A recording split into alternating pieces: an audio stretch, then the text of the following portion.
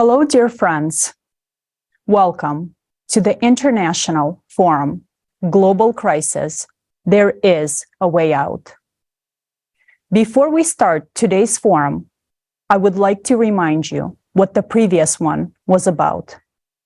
It is very important, and you will see why later.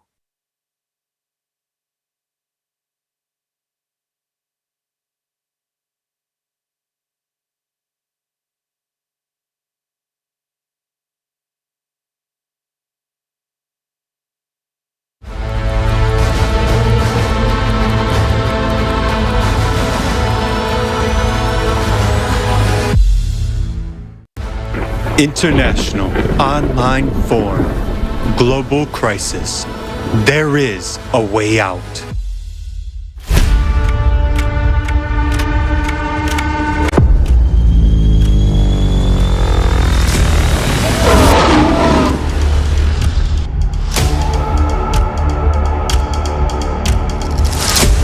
Can't express my feelings to you.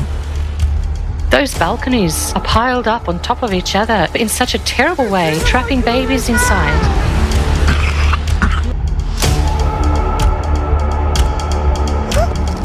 Much of what we have forecasted is already happening.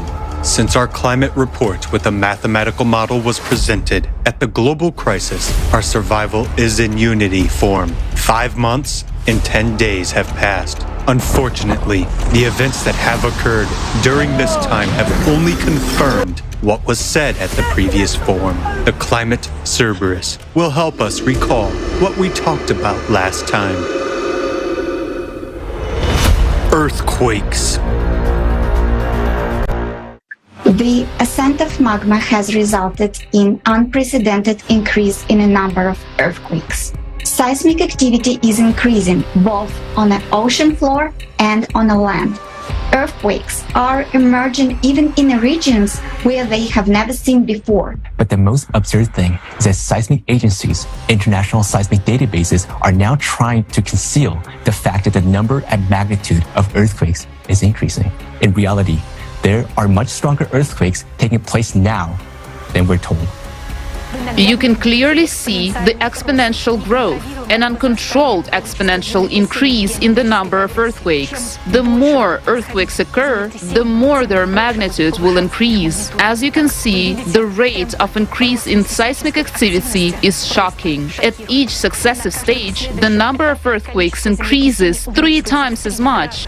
Since the last forum, over 161 days, 686 powerful earthquakes with a magnitude of 5 or higher have occurred around the world. Moreover, 10 of them were earthquakes of a devastating magnitude 7. Some regions experienced seismic events of such magnitude for the first time. On November 29, 2022, several strong earthquakes occurred in Canada, one of which reached a magnitude of 5.8, which was for the first time in the region's history. Powerful earthquakes in different parts of the planet have led to the loss of life. On November 21st, 2022, a shallow earthquake with a magnitude of 5.6 in Indonesia claimed the lives of 318 people and injured over 7,500. Note that previously, such destruction and human casualties were caused by very powerful earthquakes with a magnitude of at least 6 or even higher. But now, seismic events 1 magnitude lower can already be fatal. The world was shaken by 2 catastrophic earthquakes with magnitudes of 7.8 and 7.5 in Turkey and Syria. Aftershocks continued even a month later, and by early March, there had already been more than 11,000 of them, with 2,500 having a high magnitude. In just a few minutes, earthquakes killed more than 50,000 people, and this is only according to official data. On the eve of this event, on February 5th, a series of deep focus earthquakes occurred in the region of the Fiji Islands and the Mariana Trench at a depth of over 500 kilometers. It was precisely the deep focus earthquake in the Mariana Trench that could have triggered the catastrophe in Turkey. Deep focus earthquakes. earthquakes usually occur at the depths of 5 to 80 kilometers, where the crust is more brittle and has crack. But the last decade have seen an increase in the number of earthquakes at the depth where the earthquakes had been previously considered impossible. These are the depths of more than 700 kilometers, where the earthquakes are not supposed to occur because the rocks in the inner mantle are plastic, like a molding clay, and they are enabled to crack. Over recent 7 years, the number of deep focus earthquake has increased by a factor of 10. As it rises, the pressure in the magma drops, causing it to boil like blood during cavitation. And here is the answer to what deep focus earthquakes in liquid magma are. This is exactly the boiling of magma and cavitation explosions. Think about it. Explosions equivalent to thousands of nuclear bombs in power have started to occur in the interior of our planet. Remember, we have mentioned the Mariana Trench. There, the oceanic crust is the thinnest, only 5 kilometers, and where the most of deep focus earthquakes take place. In other words, the largest amount of cavitation blasts of magma occurs. Since the previous forum up to March 31st, 2023, 429 deep focus earthquakes have occurred around the world at depths of 400 kilometers or more with a magnitude of 4 or higher, according to USGS. 5 years ago, during the same period, there were 308 earthquakes. In the current year, 2 earthquakes occurred in the Mariana Trench area. One on January 3rd with a magnitude of 4.3 at a depth of 566 kilometers, and the other on February 5th with a magnitude of 4.3 at a depth of 533 kilometers. According to EMSC, there were 5 deepest earthquakes between 700 and 750 kilometers deep. 4 of them were in the region of Indonesia, and 1 was in the area of Argentina. Last year, during the same period, there were only 2. Unfortunately, our forecast of an increase in depth, magnitude, and number of earthquakes is being confirmed 100%. Magnetic field anomalies. After analyzing the geologic data for the past 100,000 years, we have noticed that abrupt magnetic pole shifts occurred with a certain periodicity. According to the geological evidence, during these periods there was also a weakening of the magnetic field by 8-10 times. What has been happening on the planet since 1995? The magnetic North Pole has started drifting rapidly at a rate 4 times the normal rate. At the same time, the magnetic field has weakened 10 times faster than before. Recently, an enormous amount of anomalous polar lights have been observed on the planet. Previously, they were only seen by residents of cities located beyond the polar circle. Yet, in the past 6 months, this phenomenon has been seen over Central Europe, the middle belts of Russia, the southern United States, Australia, and New Zealand. Typically, polar lights are dominated by green color, but now the sky is increasingly flashing with shades of red, and this is a troubling signal, as red light indicates the glow of oxygen in the lower atmosphere. Such auroras indicate that the magnetic field continues to weaken, allowing more and more solar and other more dangerous types of radiation to penetrate into Earth from outer space. Now, we are witnessing the appearance and growth of other magnetic anomalies. Magnetic hooks and cracks, coronal glow, and Stevies, light pillars rising from the ground, as well as other phenomena. This is the black mark of the climate's Cerberus, and this is frightening because the abnormal growth of these magnetic anomalies also confirms the critical processes increasing in the core, which we mentioned in the report. Volcanic activity.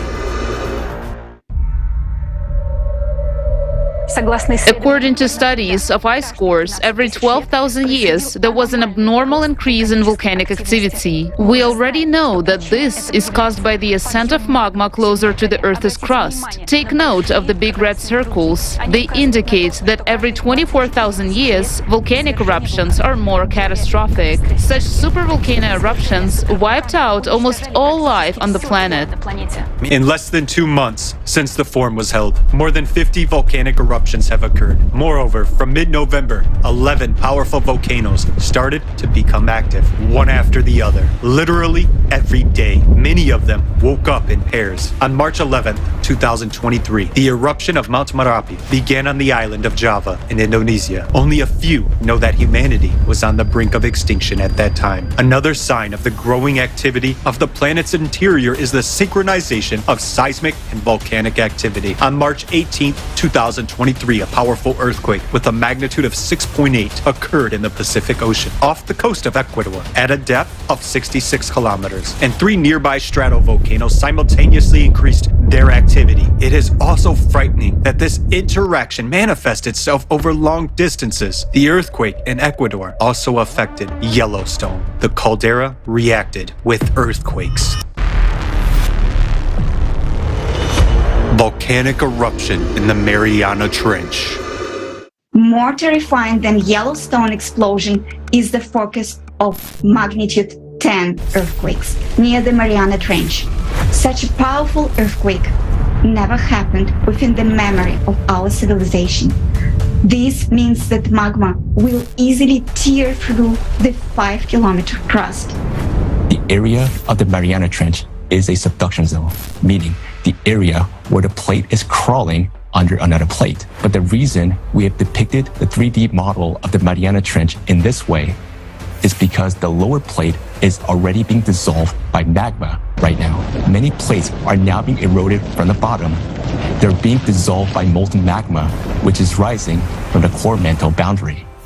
Just 2 days after the form, on November 14, 2022, the United States Geological Survey announced that the underwater volcano Ahi, which is part of the volcanic arc in the north of the Mariana Islands, had started erupting in mid-October. Along with this, seismic activity in the Mariana Trench has intensified. Over the period of almost 5 months from the date of the form, 33 earthquakes with a magnitude greater than 5 occurred in the vicinity of the Mariana Trench, while there were only 19 for the same period a year ago. Only a month and a half passed since the form, and on January 16, not far from Japan, along the same tectonic zone with the Mariana Arc, a powerful earthquake with a magnitude of 6.3 occurred, with the hypocenter at a depth of 409 kilometers. And on the same day, the Nishonashima volcano was activated further down the fault. If this earthquake had occurred a little lower in the Mariana Trench itself, we would not have survived to this point. Currently, the increase in seismic and volcanic activity is occurring north of the Mariana Trench, but the activation will shift southward, meaning closer to the Mariana Trench. All of these are very alarming signs, indicating that the processes are developing even faster than we expected. Unfortunately, we talked about in the report at the forum, global crisis, our survival is in unity, is coming true. Here is another forecast we are making based on our mathematical model. Hydraulic impact. We have calculated different variants of events development and came to the conclusion that in any, even the mildest variant of the current cycle, all humanity will die. And according to our mathematical model, this will happen no later than 2036. Further development of these events leads to the internal cracking of the Earth's crust. There will be microfractures in the crust in some places, which will increase magmatic activity. And it will keep increasing even more until it provokes a large-scale rupture in the thinnest part of the crust, which is in the ocean. This is inevitable. There is a 99.9% probability that this rupture will occur in the area of the Mariana Trench.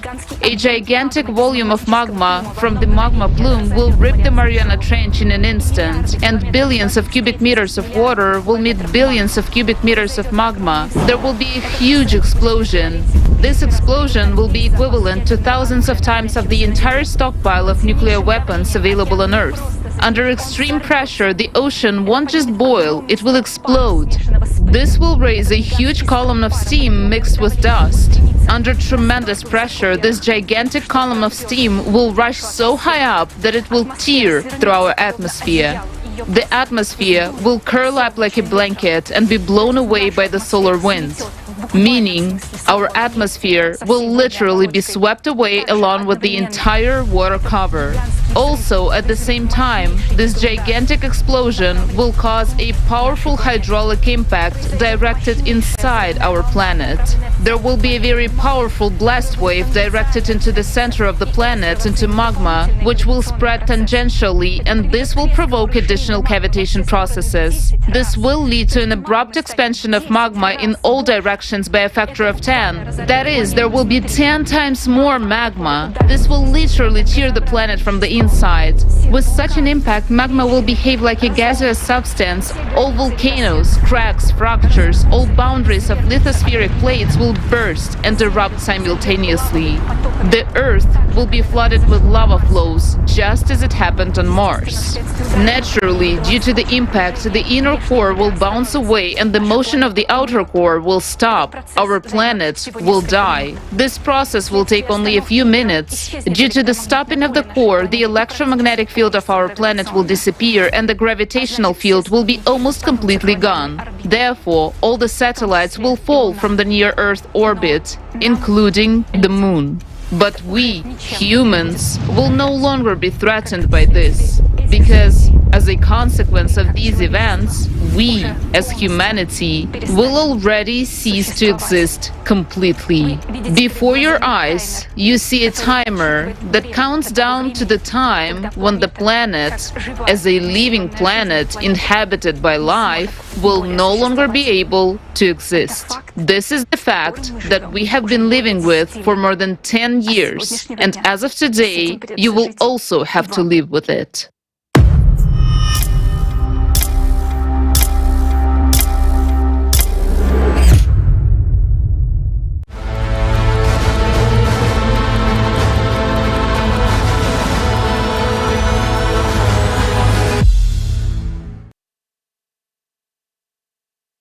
All the forecasts voiced at our previous forum, Global Crisis, Our Survival is in Unity, are being confirmed, and you have just witnessed it firsthand.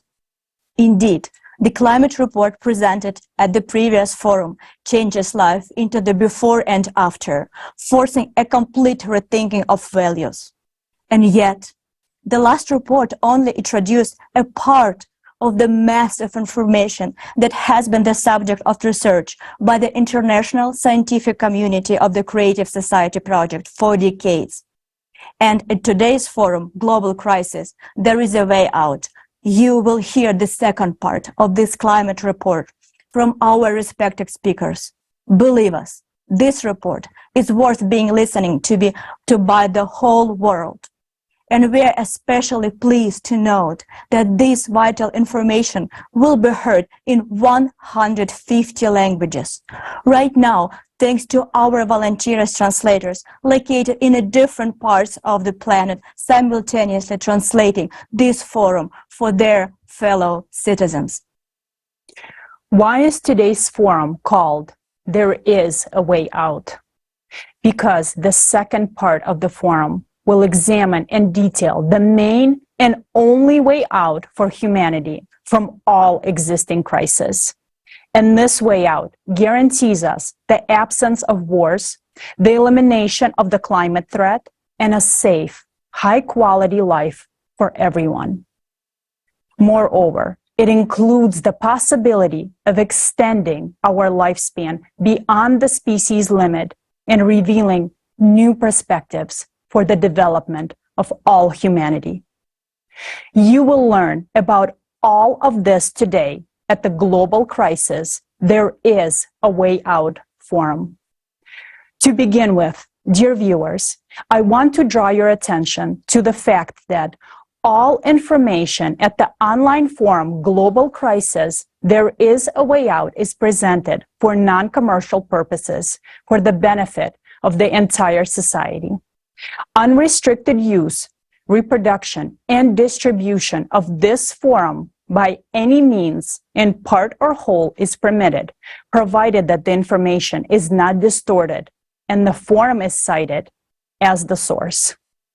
We also invite you to watch this broadcast on our new channel on the Rumble platform. You can find a link to this channel and all our other social media accounts in the description below the broadcast. We urge you to actively share this broadcast. Go live on social media right now and invite people to watch it together. Your actions at this moment determine whether there will be a future for our humanity or not. It is a great honor for us to present to you the second part of the climate report and introduce our esteemed speakers. Елизавета Kromova, a geologist and geophysicist. She received her master's degree in geology at Lomonosov Moscow State University. Елизавета is the head of the Information and Analytical Department of Global Climate Change of the Creative Society. She leads the direction of the global monitoring of natural disaster occurring on our planet, analysis of seismic and volcanic activity, as well as the comprehensive study of changes in the Earth's geodynamics and geophysics. John An, PhD in chemistry engineering with an MBA, is an expert in the development and commercialization of new technologies in the field of energy, chemical processes, and natural sciences. John An received his MBA from the INSEAD Research Institute, his doctorate in chemical engineering from the Technical University of Munich, and his master's degree from the University of California, Berkeley. Anastasia Pashigrieva is a specialist in the development of new technologies and a candidate of chemical sciences. Anastasia collaborates with scientists within the independent international platform Scientific Community of the Creative Society Project.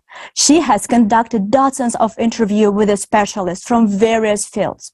Anastasia coordinates the direction of studying functional and chemical changes in the atmosphere. Anastasia is the part of a team of analysts who collect data and study the increase in seismic activities on the planet.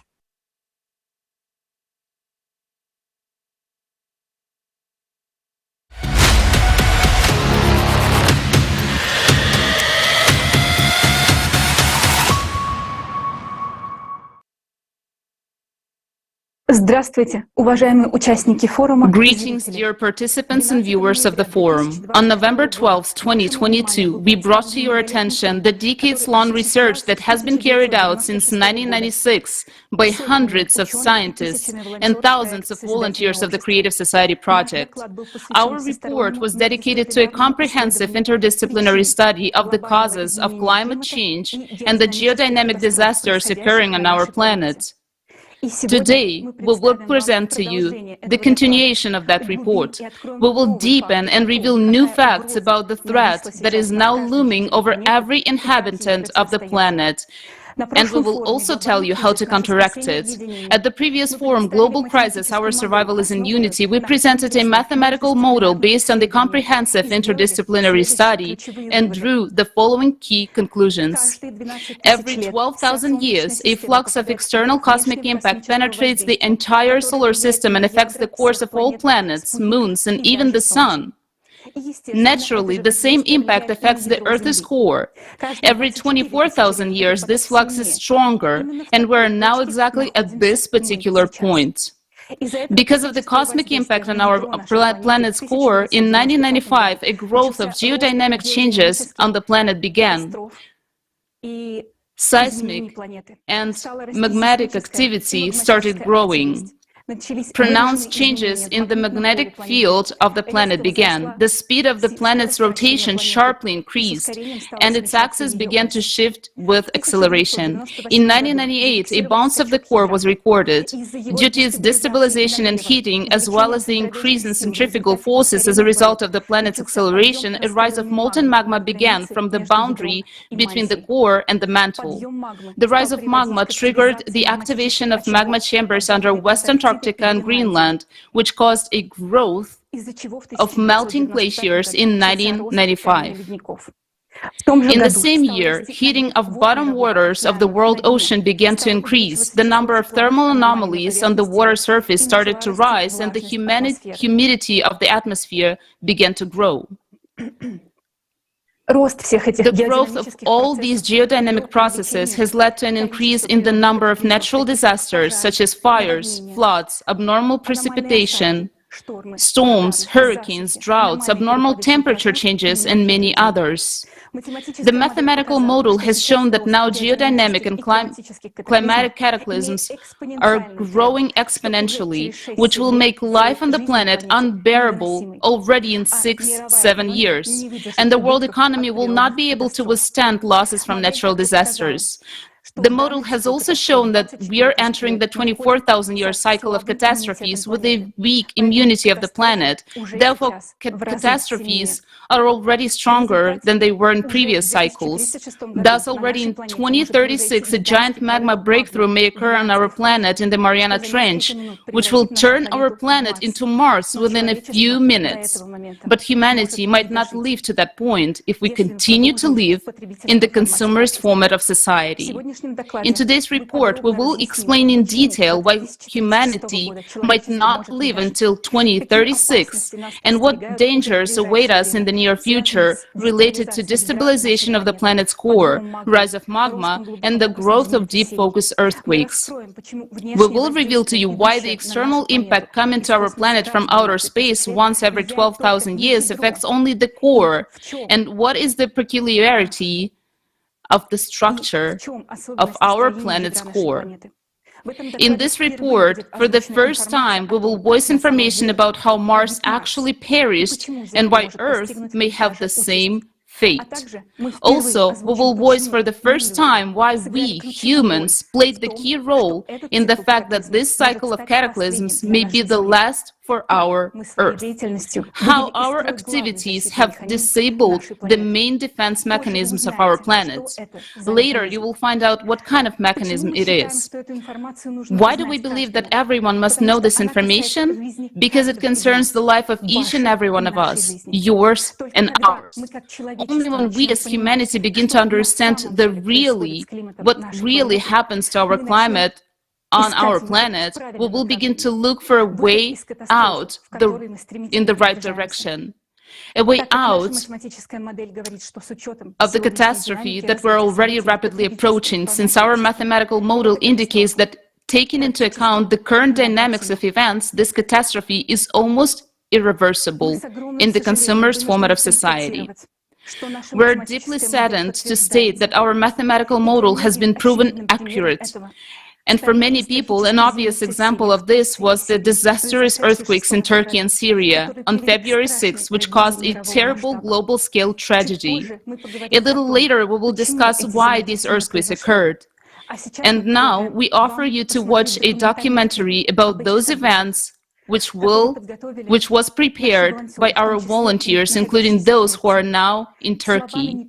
Words cannot convey all the horror that took place there. And now you will see everything for yourself.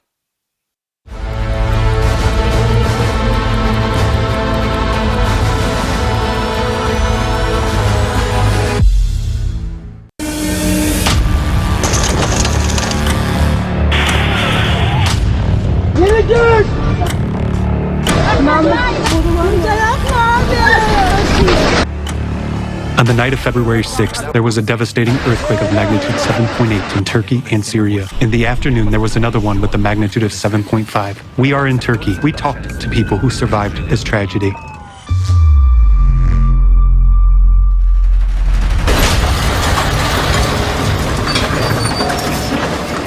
Everyone was living a normal life, making plans for tomorrow, getting the kids ready for school. None of them expected that, and in 2 minutes, everything was over. Total zero. You have to start your life all over again, and thank God if you're still alive. But for many people, life was over in an instant.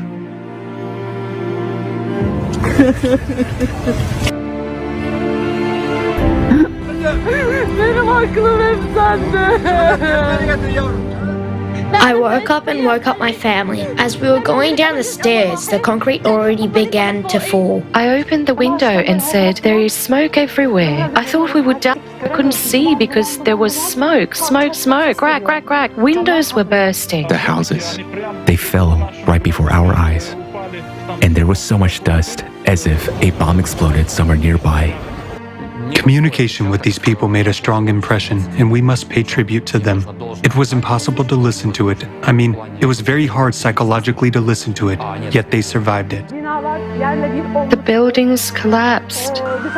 Everyone outside was in such a hell. People who had left their parents inside and were unable to get their children out during this time were crying for help.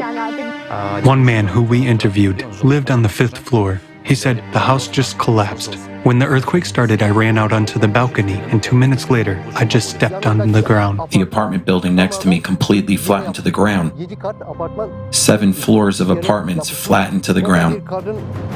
There was a woman and a man. The woman was lying on the ground crying, "Give me my baby back." There was a girl. The girl was on the concrete on top of the ruins. I picked her up, but she was not alive. I heard people screaming. People kept on screaming under the rubble of the apartment building. Those balconies are piled up on top of each other, intertwined. I mean, they were piled up in such a terrible way, trapping babies inside. They remained in those collapsed houses forever. Not a single building remained. Hatay was ruined. Hatay was destroyed. We had been searching everywhere for 2 days. There was no residents in any of the buildings. I've never seen such an earthquake in my life. I don't think there was a single person we talked to who didn't mention that someone in their family. One guy whom we interviewed said he deleted 200 contacts from his phone book after the earthquake. 200. Officially, they claim that 50,000 people died there. 20,000 buildings fell to the ground, and 180,000 buildings were substantially damaged. Let's take these 20,000 buildings, let's say 5-floor buildings. Every building had 5 floors, right? There were 3 apartments on each floor. In total, there are 375,000 apartments, and people lived in each of them. Moreover, the Turks traditionally live in large families. Also, eyewitnesses told us that in the first days after the earthquake, they could hear a lot of screaming. They could hear a lot of cries of people who were left under the rubble. And with each day, these cries became fewer, and fewer. There was a picture all over the internet. I am sure it was not the only case, where a father was sitting and holding his child's hand. His little daughter, who was under the rubble, he was interviewed later and said, "I could feel her hand getting cold." So he was literally sitting there, holding his daughter's hand and could feel her down. Imagine this, a mother, a woman who is saving her children, driving down the road, trying to get out while buildings are collapsing around her. I put the kids in my car, but this time the roads were blocked. Things, stones and rubble were falling from the roofs, but we didn't even pay attention to them. I mean, my only goal was to clear the road as soon as possible and leave with my children. And there are many stories of such kind, unfortunately, to my great regret. Look, my 3 children and my wife are lying on this construction site. This is the 3rd day of the earthquake. My children have already died here from the cold. Isn't it a shame that no one hears our voice? No one will come to help us. We're helpless. The caller says, "All right, we'll send them." They come. They don't do anything. They just take photos and leave. When the rescuers arrived, what kind of help did they provide? I didn't see any rescuers. I left from there on, the 5th day. I didn't see any rescuers. Many people being under the rubble recorded videos, wrote posts, and posted them on social networks to let their family and friends know about what had happened to them, to give information to rescuers about the specific geolocation, the place where they were. But unfortunately, for unknown reasons, these posts were deleted by social networks. Can't express my feelings to you. I'm under the rubble, as you can see.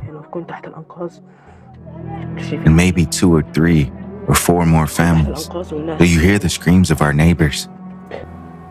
In other words, having the opportunity, having the people, using the technical potential of our society and human resource, we could send people and save thousands and tens of thousands of lives if we were focused on this.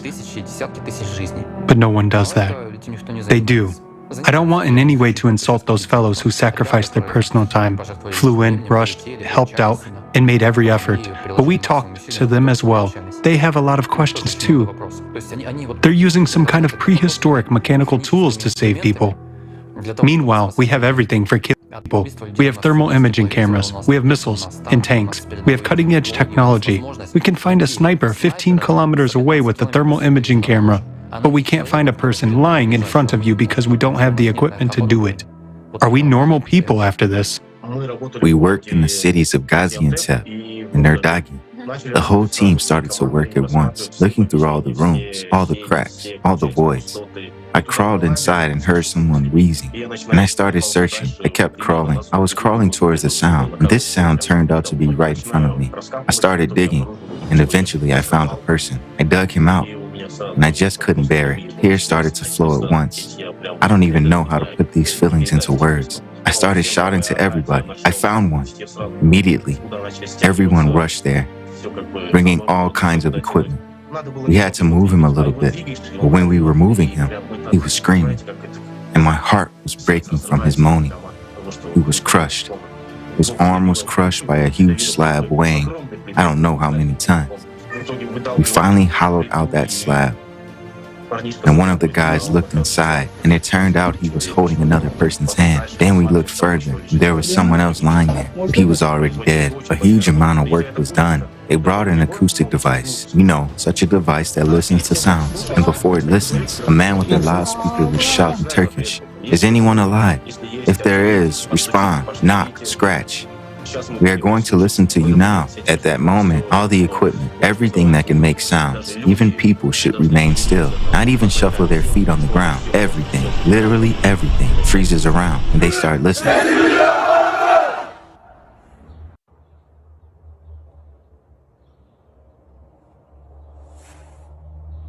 If the rescuers hear something, they start digging somewhere in that direction. And it just turned out that there was a person who was deaf-mute. Can you imagine? He just wouldn't even hear it. And some survivors told me, every time we fell asleep, we thought, that's it, we'll probably never wake up again. Just imagine their situation. And they were there for, I don't know, for many days. They were just freezing to death. One of the eyewitnesses told us that those who survived envied those who were dead. That's a direct quote. Why? Because those people who died immediately, they died. And according to one Turkish seismologist, Ahmet Erkan, 180,000 people were left under the rubble. 180,000 people who were under piles of concrete, with their limbs crushed and broken, their internal organs torn apart.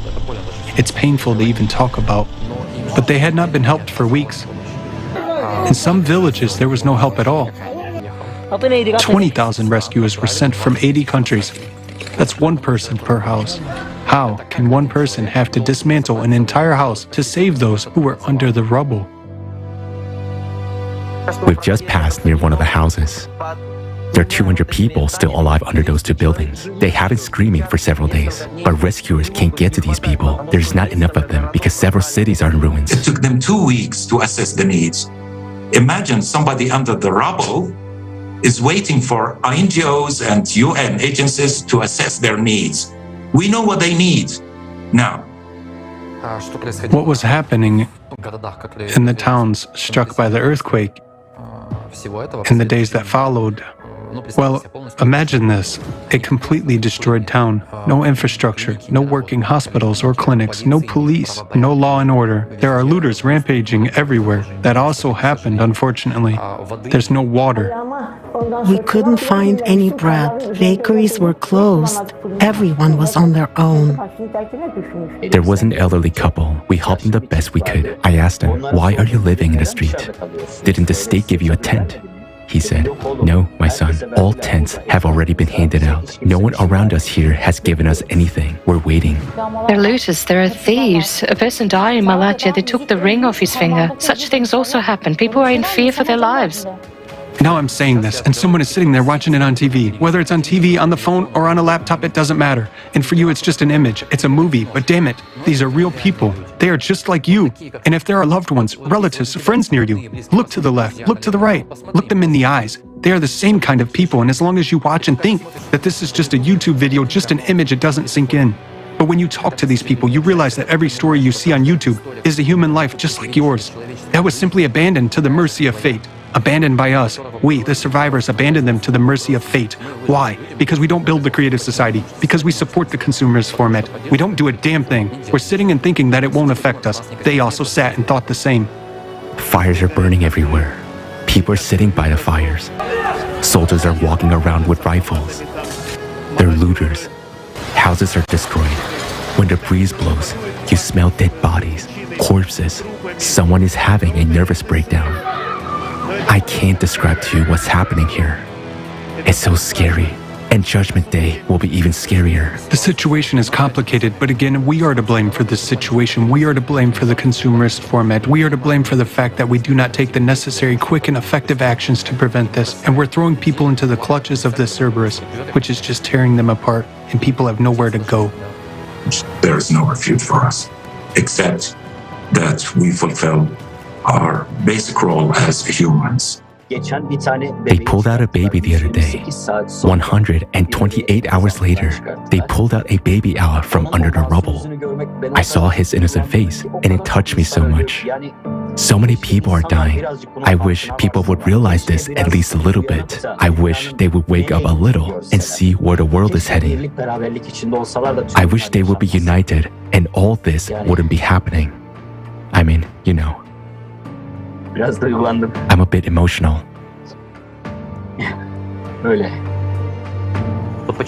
Why are people dying? Why are people dying from climate change? Because we don't know the truth.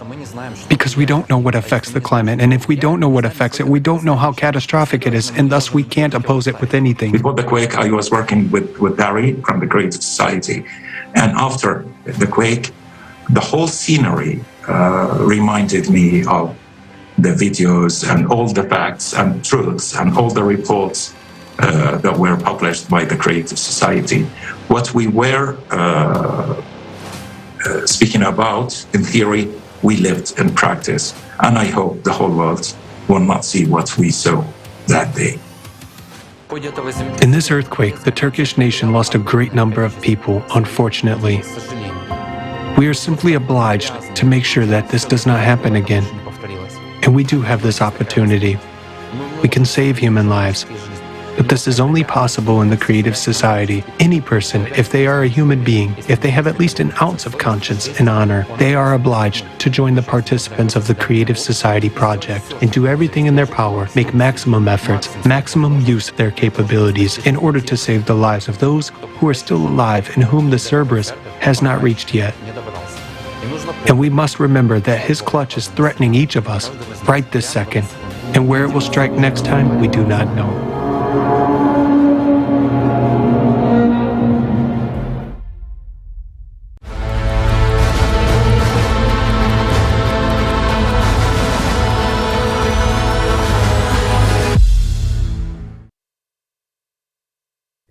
We extend our condolences to all those affected by this terrible tragedy. It breaks our hearts to see what we just witnessed. It's horrifying to realize that many people were left to die under the rubble. Unfortunately, no one will solve this problem in the consumerist format of society. The horror is that earthquakes and disasters like this will only increase with each passing year. This is the reality of our tomorrow. And the goal of today's forum is to prevent this unwanted reality, to prevent such catastrophes as in Turkey and Syria. Our objective is to save human lives. To do this, firstly, we need to change the format of our society from consumerist to creative. And today we will talk about how to do this. Secondly, we need to understand the true causes of climate change, because only then can we know how to prevent them. These are two tasks that today's forum is dedicated to, and I would like to return the floor to our speaker, Yelizaveta Khromova.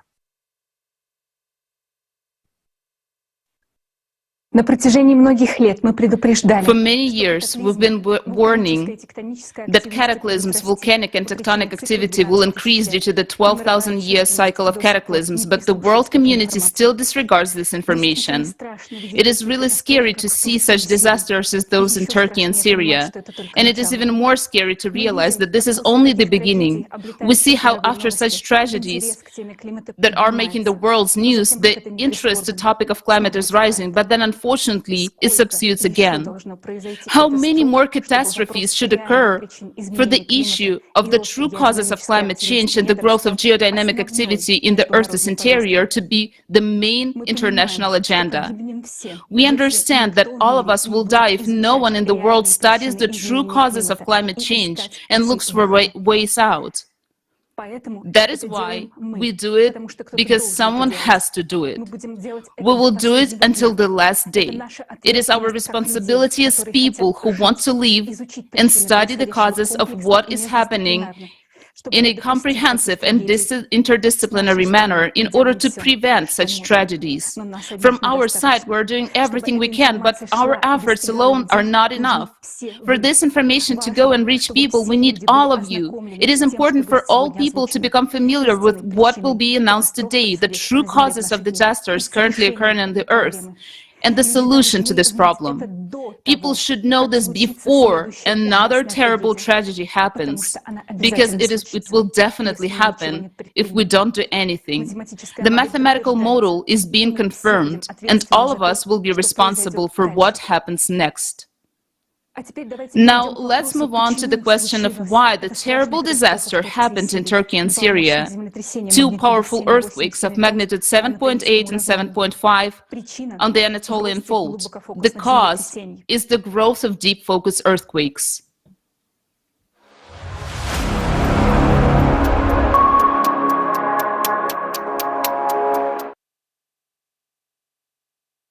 Just to remind you, deep focus earthquakes are the earthquakes that occur mantle at a depth of 300 to 700 kilometers. When they were first discovered, researchers were puzzled because the mantle is a ductile medium and there's nothing that could break in it. We discussed in the previous forum, and now we're going to cover this topic in more detail. Why do we study the deep focus earthquakes so thoroughly? Look at the graph increase in the number of deep focus earthquakes. You can see how big the spike in the deep focus earthquake is in the year 1995.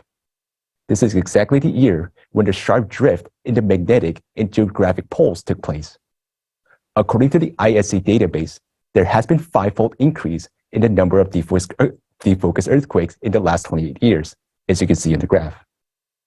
Next graph shows that the number of deep focus earthquakes at a depth greater than 500 kilometers is increasing the most, and they have been increasing since 1995.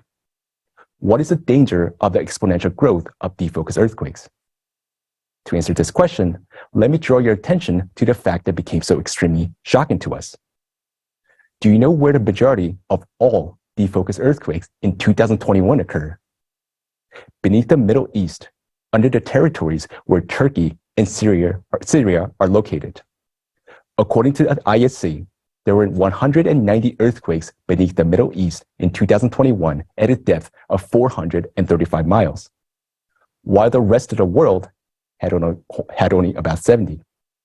Moreover, 2021 is a year that drastically stands out due to the increased number of this type of earthquakes in general. Never before have so many simultaneous deep focus earthquakes been recorded.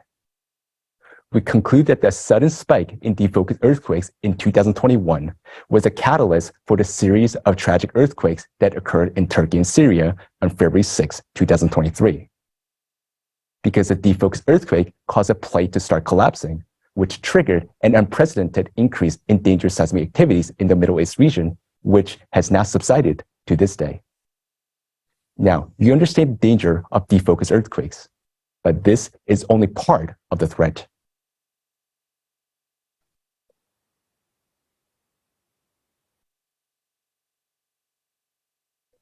тоже с тобой представляют глубокофокусные землетрясения. So what are deep focus earthquakes? What is their mechanism? Deep focus earthquakes are actually explosions in magma at the depths of more than 186 miles. They're equivalent to the explosion of hundreds of thousands of nuclear bombs in the Earth's interior. If such an explosion were to occur at the depths of 10 kilometers or 6 miles, it would be many times greater than the Yellowstone supervolcano. What could cause such explosions? During the 12,000-year cycle, the core of our planet is affected by external impact from outer space, which transmits additional energy to the core. It is important to know that this energy only interacts with the inner core of our planet due to its abnormal density. This energy causes the inner core to heat up more. Due to the abnormal heating of the inner core, the outer liquid core, which consists of molten iron and constantly moves around the inner core, heats up even more and becomes more fluid.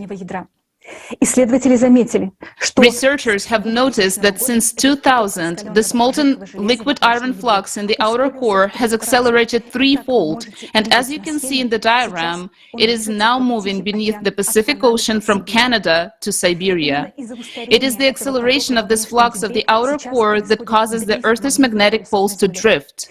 What does the anomalous heating of the core lead to?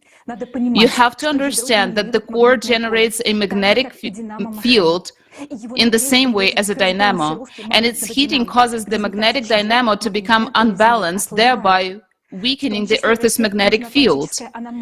This includes the expansion of the South Atlantic anomaly, a dent in the magnetic field that has doubled in recent decades.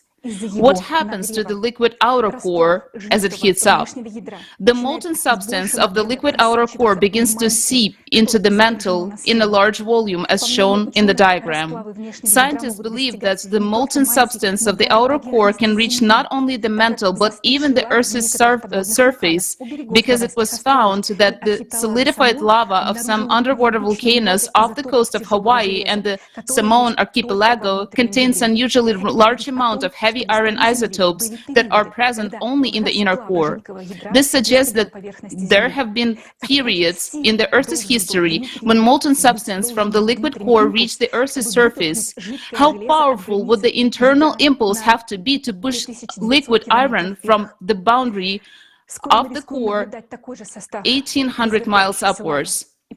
Soon, we're risking to see the same composition of the erupting lava, and you'll find out later why. Just imagine the outer core is leaking into the mantle like a broken egg from its shell, and now it's happening with greater intensity. Hotter, more liquid, and mobile magma flows are forming in the areas of such leakage of the liquid core. At the outer core boundary, there are two main areas where such magma flows are located. If you draw a line, one is under Africa and the other one is under Pacific Ocean. Moreover, each of these two gigantic zones of hot magma flows has the area of size of the continent and is 100 times higher than Mount Everest. As they rise, they branch out like a tree, feeding magma plumes and volcanoes on Earth. In 2020, scientists discovered that the Pacific area of hot magma at the core mantle boundary below Hawaii is even larger than their previous estimates. We can see that these areas of the core are growing. How were these areas discovered? These regions of molten magma have been detected by analyzing thousands of records of seismic waves traveling across the Earth. There are two types of such regions depending on the speed at which the seismic wave travels. These are ultra-low velocity regions of more liquid magma and ultra-low velocity regions of leakage of the liquid core itself. Remember this information, it will be helpful later. Now let's answer the question of what causes explosions in magma, which we register based on deep focus earthquakes. As you may have already understand, there are areas of more liquid and molten magma in our planet's mantle that have begun to grow even more. This is due to the fact that the Earth's core instantly heats up in the part of our planet which is currently receiving external impact from outer space. Because of this, the molten magma becomes more liquid and fluid. In those places of the mantle where such molten magma meets colder, not yet heated magma, there counter-rise whirls and counter-currents, which leads to cavitation explosions. What is a cavitation explosion? It is a very powerful nuclear explosion, a magma blow with the force of millions of nuclear bombs, diverging tangentially in the magma in all directions. It can be compared to an electric discharge of the Yudkin effect. The Yudkin effect, or electrohydraulic effect, is a high-voltage electric discharge in a liquid medium. During this process, electrical energy is converted into mechanical energy and in a very short period of time, and as a result, ultra-high impulse hydraulic impacts with local pressure of more than 100,000 atmospheres occur. Look at the video. You can see how the electric discharge disperses in different directions. The same thing happens in the interior of our planet during the cavitation process. Where will cavitation explosions occur? They occur at the boundaries of hot and cold magma, where the core has not yet heated the magma. They will also occur in the mantle under the ocean, since the ocean performs the function of cooling the lithosphere, but unfortunately today, it loses this function. The ocean used to draw heat off the interior, so there was less energy in the interior of the planet and fewer cavitation explosions. Magma had time to cool down, but now the mechanism is broken, and in vicious cycle, one thing intensifies the other. The more the ocean heats up, the more internal explosions will occur, and next you will learn why the ocean has stopped cooling the lithosphere properly. The same cavitation explosions also hit the core, disbalancing it even more. However, it is important to understand that we do not record these cavitation explosions as such, but we see only their ricochets from certain zones inside the planet.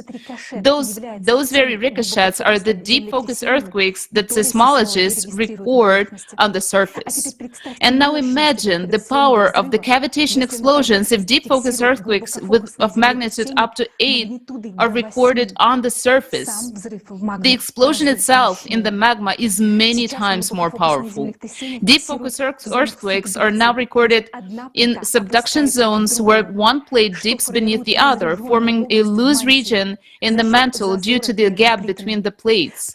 In such zones, there are conditions for the formation of a reflected wave, but let's repeat, it is not the area of cavitation explosion itself, but only its ricochet. The shock wave from an explosion propagates the fastest precisely across the liquid magma. Therefore, we can conclude that in those areas where the record of deep focus earthquakes, magma is liquid and is already approaching the surface. All supervolcanoes are connected precisely by the liquid medium. For example, Ira and Yellowstone are connected by liquid molten magma, through which a wave from a cavitation explosion can propagate. Cavitation explosions are also dangerous because their wave, as it travels through the liquid magma, can cause pressure on the boundaries of lithospheric plates and along faults. And this pressure manifests itself in a series of earthquakes. This is what we observed on February 6, when the cavitation explosion, whose ricochet was recorded at the depths of as a deep focus earthquakes under the Mariana Trench, caused pressure at the intersection of these tectonic plates, the Anatolian, Arabian, and African, resulting in two powerful earthquakes. It is important to note that today we're unable to register all deep focus earthquakes. Sometimes we may not even see the source of the explosion itself, but we can observe its consequences, a series of small earthquakes, the so-called swarms, which occur when a cavitation explosion diverges tangentially in liquid magma. We would also like to announce that the team of the Creative Society scientific community has analyzed and prepared a visualization of deep focus earthquakes data on the Creative Society website. You can now see a link how to find this data on the website under Climate Data Analysis. If you wish, you can download this data and conduct your own analysis. To contact us, send us an email at climate@creativesociety.com as indicated on the screen. The analysis of the correlation of the processes occurring in the mantle with the processes occurring in the atmosphere is especially interesting. Now, let's look again at the graph at an increase of deep focus earthquakes we saw at the beginning. Now, after everything you have heard, you understand why this graph is so alarming and why we pay so much attention to studying exactly this type of earthquakes. After all, an increase in deep focus earthquakes directly indicates an increase in cavitation explosions in the planet's interior, which in turn means that the Earth's core is rapidly destabilizing and heating up. And all of this points to the approach of terrible disasters, earthquakes, and volcanic eruptions. Because, as we already mentioned, cavitation explosions work similarly to the Yudkin effect. A huge release of energy stimulates the release of energy even greater amounts, which causes the next discharge. One cavitation explosion causes a whole cascade of other cavitation explosions in the interior of our planet. If the ocean performed its function of drawing off heat from the lithosphere into the atmosphere, this wouldn't be so terrible. But since this system now is disrupted, all this energy accumulates under our feet, leading to an even greater increase in cavitation explosions. And the fact that today we're witnessing an abnormal growth in synchronization of earthquakes and volcanic eruptions on Earth is directly related to the fact that cavitation explosions are becoming more frequent and the shock waves from them spread all over the planet. Today, the number of disasters is growing at a faster rate than before. And the most terrifying part is that due to the increasing number of cavitation explosions, the threat of volcanic eruptions is approaching us faster and faster. Cavitation explosions can be compared to hitting the bottom of the champagne bottle when the cork simply flies out of the bottle. From one of these blasts, the cork eventually will fly out of the several volcanoes such as Yellowstone, and then we won't need to fear the coming of 2036.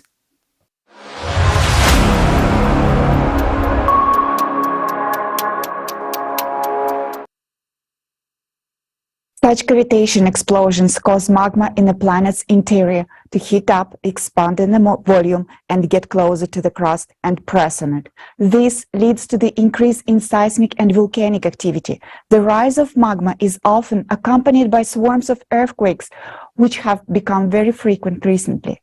Some people believe that these earthquakes are caused by magma rising and break through the crust, but that's not really the case. Magma melts and burns its way through, forming new cavities in the crust.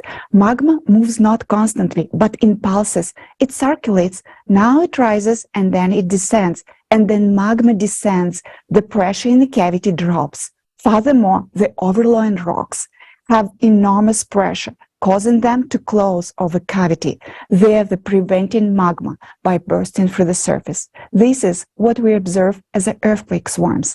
Essentially, this is a compensatory mechanism that prevents magma from erupting completely. If not for this compensatory function of the crust, no eruption would stop and it would continue to erupt until magma chamber is completely empty.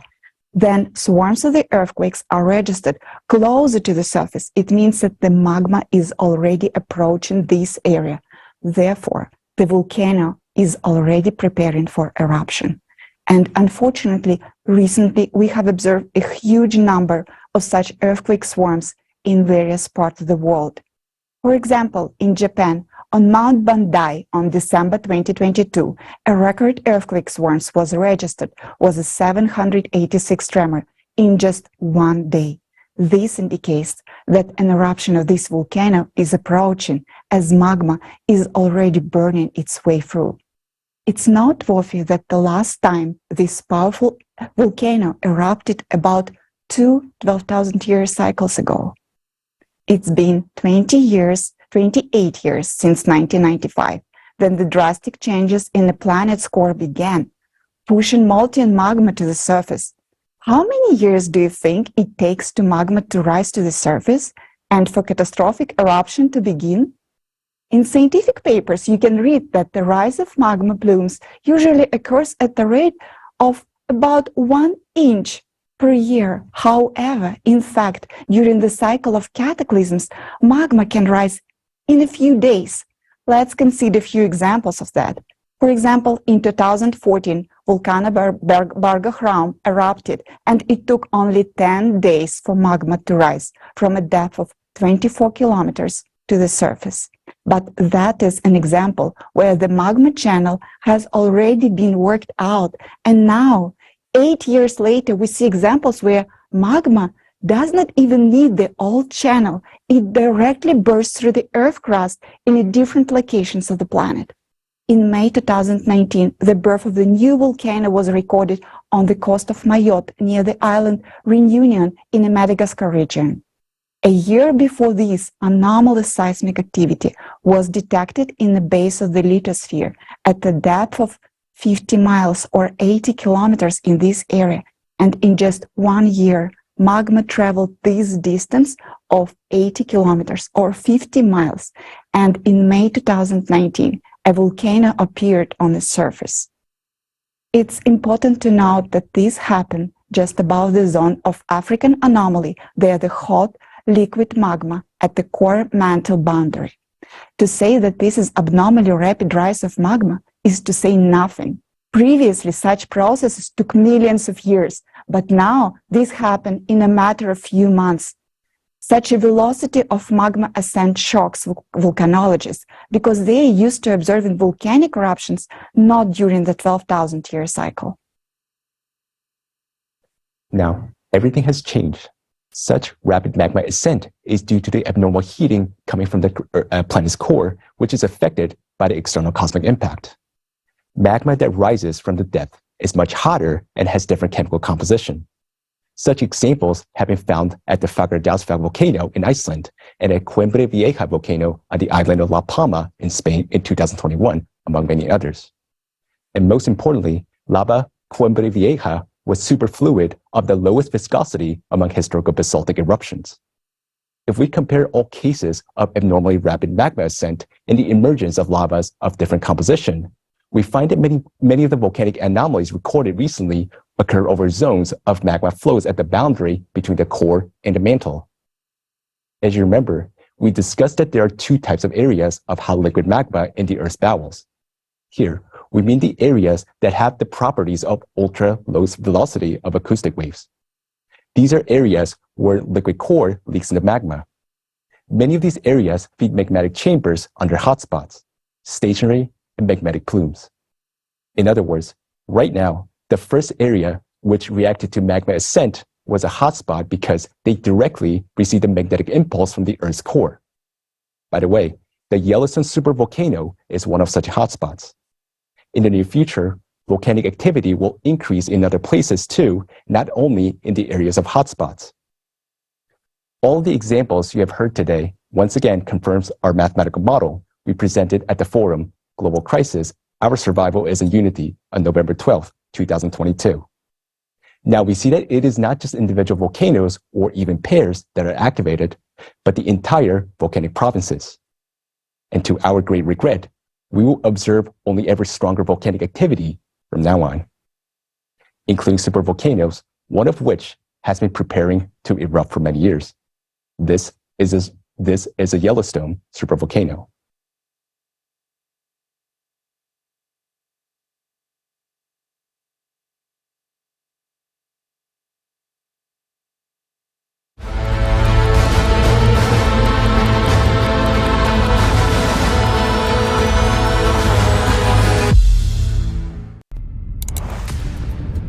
Can you imagine what will happen if the Yellowstone supervolcano explodes?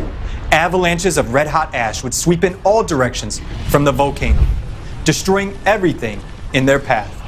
The ash clouds will reach speeds of up to 200 miles per hour. The ash will be very hot, up to 1,500 degrees Fahrenheit, which is twice as hot as a pizza oven. I would not want to be near the volcano at the time of its eruption. All life would be destroyed within a radius of 750 miles. America would turn into Pompeii. It will be a disaster for the entire planet. The ash is very sharp and toxic. It will remain suspended in the air for years, and it will be very dangerous to inhale it. The resulting acid rains will start to fall. But worst of all, the volcano's ash emissions will block the sun's rays from warming the Earth's surface and will plunge the entire planet into a volcanic winter and night. The average atmospheric temperatures will drop by 27 degrees Fahrenheit, within a matter of months, an ice age will literally be upon us. The explosion of Yellowstone will also cause the detonation of other supervolcanoes. A series of magnitude 10 earthquakes will sweep across the planet. It will be an instant death for billions of people and the end of our technogenic civilization. It is believed that the frequency of Yellowstone eruptions is about once every 500 to 800,000 years. The last eruption of this magnitude happened more than 630,000 years ago. Could it be that there are still tens of thousands of years to go before the eruption? We have begun to look into this issue, given that it's not only a national but a supranational threat to all of humanity. In December of 2022, Olga Schmidt, president of the Creative Society USA nonprofit corporation, published a post on her Twitter page that the Yellowstone caldera would keep the whole world in fear in the near future. To which the USGS, that is the U.S. Geological Survey, published an official response that Yellowstone is not showing any signs of unrest and is at normal levels of activity. Now, we're going to tell you about the results of our independent investigation, which served as a basis for the Twitter post. Is Yellowstone as good as the USGS assures us it is? Let's start with the official statements from the USGS article. How can we tell when a volcano will erupt? Which lists notable precursors to an eruption. Let's go through each point regarding the Yellowstone caldera over the last decades. Point 1. An increase in the frequency and intensity of felt earthquakes.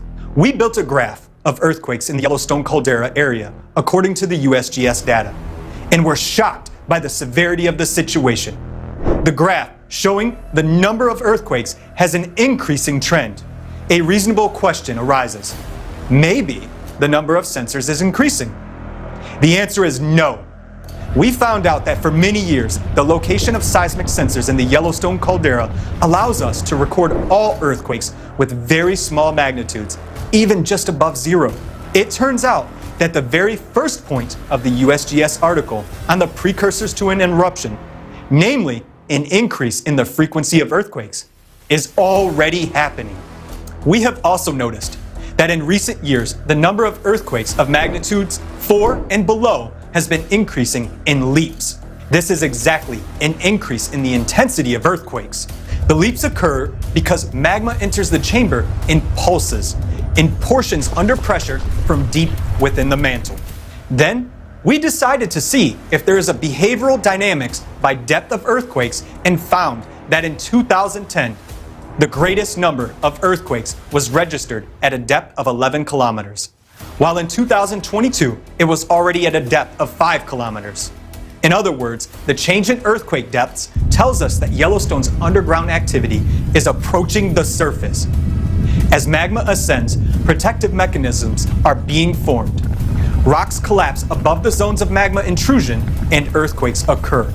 The fact that earthquakes now occur at a depth of 5 kilometers means that magma at this depth has already eaten away the Earth's crust. Pure mathematics. Over 12 years, magma has passed 6 kilometers, which is more than half of the way. And how long will it take for magma to travel the rest of the path? Many times faster, because the events develop exponentially. So right now, we are observing an increase in the number and intensity of earthquakes in correspondence with the first point. Isn't it interesting that the USGS doesn't see any threat on the basis of its own data? Point 2. Noticeable steaming or fumarolic activity. Geysers act as a cooling mechanism for volcanoes. They function through the release of superheated water vapor. There are more than 10,000 active thermal features across the territory of the Yellowstone volcano. Geysers are common for this area, but Yellowstone has seen anomalies in recent years. The Steamboat Geyser in the Norris Valley, which is the tallest and the most powerful geyser in the world, used to erupt but once a year. But between 2018 and 2020, it erupted 48 times a year. This indicates an increase in subsurface heating precisely in that area, which in turn raises the risk of a Yellowstone eruption by 50 times within such a short time frame. This is a catastrophic situation. Geyser activity is controlled by the rise of magma. It can be tracked by earthquakes. We've collated the data and saw that most geysers in the Norris Valley become active after strong quake swarms. This suggests that new surges of magma cause earthquakes, which in turn cause the activation of geysers, including the steamboat. Right now, the most active area for earthquakes and geysers in all of Yellowstone is the Norris Valley. It is known that the last super eruption of Yellowstone 640,000 years ago began in the Norris Valley. And this is precisely where the number of earthquakes and geyser activity are increasing. And this is alarming. What about geyser activity in other parts of the park, you may ask?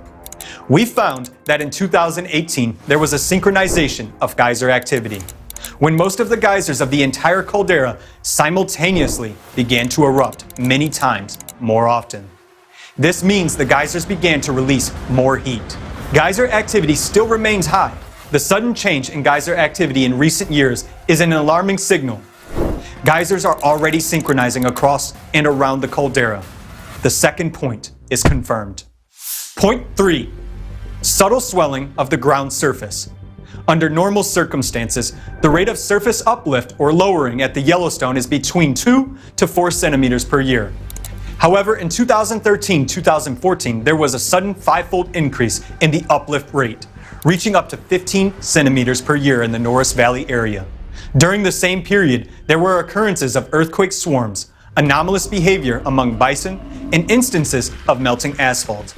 It was around this time that the Yellowstone volcano was very close to eruption. This caused great concern in the society. It was after this that most of the monitoring data on Yellowstone began to be withheld from the public. We became interested in the issue of surface uplift and learned that the catastrophic eruption of Mount St. Helens in 1980 began just 1 month after the uplift. As early as in 2013, there occurred a sharp uplift in Yellowstone. And this can happen again at any moment, and no one knows how it will end. The third point remains a matter of debate. Point 4. Small changes in heat flow. It turns out that Yellowstone radiates 30% more heat than the rest of the continent. It's like a blast furnace of North America, and coal is constantly being thrown into its combustor. Since the 2000s, the emergence of new thermal areas has been observed. Here are some examples of anomalous overheating of the Earth's surface. 2003, new region in the Norris area. Ground temperature increased to 94 degrees Celsius, 200 degrees Fahrenheit. The vegetation immediately died. Some geysers boiled away and dried up. 2018, in the area of Lake Tern, over 3 hectares of forest died. Trees were charred. The surface temperature was 60 to 80 degrees Celsius or 140 to 176 degrees Fahrenheit. In 2014, there was a peak in the melting of asphalt roads. In recent years, eyewitnesses note that in winter, the snow melted in some areas due to overheating of the soil. Instead of a small change in heat flow, we observed extreme heating of the soil. Point 4 confirmed. Point 5. Changes in the composition or relative abundances of fumarolic gases. There has been a lot of media hype around helium-4, that there is a lot of it in the Yellowstone area. However, it turned out that another indicator is important for the prediction of the eruption: the isotopic ratio of helium-3 to helium-4. It is strange that little attention is carelessly paid to it, although this particular indicator rises sharply before an eruption. Based on scientific works published in various years, we have built a graph displaying the ratio of helium-3 to helium-4. It grew from 15.8 in 1985 to 17 in 2003, with areas of abnormally high values located in the Norris Valley and in the active part of the caldera. Apparently, the same value of 17 was found in mineral inclusions from the past Yellowstone super eruption. It turns out that the current ratio of helium-3 to helium-4 has reached a critical level that could trigger an eruption. Why is the USGS silent about this? We have found this information in scientific articles. Don't they know that? Just before the eruption, there is a sharp release of volcanic gases, a few weeks, days, or hours before the event. This is an accurate, short-term indication of the beginning of an eruption. Therefore, now it is necessary to carefully monitor the emissions of all other gases besides helium. We know for sure that there are sensors in the Yellowstone area that measure gas emissions. However, now their readings are not available to all people. Why has the USGS shut down online gas monitoring and it is not available to everyone now. However, even according to the data we have found, indeed, there has been a change in the composition of gases. The 0.5 is confirmed. Interim conclusion. We went through the entire list of precursors to an eruption outlined in the USGS article, and were shocked at the results. All of these signs are being observed in Yellowstone. However, the article has a postscript. Precursors can continue for weeks, months, or even years before eruptive activity begins, or they can subside at any time and not be followed by an eruption. All these signs are consequences of the activation of the volcano. So there is such a postscript. Yes, the volcano has been dormant for thousands of years, but now it is preparing to erupt. And for the last 20 years, it has been happening with alarming intensity. Then what is the trigger for the eruption of the Yellowstone volcano, you may ask? Experts agree that the amount of melt fraction in a chamber is a critical parameter. Scientific models suggest that the critical melt fraction at which the volcano is likely to erupt is between 35 and 50%. How much critical melt fraction is there now? According to some 2022 estimates, it's about 20%. However, according to estimates from 2010, it's 32% melt. The numbers differ quite significantly. The estimation of the amount of melt is provided indirectly and depends on the method of calculation, since it cannot be measured directly. Assuming the 2010 estimates are accurate, then the current melt fraction in the chamber must be already enough for an eruption. How can we know that the volcano is already preparing for an eruption? Maybe there are some other signs of activation. 0.6, which is not in the USGS list. After analyzing data from recent volcanic activity at the Yellowstone caldera, we've found another important sign of an impending eruption. Recently, there has been a reaction to deep focus earthquakes in remote regions. This is what independent Yellowstone researcher Mary Greeley brings to our attention. In January 2023, Yellowstone experienced tremors as a result of earthquakes at a depth of over 600 kilometers in Argentina. Then, in February 2023, a series of devastating earthquakes in Turkey triggered a chain reaction in Yellowstone. Now, the impact is no longer being transmitted through the Earth's crust. Instead, it is transmitted directly through the magma, and that affects Yellowstone. If now there is a direct impact of distant events through the magma, consequently, the magma pressure in the volcano is high enough to react, which means it is ready to erupt. 12,000-year cycle of cataclysms and its impact on the volcano. There has never been such a reaction to distant events before. So why did it appear? Supervolcanoes erupt every 12,000 years during the cycle of cataclysms. 12,000 years ago, Campi Flagre. 24,000 years ago, Topo. Each time, these are catastrophic events for the inhabitants of the Earth. And recently, we have entered a cycle of such devastating cataclysms. The cycle occurs because of changes in the planet's core, and as a consequence, because of the rise of magma. In 95 and 2014, there were peaks of seismic activity for those areas that are directly related to deep magma sources. These are regions of the mid-ocean ridges, areas near the Antarctic plate boundaries, and hotspots. In these areas, deep magma acts as a link between the core and the Earth's crust. When magma ascends from the core, these very regions will be the first to react. This is exactly what we observed with the upsurge in seismic activity in 95 and 2014. Yellowstone is also connected with a hotspot, a deep magma chamber. As a result, we see a similar reaction in an increase of seismic activity during the same period. So we can already see that along with the main signs of volcano activation mentioned earlier, Yellowstone is also reacting to the current 12,000-year cycle.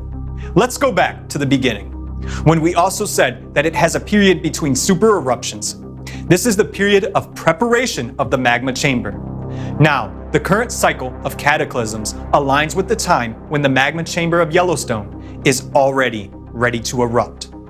If the process is not stopped, Yellowstone is sure to explode in this cycle. And the USGS knows this, but they keep silent and hide the data. So all signs point to the fact that the supervolcano is preparing to erupt. According to geological data, the volcano has been preparing for hundreds of thousands of years, while the activation and transition to eruption happens very quickly.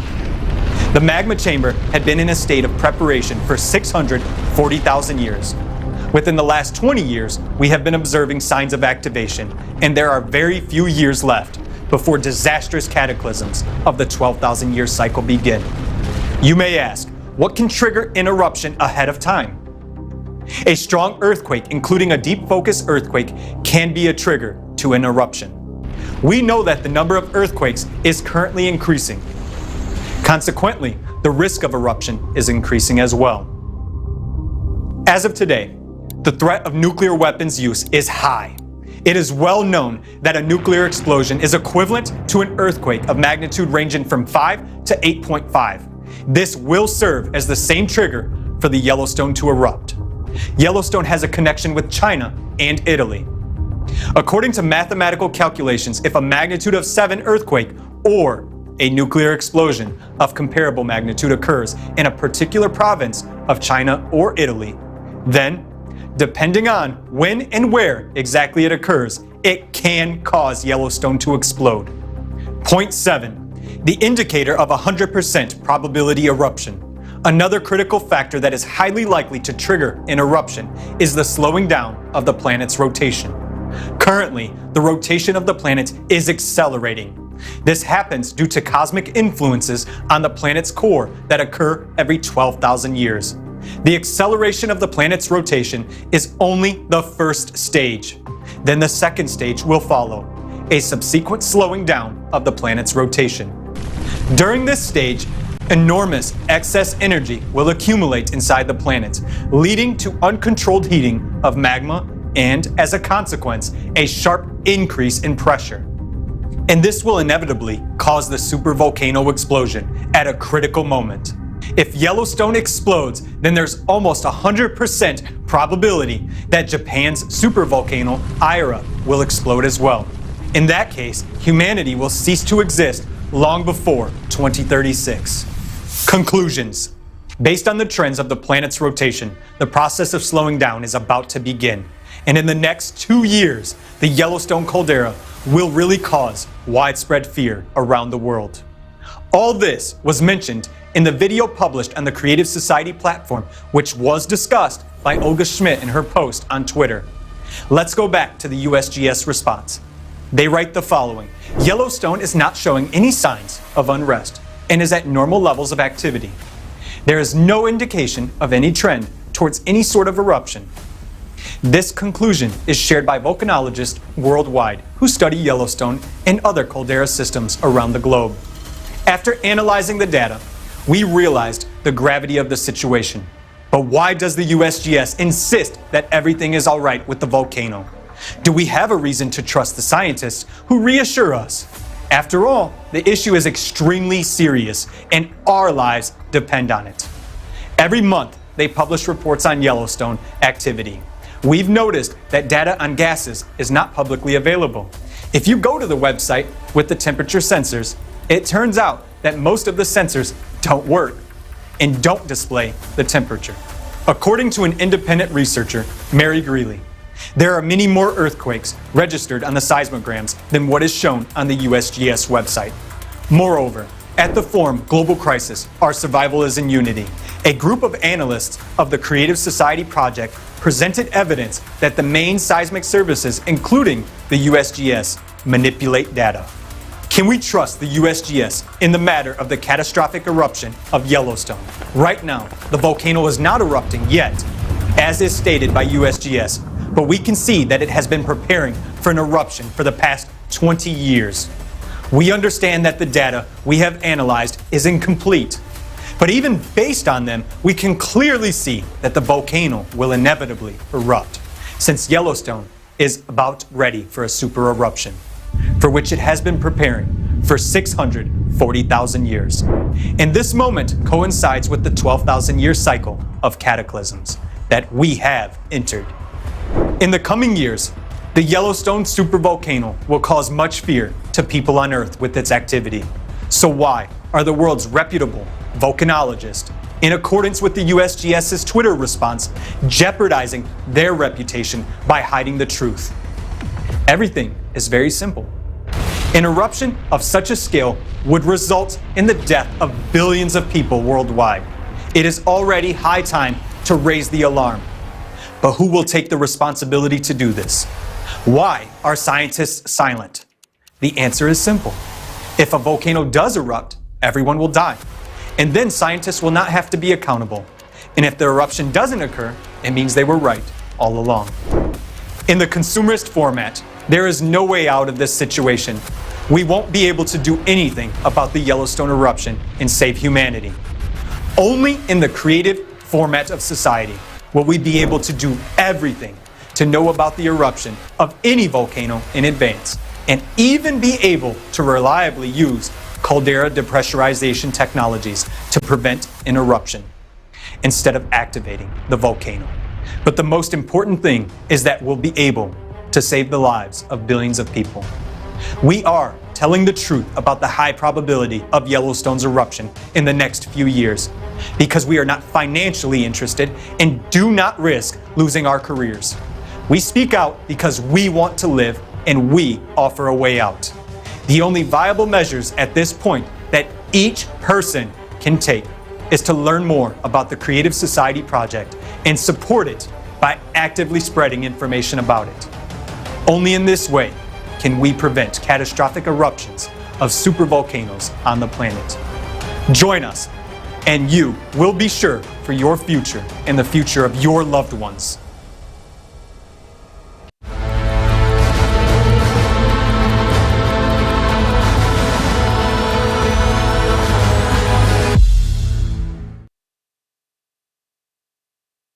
The risk of explosion of the Yellowstone supervolcano is enormous. In fact, we're sitting on a powder keg. Such an explosion would mean the death of all humankind. How many of us really know that? Now, you know that vital information is being hidden from you. And not only hidden, but all leaks of this data and all information about it is being blocked. Why do you think politicians do this? It's very simple, because they don't see a solution. I would like to draw your attention to the following fact. We do not blame politicians. We can understand them. They keep quiet so as not to cause panic because they do not see a way out. Believe me, we would be silent too if we didn't know that there is a real way out. But we, the participants of the Creative Society Project, tell the truth openly because we know the solution. It really exists. There is a way out. It is a creative society. And later at today's forum, you will learn in detail what the format of the creative society is and how we, all humanity, can build it together.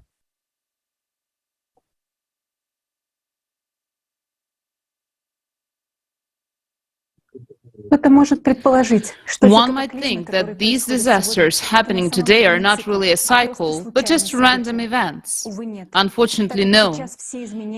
As all changes on our planet are currently taking place according to a strict pattern, exactly as they occurred in the past cycles of disasters each 12,000 years. Let's recall based on what it was concluded that disasters of planetary scale occur every 12,000 years, while every 24,000 years they're even stronger.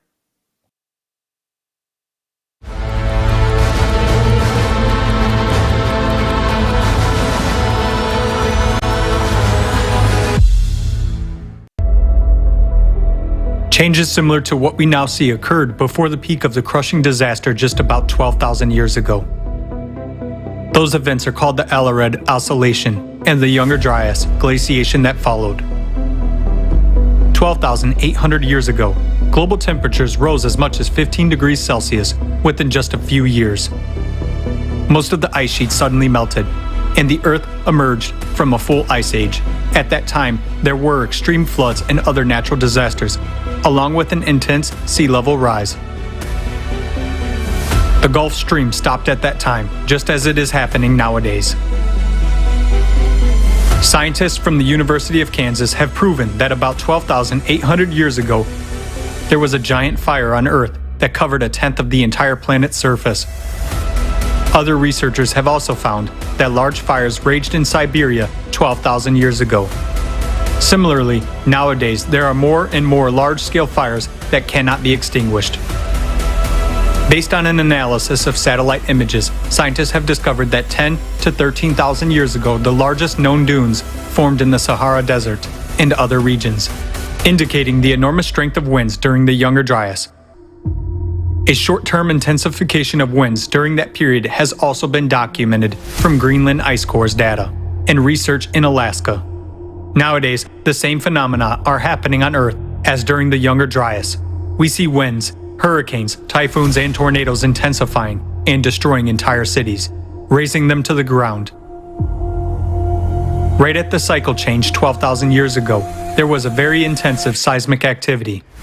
This is indicated by radiocarbon data as well as paleographic reconstructions of the Younger Dryas. During the same time period, more than 12,000 years ago, as well as now, there was a drastic weakening of the magnetic field and a pole shift, which was called the Gothenburg excursion. The reason for all these abrupt changes was an abnormal magmatic activity caused by changes in the core. This was expressed in large-scale volcanic eruptions that scientists recorded in the Younger Dryas by dust and traces of acid rains and glacial cores. Analysis of sediments found in Hall's Cave points to volcanic eruptions that caused a volcanic winter about 13,000 years ago and glaciation across the globe. After the sudden warming in the Younger Dryas, an equally abrupt cooling occurred. This event caused a mass extinction of megafauna. Thousands of frozen mammoths and other mammals were found in the ice on the northern slopes of Siberia. There happened a drastic decline in the human population, including extinction of the Cro-Magnon. All of those catastrophic events occurred within just a few decades. The same catastrophic events occurred on the planet not only 12,000 years ago, but also earlier. Taking into account errors in dating, this cycle is very well traced in the geological data. Catastrophists among scientists wrote about it independently of each other in their books and works. Vladimir Bubnenkov, Vitaly Bushyev, Alexander Baturin, Igor Kopolov, Nikolai Petrov, Maynard White, Douglas Vogt, and many other scientists have come to understand the cyclicity of global cataclysms on Earth with a period of approximately 12,000 years. In geology, paleontology, and archaeology, there is numerous evidence of past disasters of this cycle.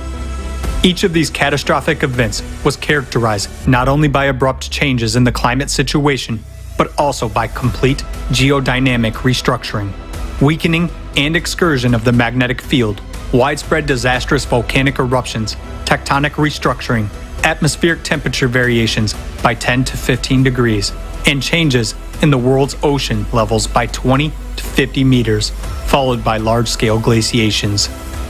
Since every cycle is accompanied by a change in the magnetic field and powerful volcanic eruptions, it clearly indicates that the cycle is associated with changes in the planet's core, just as it is happening now. We are entering the active phase of the cataclysmic cycle.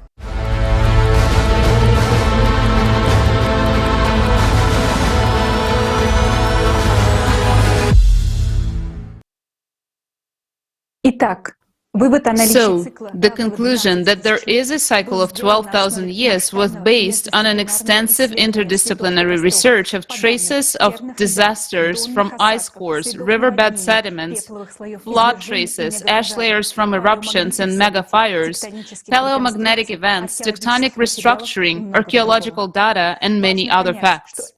What is important to understand is that these cyclical disasters occur almost instantaneously on a geological timescale. In the previous disaster cycle, only a few decades passed between the abrupt warming and subsequent cooling of the Younger Dryas. Because of the abruptness of these changes, non-specialists and journalists interpreted them as a result of meteorite crash. So abruptly and unexpectedly they happened. However, those who have studied the Younger Dryas event comprehensively are convinced that it was volcanic eruptions that caused the abrupt warming and subsequent cooling. Moreover, at the same time, there was drifting of the poles on the planet, which can in no way be connected with the falling of meteorites. Those who watched the previous forum already know what catastrophic volcanic eruptions and abrupt changes in the magnetic field have in common. What they have in common is the cause, the destabilization of the core of our planet due to external impact from outer space, which affects the planets of the solar system every 12,000 years.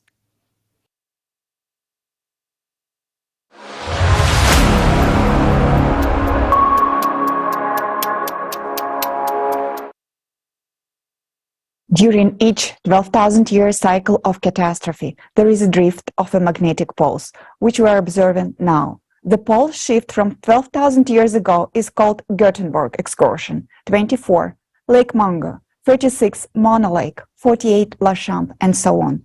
In past cycles, the magnetic field also weakened. For example, according to the paleomagnetic research and dendrochronology, during the La Champ event, the planet's magnetosphere shrank to about 3.8 times the Earth's radius. One hypothesis claims that the extinction of Neanderthals occurred due to the increased ultraviolet radiations, since the weakened magnetic field allowed greater flow of radiation to the Earth's surface. According to scientists' model, at that time, auroras were observed even near the equator. These changes of the magnetic field are already gaining momentum now. You may think that this is not a very important parameter since you cannot feel it by yourself. But in fact, this is a catastrophic phenomenon threatening all life on the planet, and soon you will see this for yourself. Let's look at the changes of the magnetic field in the current 12,000-year cycle, what anomalies on the planet they cause, and what threats these possess to us. Again, that in 1995, as a result of the changes in the Earth magnetic field and in the Earth core, the North magnetic pole, previously moving at a speed of about 10 miles a year, drastically accelerated by 3.5 times. This is the result of heating of the outer core and acceleration of the flow of molten iron inside of it. Today, South Atlantic magnetic anomaly is growing due to the magnetic field weakening. Over last century, the intensity of the Earth magnetic field has dropped by more than 10%. This means that a more powerful flow of cosmic radiation, such as ultraviolet, X-ray, gamma, and their derivative, is threatening us. This also means that an even greater flux of the external cosmic impact is penetrating towards the core. There is another sign of the changes in the Earth magnetic field, which indicates the stabilization of the core and is probably unexpected for you. These are atypical auroras. You probably noticed that this year there are particularly many abnormally bright and frequent auroras in various non-typical places of the planet. People have posted numerous photos and videos on social networks admiring this phenomena. However, unfortunately, there isn't anything to admire, and now we will explain why. What is an aurora? This is the interaction of the solar wind with the Earth magnetic field and the atmosphere. In simple terms, the solar wind particles interact with oxygen and nitrogen, causing them to emit light, which we observe as an aurora. Depending on how deeply charged particle can penetrate the atmosphere, what energy they have, the auroras with different colors we will observe. Each altitude has its own color, which is determined by the composition and density of the atmosphere. On Earth, we used to see green auroras, mainly on the poles. Green auroras occurs at the height of 60 to 130 kilometers above the Earth. Then solar wind particles with a medium energy interact with atomic oxygen. However, the auroras also can be red. It occurs due to the interaction of high-energy solar wind particles with atomic oxygen. Usually, It appears at the heights above 130 miles because such high energy particles were prevented by the magnetic field from penetrating below this altitude. Red auroras were rare. They occurred only during the intense magnetic storms. Now we observe an extremely alarming anomaly. Not only red auroras become more frequent, they already been observed at the altitude lower than 55 miles. What does it mean? First of all, this means that the magnetic field is weakening, and those active high-energy particles of solar wind, which were supposed to be reflected by the magnetic field, and they are freely penetrating deeper into the atmosphere and beginning to interact with atomic oxygen closer to the Earth. This is important to note that there is a penetration of larger, more highly charged particles that act more destructively. The fact that the red auroras occur in the lower layers of the atmosphere means that there are no longer protection above. The second reason why the auroras are behaving abnormally is the descent of the upper layer and middle layers of the atmosphere. The atmosphere is contracting, it is sinking, and the density of its upper and middle layers is decreasing. Moreover, its chemical composition is changing. Satellite data has revealed a decrease in the concentration of oxygen by 2 to 4 times at the altitudes of 80 miles. And the rate of the oxygen loss is significantly exceed all predictive model, indicating some pathological process leading to a decrease in oxygen in the atmosphere. Scientists also record the destruction of ozone by solar wind at the altitudes of 50 miles, and soon we will see the ozone layer being destroyed in the stratosphere at the altitudes of 30 miles. This means that we will lose our protection from UV radiation. Red auroras are already appearing in mid-latitude. Many of these were observed in February and March 2023. On January 5th, 2023, the sky over Germany was colored red. This was example of anomalous static red aurora. In addition to anomalous red aurora, blue, teal, white, and even pink auroras have also been observed, which also indicate the penetration of solar wind closer to the surface of Earth and cracks in the magnetic field.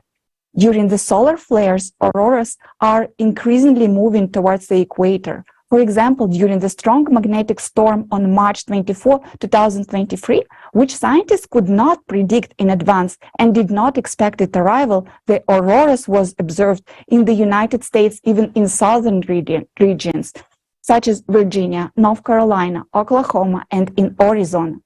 Polar auroras started reaching southern latitudes in Europe, such as Czech Republic, Ukraine, and southern Russia.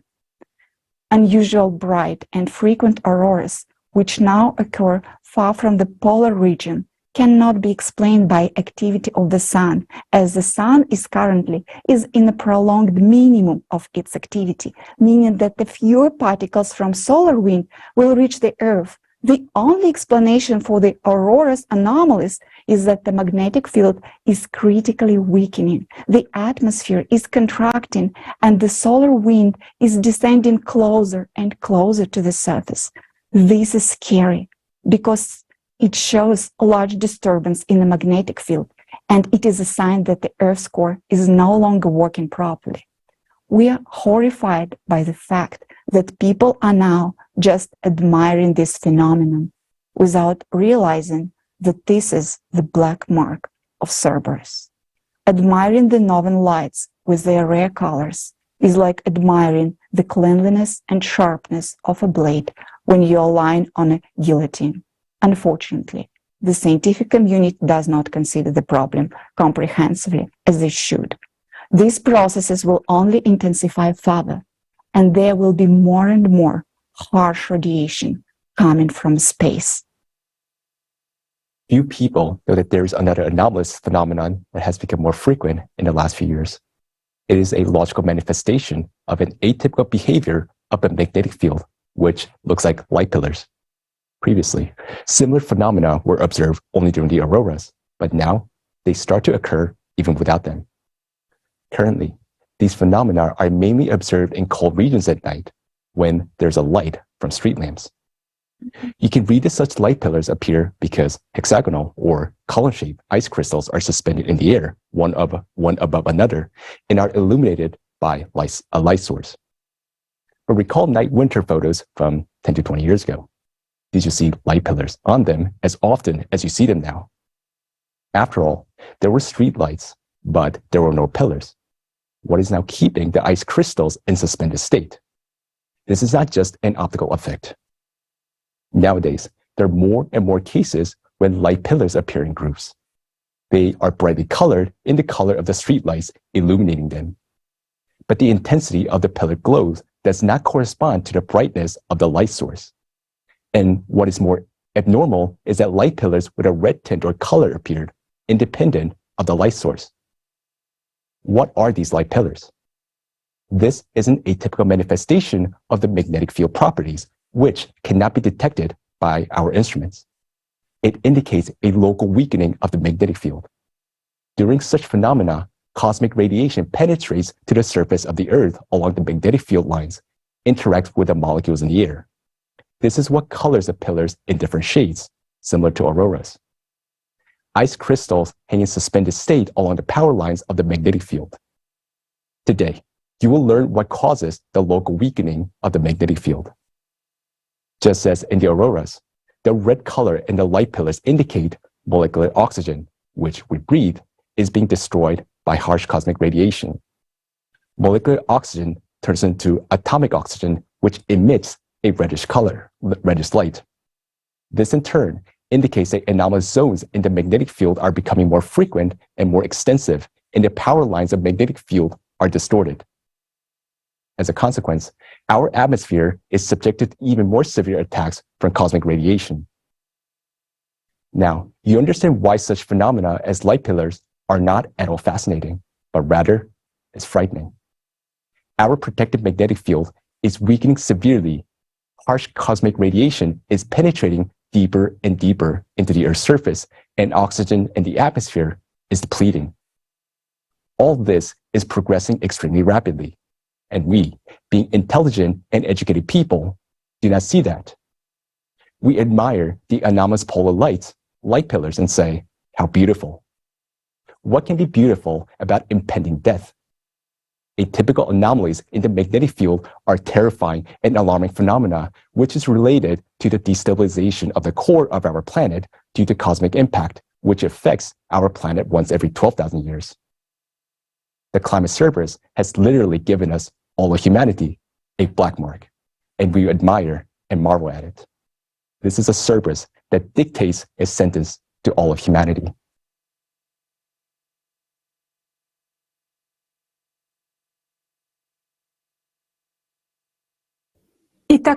So we understand that the Earth's magnetic field is weakening due to external cosmic impact on the core.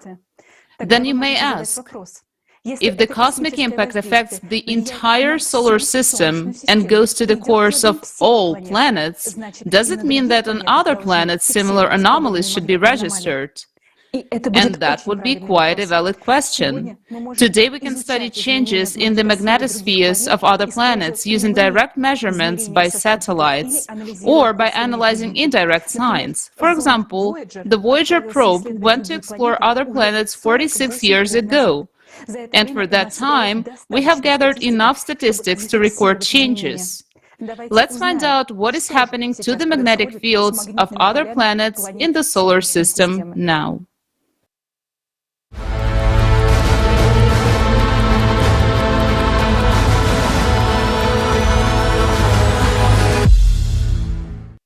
Additional energy comes from outer space during the 12,000-year cycle to the cores of all planets in the solar system.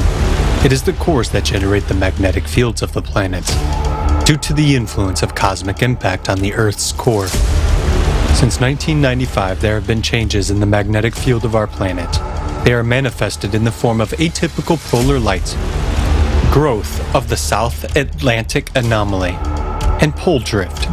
The outer impact also affects other planets and their satellites. Let's consider what signs of changing magnetic fields we can see on other planets of the solar system. Venus. On Venus, a magnetic field was detected for the first time in 2006, although there had been no signs of it before. As a consequence, aurora borealis is now observed on Venus. They appear in the form of light-moving spots of varying shape and intensity. Sometimes they spread over the entire planet.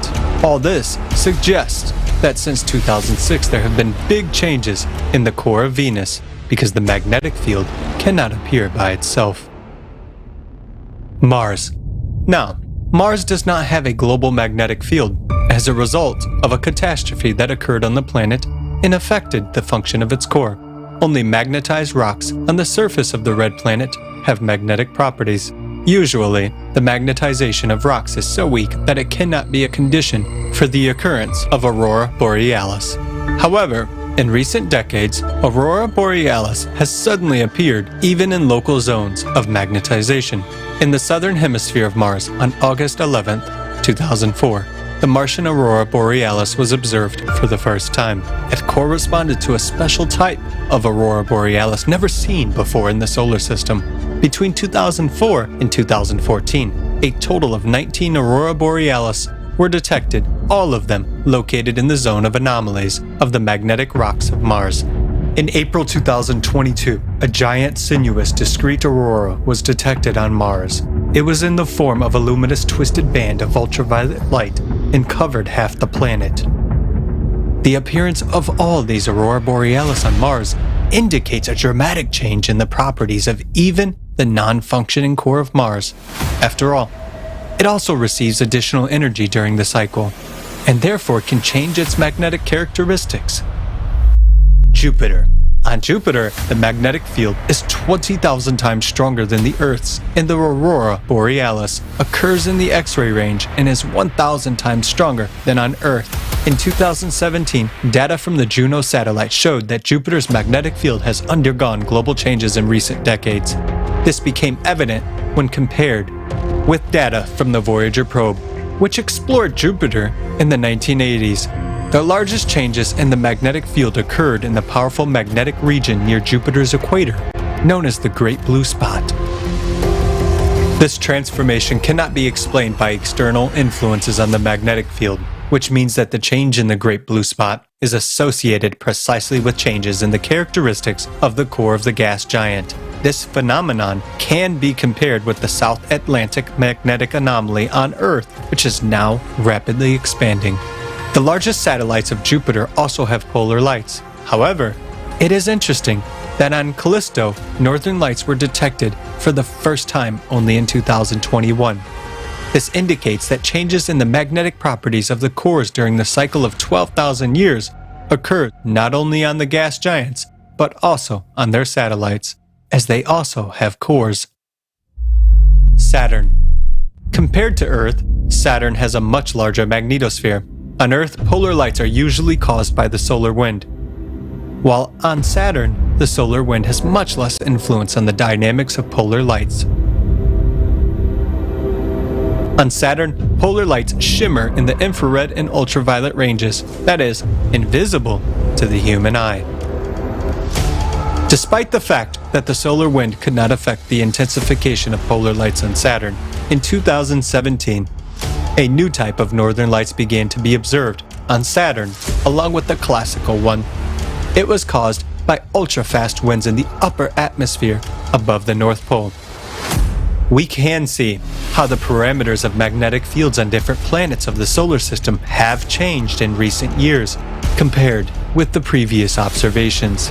These changes occur both on terrestrial planets such as Earth, Mars, and Venus, as well as on the gas giants such as Jupiter and Saturn, and even on their satellites. Changes in the magnetic fields of the planets are caused by changes in their cores. And the simultaneity of these processes points to a single external factor, the cosmic impact, which affects the cores of all planets of the solar system in the cycle of 12,000 years.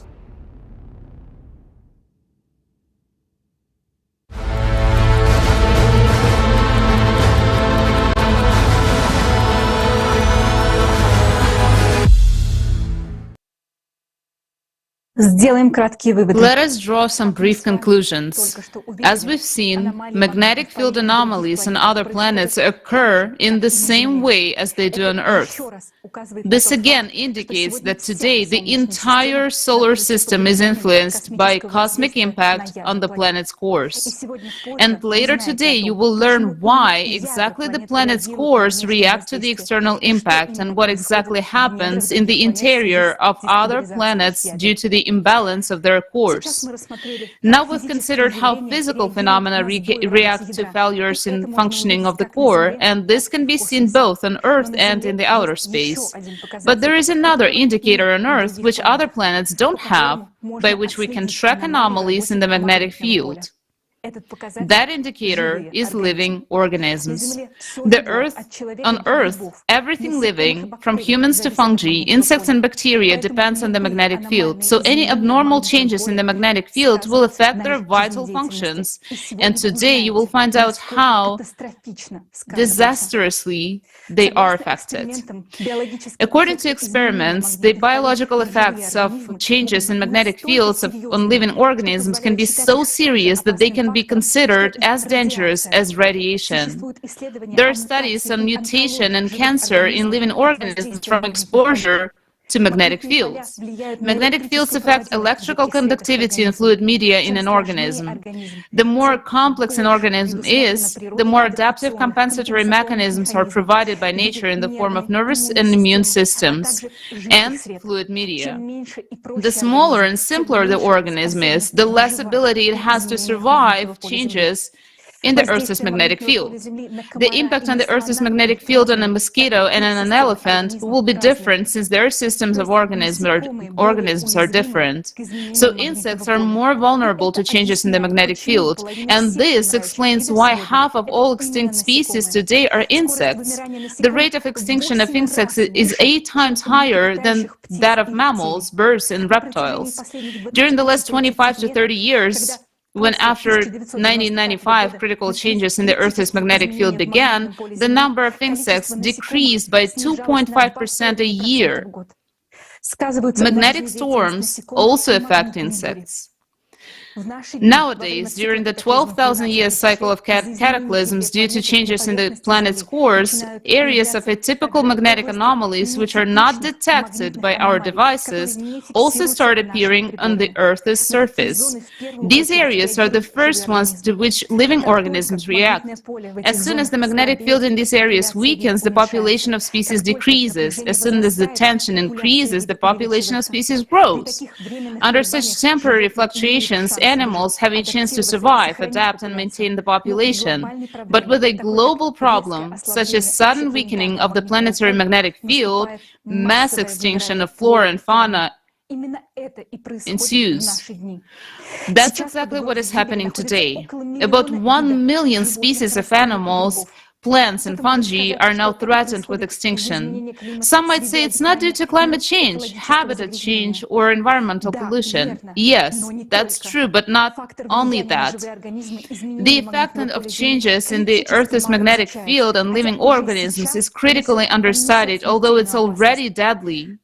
Let's watch a video about the scope of species extinction today due to changes in the magnetic field.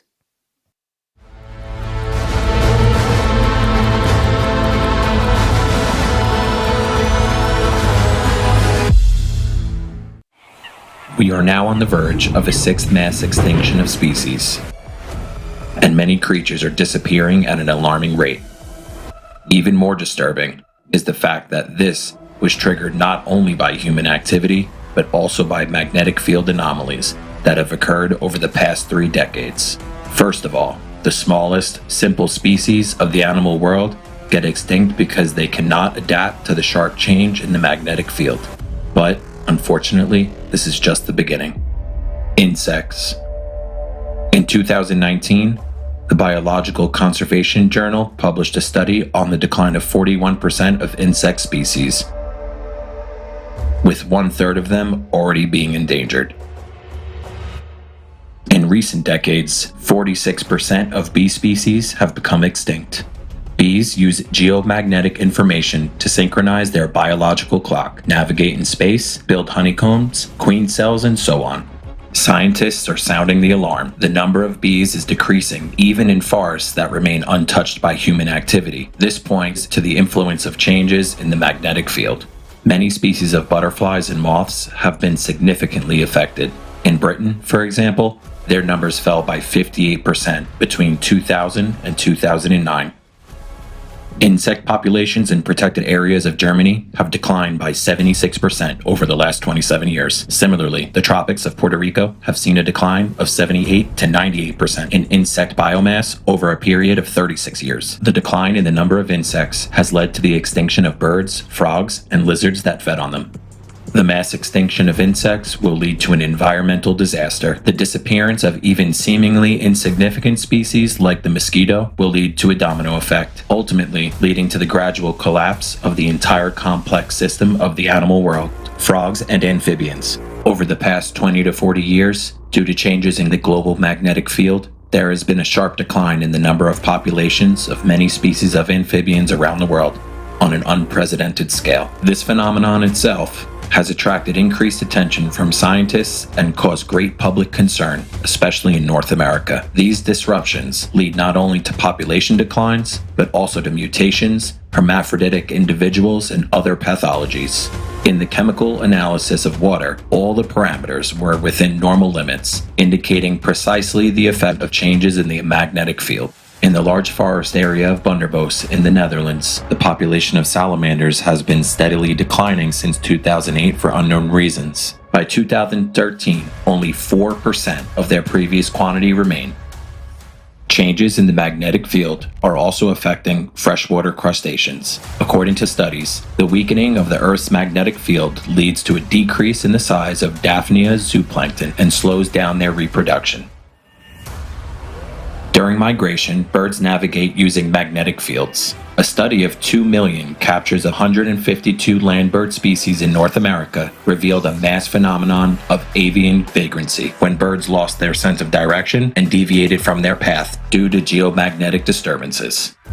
Anomalous zones, not detectable by measuring devices. Recently, there have been cases where various species of migratory birds did not fly to their wintering grounds due to occurrences of magnetic anomalies, which are not detected by modern devices. Such anomalies are characterized by rarefied air, unnatural for bird flight. In 2020, hundreds of thousands of dead migratory birds were found in the southwestern United States. The birds were in good physical condition, except for extreme exhaustion. It was as if they got into a trap, where some power was forcing them to fly until they died. In recent decades, cases of whole flocks of birds falling dead for reasons unknown to ornithologists have been recorded all over the world.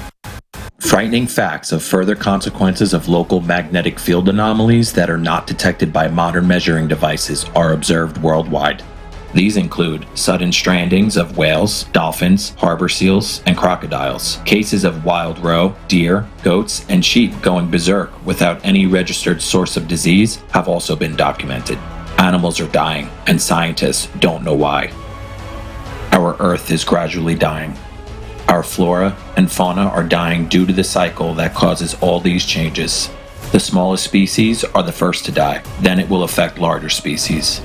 In the coming years, the number of undetectable magnetic anomalies associated with changes in the Earth's core will only increase. Right now, we have nothing to oppose these magnetic anomalies.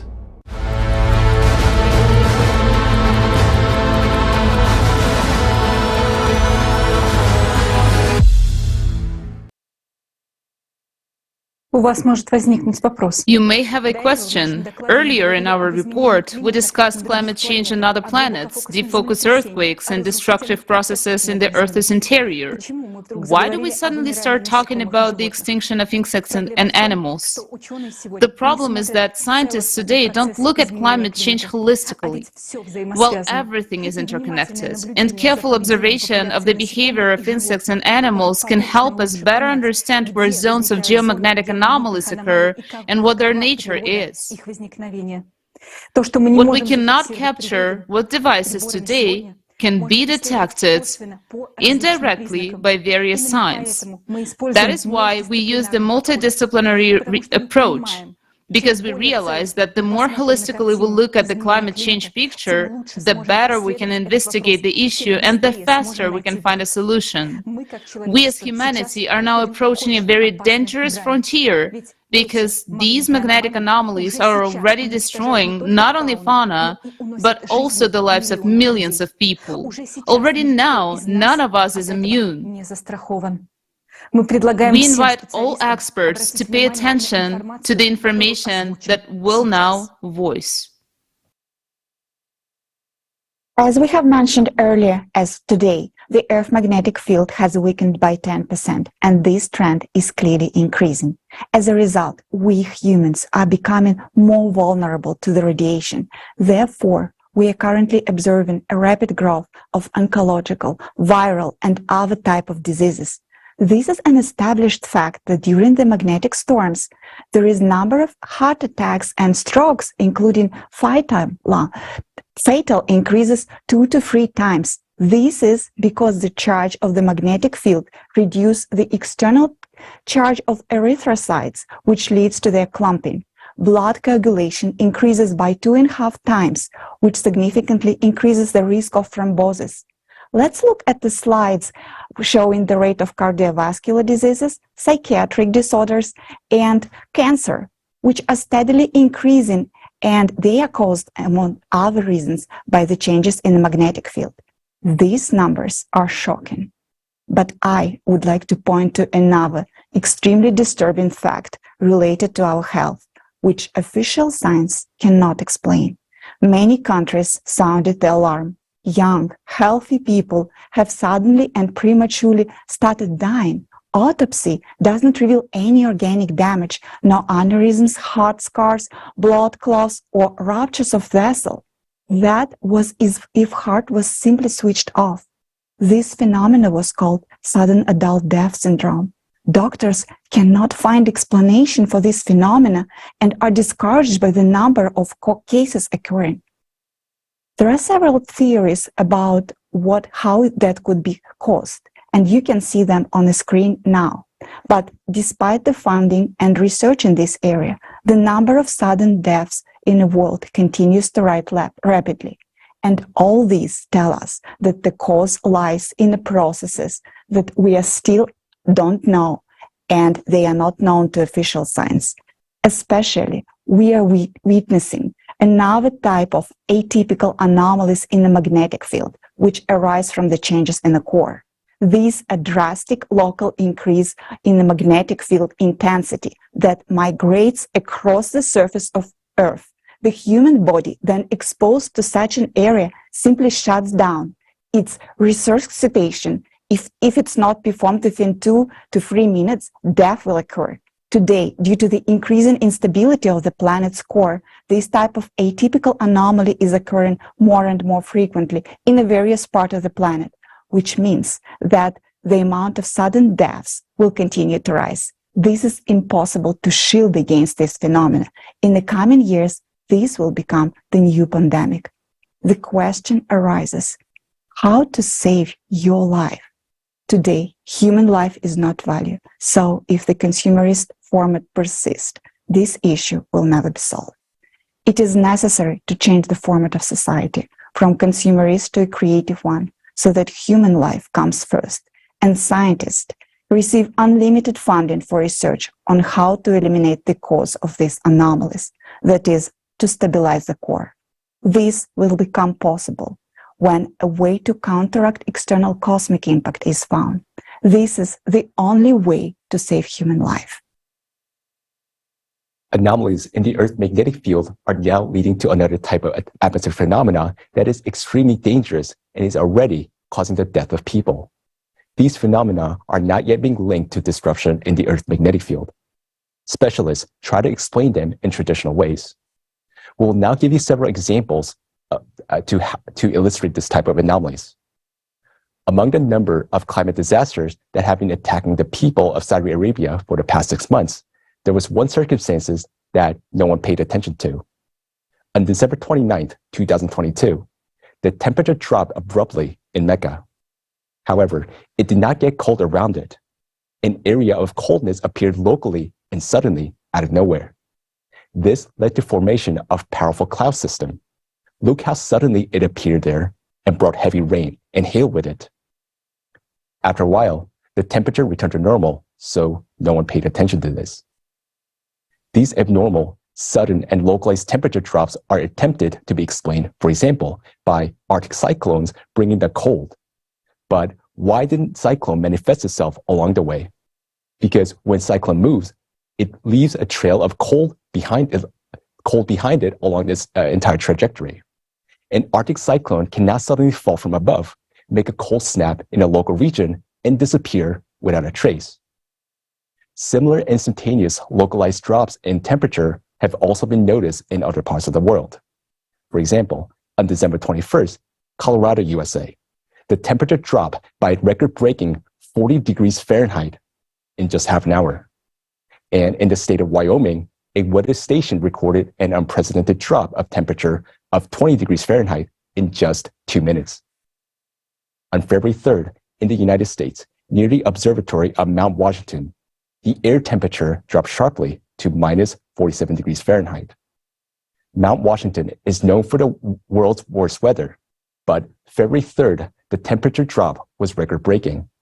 The combination of freezing temperature with hurricane winds gusts up to 127 miles an hour felt like minus 108 degrees Fahrenheit.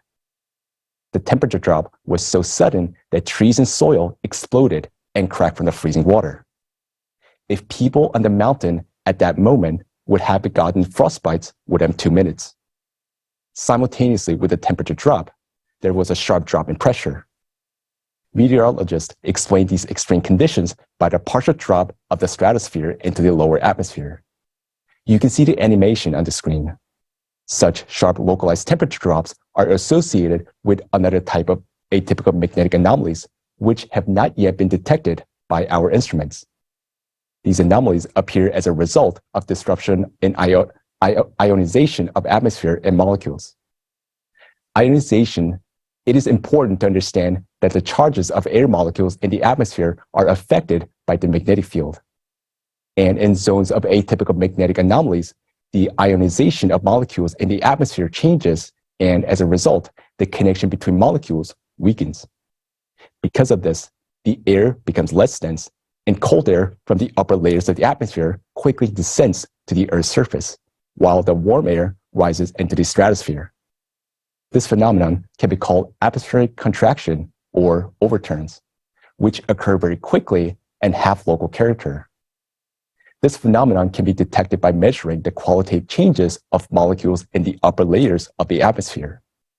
Probes can be placed in different parts of the planet to perform continuous measurements of the electrical charge on the air molecules, its intensity, and strength. Then, we will be able to study these overturn zones to comprehensively observe changes in the magnetic field and the processes occurring in the Earth's core. Another manifestation of such decompressed zones in the atmosphere has been the increasing occurrence of clear air turbulence, where air pockets form without any apparent reason. This phenomenon is not predicted and not detected by radars. On March 2, 2023, a Lufthansa crew encountered severe turbulence at an altitude of around 6.8 miles. The plane literally plumped more than 1,000 feet downwards. 7 people were seriously injured and taken to the hospital. On December 18, 2022, a United Airlines plane during takeoff climbed to 2,200 feet, 670 meters above the ocean. Suddenly, it began losing altitude rapidly. Fortunately, the crew was able to regain control over the plane only 775 feet or 200 meters above the water. On March 21, 2022, a China Eastern Airlines plane took off from Kunming Airport in China. After 2 hours of normal flight, the airliner suddenly began to fall. In just 2 minutes, the plane plumped 4.4 miles, 7 kilometers downwards. The captain tried to avoid the crash and gain altitude, but in a split second, the plane turned 90 degrees and crashed vertically into the ground. We have given, and right now you can see this on the screen, the simulation.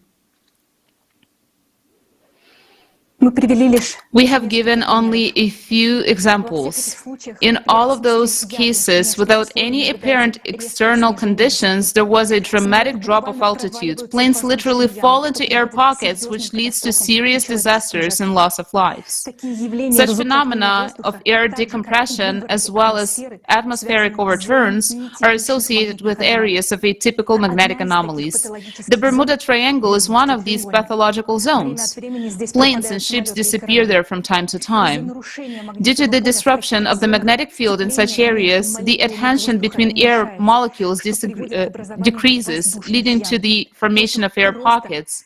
Air simply ceases to support the plane.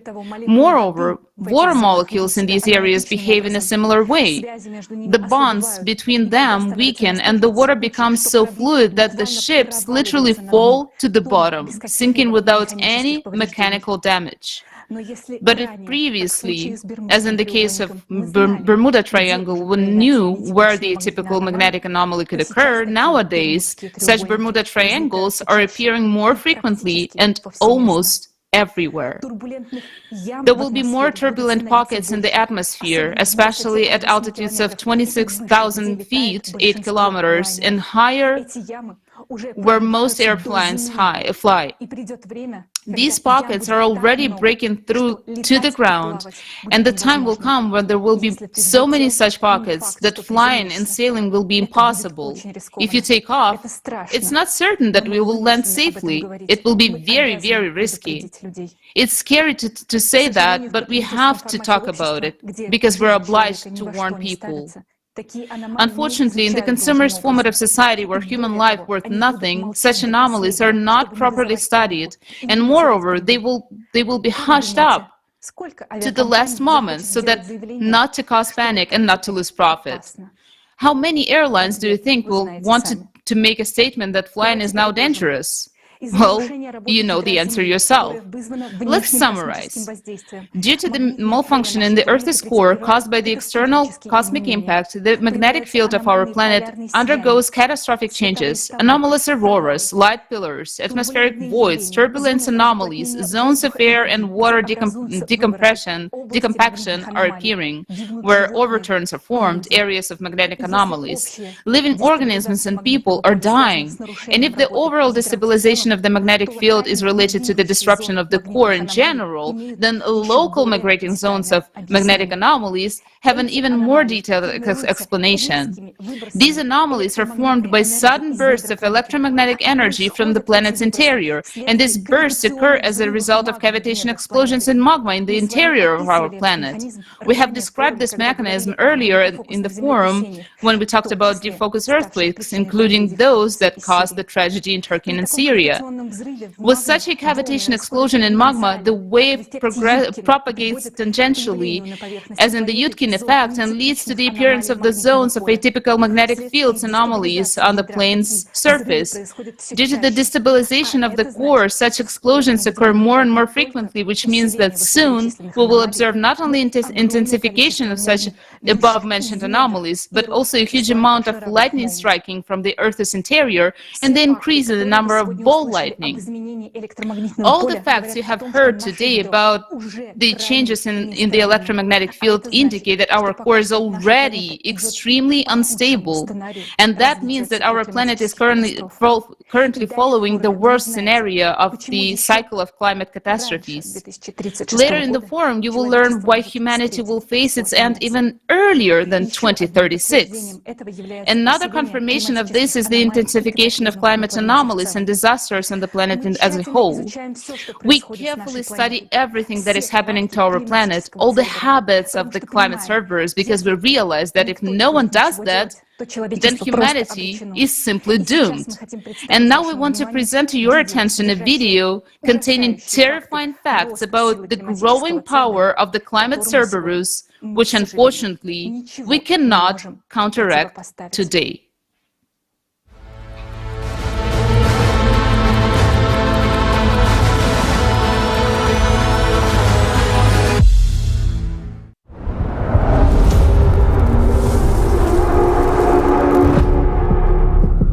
natural disasters of such magnitude and force have never been witnessed by our humanity before. It is like a Cerberus that burst out of the Earth's interior. We have been watching the climate Cerberus when it was just beginning to grow. We're thousands of volunteers of the climate monitoring team of the Creative Society from all over the world, who work 24/7 to collect and analyze huge amounts of data, studying the habits of the climate Cerberus.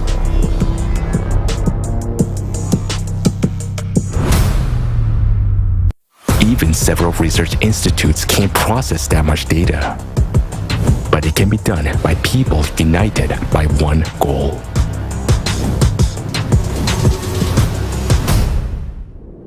Watching the Cerberus, we have realized that it has now grown and broken free. It is already tearing apart our planet, destroying our homes, and taking people's lives. And yet, most people are not aware of this threat at all and do not understand what is happening to the climate. But we realize that the climate Cerberus will not stop on its own. To stop it, we must study all its habits. The cost of each of them is the lives of many people. The Cerberus is now many steps ahead of us, and we're only following its trail. We will tell you about the habits we have managed to identify. After watching this video, you won't be able to say that no one has warned you.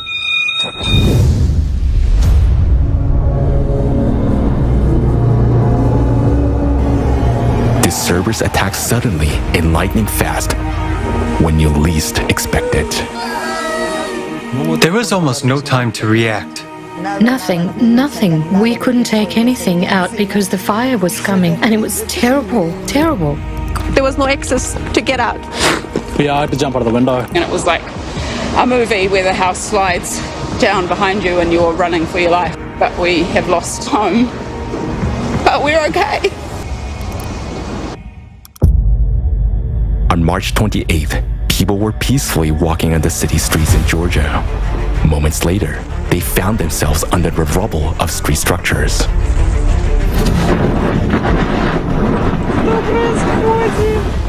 The structure was shaking so much in the wind, I thought it was an earthquake. Look here, the wind completely tore off the roof of the market, from one end to the other. In March, the city of Miyakojima, Japan, received more than a month's worth of rainfall within just 1 hour. While you're seeking shelter from the rain, a record amount of water falls on you, and it turns into a flood. Within 3 to 4 minutes, the water level rose by 2 meters. It just happened that quickly. Water everywhere. Within 10 minutes, the whole backyard was a river. It's like two big, huge tsunamis coming through. There was one, and then there was a second one that just came through just so quickly and fast.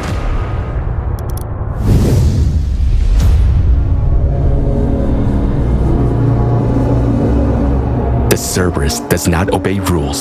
The tactics of its attacks are unpredictable. It swaps the 4 seasons. In February 2023, when it was summer in the southern hemisphere, temperature dropped below 0 and the snow fell in Australia and Argentina. While in Europe, summer has arrived in the middle of winter.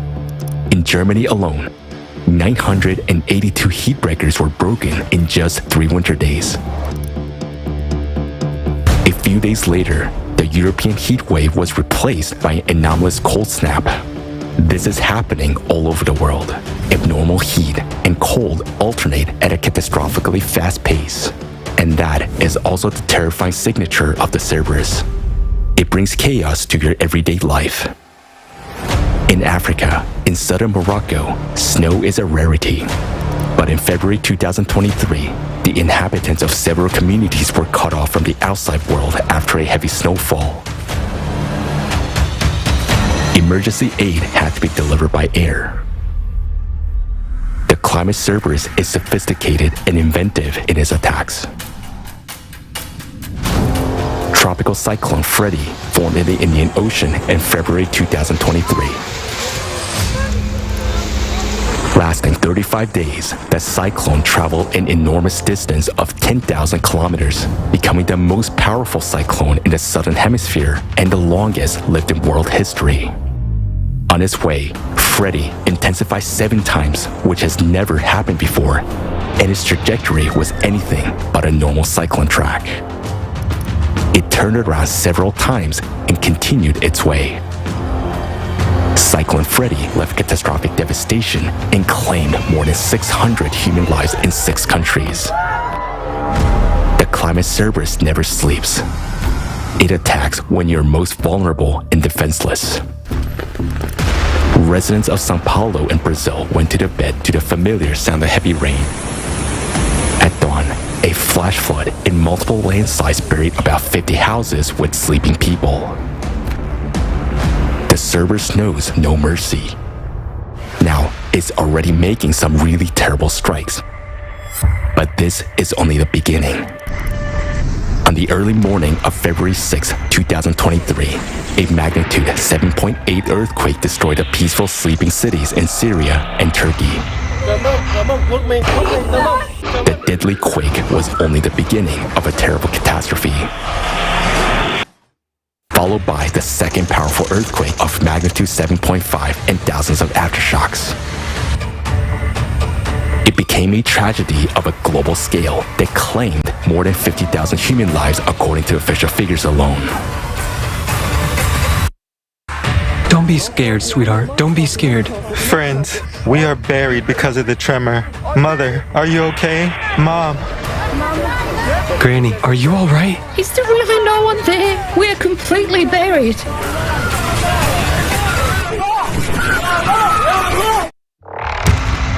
After the earthquakes, the affected regions experienced a sharp cold snap and a snowfall, followed by a severe flooding. The Cerberus is becoming more aggressive, and catastrophes of such magnitude as in Syria and Turkey will occur more and more frequently.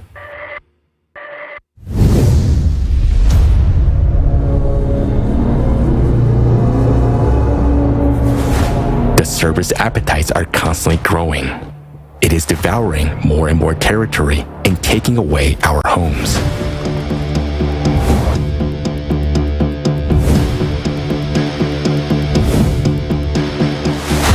Fires are spreading, millions of hectares are burning, and they're very difficult to extinguish. Floods are covering larger and larger areas. Across Europe, since 2000, there has been a more than 30-fold increase in abnormal rainfall. The Cerberus was weaker before, but now its blows have become more fierce.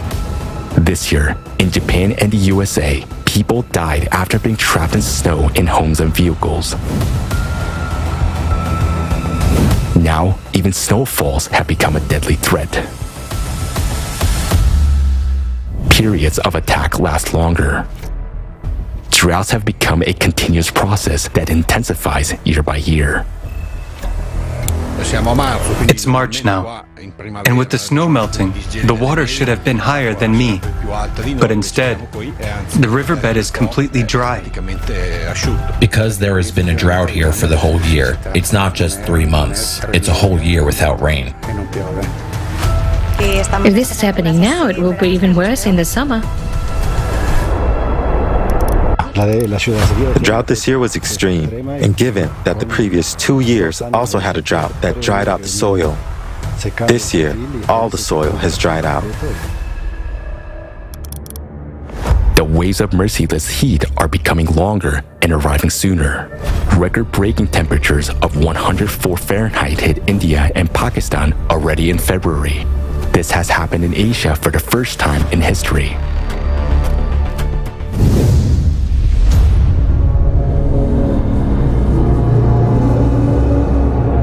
The Cerberus has many heads, and they are all insatiable.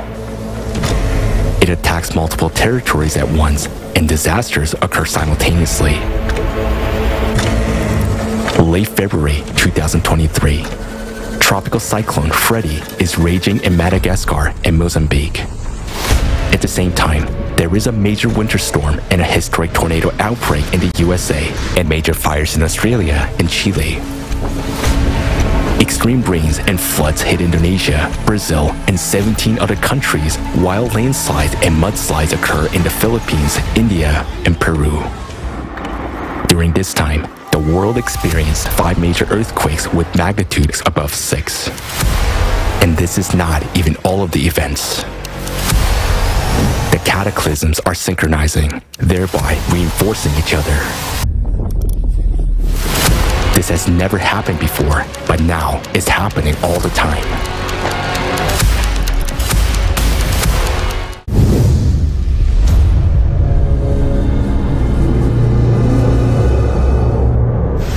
The climate Cerberus grasping onto one territory does not let go of it. In November 2022, the city of Jeddah in Saudi Arabia was hit by a record rainfall. In 6 hours, more rain fell than in 3 years. The next 5 months brought a whole cascade of natural disasters. Giant hail and snow, sandstorms, storms and tornadoes, torrential rains and floods.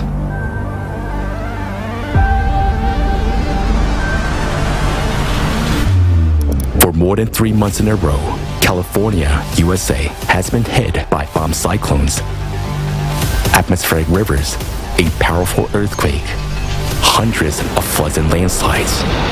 This is the first time the residents of the states have encountered anything like this. Climate disasters occur in cascades over one area, and each new wave of disasters brings even more destruction and suffering to people.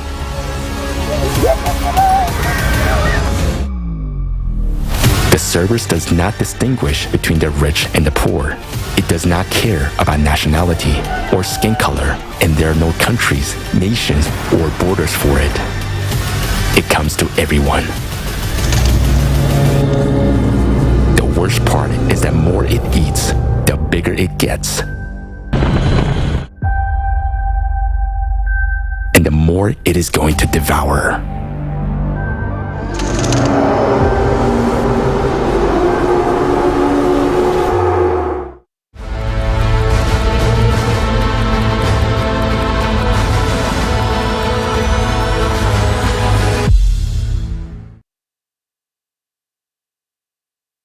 The video we just watched once again shows that the climate Cerberus is a disturbing reality of our present day. Indeed, it doesn't care about your social status, gender, or race. Everyone is equal in the face of this destructive and deadly threat. Can we oppose it now? Yes, we can. And everyone has something to offer. It's the voice of truth. The faster people around the world learn about the real causes of climate change, the faster steps will be taken to eliminate them. So, I want to call once again on everyone who sees and hears us now. Share this forum, this broadcast. Go live right now and record your invitations. Let's do everything we can do to make the world know the truth. You and I can see now how catastrophic the escalation of disasters around the world is, how much destruction, tragedy, and grief they bring. It is impossible to keep silent about it anymore. Each of us understands this. That is why we are holding this forum, and all our activities are aimed at conveying the truth about the real scale, the increase in disasters on Earth, and the real causes of this. And every volunteer of the Creative Society Project conveys this truth as best as they can, using their talents and abilities. Some speak about this through music, dance, or song.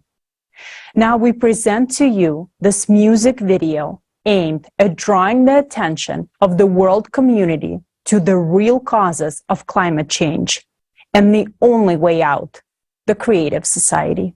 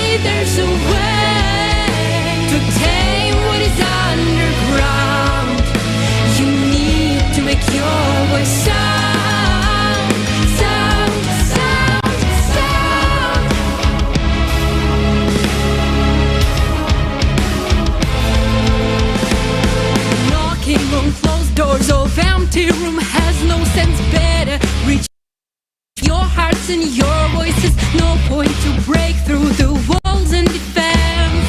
Better break through all of their ignorance. There is a way out if you start to act right now. Be of good courage, for there is no fear in love. Love for humanity is way with no doubt. Creative society is our way out. Say there's a way, there's a way out of dark today to wash your lies away.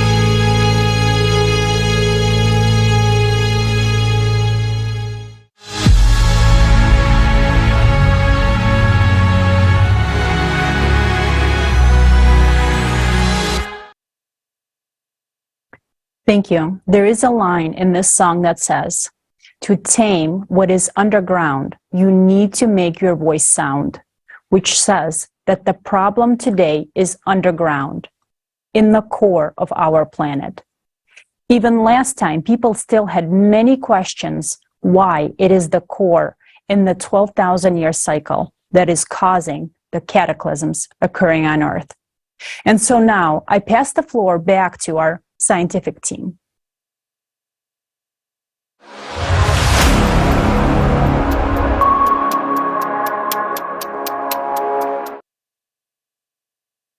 Да, ядро на данный момент Yes, the core is currently the main conductor of all cataclysms. It is precisely the displacement and heating up of the core that determine all the processes that occur on the surface. We do not have the means to directly reach and study the core. Therefore, we need to study the effects of its destabilization to understand what is happening with the core. It is also necessary to study other planets because understanding the processes on all planets will allow us to better understand the causes and consequences of changes in the core of our own planet. Because our main and key task during the cycle is to stabilize the core and stop the influx of additional energy from external cosmic impact to it, in order to prevent the extinction of humanity. And later in the forum, you will hear how it can be done. During the 12,000-year cycle, external impact comes to the cores of all planets in the solar system. What are the signs that tell us about this? It has been established that when there was a displacement of the Earth's core in 1998, there was a simultaneous displacement on other planets as well. How was this established? The first to speak about this was Yuri Vladimirovich Barkin, PhD in physics and mathematics, professor at Schmidt Institute of Physics of the Russian Academy of Sciences. The displacement was measured on the Earth as well as on the Moon, whereas displacement on other objects were registered indirectly. During lunar missions, laser reflectors were installed on the Moon. In 1997 and 1998, abrupt changes in the coordinates of all 4 reflectors were detected simultaneously in the same direction. Barkin's calculations showed that the centers of mass of all planets have shifted relative to their geographical positions, which indirectly indicates that displacements of all the cores. Look at these numbers on the screen. For example, on the screens, the Earth's center of mass is displaced to its geometric center by 1 kilometer, 0.6 miles. The Moon's by 2 kilometers, 1.2 miles. the Marses by 3 kilometers, 1.9 miles, while that the Sun over 300 kilometers, 186 miles. What did the destabilization of the Earth's core and the increase in energy from external space actually lead to? It led to an increase in seismic and volcanic activity as well as heating of the Earth's crust. However, the Earth's crust is heating up unevenly. There are 3 zones of Earth that are abnormally heating. Thin oceanic crust is the first to heat up, which causes heating of the water at the bottom of the ocean. The second type of zone are areas of activation of magma chambers beneath West Antarctica and Greenland, where magma and mantle plumes are rising. It is precisely because of this that these glaciers are melting from the bottom up, and we talked about this in detail during the previous forum. And the third zone is the areas of continental crust that are heating up as magma rises. Moreover, the coldest parts of the plates are the first to start heating up. For example, we can see that in Siberian Arctic is heating up 3 times faster than the rest of the world. Canada is being heated up as well. This is a compensatory mechanism. These areas bear the brunt first. When these areas of heating begin to grow, it will mean that Earth's crust can no longer compensate for the growing heat from the external impact coming to the core. In other words, the uneven heating of the planet's surface, which is compensatory mechanism, is a clear sign of the core destabilization. We already know that destabilization of the core is taking place on all the planets of solar system. In this case, the question arises, do we observe the same signs on other planets, such as uneven surface heating and geodynamic anomalies? Let's find out in this video.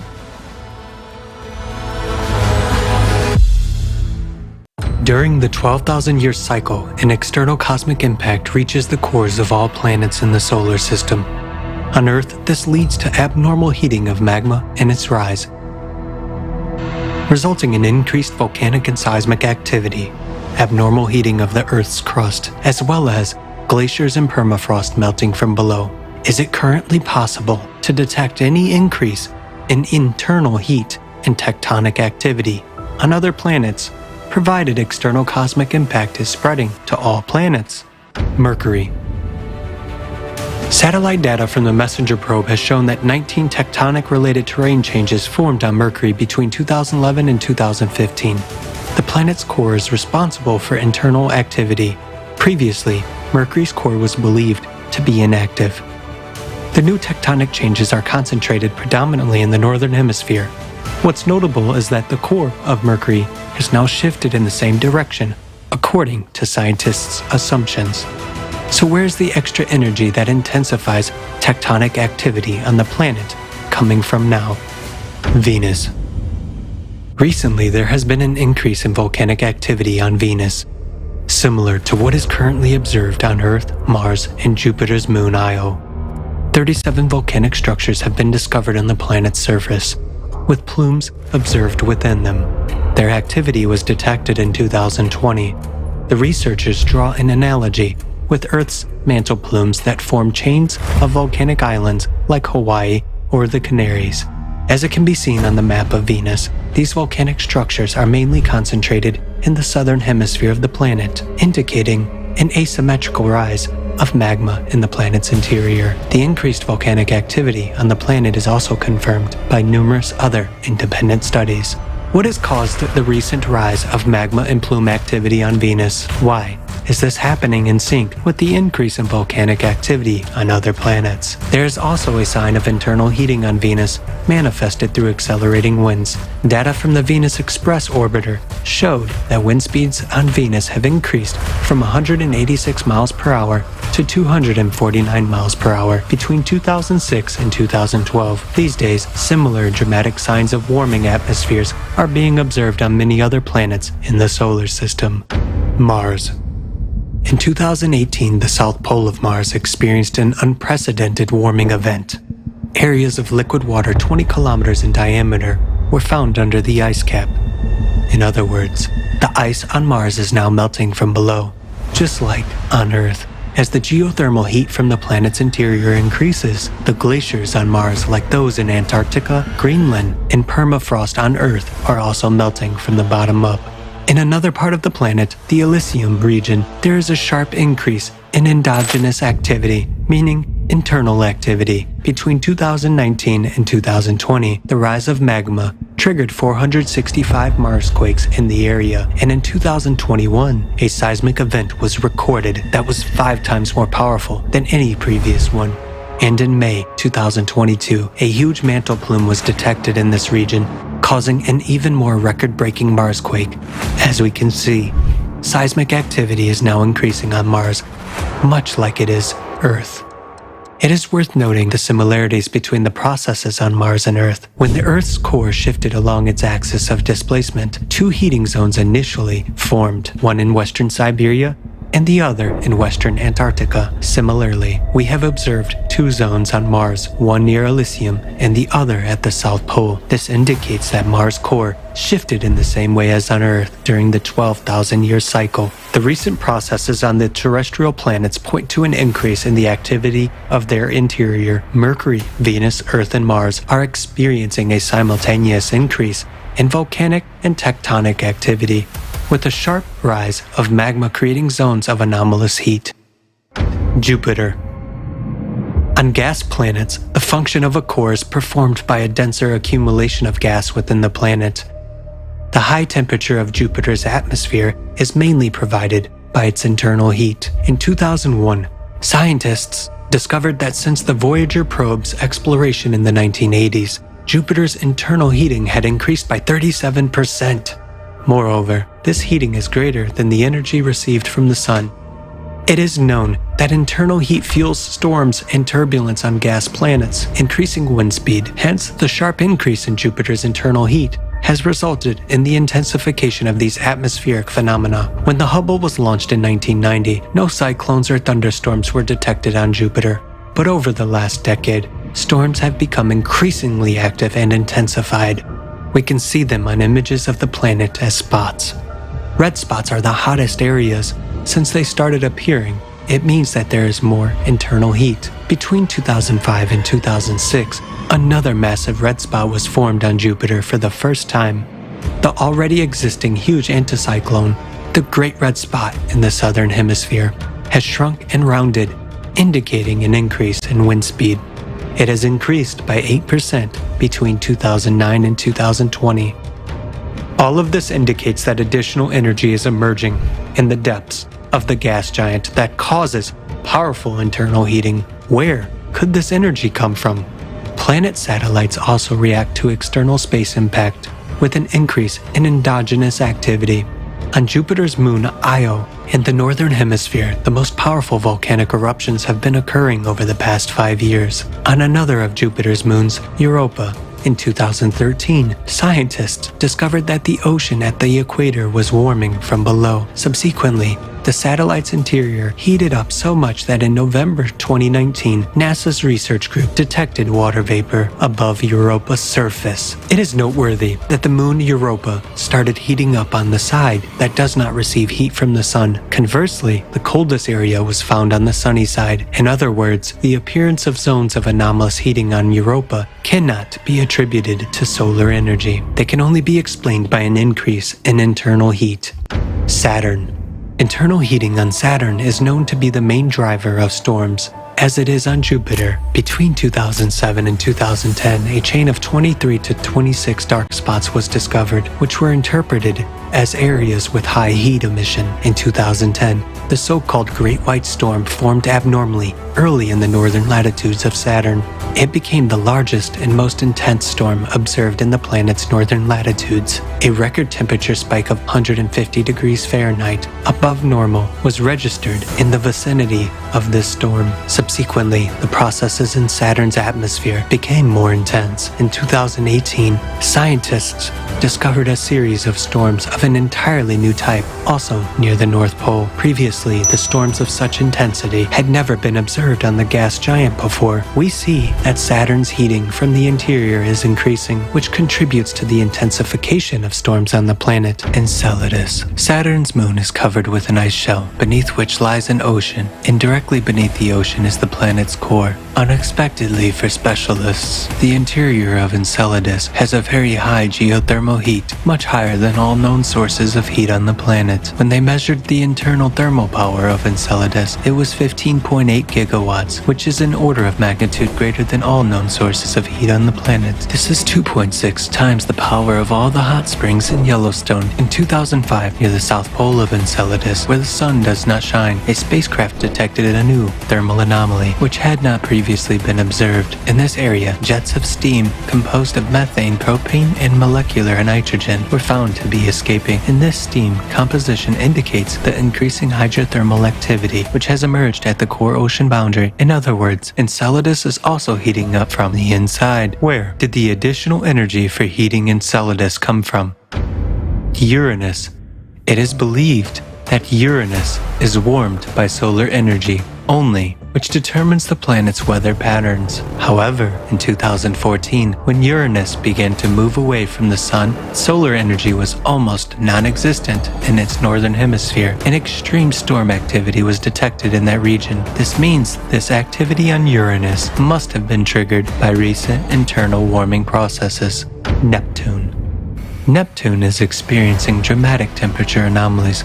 Although it has been summer on Neptune since 2005, data showed that most of the planet had been gradually cooling into 2018. However, between 2018 and 2020, stratospheric temperatures at the South Pole have risen sharply by 11 degrees. Such a rapid pole warming vortex surprised astronomers since it had never been seen before. They could not determine the cause of these fluctuations. However, it is apparent that additional energy appeared in the system which may have caused such temperature anomalies. Pluto.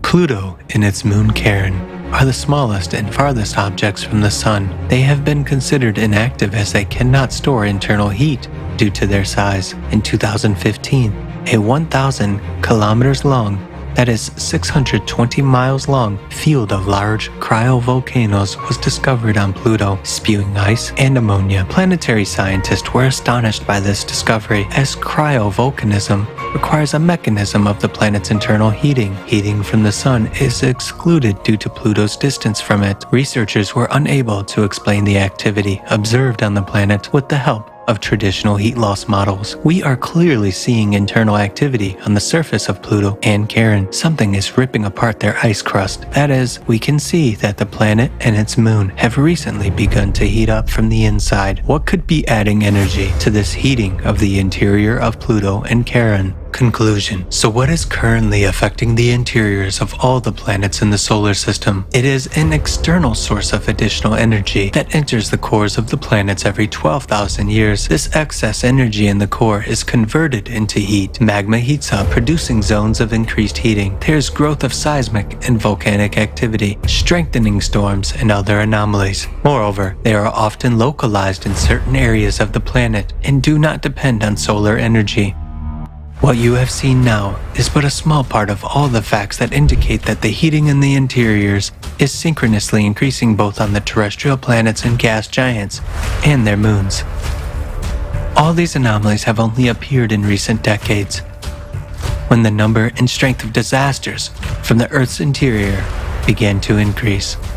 In just 5 to 7 years, we will see all these processes on other planets increasing tenfold, if we ourselves remain to live on our planet.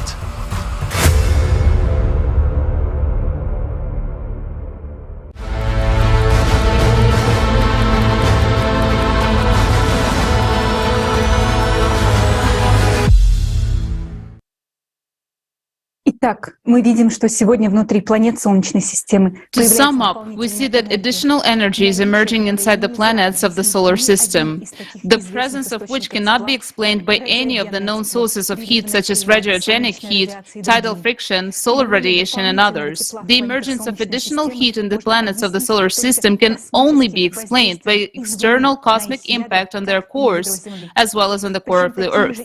Moreover, similar changes occur even on gas giants, which suggests that they too have cores which are very dense. Otherwise, they would not have gravitational and magnetic fields. When we start studying them more thoroughly, even greater surprises await us. We now understand that the cause of unprecedented increase in climate disaster and anomalies on Earth is destabilization of the planet's core. Why do we claim that today, as in previous cycles of 12,000 years, the core is destabilized by the external cosmic impact? After all, some believe that nuclear tests, large seismic events, or falling meteorites could have caused such destabilization. But none of these factors can cause destabilization of the core, and now we will explain why. The Earth core sets the tone for everything on the planet. It is not just massive, but it is the center of gravity and practically the center of mass. The core is very stable, and its rotation is precisely that system that makes it impossible to disrupt the planet. What normally ensures such stability of the core?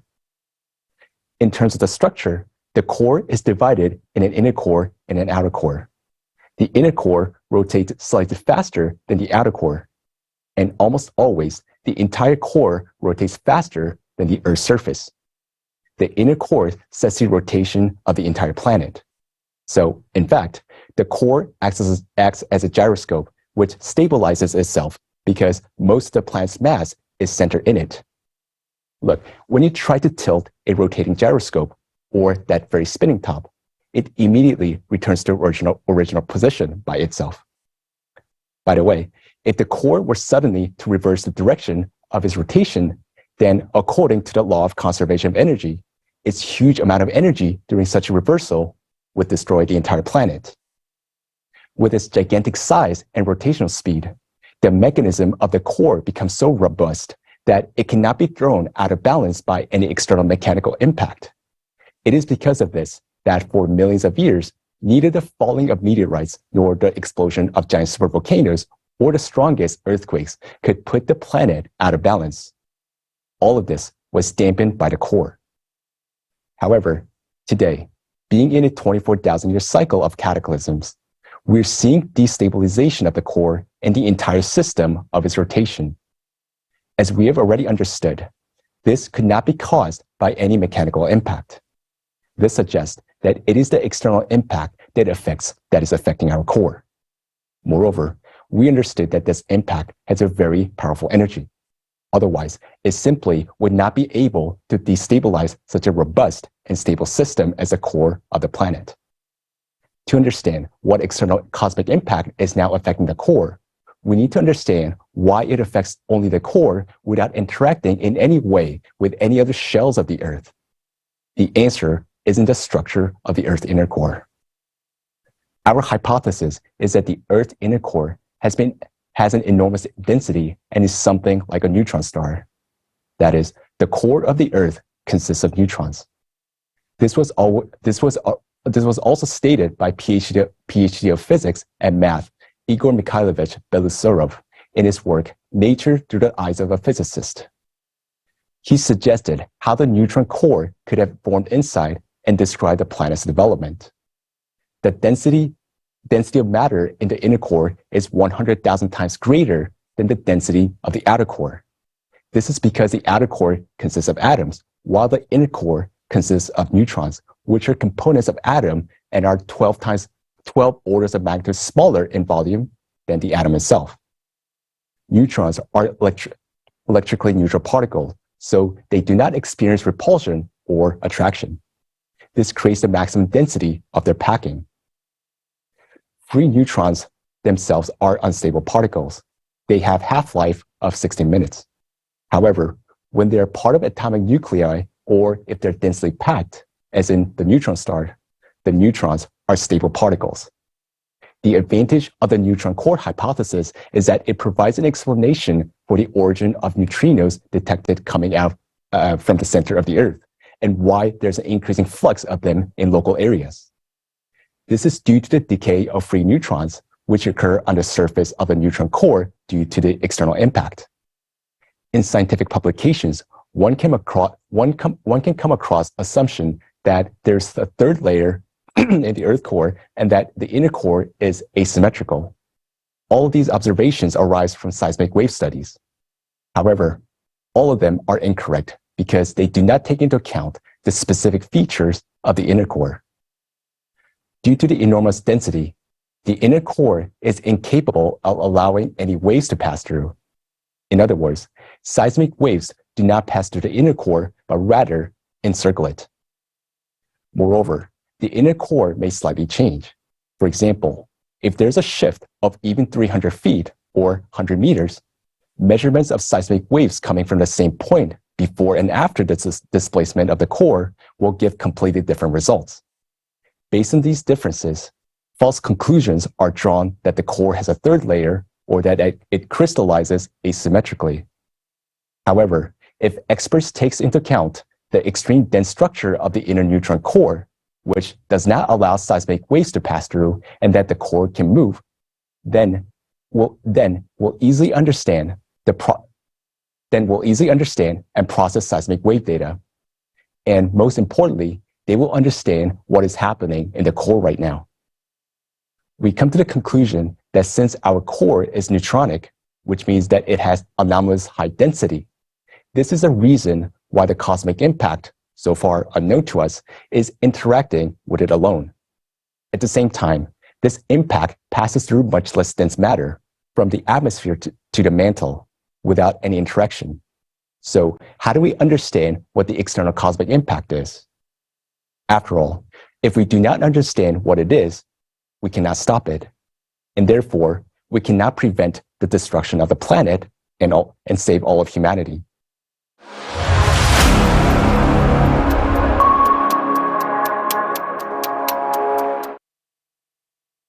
We have said many times that this external cosmic impact is not detected by our devices, and it is a new type of impact that has not been studied by our modern science yet. Why did we come to this conclusion? To begin, let's recall what we know about the external cosmic impact. First, this impact comes into the solar system cyclically every 12,000 years, and every 24,000 years. It is stronger. Second, the impact affects all the planets in the solar system. Third, it affects only the planet's cores, both their magnetic properties and the position of the cores inside the planets.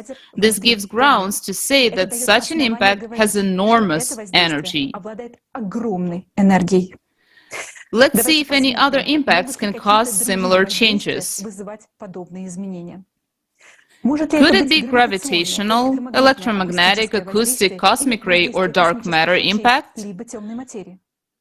Let's start with the gravitational interaction. Let's suppose that the solar system traveling through space has entered a gravitational anomaly caused by other objects. Then the trajectories of the Sun itself, all the planets and their satellites would change, because gravitational impact affects the planets as a whole. That is, it would move the entire planet rather than affect only its core. But this is not happening. Some scientists speculate that neighboring planets or gas giants such as Jupiter, when approaching the Earth, could affect the Earth's core, shifting it with their gravitational field. But it's important to note that the reported changes in our planet's core did not begin with its displacement, but with the changes in its magnetic properties in 1995. Only after that, in 1998, there was a displacement of the core, so this could not be caused by the gravitational effects of large cosmic objects. Moreover, convergence of the planets in the solar system occurs in cycles of only a few dozens of years, which means they cannot cause catastrophic changes in the core every 12,000 years. Could it be dark matter? Dark matter is matter that does not participate in electromagnetic interactions, but it is involved in the gravitational interaction we discussed above. That means it would have affected the motion of stars and planets as a whole, not just their cores, so it doesn't fit either. What if our solar system was hit by powerful electromagnetic radiation, such as from pulsars? Pulsars emit narrowly focused impulses of different energies. However, there are no pulsars standing in the path of the movement of the solar system and the galaxy, which would have such an unique periodicity with the distance of 12,000 years between them, and every other pulsar would emit even more powerful flux. Maybe then there was a powerful emission of electromagnetic radiation on the sun, or an electromagnetic pulse from a supernova explosion in the depths of space. But let's remember that electromagnetic radiation, such as X-rays and gamma rays, are mostly absorbed by the atmosphere. Only two types of electromagnetic radiation can reach the surface of the Earth, visible and radio waves, but they do not reach the core either. It turns out that no electromagnetic waves from an external source could affect the planet's core, because they simply could not reach it. Another factor affecting the planet from space is cosmic rays. Many of them deviate towards the poles by the Earth's magnetic field, skirting the Earth. The rest of the charged cosmic ray particles scatter in the atmosphere, causing showers of secondary elementary particles. Some of them may reach the Earth's surface, but not the core. Only two types of particles are known to penetrate beneath the Earth's surface: muons and neutrinos. Muons penetrate hundreds of meters deep before deflecting, slowing down, and decaying into an electron and a neutrino. But muons are too few to reach the Earth's core. Neutrinos are the only known particles coming from space that can reach the Earth's core.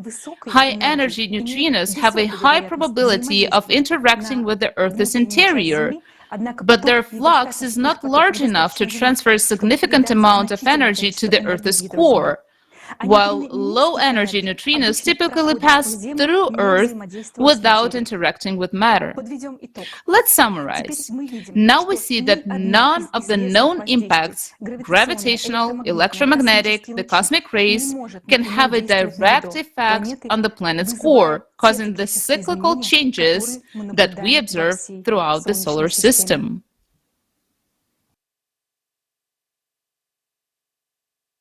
Moreover, today on Earth, we register another anomalous factor which cannot be caused by any of the previously mentioned interactions, but may be the result of yet unexplored external impact.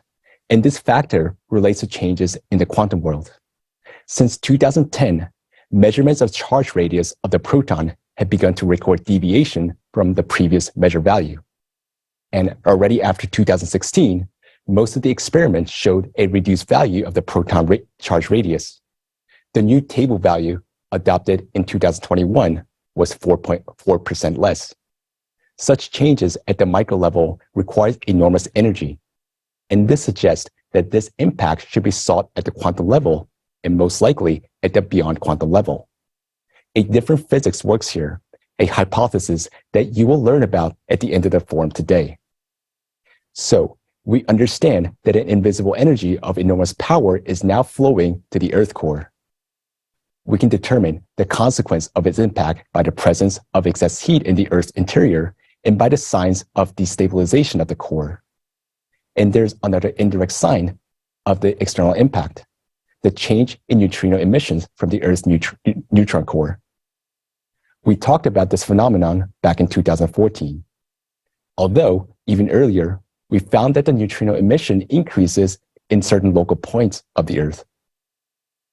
Later, our words were confirmed by new scientific research, and in 2016, a paper was published devoted to the detection of neutrinos emitted from the Earth's interior at the Anita Station in Antarctica. There are such zones of neutrino emissions in various parts of the planet, but today, it is difficult for scientists to study the process due to the division of science and lack of funding. We understand that there is an external factor, but there are no conditions for studying it. We can create such conditions only in the creative society, when the scientists will be provided with unlimited funding and all the resources necessary for research. If we delay in studying the nature of cosmic impact destabilizing the Earth core, it is clear what scenario it will lead to. In that case, the fate of Mars awaits us, and you're about to find out why.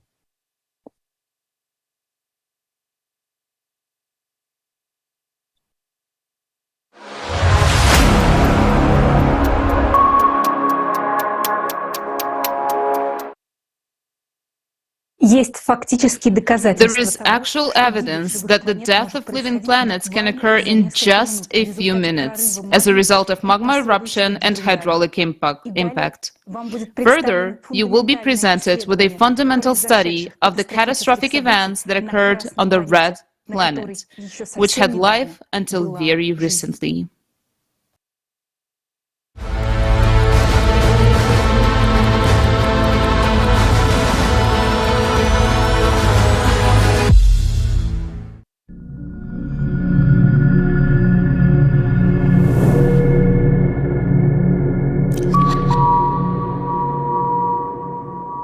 Today, the mystery of the red planet will be revealed to all of humanity. We will reveal to you a Mars you have never known.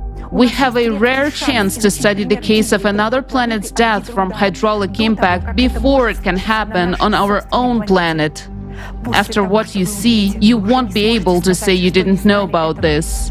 The truth about Mars must be known by everyone so that Earth won't repeat the fate of its red brother. Mars and Earth were formed as planets around the same time, 4.6 billion years ago. They had many similarities: a functioning inner core, a strong magnetic field, a dense atmosphere with oxygen, oceans, and plant life. Today, you will discover irrefutable evidence of this based on scientific research. It is widely believed that Mars died 3.5 billion years ago for unknown reasons, and it has been dead for all of those billions of years just as we know it now. Planetary scientists are puzzled by the mystery of where most of the planet's water and atmosphere reserves have gone, what has happened to the magnetic field, and under what circumstances Mars died. However, the truth is that Mars and Earth had a similar life journey as planets, and only recently Mars has fallen behind. The planet died in a cycle of cataclysms, which the entire solar system goes through every 12,000 years. The planet, which existed for billions of years, full of life, perished in a matter of minutes. And this happened quite recently, and our distant ancestors saw Mars burning with their own eyes. Get ready to hear facts about Mars you never knew. Atmosphere of Mars. Currently, Mars has a very thin, dry, and sparse atmosphere, which is 61 times less dense than Earth's. In terms of composition, Mars's atmosphere is now 96% carbon dioxide, with the remaining percentages being argon and nitrogen, and hundredths fractions of a percent is oxygen and water. However, it wasn't always like this. In October 2022, scientists from the University of Arizona published an article in which they proved, based on the analysis of the hydrogen isotopic composition, that for millions of years, the atmosphere of Mars was humid and had a density comparable to that of Earth's atmosphere today. According to official theory, Mars lost its dense atmosphere 3.5 billion years ago. However, the following facts contradict this theory. While studying meteorites found on Mars, researchers noted that some of them fell to the surface through a dense atmosphere. This became clear after studying the trajectory of the fall of these meteorites. Scientists were also surprised by the fact that the meteorites were shiny and looked like they had recently fallen. After all, usually iron rusts very quickly in the presence of water. If, according to scientists, Mars lost its dense atmosphere 3 billion years ago, then isn't it surprising that those iron meteorites show little or no signs of corrosion and are not covered with sediments? This suggests that Mars lost its dense atmosphere only recently. But researchers were afraid to draw such a conclusion. Scientists wonder what the composition of Mars' atmosphere was in the past, as now it consists almost entirely of carbon dioxide. Researchers from Oxford University have come to the conclusion that Mars once had an oxygen atmosphere similar to that on Earth. They made this discovery based on a study of the oxidation of minerals on Mars. Professor Portnov, PhD in geology and mineralogy, has has come to the same conclusion. The color of Mars rocks, red, just like human blood, indicates that its atmosphere was once dense and rich in oxygen. The similarity between the color of the planet and human blood is explained by the same reason, the abundance of iron oxide. Red soil is formed as a result of the weathering of rocks, that is, their chemical and physical destruction. These types of soils are also quite common on Earth and are called red weathering crusts.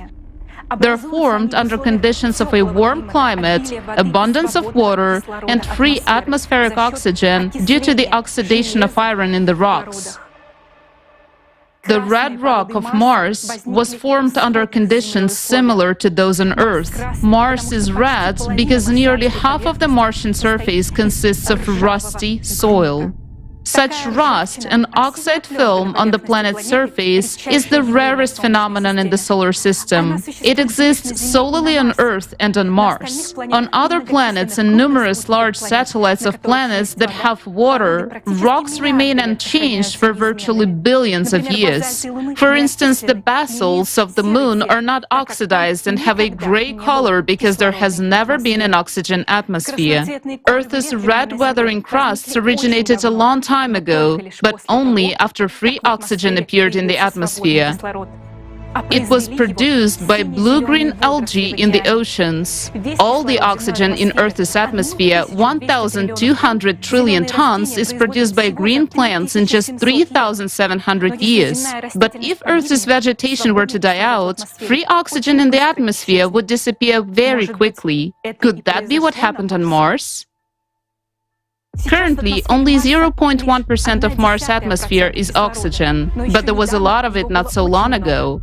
According to Professor Pertnov's calculations, in order for the entire surface of Mars to turn red, the planet's rock would have had to consume 5,000 trillion tons of free oxygen during the weathering process. The amount of free oxygen needed to oxidize the rock of Mars could only have been produced by plant life through photosynthesis. This means that there was definitely life on Mars. You will learn more about other evidence of this later. Another mysterious and unexplained fact is that in some places the red color of Mars is just a thin layer on the surface. Mars rovers have drilled the surface of Martian rocks of various compositions many times, and in the pictures you can see for yourself that inside the rocks turned out to be gray, not red. Isn't that surprising that the red color is just a thin layer on the surface of the gray soil, as if it formed yesterday and over a very short period of time? The surface of Mars could oxidize so quickly and extensively only in the event of a very powerful explosion that engulfed the entire planet. What could cause an explosion of such power? Stay tuned for the answer. Magnetic field of Mars. As we can see from the most obvious facts, Mars had a dense oxygen atmosphere and a hot, humid climate. So why is the atmosphere of Mars so sparse now? NASA blames it on the disappearance of the magnetic field. What proves that Mars previously had a strong magnetic field is the fact that minerals in the Martian crust have patches of strong residual magnetization. However, this magnetization of minerals does not provide protection for the whole planet. By the way, for the same reason, humans will not be able to live on Mars, because life on the planet requires not only protection from cosmic radiation, but also a magnetic field of a certain strength.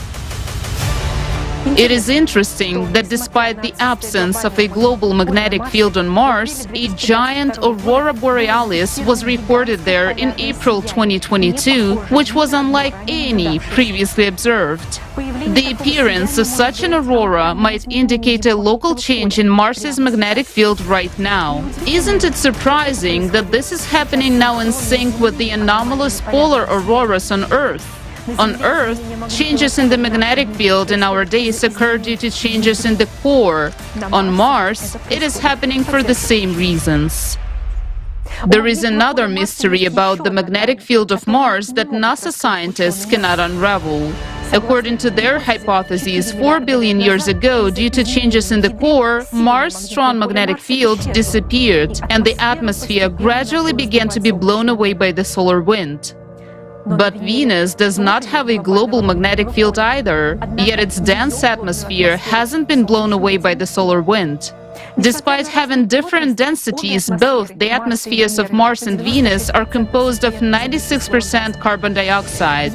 There are suggestions that the atmosphere of Venus is preserved by the ionosphere and the induced or secondary magnetic field. However, the same conditions exist on Mars, but there is no dense atmosphere. Robin Ramstad from the Swedish Institute of Space Physics proved in his research that even now the weak and sparse atmosphere of Mars cannot be blown away by the solar wind due to the protection from the induced magnetic field, as is the case on Venus. How is it possible that Venus's atmosphere remained despite the absence of a strong magnetic field, while on Mars it did not? The atmosphere on Mars is likely to have disappeared not due to the solar wind and not over 4 billion years, as NASA tells us, but under completely different circumstances. Then what happened on Mars? What was the scale of the catastrophe to deprive Mars of a dense oxygen atmosphere? You will find out more about this later. Rivers and lakes on Mars. Currently, Mars is a dry and cold planet with virtually no liquid water. All water found on Mars is in the form of water ice under layers of soil or on polar caps. During Martian spring and summer, seasonal streams of liquid water consisting of thawed salt solutions can be observed. However, in the past, the hydrosphere of Mars was abundant in liquid water that flowed in a warm and humid climate. This is evidenced by numerous well-preserved riverbeds and lake deposits. Indeed, the presence of rivers with liquid water in Mars's past suggests that once its atmosphere must have been much denser and warmer. As evidence of river processes, rovers on Mars have discovered deposits of clay, river gravel, and sandstone with textures of wavy ripple marks that are formed in exactly the same conditions on Earth. By the way, the rhythmic layering of lake sediments suggests that Mars once had a large moon, not like its current moons Phobos and Deimos. Only in the presence of a large moon can tides and ebbs occur, which give a rhythmic alteration of layers on the shores of water bodies. Lakes on Mars were formed in the depressions of the relief in lowlands or, for example, in impact craters, just like many lakes on Earth. Interestingly, lake breaches and floods often occurred on Mars, just as they do now on Earth due to heavy rainfall and river floods during global catastrophes. Take a look at these ancient rivers and lakes of Mars in satellite images. Notice how Martian rivers resemble modern river systems on Earth. One of the longest, now dried-up river systems on Mars was nearly 700 kilometers long, which is roughly half the length of the Colorado River on Earth. And this river, Rule Vallis, left a channel which is 1,500 kilometers long, 7 kilometers wide, and 300 meters deep. Moreover, in 2019, a study by scientists from the University of Chicago analyzed 200 dry rivers on Mars. It was found that in hundreds of areas on Mars, the rivers were wider and deeper than on Earth, and they had existed on the red planet for an incredibly long period of 1 billion years. This makes their disappearance even more mysterious and inexplicable for planetary scientists. Look at the map showing the enormous number of dry lakes and river systems that have been discovered on the surface of Mars during modern explorations. This tells us, first of all, that there used to be abundant rainfalls on Mars, which filled the rivers and lakes with water. This is only possible with a continuous circulation of water in nature, which implies the presence of an ocean. Scientists believe that all these rivers and lakes dried up on Mars 3.5 billion years ago. But is that really so? Don't you find it strange that we can still see such clear outlines and banks of these channels? Over billions of years, weathering processes should have eroded and buried these supposedly ancient canyons and channels. After all, we can see the ancient craters on Mars is eroded, but for some reason the riverbeds haven't suffered from erosion at all. All of this suggests that these rivers were flowing on the surface of Mars quite recently. Mars's ocean. Despite ongoing scientific debates about whether there was a large body of water on the northern plains of Mars, thousands of experts find convincing evidence for the existence of an ocean on Mars. And the simplest and most obvious evidence of the presence of an ocean on Mars is its current landscape. Take a look at a topographical map of Mars. The blue color on the map indicates lowlands, while the red indicates highlands. Some scientists still assume that these blue lowlands on Mars are just a few impacts from large meteorites. Now, take a look at a topographical map of Earth made in the same colors. All of the lowered areas of the Earth's landscape have become the oceans we see today. Can you see the similarities between the blue areas of these two maps? In case you have a question of why there was only one ocean and one continent on Mars, there is a simple answer. 300 million years ago, there was only one continent on Earth too, for example, Pangaea, and this had happened on Earth several times. Curiously, the total area of all Earth's continents is approximately equal to the total surface area of Mars. If Mars were to get any bigger, it would resemble Earth like two peas in a pod. Let's get back to the question of the ocean on Mars. The planet's surface is divided into two parts. The first part is the southern high-standing continent heavily littered with meteorite craters. The second part is the vast northern lowlands called the Vastitas Borealis Formation. The surface of lowlands is practically untouched by meteorites, as if it were protected from impacts. Interestingly, the boundary separating the continent and the lowland runs at the same height, approximately minus 3,900 meters. On Earth, such a line represents the zero level of the world's oceans. Relying on the topography of the landscape, in 1989, the American geologist T. Parker and his colleagues were the first to come to the simple and obvious conclusion that there was an ocean on Mars. Parker and his co-authors put forward a bold hypothesis. The boundary of the Vastitas Formation is a shoreline, and the formation itself is the bottom sediments of the ocean that once filled up the northern lowlands of Mars. The coastline on Mars is just as varied as on Earth. Some places it is a gentle ledge, some other places it is high bluffs and cliffs. However, this evidence was not enough for skeptics. Well, let's see what other facts point to the presence of an ocean on the northern plains of Vastitas. We have already established that thousands of rivers existed on Mars, and they must have flowed down towards the Martian Ocean, just like on Earth. On Earth, rivers carry not only their waters to the ocean, but also various sedimentary materials, such as pebbles, sand, and clay. When rivers meet a sea or an ocean, they form deltas of various shapes, both on land and underwater. For example, Indus, Ganges, Amazon, Mississippi, Nile, Volga, Lena, and many other rivers on Earth form deltas. Surprisingly, but extensive deltas have also been preserved on Mars to this day. Researchers have discovered on the Red Planet more than 6,500 kilometers of dried-up river deltas or belts of underwater channels flowing into the Martian Ocean. These deltas have left numerous sedimentary deposits on the oceanic coast, at least 900 meters thick. These sediments cover hundreds of thousands of square kilometers along the shores of the former ocean. In February 2021, the Perseverance rover discovered a fan-shaped delta with traces of flash flooding at Jezero crater. At the late stage of the river's life, torrents of water carried boulders weighing several tons for tens of kilometers at tremendous speed. Researchers cannot say what caused such cataclysms in the river. Traces of catastrophic floods have also been found on Mars in the vicinity of the Valles Marineris region. These are giant channels of outflowing water that have no tributaries and start as full-scale channels. These channels are assumed to have been formed by a sudden catastrophic water discharge at a rate of 100 cubic meters per hour. Nothing like this has ever happened on Earth. Researchers say these were some catastrophic events. The next interesting fact indicating the presence of an ocean on the northern plains of Mars is the shape of impact craters from meteorite impacts.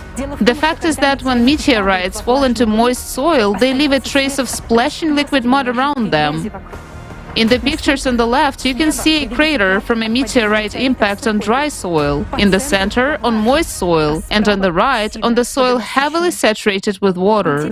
Interestingly, as you move away from the shoreline on the northern plains, the proportion of craters with liquid mud around them increases. This indicates a high residual water content in the soils in the place of the former ocean. On this map, you can see such craters marked in orange. The presence of an ocean on the northern plains in the past is also confirmed by a NASA study based on analysis of hydrogen and deuterium isotopes. According to the analysis, the volume of water on the planet was 6.5 times larger than what remains in the polar ice caps of Mars today. This volume of water was greater than what the Arctic Ocean on Earth contains. However, for some reason, Mars lost 87% of its water. Interestingly, if the Martian ocean had evaporated gradually, researchers would have seen a gradual change in the level of delta deposits and how shallow water sediments replaced deep water ones. On Earth, geologists are well aware of the sequence of sediments formed by a sea receding from the shore for millions of years. However, nothing similar is observed on Mars. On the contrary, there are traces of catastrophic outflows of water indicating that the ocean has disappeared instantaneously. How is it possible? What was that monstrous catastrophe? Keep this conclusion in mind. We will come back to it later. Life on Mars. As you remember, the oxygen atmosphere on Earth appeared only thanks to the appearance of life on the planet, namely blue-green photosynthetic algae in the ocean. It would be logical to assume that since Mars had an oxygen atmosphere, then it must have been created by plant life, just like on Earth. You must have often heard about the search for life on Mars, but unfortunately, you are unlikely to know that life on Mars has already been found many times. The history of discovering life on Mars begins in 1996, when a group of scientists published an article about finding bacteria-like microscopic fossils in one of the Martian meteorites that was found in Antarctica. Later, the scientists changed their minds and declared that those were just rock formations. Surprisingly, the discovery of a large number of organic molecules found in samples of the Jezero crater by the Perseverance rover in 2022 did not cause much excitement, despite the fact that NASA officially announced it. It turned out that back in 2013, the Curiosity rover found signs of organic matter in rock samples, but this was not recognized as an official discovery of life on Mars either. Think about it. If there was a living ocean on Mars, what else besides bacteria could have appeared in the ocean waters? What kind of marine organisms develop in the warm ocean waters on Earth? You'll be shocked to learn what the rovers actually found, but what NASA scientists forgot to mention. For 7 years, starting in 2012, the Curiosity rover has been plowing through Gale Crater, which is located on the coast of the dried-up Martian Ocean. Scientists believe that 3.5 billion years ago, Gale Crater was a lake or a body of water. Similar lakes on the seashore on Earth are often filled with salt water due to the proximity of the ocean and are called lagoons. Interestingly, salt-saturated rocks have also been found in Gale Crater.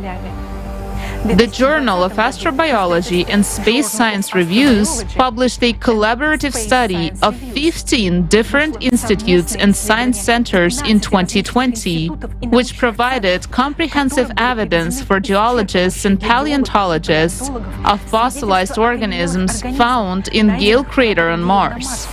Based on an examination of 3,000 photographs, there were detected and identified specimens resembling terrestrial algae, lichens, microbial mats, stromatolites, and many others. These were exactly the same organisms that now live on Earth. We will provide just a few examples. Those very microorganisms, blue-green algae or cyanobacteria, responsible for Earth's oxygen atmosphere, create structures called stromatolites. Modern stromatolites can be seen on the coast of Western Australia. Take a look at these oval towers built by the current living marine stromatolites in Lake Thetis, Australia, Earth. No geological processes can create such forms, unlike living organisms. And now, look at the exact same structures on Mars. These are Martian stromatolites. Now, take a look at the official NASA images, which show branching filaments of cyanobacteria found in the same region on Mars. Didn't these objects deserve a more detailed study by the scientists who operated the rover? Now, look at the following pictures. These are the fruiting bodies of algae found right there on Mars. And now, look at these bizarre forms of Martian plants. Their analogs now live on Earth. You might say, I'm not an algae expert, I know nothing about algae, and I can't tell if these findings are fossilized organisms or just bizarre rocks. However, the authors of this research, 10 of whom are well-known experts on algae, unequivocally identified these specimens as plants. Now, take a look at this photo. You might think this is Earth, but it's still a picture taken by Curiosity in Gale Crater. These are real corals on Mars. They have been frozen in time as if they were alive just yesterday. The same kind of corals can be found today on the Great Barrier Reef in Australia. Note the wavy texture of the sea ripples on the surface of the bottom of the Martian image. It looks exactly like the sand on the seashore after a low tide on Earth. This is stunning evidence of life on Mars. But the most shocking thing to experts about this discovery is how well preserved it is, despite its fragility. These corals have not eroded in any way, as if they were laying at the bottom of a Martian lagoon just yesterday. Doesn't this discovery deserve extensive media coverage? Of course, life on Mars existed not only in Gale Crater. There was also amazing evidence of life found in other regions of the planet that NASA and the media forgot to tell us about. Amazing convex formations branching like tree branches were photographed from satellites in the basin of Antoniadi crater, which is also located near the former Martian Ocean. Italian scientist Fabio Vittorio de Blasio published an article in 2022 detailing all possible formation mechanisms of such an unusual structure. These could not be rivers or deltas, and the only reasonable explanation was that these were reefs formed by microbial communities. Just think about it. These are entire reef systems visible from satellite images of Mars. Look how similar they are to Earth's modern reef systems. It is important to note that according to satellite studies, carbonate rock composition was found in the same region, and this type of composition is characteristic of reef structures. Yet another unusual sign of Martian life was discovered by the Perseverance rover in 2021. Look at these rocks with holes from Earth. Such holes are made by rock-boring bivalves that drill shelters for themselves. Now, take a look at these numerous rocks captured by the Mars rover in Jezero crater on the shore of the Martian Ocean. According to the authors of the study, these holes in the rocks were also drilled by bivalve mollusks. Some might argue that those could be dozens of meteorites laying in one place, but meteorites tend to have a metallic luster. It cannot be said that these rocks look like porous Martian basalts either, because basalts have a dark color. However, for some reason, the rover did not see anything interesting in these exotic porous rocks and just drove past them. Now, you have seen only a small part of the findings of recent life on Mars, which were discovered by researchers seeking the truth. They are fully consistent with what scientists would expect to find on Mars. there are still a lot of findings left out of the picture. When we first saw this information, we were shocked. Why is NASA silent about this? Why haven't the discoveries of a decade ago been thoroughly studied yet?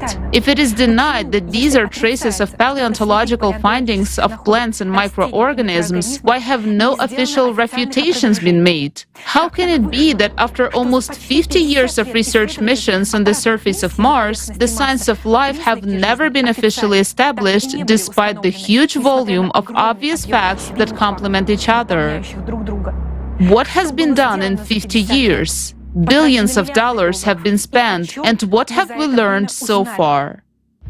Information about fossil finds on Mars is deliberately hidden. If we assume that all these findings are traces of active Martian life, then it turns out that Mars passed the same path of evolutionary development as Earth. The observed species have a similar origin and have their analogues among modern inhabitants of Earth, which means that Mars could not have perished 3.5 billion years ago. Otherwise, these species would not have had time to evolve. The fact that the extinction of Martian species occurred very recently is also evidenced by the excellent preservation of the findings, which completely contradicts the accepted dating of the demise of Mars. And to discourage inquisitive people from studying this topic, NASA adopted a tactic of posting on the internet hundreds of thousands of identical, boring photos from rovers in which there is nothing interesting. This is done to disappoint anyone who still had any interest in studying life on Mars and to make them give up hope. Meanwhile, the truth is right in front of everyone. Catastrophic eruptions on Mars. Current magmatic and volcanic activity on Mars is also puzzling researchers, as these processes cannot occur on a planet that has been dead for billions of years. Prior to recent discoveries, most planetary scientists thought Mars was geologically dead. Take a look at this region of Mars. It's called the Tharsis Plateau or Tarshish. This region is a massive volcanic plateau which was formed as a result of the magma ascent from a giant plume. The volcanic rocks of the Tharsis Plateau are not magnetized, which indicates that Mars' magnetic field was absent during these eruptions. The 5 largest volcanoes in the solar system are located on the Tharsis volcanic plateau and are considered to be extinct. According to the official theory, these volcanoes last erupted 150 million years ago and have not been active since then. However, on September 17, 2018, a 900-kilometer-long cloud was observed ejected by Arsia Mons, one of the volcanoes in the region. This suggests that these volcanoes of Mars are not dead. Also, in this part of Mars, there is a giant 11-kilometer deep Valles Marineris, where the giant channels of catastrophic water discharge originated. Theoretical calculations suggest that this valley formed as a result of the uplift of the terrain caused by a magma chamber. The uplift experienced stretching during inflation and broke along the crack, which is what the Mariner Valley represents. At the end of the Mariner Valley, there is a region called the Labyrinth of Night, which is completely flooded with relatively young lava. It appears as if an incredibly powerful, catastrophic explosion occurred in this area. Nothing like this has ever happened on Earth, at least not yet. We'll talk about when and what happened here in just a few minutes. There are large volcanoes on Mars, not only on the Tharsis Plateau, but also on the opposite side of the hemisphere, in the region of Elysium Planitia. In 2018, NASA's InSight Mars lander started to receive information about thousands of Marsquakes in this region, near a fault called the Cerberus fossae. And on May 4th, 2022, a Marsquake of magnitude 5 was recorded in this region of Mars, the strongest ever observed on another planet. Mars does not have plate tectonics, so in 2022, scientists at the University of Arizona concluded that these Marsquakes were not of tectonic origin, but were caused by the rise of a huge mantle plume 4,000 kilometers in diameter. It began to deform an area of Mars roughly equivalent to that of the continental United States. Interestingly, the previous work of the same team of scientists proved that where the magma chamber is currently rising, there was a volcanic explosive eruption between 53,000 and 12,000 years ago. This is the youngest known eruption on Mars. All this suggests that the dynamic processes in the Martian depths have not ceased to this day. If the planet, according to scientists, lost its magnetic field 3.5 billion years ago due to the destruction of the core, then why hasn't this magma hotspot solidified and crystallized over all those billions of years? What provokes its uplift in the depth? Where does the extra energy come from inside the dead Mars to lift the magma? After all, on a planet where the core dies, all internal processes stop, as there is no longer a source of internal heat. However, magmatic activity is now increasing on Mars, and in the coming years, we may even witness large-scale eruptions on the neighboring red planet. Unless, of course, similar events destroy us on our own planet before that. Time of life and death of Mars. You have just seen a lot of facts that contradict the officially accepted dates of the death of Mars. Think of unoxidized meteorites fallen in a dense atmosphere. Think of the thin layer of red soil on the rocks, the river valleys which have not been eroded, and the fragile corals on the seafloor.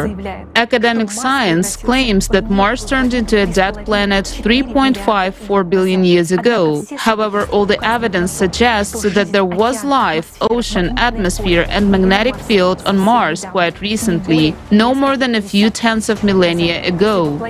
If the planet had lost its dense atmosphere and ocean 3.5 billion years ago, the processes of wind and chemical erosion would have smoothed out and filled the relief of the rivers long ago.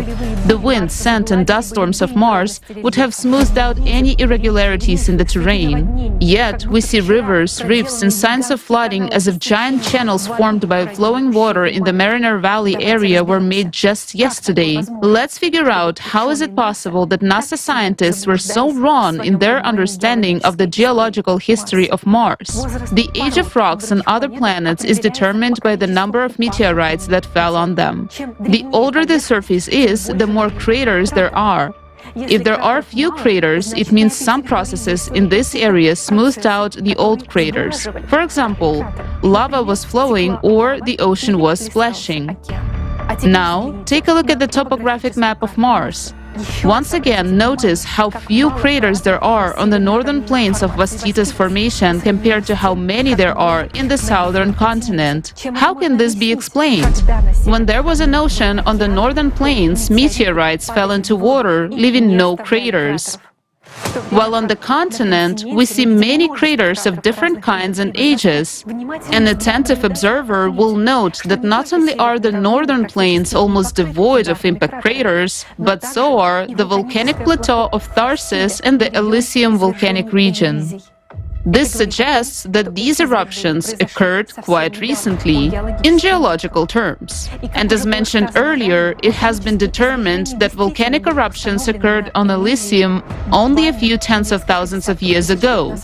How can we explain the fact that there are so many craters on the southern continent? It's interesting that if we remove the soil layers on the Earth's continent, we'll also see many craters throughout the Earth's geological history. In planetary science, there is a field of mathematical analysis called crater counting. It calculates the age of the rock surfaces based on statistical patterns. It is these calculations that led scientists to make erroneous dating of the death of Mars of 3.5 billion years. But why were scientists wrong in their calculations? Articles on Mars crater counting indicate the age of certain Martian surfaces as being 3.5, 4, or 2.5 billion years old. In other words, the accuracy of this method is now 1 billion years, give or take. So what kind of an accurate age estimation can we even talk about? Another important factor that introduced serious errors in crater statistics work was the appearance of a large number of craters on Mars due to its proximity to the asteroid belt. This belt formed as a result of the catastrophic destruction of the planet Phaeton due to the explosion of its core. Therefore, many fresh meteorite craters on Mars may have been caused by the fallen debris of Phaeton.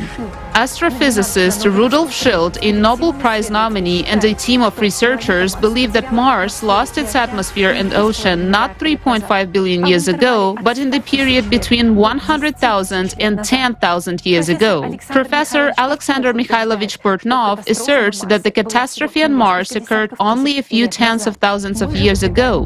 We hypothesize that Mars died 24,000 years ago during a cycle of most powerful cataclysms that affect the entire solar system every 12,000 years. Planetary scientists do not see that Mars died recently because they ignore information about the cycle of cataclysms and do not pay attention to the fact that climate change and the activation of the depths of all planets of the solar system occurs simultaneously. They only focus on the Martian surface and believe that the craters formed in the place of the former ocean are very ancient and have accumulated over 3.5 billion years. The shape of these craters indeed resembles very ancient, partially destroyed formations. We do not blame those scientists because in order to understand what happened on Mars, you need to know well what happens on our own planet during the 12,000-year cycle of catastrophes, which obviously lies beyond the competence of researchers studying other planets. During a cycle of catastrophes, when the impact from outer space delivers additional energy to the cores of the planets, their interiors begin to heat up, causing the cores to get displaced. Destabilization of the core in the planet causes anomalies in the magnetic field and the drift of the center of mass and the speed of rotation of the planet begin to change. Due to the energy entering the planet's interior and changes in the centrifugal force, magma begins to rise from the interior of the planet, just as it is currently happening on Earth, where magma is already breaking through the thinnest parts of the crust. The thinnest part is the oceanic crust, and now, due to the rise of magma, the ocean floor is heating up more than usual. The same thing is happening on Mars, as well as on other planets of the solar system, and even on the Moon. Take a look at the flat, smooth surfaces of the ocean of storms on the Moon. That part of the Moon became so smooth probably because in the 12,000-year cycle, magma from the depths melted the crust in that area from within. The same process takes place on Mars. During the cycle of cataclysms, magma heats up the bottom of the former ocean and melts the ice below the surface, while the craters erode. This is why scientists believe that these are ancient craters that appeared billions of years ago. Numerous traces of crater healing, floods, and even traces of mega tsunamis in the recent past of Mars speak of endogenous heating of the planet's interior, the thawing of water-saturated soils, and the erosion of the former Martian ocean floor. For scientists unfamiliar with the information about 12,000-year cycle of cataclysms, these phenomena remain a mystery. Experts cannot imagine that their models and dating are wrong because they cannot answer a simple question: where did the atmosphere and ocean of Mars disappear if it died recently? Now we're going to tell you the most vital information for every Earthling. Are you ready to find out what really happened on Mars and what could happen on Earth in just 13 years? Hydraulic impact on Mars. Mars died suddenly. Recall, we do not see traces of the gradual retreat of the ocean. This means the ocean disappeared instantly. The dense oxygen atmosphere of Mars also disappeared under mysterious circumstances unexplained by NASA models. The oxidized red film over the entire surface of Mars could only have formed in conditions of the burning of the entire atmosphere. This sudden, unexpected cataclysm formed giant traces of water discharge. Only a single scenario of the death of living planets can bring together all these disparate facts into one frightening picture. Let's look at how this catastrophe happened on Mars. It all started just like it does every 12,000 years throughout the solar system. Extra energy from the outside began to enter the cores of the planets. The core of Mars also received this energy, and the interior of Mars began to heat up. The magma chamber beneath the Cerberus plateau began to rise, just like what's happening now on Earth under the glaciers of Greenland and Antarctica. The humid, warm climate of Mars began to change. The global temperature on the planet rose by several degrees. The ocean began to warm up from the bottom. The number and severity of natural disasters began to increase on the planet. In the Northern Ocean, the number and strength of Martian hurricanes began to grow, destroying the coast. The current coastline of Mars has clearly observed areas of persistent hurricane landfall. Earthquakes began to increase in number and magnitude in the Cerberus and Elysium plateau areas, just as they are beginning to increase even on dead Mars right now. Abnormally high tsunami waves appeared, traces of which have been discovered by scientists. Then, as a result of the weakening of the Martian magnetic field and the drift of the poles, anomalous auroras began to appear, just like it is happening on Mars and Earth right now. The instability in the planet's interior continued to grow. On two plateaus, Cerberus and Elysium, volcanoes exploded and catastrophic eruptions began, flooding everything around with liquid, unusually hot lava. This is evidenced by a huge area covered by lava flows. The atmosphere was filled with ash, and a sudden ice age began. Hurricane winds carried abrasive particles, bringing everything in their path to dust. Those were the same dust storms that now occur on Mars, only the winds were hundreds of times stronger. Earthquakes increased exponentially until the entire Mars began to shake with magnitude 10 Marsquakes. Magma plume under the Cerberus plateau continued to uplift the area until at some point the magma met groundwater in the interior. At that point, the uplift burst with a catastrophic roar. This formed the Mariner Valley into which the cold waters of the Northern Ocean rushed. At that moment, in the central part of the Cerberus plateau, where the labyrinth of Night Plateau is now located, there was a catastrophic rupture of the plume, and the cold water in the Mariner Valley instantly exploded, breaking through the atmosphere of Mars with a column of steam. This was a hydraulic impact with the force of millions of nuclear bombs. The shockwave from this explosion tangentially traveled inside the planet, expanding the magma in all directions. The impact caused the inner core to bounce back and stop, and the magnetic field of Mars disappeared in an instant. The moon of Mars most likely flew off into the sun. Water from the Mariner Valley rushed back into the ocean, forming catastrophic outflow channels. Mars exploded from eruptions, its atmosphere started burning and flared from electromagnetic discharges. Mars was burning, and our distant ancestors saw it. The blazing planet began to be covered with a red oxide film. At this very moment, literally in a couple of minutes, the torn atmosphere of Mars rolled up like a scroll. And since its integrity was violated, it broke off the blazing planet along with the ocean. The torn atmosphere and ocean of Mars instantly froze in the cold of outer space and turned into comets with a precisely defined momentum of movement in the solar system. Once every few decades, these comets return to their original home. Comets fly past Mars. So, it was due to the hydraulic impact that Mars lost its magnetic field, moon, atmosphere, ocean, and life in just a few minutes. This happened 24,000 years ago. Volcanoes continued to erupt on the planet for several more decades until they exhausted the energy impulse from the interior set by the cycle of cataclysms. The lava from the eruptions solidified after the magnetic field has disappeared, so the rocks did not retain their magnetization. The carbon dioxide released during these eruptions became the new atmosphere of Mars, sparse and cold. Water-saturated sediments froze in the ground. The only inhabitants of Mars that might have survived were molds and bacteria. Mars took on the appearance that we are used to seeing. Over the past 24,000 years, a number of meteorites have fallen on Mars, including ones from the asteroid belt at the location of the planet Phaeton. However, 12,000 years ago, during the previous cycle of cataclysms, the distorted interior of Mars received a new impulse of energy, and the volcanoes began to erupt again, while the floor of the former ocean heated up and melted. It was these processes that caused the craters on the northern plains to take on the appearance of ancient formations, causing scientists to push back the date of Mars's death to an uncertain 3.5 billion years. Why have thousands of scientists been misled and deceived about the true dates of Mars's death?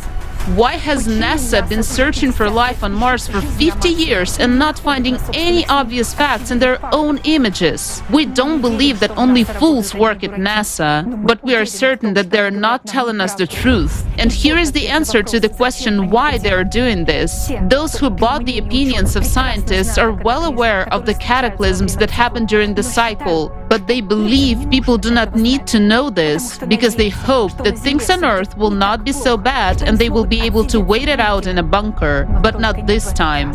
Nobody survived in a bunker on Mars.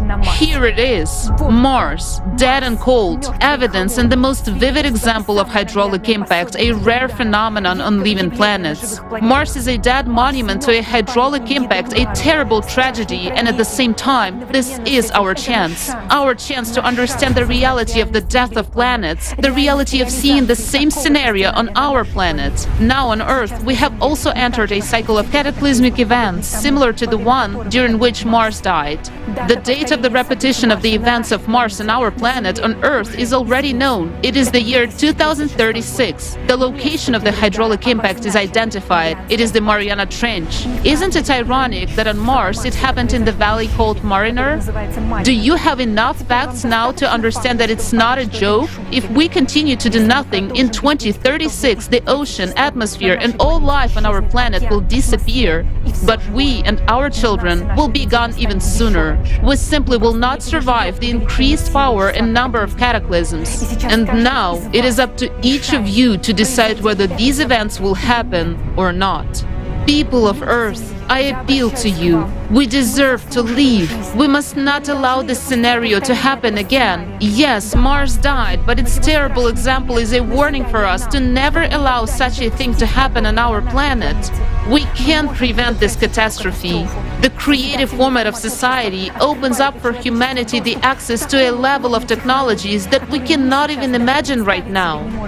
Combining the potential of scientists will allow us to make a discovery about the impact that gives additional energy to the cores of the planets. This will take our science to a completely new level of development. We will be able to stop the energy coming to our core and even use this energy for our benefit. We will be able to control volcanic eruptions and prevent hydraulic impact in the Mariana Trench. But we can do that only together. We need each and every one of you to tell the truth about the threat of Earth's death, just as it happened on Mars. To tell all of humanity that there is a way out, and it is the creative society. We need each and every one of you. Let's not miss our chance to build the creative society. Let's choose life.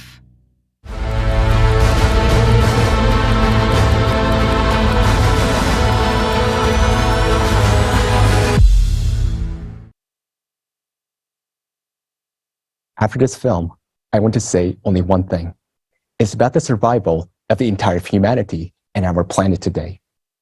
This is a matter of global security. The main topic of the entire international agenda today should be the topic of studying the external impact that affects the core of our planet and what we can counteract it with. And a more urgent task is to create the conditions for the scientific world so that this problem can be resolved. And those necessary conditions are the building of the creative society. If we don't want to repeat the fate of Mars, we need to act now. Now, it's a great honor for me to introduce our next honorary speaker, Dr. Egan Chilokian, a lobbyist of the U.S. Congress and White House, member of CERN Laboratories' Future Circular Collider Project team, and Lawrence Livermore National Laboratories National Ignition Facility user team. educator member at the International Association of Intelligence Educators.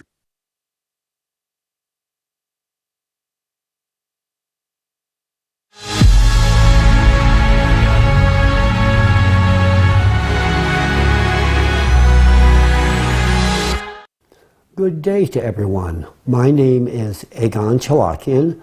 I am a retired international tax law professional who was also a qualified particle physicist. For the most part, I reside in Cambridge, Massachusetts, USA, home to both MIT and Harvard University, where I have academic roots. Equipped with a combined legal and physical science background, I developed a professional career within the national security, legislative affairs, and academic communities, commencing very early on. Today, I shall be speaking on the interface between climate change, Earth's geophysical disruption, legislative affairs, and national security. Because the character of my chosen topic requires a cultivated expertise typically obtained only on the job, particularly with respect to legislative affairs and national security, I'm also going to give you a bit of my professional background in these same domains as well.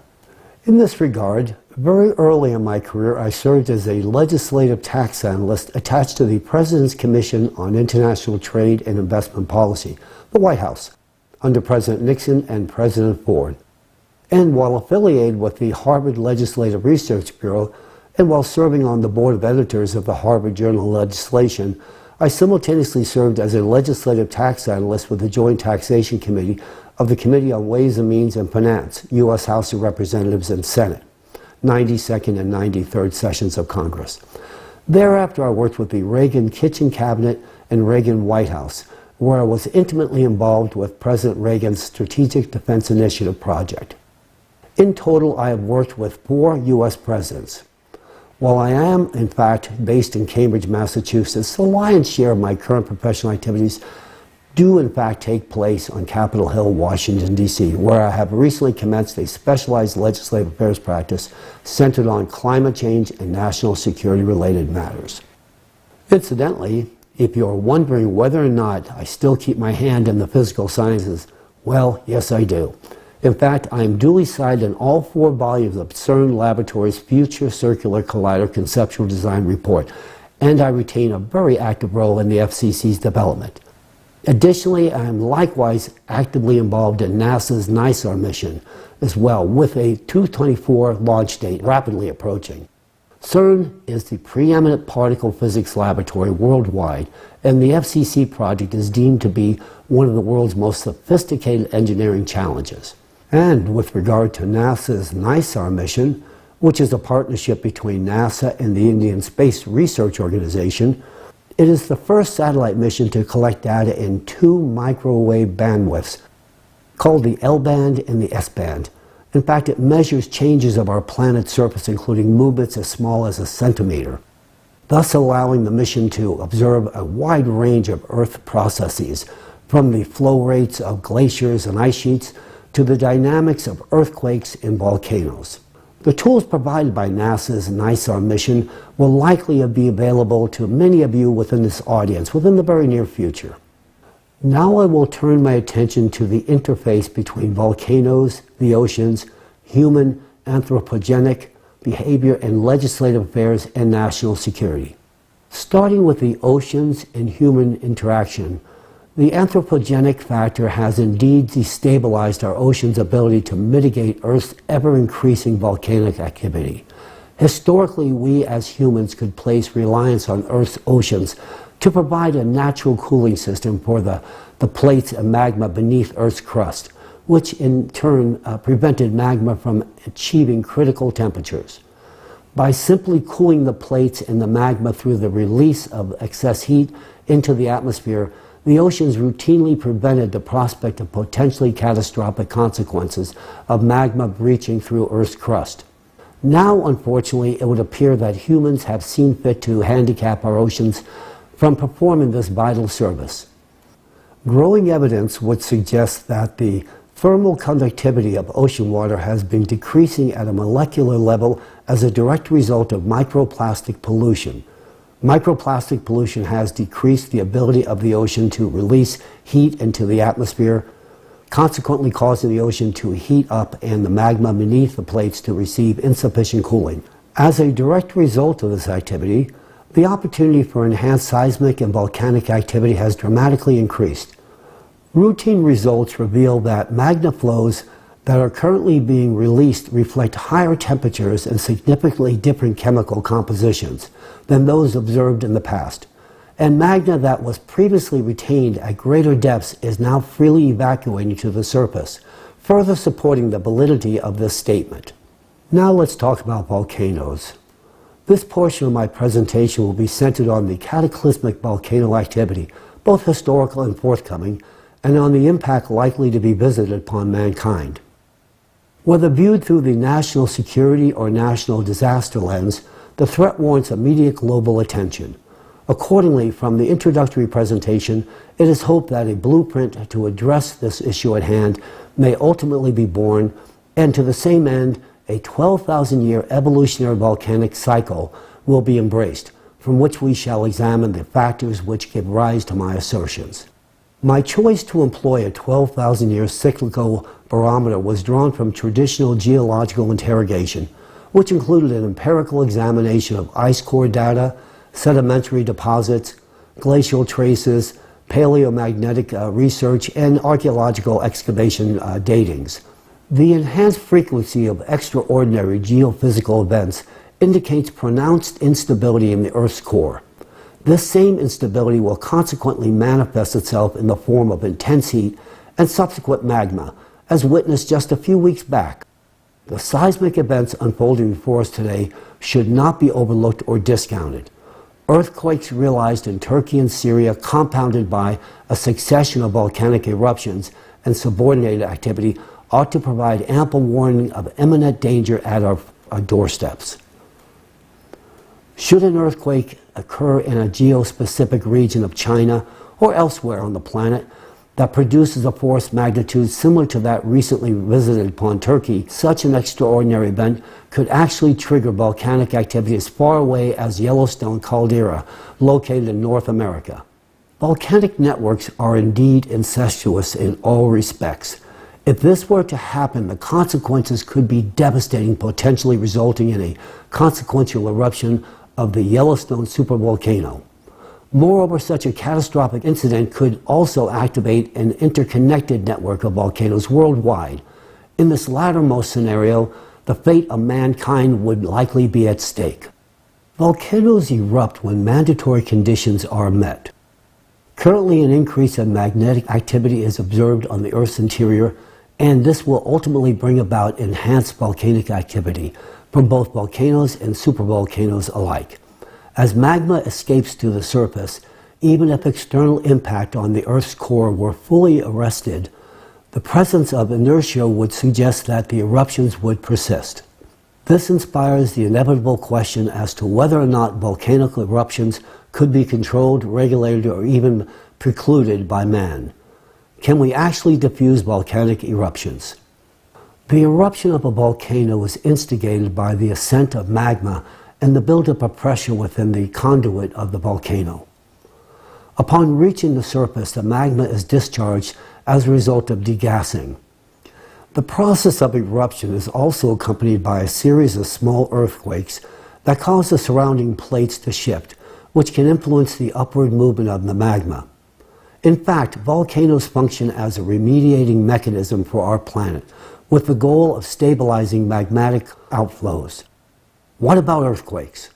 Earthquakes are not a mere consequence of plate destruction, but rather a fundamental mechanism of natural remediation, a protective mechanism for our planet. A series of earthquakes within the Earth's crust indicates that the crust of our planet itself compensates for an increase in pressure of magma in the trough, thereby averting volcanic eruptions. During the eruption, only a portion of the accumulated magma is spent, with the remaining balance falling subject to the natural remediation process. This same process manifests in an integral series of stabilizing earthquakes of varying magnitudes, which further serves to stay magma escape. Such a mechanism of natural compensation does not, however, apply in the case of supervolcanoes. A supervolcano possesses a massive magma chamber embedded in the Earth's crust, where magma can ascend and penetrate through the tectonic plate, resulting in a volcanic eruption. Unlike regular volcanoes, Earth's crust is unable to manipulate and restrain the powerful supervolcano eruption through the movement of its plates. Instead, the tectonic plate succumbs to its elimination through a process of melting, which allows magma to flow less impaired directly from the magma chamber under enormous pressure. In the present moment, we have an unprecedented opportunity to avert such catastrophes. These are not fanciful theories, but rather fundamental principles that are being implemented today. We have acquired the knowledge of how to properly degas and unload volcanoes.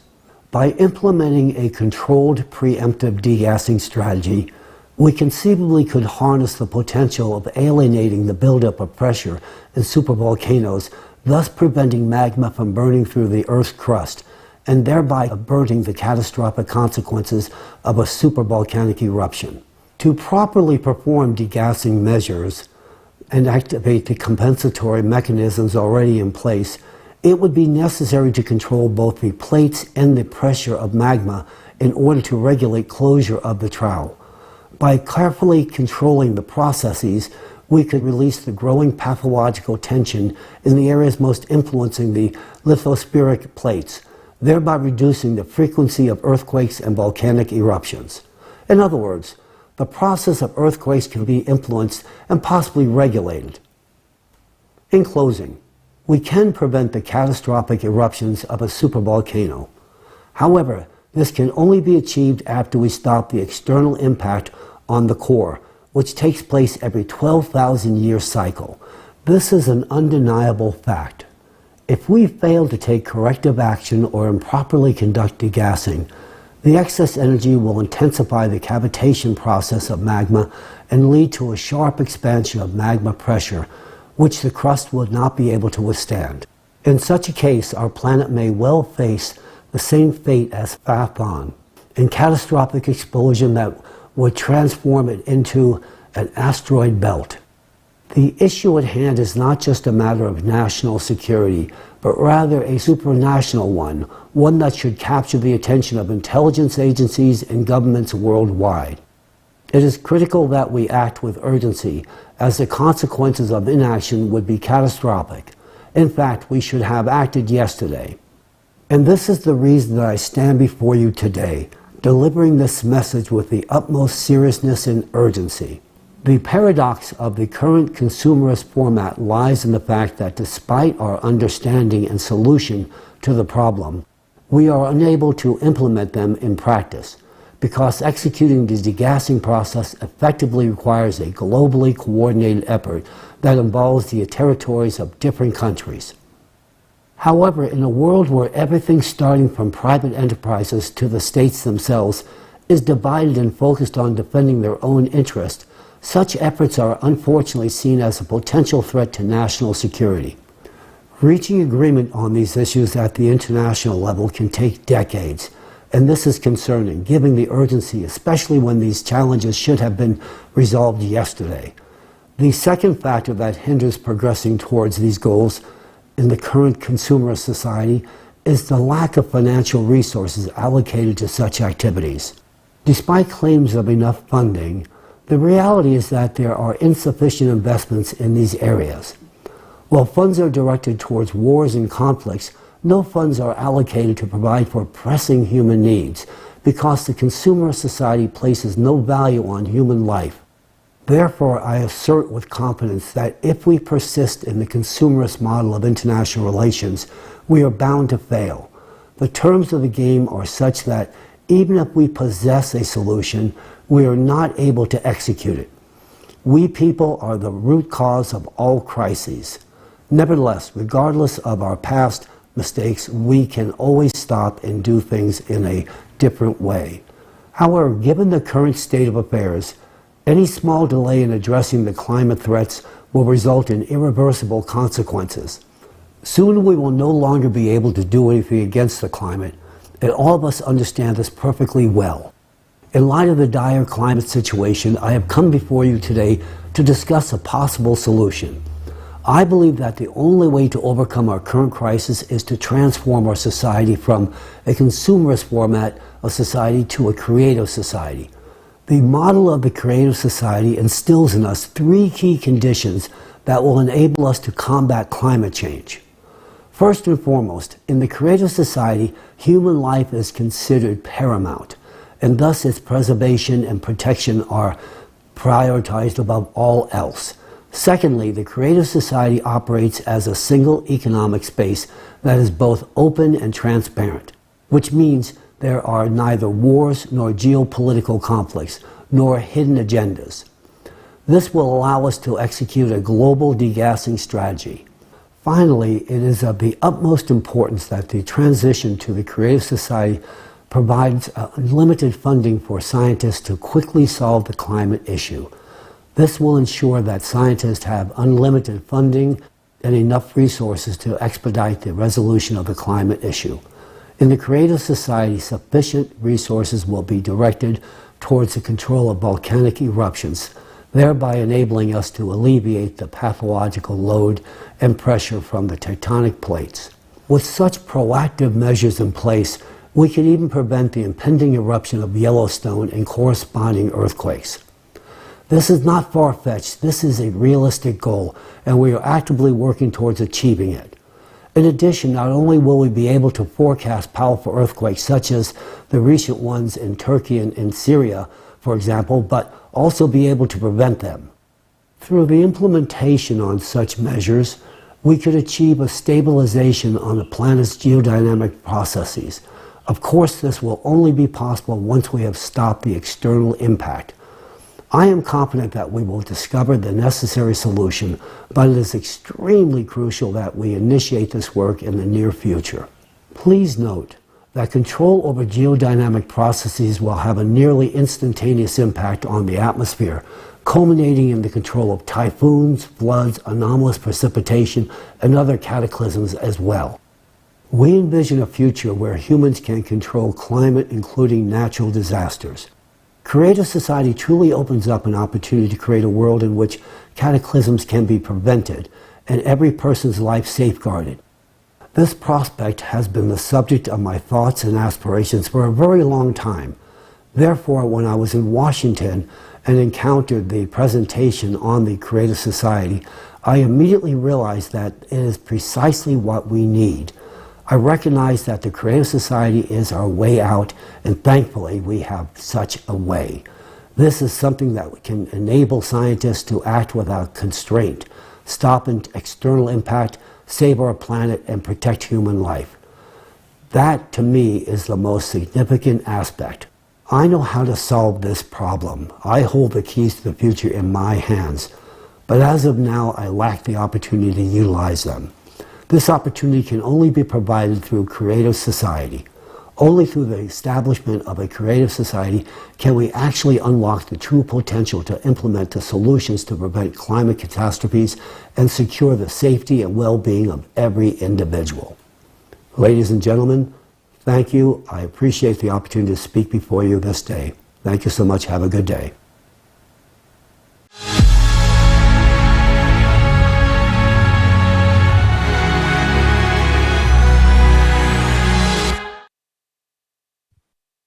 We express our deep gratitude to Professor Chalakian for the unique knowledge he has shared with us today.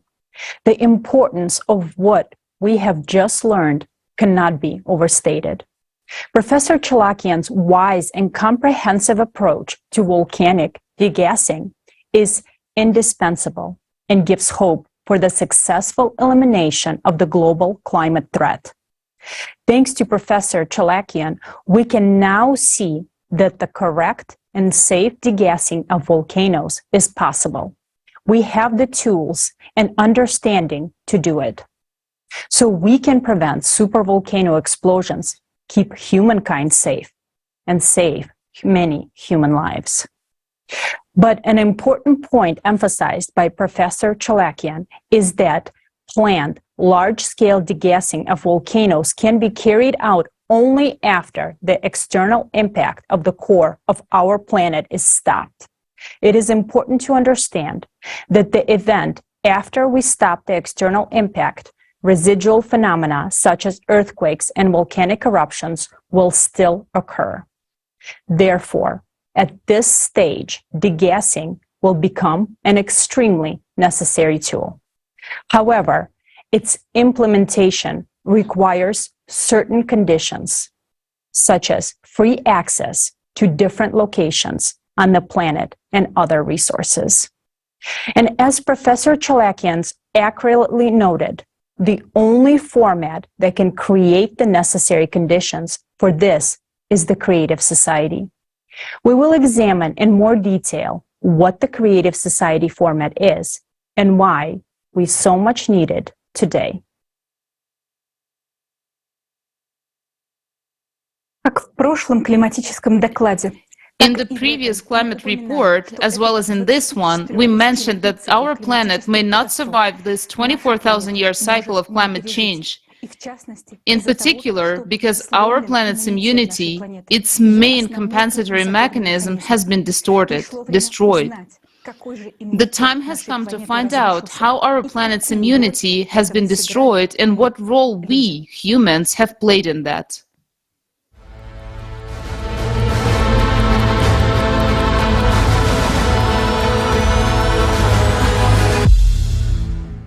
Right now, we are amidst the waters of the world ocean. It's an incredible feeling to observe these endless expanses, to realize their power and boundlessness. On the one hand, it's intimidating, but on the other hand, it lures and mesmerizes with its mystery. But do we realize how important, I would even say how critical, the role of the ocean is in our lives? To understand this, let's consider a simple example.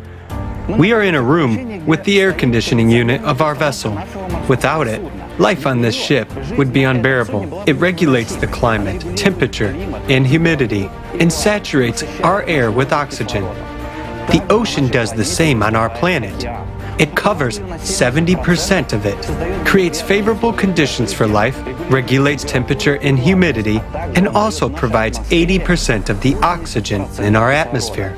But there's another very important function that it performs. In addition to creating the necessary conditions for life, it also protects it.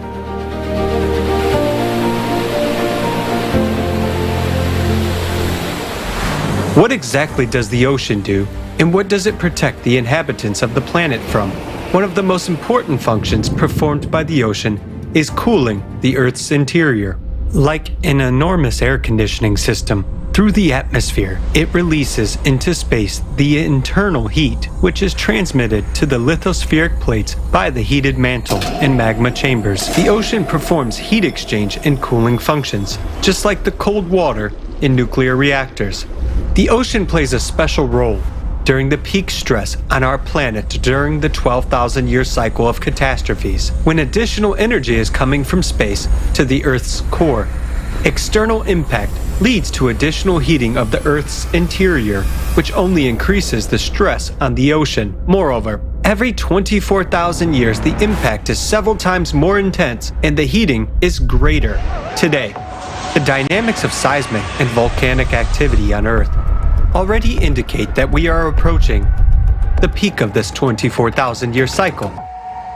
The only difference is that we are approaching it much faster than in all previous cycles, which is very alarming. And this threatens that in our cycle, a catastrophe may occur that has never happened before.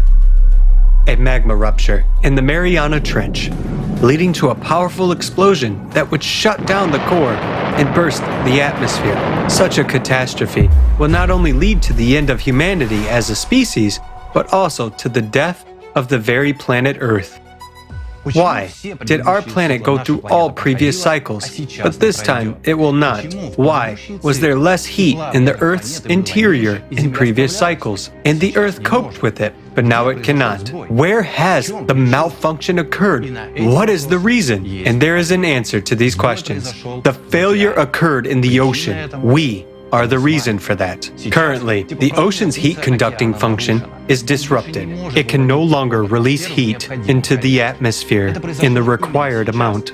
This happened precisely now because never before in millions of years have microparticles been added to the ocean, which we have done.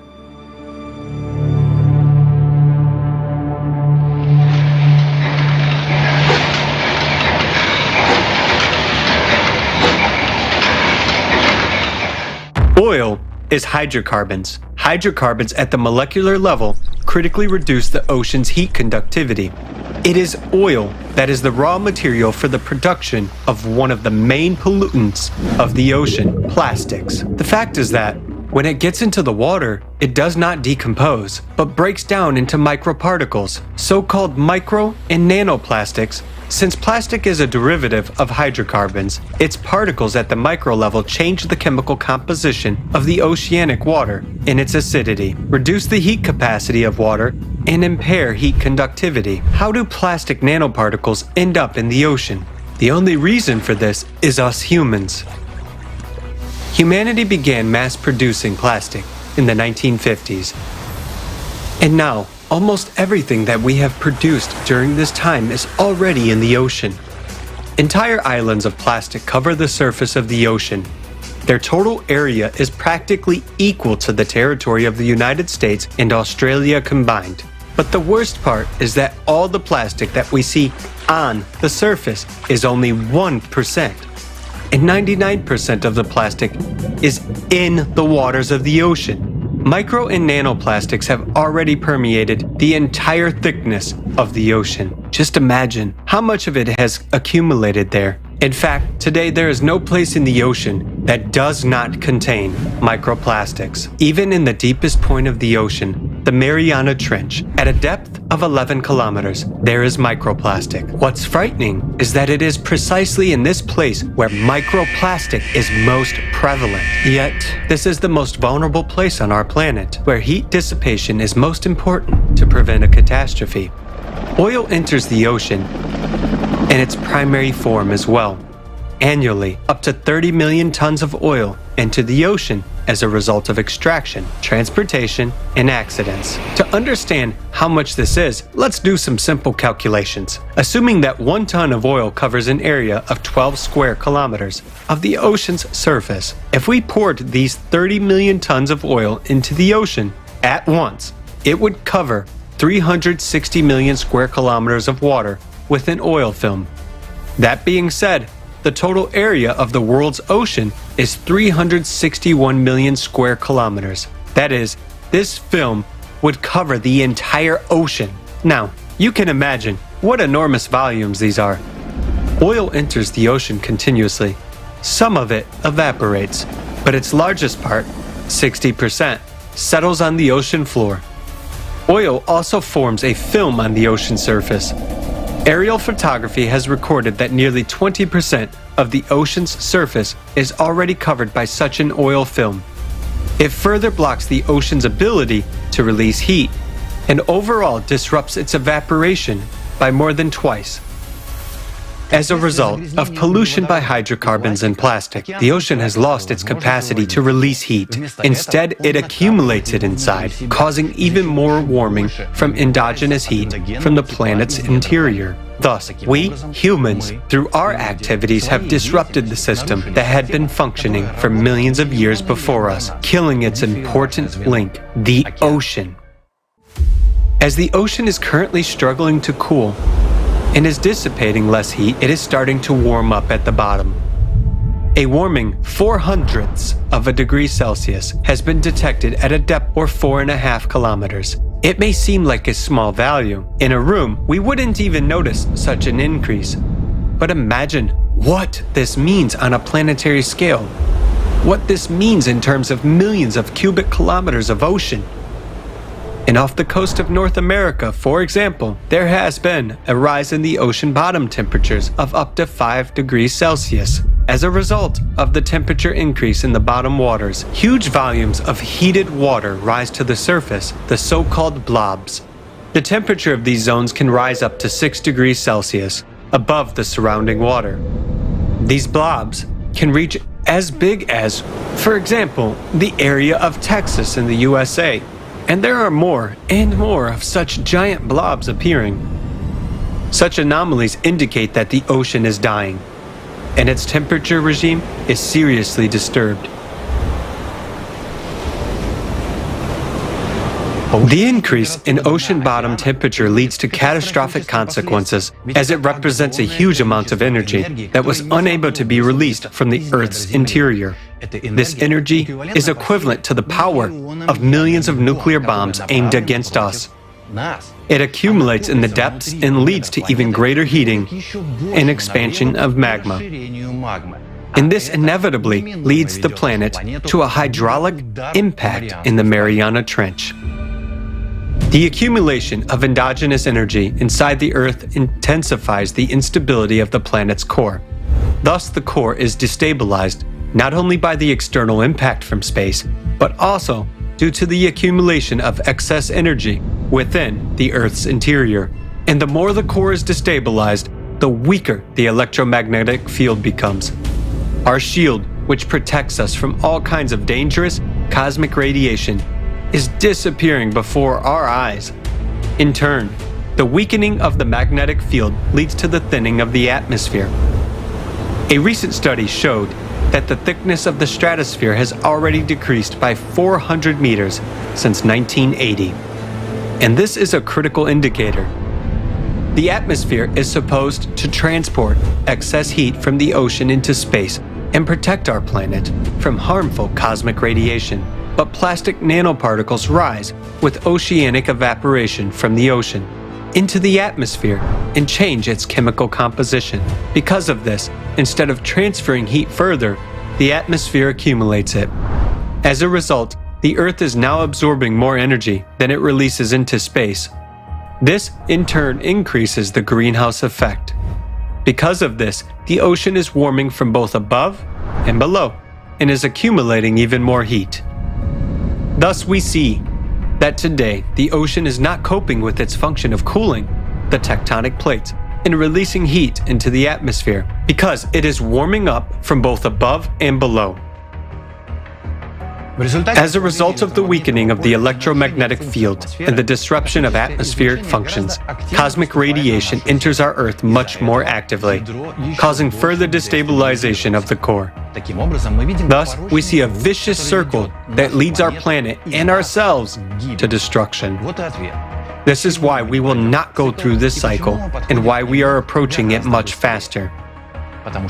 Because we have killed the ocean and it no longer performs its initial function. We have been witnessing signs of the death of the ocean for many years now, and this is happening at an extremely rapid pace. This includes the mass extinction of plankton, which is responsible for releasing oxygen into the atmosphere. This also includes the death of the Great Barrier Reef, which existed for 25 million years, but practically died within just 100 years due to the warming and acidification of the ocean. All of these processes are only a consequence of the main tragedy. The ocean has lost its ability to dissipate heat into the atmosphere. We have disrupted the function of our main life-supporting air conditioner. We have clogged its pipes. As a result, more and more heat stays inside the Earth, and magma heats up even more. We ourselves are pouring oil on the fire. Currently, we are witnessing the growth of destructive cataclysms much earlier than they should have started. This includes the melting of the Antarctic and Greenland glaciers from the bottom up, abnormal heating of Western Siberia, increased seismic and volcanic activity all over the planet, and awakening of stratovolcanoes. This is how we ended up in this situation. The entire human race, along with our planet, has a high probability of not surviving this cycle. And it's all because of our stupidity and mindless consumerism that have killed the ocean. And we did this at the most dangerous moment in time, precisely when we needed its protection the most, during the cycle of climate catastrophes. For millions of years, the ocean protected us and was the only mechanism of defense. And now, we've killed it. And we are left alone and defenseless in the face of a global threat. Do we have a chance to survive all this? Yes, we do. But for this, we need technologies that will protect us from space radiation and help clean the ocean of hydrocarbons. Everyone is stingy with money, and no one will allocate resources for this. Moreover, it is necessary to eliminate the cause, cosmic radiation, and today, no one is solving this problem. As for those who could solve it, brilliant scientists today work for the military-industrial complexes of their countries, and it will always be so in the consumerist format. That is why we need different conditions to solve this problem. We will have such conditions only in the creative society. Building the creative society is our only chance. What will happen if we don't do this? We will perish long before 2036. Recall the millions of nuclear bombs that have already started ticking under our feet, and answer yourself to the question: is life worth a little effort to save it? What will you choose? The death of the planet or the creative society? That's the choice you're making right now.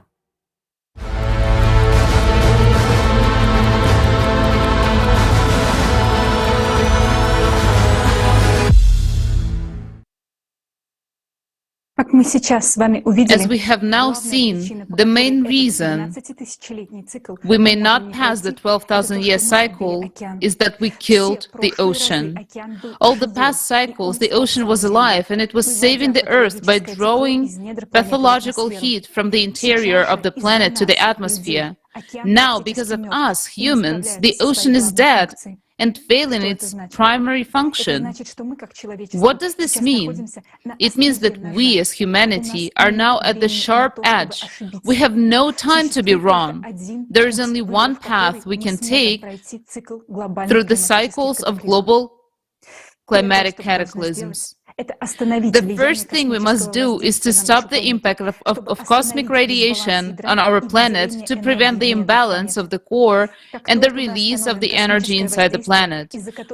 Once we stop the cosmic radiation, which causes the interior of our planet to heat up more and more, the temperature of the magma will drop. And if the temperature of magma decreases even by 1/100th, it won't heat up the ocean as much. And that means the ocean will begin to cool and come back to life on its own. Moreover, as soon as the core stabilizes, the electromagnetic field will also get stable, which again will be able to protect us from the cosmic radiation, and the whole process will begin to restore itself. At the same time, we will be cleaning the ocean of hydrocarbons in order to give it back to the function, of heat conduction.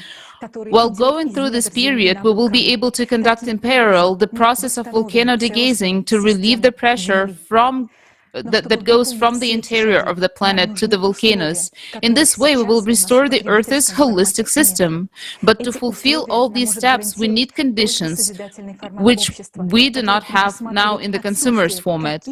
It is only the creative society format that can ensure these conditions, which implies no any geopolitical conflicts, the existence of the single economic space, and most importantly,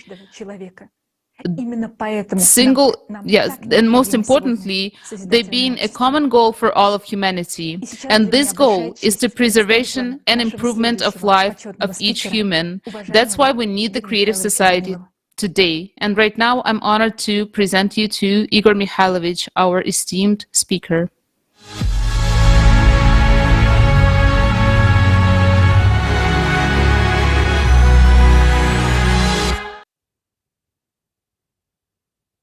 Greetings, dear friends. It's a great honor for me to participate in the forum, Global Crisis, There is a Way Out. We've heard a lot of interesting and impressive information today. I would say information that is really frightening and affects many aspects of our lives and life in general. Of course, the information we've just heard is alarming. Many people may ask, where are our scientists? Why aren't they talking about this? Friends, I would like to say that our scientists are here, and many of them know quite a lot. But as of today, the situation has developed in such a way that our science worldwide is divided into different fields. And, in fact, funding of modern science is very low. I mean that science which is supposed to save us, as we already understand from what we've previously heard. This is really alarming, I would say. The problem is very serious, and we will have to solve it anyway, or choose not to solve it. In fact, in our modern world, we, as entire humanity, have options. The first option is to do nothing, and as we've already heard, we can repeat the fate of Mars. The second option is for all to unite under a single government. First of all, why am I saying this? Because in order for us to solve the climate problem, to really solve it, we need to bring all our scientists together. Yes, we need theoreticians, but above all, we need practitioners. Those scientists who are currently working for different countries, those whose names we do not hear and do not see. These scientists are not mentioned, but we know what they work on. They develop things which, for the most part, are subsequently directed against our lives. The time has come for these scientists as well to actually serve humanity. Unfortunately, not a single country is going to give up these scientists so easily. It means we should solve the problem globally if we want to survive as humanity. The global solution to this problem will be for us, whether we like it or not, to unite as the entire humanity. We must unite in order to put an end to wars once and for all, because even the slightest threat of war will keep those secret engineering design bureaus secret. And those scientists who are at the forefront of science today, who are really working in practical science, developing new fields and trends, let's say, in new physics, that physics which we are not yet used to, but which already works according to new physical principles, and creates what is later on killing us in wars, in conflicts, and in many other areas of disputes between countries. So in order for us to solve our main crisis, or at least to have a chance of solving it, we need these scientists. But if we gather them around one table, it means that all the wars must be stopped. So whether we like it or not, in our present consumerist format, it means that all the countries should be united by some kind of one force. Let it be a single world government, elected by people or by the countries. Whether this is acceptable or unacceptable is for people to decide. But there is a problem in this case, and I guess I will voice it. Why is a single world government not a solution in the current situation? This is primarily because any government has an opposition. Some countries will be against the world government elected by the people or by countries. Someone will disagree with something, which means there will be tension. If there is tension, there will be resistance. If there is resistance, it means scientists will still work on new kinds of weapons. And since they will work on new kinds of weapons, it means that many countries will simply not give away their true scientists, those who are currently developing advanced weapons in secret engineering design bureaus. These scientists won't be able to gather at the same table with the rest. But even if they do gather together with the rest, each scientist will have 10 intelligence officers standing behind him to make sure he doesn't say too much, and that he says and thinks the right things. Can you imagine what it is like for scientists to work in such an environment? Will they be able to brainstorm and find a solution? No, they won't. Scientists today should be granted creative freedom and, in fact, the maximum possible resources. In other words, they should not be constrained as they are today. Why to this day does our science continue to believe in erroneous theories? Let me explain. It's only because these erroneous theories about climate change are simpler, and we see in them at least some kind of a solution. It would be great if that were the case, but unfortunately, today we have seen the facts and the evidence. They are irrefutable. You may doubt them. You may not want that to happen, but we have seen for ourselves that it's a fact. It's an irrefutable fact that proves what our immediate future holds for us. And the question is already about the safety of the whole world, of every person on this planet. This problem is already affecting every human, as well as all countries. Of course, if we leave everything as it is today, we will repeat the fate of Mars. If we choose the solution as described in the second scenario, where there will be a single government with its opposition, hence a lack of scientists, and therefore a lack of our capacity to solve this problem, then most likely we will repeat the fate of Phaeton. That's elementary. I'll give a simple example. In order to reduce the danger, even a little bit today, we need to actively conduct degassing. What will that give?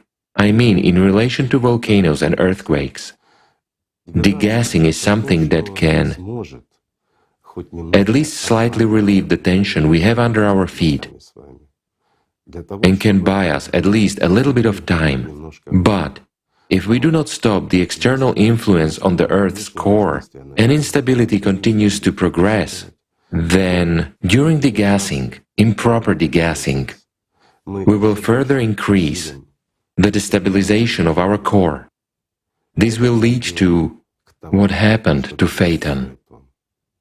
While in order for us to overcome the climate, to put a tight collar and a short leash on the climate Cerberus, we need to find a solution in a completely new physics, the one that we presently have no knowledge of yet. What we know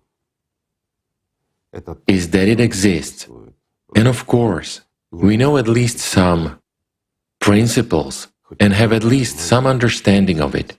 We observe certain processes, but as of today, we are unable to find a solution. In order for us to find a solution, we need all of the intelligent people in the world, and the smartest ones first and foremost. In this case, whether we want to or not, we have to take some measures if we want to survive. There is a way out. In fact, the current forum has a good title. There is a way out. And the way out really exists, friends. It's about changing the format and changing our attitude. If all of us, all the people on this planet, want to live, if we want to save our beautiful planet for our wonderful descendants, it means we must take completely new steps for the entire humankind. We must change this format of our existence and ensure that wars are terminated once and for all, that confrontations between various countries come to an end, so that we can really liberate our scientists and provide them with all the necessary resources. As of today, we spend a lot of money on wars and many other things, on fighting each other, on defense, but we actually spend pennies on science. We must change it all, because all the weapons existing in this world are powerless against the climate Cerberus, and all of us already understand this, but we really have the enemy in our home. Yes, for some people the Cerberus may so far be in the neighboring rooms or even on another floor, but it is merciless, and it will definitely come to our floors and into our rooms. And we do understand that. We understand that it will eventually destroy our home completely. We don't want that. All sensible humanity doesn't want that. So we have to do something.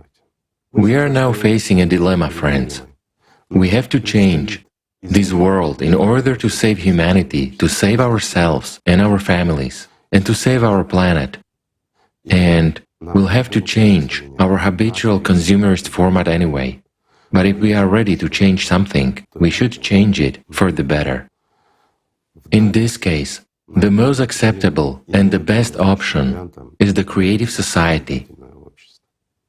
It's a platform where all humanity gathers. It's a format, the format of creative society, which guarantees that there will be no wars or confrontations on Earth ever again. It's a format that guarantees a decent and beautiful life for every human being. It's a format where human life is the highest value. And above all, it's a format that will enable scientists to do their job without any restrictions. This is a chance for us, friends. We have now learned about the changes and progressions of disasters in the climate. We have seen the facts and we have seen the evidence. If we are sensible, mature people, the first thing we need to do is to come together, make a decision, and do everything we can to preserve this planet. I am confident that this is the main task for everyone today. And we, people, we can really do a lot. We can even save our planet. But in order to do that, we must create the right conditions. I hope that many people will hear about the Creative Society project and understand its importance and prospects. It has been a great honor for me to be with you, friends, at this forum today. However, to be honest, the information we've heard is alarming. Numerous questions arise. And the most important question is, why do we, adults, behave like children? Why are we waiting for someone to decide something for us someday, when we have little time and only one way out? It's a good question. I hope humanity will answer it. Thank you, friends.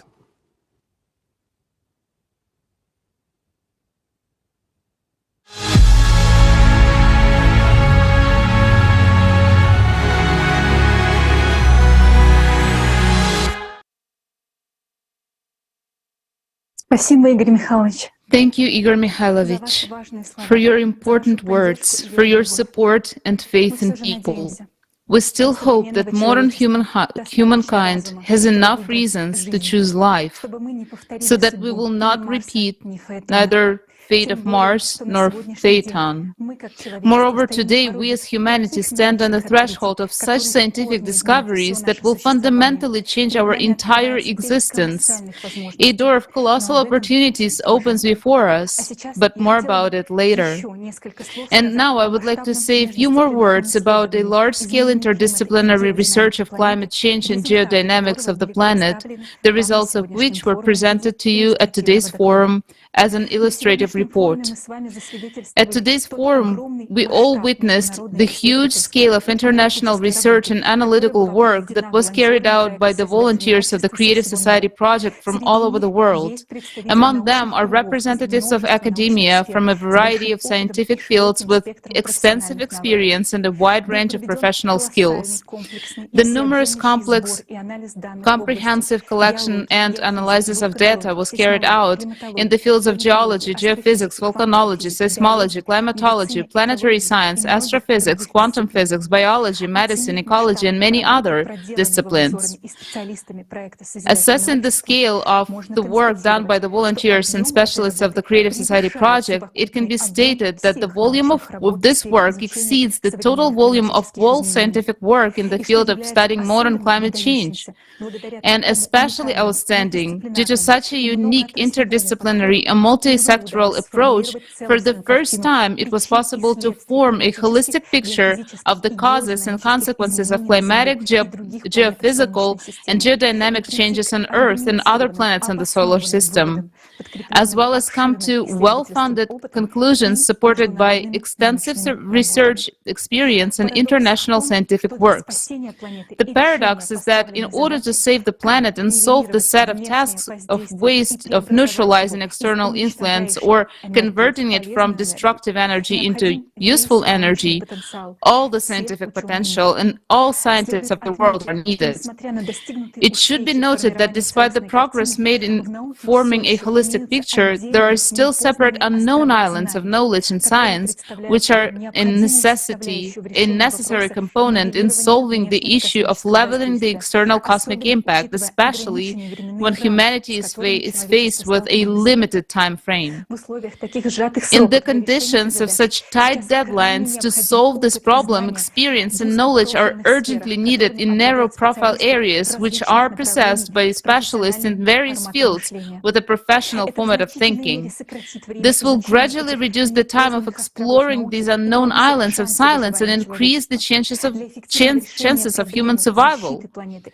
To effectively solve the problem of protecting the planet from external influences, it is necessary to collect all available scientific expertise from around the world and improve the multi-sectoral approach. Only in this case it is possible to productively use the scientific potential and experience of each scientist, as well as to have time to solve the tasks set before us in such a short time that we as humanity have. We understand that in the current consumer paradigm, the listed above goals are more than difficult to achieve, and the probability to their This brings us to understanding that we critically need a fundamentally different format of society, which would relieve the potential of scientists and create conditions for their effective scientific interaction. And this is the format of the creative society. In the creative society, there will be a single creative vector of development and a request for solving the global problem of cyclical disasters. This is how the entire scientific world will have unlimited funding in order to find the fastest possible solution to the tasks set aimed at saving people's lives. In the creative society, scientific research will be open and accessible to all scientists. Experts from all over the world will have all possibilities to work together on issues that are important to society with unlimited resources. Only by uniting the potential of scientists, thanks to the creative society format, will most likely be able to find ways to level and transform the cosmic impact. This is why the key condition to the salvation of our whole civilization is the building of the creative society. If you watched our climate report, then you understand that we're not just one step away from another natural disaster, but from human extinction. The only solution is to protect our planet from external impact, and this problem can be solved only in creative society. But why do we really need creative society to solve this problem? Why can't the most brilliant scientists simply come together and work on this problem if it is so urgent? Well, let's be realistic about our world. Have you heard from anyone regarding the true scale and the progression of natural disasters? Maybe from the media, which barely even covers the local weather changes. Or perhaps from well-known scientists. Unfortunately, only a few understand the whole picture. Many merely notice the temperature increase and blame humans, while others are still in a denial stage, claiming that nothing unusual is happening with the climate. It is just natural variability and that everything is just normal. In this situation, when we do not see the full extent of natural disasters and the true causes of cataclysms are still under debate? How could leaders of a country justify the decisions of letting their top scientists collaborate with competitors and potential enemies? These scientists are the ones that the heads of states count on for developing new weapons and guaranteeing the country's dominance. Solving the problem of external impact within a short period of time requires a significant technological breakthrough. This can be achieved if scientists have a shared goal and can freely work together, share knowledge, and discuss concepts. However, in the current format, even if capable scientists were able to meet and work together, they would still be divided, representing competing sides, and they would not be able to exchange their ideas openly and brainstorm effectively. So we can't expect a positive outcome. It is also questionable how this project will be funded, especially when the global economy is on the verge of collapse. But in the creative society, the chance of finding the solution for natural disasters will be significantly higher because first, everyone would have access to truthful information about the scale and the impact of cataclysms, and the real cause of climate catastrophes will become evident. Consequently, we people will start to focus our efforts and attention in solving the right problem, and everyone will understand the importance of it. Second, the essential scientists who are currently hidden from the public will have freedom to openly collaborate, share ideas, and they will be united by one goal, that is to stop the external radiation and save humanity. In addition, every scientist would fully understand the seriousness of the situation, as it not only affects themselves and their loved ones, but the entire 8 billion people. All this will create conditions for the emergence of new ideas, breakthrough discoveries, and accelerate progress towards finding the solution. You know, I am a scientist and I chose my path and I dreamed of making discoveries that would improve people's lives and change the world. And I know that every scientist has this ambitious dream to develop something big that everybody will remember and read about it in history books. And this task and its solution is something that people will never forget. The names of these people who saved the planet will be remembered by humanity forever. Third, the scientists will not be starting from the scratch. We already have a lot of developments and understanding of how to stop the external impact. We can't do it only by ourselves. We need brainstorming and close collaboration among the best scientists. Given that we only have a couple of years to do this, watch this forum to the end. Today, for the first time, a scientific hypothesis will be presented that will help scientists to understand how to stop the external impact on our planet and therefore save all of humanity.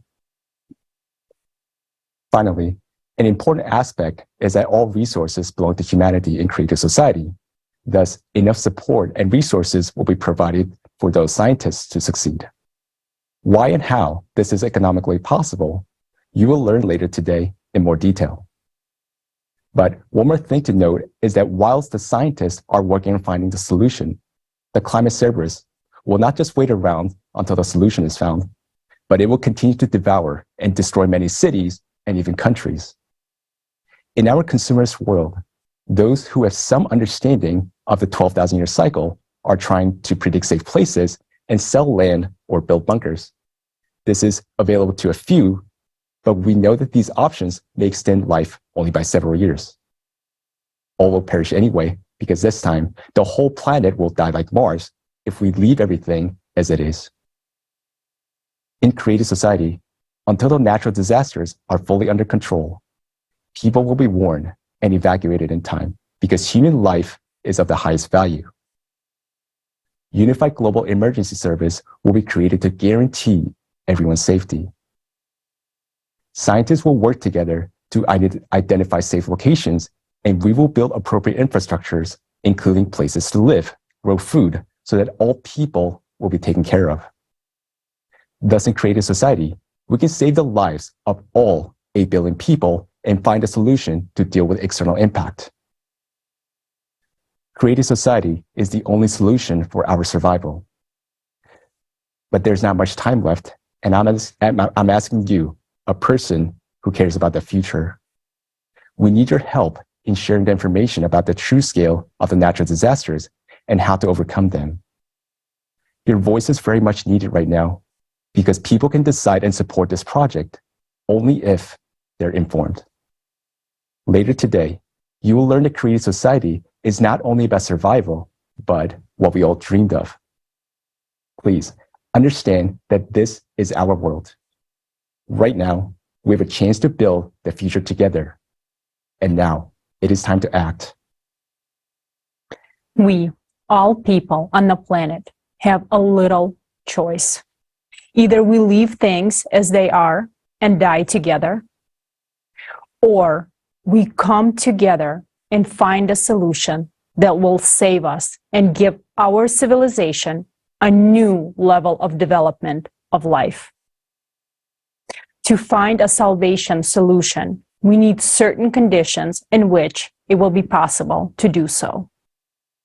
Thus, we need the creative society.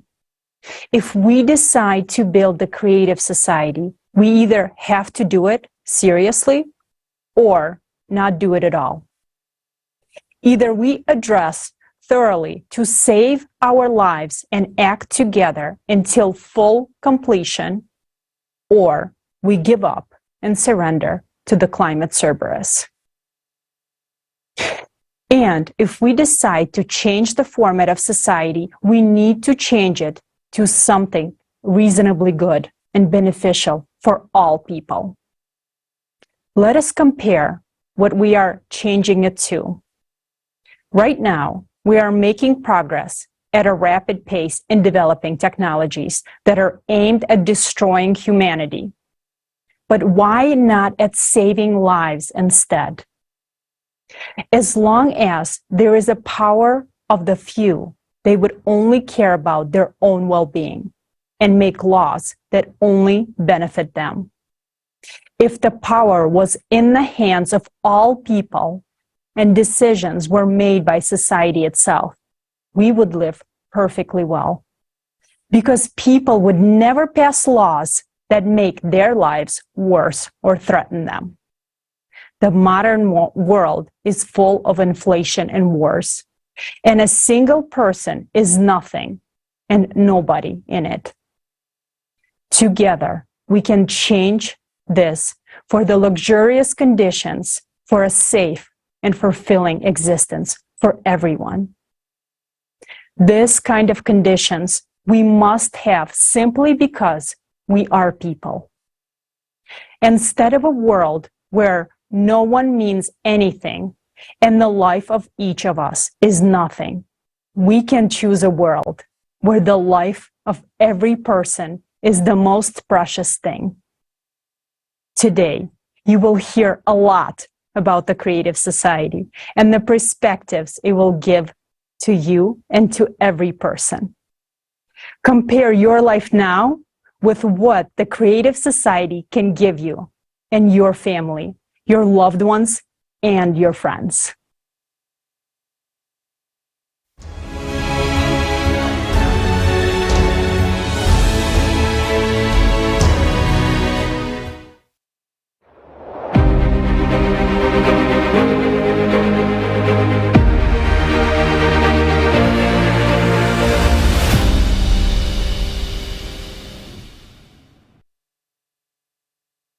The creative society is a new format of the society for all of humanity that will peacefully lead our civilization to a new stage of evolutionary development where human life is the highest priority.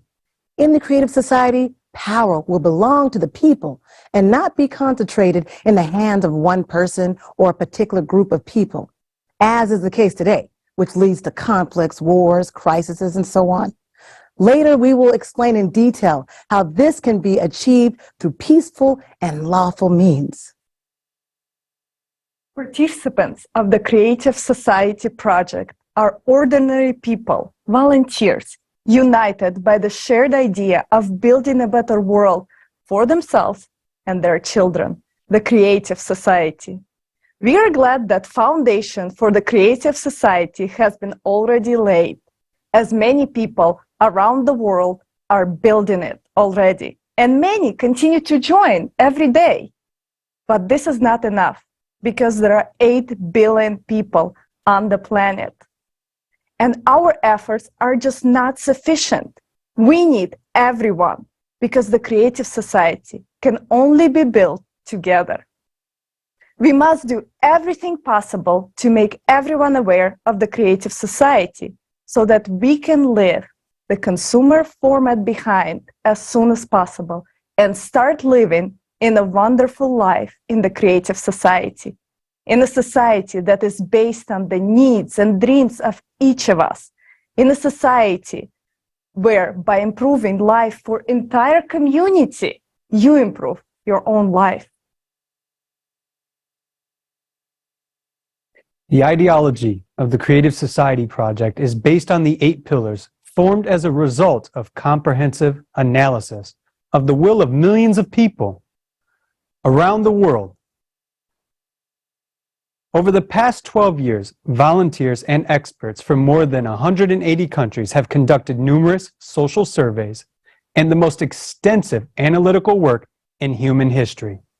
As a result, the 8 pillars of the Creative Society was formed, whose primary goal is to protect and ensure the safety of human life. Today, we will talk in great detail about how the Creative Society will change each person's life for the better and what prospects it will open up for all of civilization. First, let's look at what benefits the Creative Society guarantees to everyone.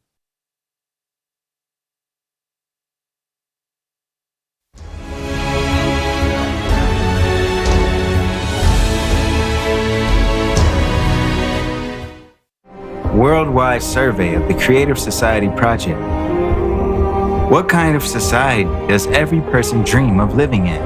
Tens of millions of people surveyed in 180 countries, hundreds of thousands of hours of video footage, terabytes of data, more than 15 million hours of personal time of Creative Society Project participants from around the world, all to show how people from around the world want to live.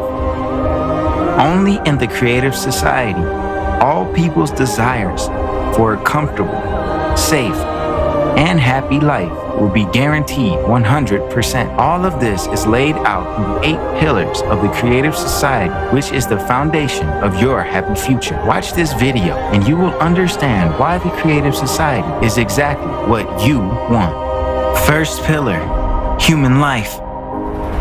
The highest value in the Creative Society will be human life, that is, your life, as well as the life of any other person. All of humanity will become a unified civilization, and this guarantees the absence of wars, various conflicts, and crises. You will finally gain confidence that you are truly protected.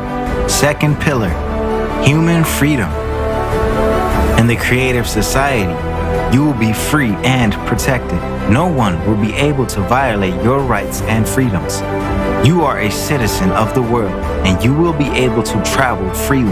And if you want, you will be able to easily change your place of residence. The Creative Society is true freedom and equality. In the Creative Society, there will be no need to fight for the rights of minorities because there will be no one superior or inferior. Everyone will have one highest status, the status of a human being. There can be no one and nothing on earth superior to a human, their freedom and rights. Third pillar, human safety. The Creative Society guarantees your safety.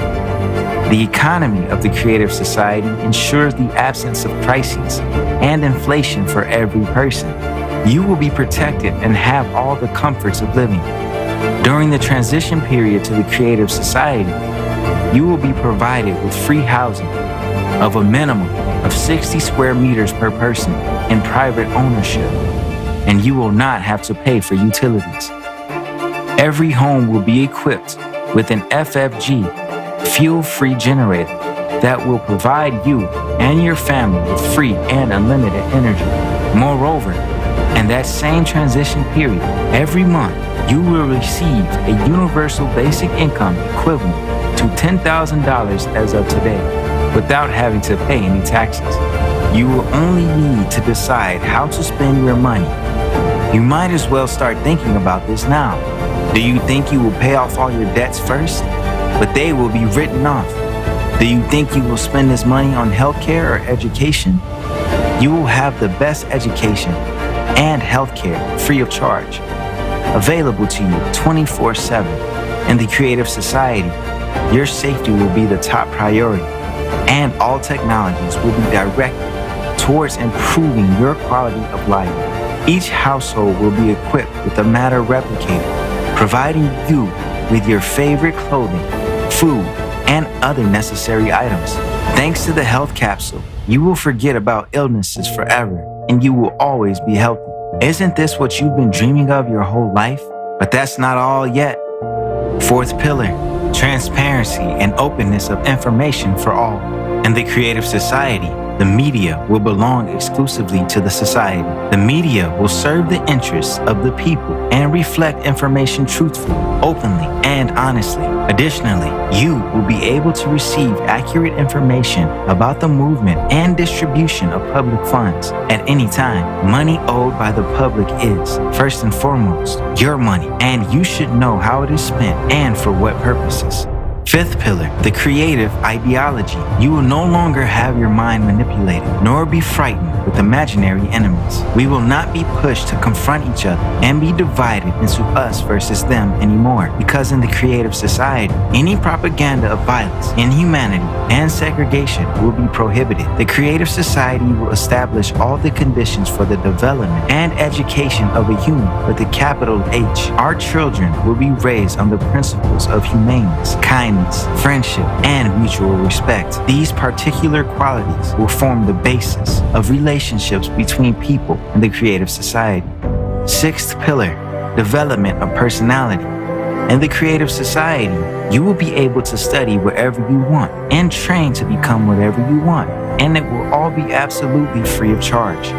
Education in the Creative Society will unlock your individual potential by 100%. You will be provided with a program specifically tailored to maximize your intellectual abilities. Any educational process will be interesting and engaging. You will have access to cutting-edge technologies in education and development. You can study anywhere in the world at any time that suits you. In the Creative Society, the world of knowledge is open for you. Seventh pillar, justice and equality. If you decide to work, you will be able to choose a profession that brings you joy. There will be a 4-day work week with a 4-hour workday. Moreover, you will have 2 fully paid vacations per year. Every job will have a decent compensation. The pay for identical positions, specialties, and professions will be the same worldwide. Furthermore, justice and equality will ensure that there will be no more private monopoly and irrational use of resources. All natural resources will belong to all people, including you. Eighth pillar, self-governing society. In the Creative Society, for the first time in human history, a unified, all-human civilization will be created. All power will belong to all people, to you. People know what they want and how they want to live. All socially important issues will be decided by people themselves on an open online platform. Specialists will be responsible for implementation of the tasks assigned to them. They will be appointed and controlled by people themselves. Since all processes will be transparent, corruption and dictatorship will be impossible in the Creative Society. In the Creative Society, you will decide for yourself how to live. For the first time in human history, your future will be in your hands. The 8 pillars of the Creative Society are formed from our desire to live as human beings. Everyone wants to live in a world without wars, without violence, without tyranny, without poverty, without inflation or any crisis, without absurd and total consumption. If you want peace, security, confidence, free and high-quality healthcare and education, freedom of movement around the world, a universal basic income, access to free energy, then the Creative Society will fulfill all your dreams. All of this can easily be achieved in the coming years. How to do this? Just tell this to as many people as possible, to everyone. Your dream world is separated from you by your neighbors and everyone around you who don't know about the Creative Society yet. Do you want the Creative Society to come as soon as possible? Act. Tell everyone about the Creative Society. For the first time in human history, your future is in your hands.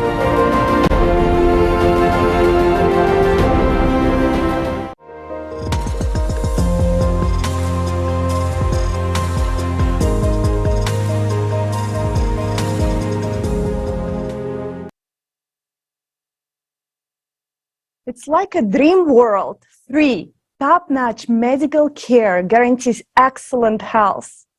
Everyone is guaranteed free, high-quality housing and no utility bills. No more inflation or crisis. You will have a stable monthly basic income and all debts will be written off. That's it. You will no longer owe anyone anything. No more thinking about money all the time. That's financial freedom. In a Creative Society, you can finally see the world and travel freely. You can finally be able to take a deep breath and start living the way you always dreamed of. Only a mentally ill person would not want such a society. Yes, Olga, I absolutely agree with you. Who wouldn't want that? And you just witnessed the incredible benefits guaranteed to every single person in the Creative Society. And of course, there are specific stages on the way to build this society, which we will dive into later. And naturally, we cannot just flip a switch and transition into a completely different society. There has to be transitional stages. But first, we will want to make sure that you guys know that even in the transitional period, most of the benefits will be guaranteed to all the people, to every single person on our planet. And yes, everything you heard about will be available to everyone.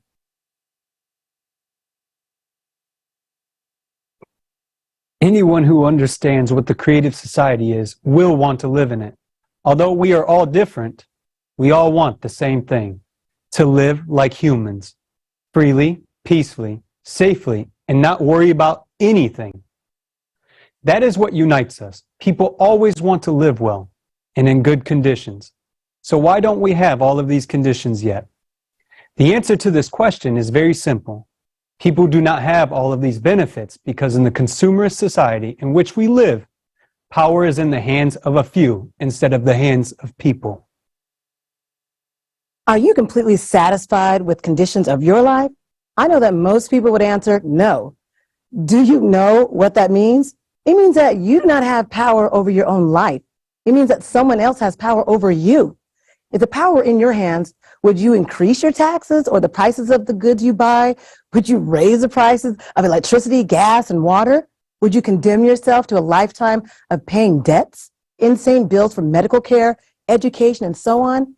And finally, would you start a war in your country that would take your life and the lives of your loved ones? Of course not. Every normal person wants a stable, high-quality, peaceful life. And if they had the opportunity, they would build precisely such a life. But today, people do not have power, and therefore, we do not have a stable, desirable future. This situation continues from election to election. Power is always handed over to the few, and that is why only a few live well. That's how our consumer society is built. Yes, agree. In the Creative Society, all power will belong to the people, including you. People know what they want and know how they want to live. People themselves will decide all important social issues on an open online platform. Responsible individuals for task completion will be selected and monitored by the people. All processes will be transparent, and no one will be able to make a decision for people. Instead of power for select few, society will be self-governed. The main principle of the creative society is that by improving life for the society as the whole, you improve your own life. Yes, friends, our future is in our hands. There has never been anything like the creative society in human history. We have no experience of living in such a world, because in all social systems that have existed in our history, leaders have always kept the power for themselves, while in the creative society, people do not delegate authority to anyone, but make all the decisions themselves. That is called self-governance. What will it look like in practice? Let's take a look.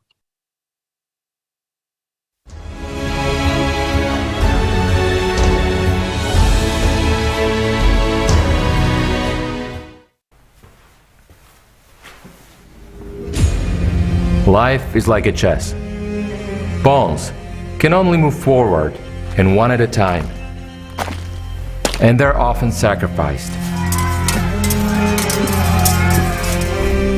Knight can move in an L shape and can cleverly outmaneuver the others.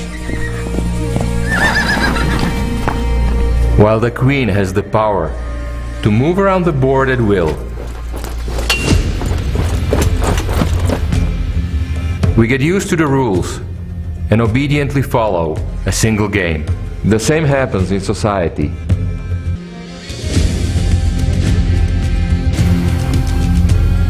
We are offered several politicians to choose from. We think we choose. But we only vote for those who are offered. We give them complete power over our lives. We become pawns. Once politicians get power, they arrange wars and crises, sacrificing us, yet we support them by loudly repeating memorized slogans. Or we argue and support others, new politicians, empowering them this time. And everything repeats. We are persuaded that there are no viable models for the self-organization of society without authority. But isn't there such a model in fact? Or is it just that those who claim so do not know about it, or do not want to know about it? Yet, what if we change conditions, stop playing and begin to live?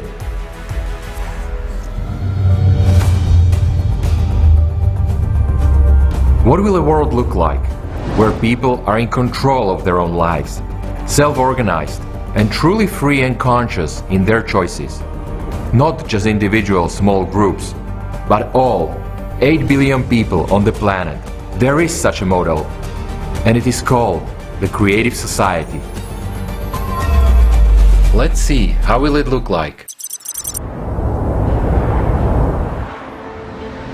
For several years, volunteers had been spreading information about a completely new format of society worldwide. And after that, people all over the planet held an international referendum at which the creative format of society was almost unanimously adopted.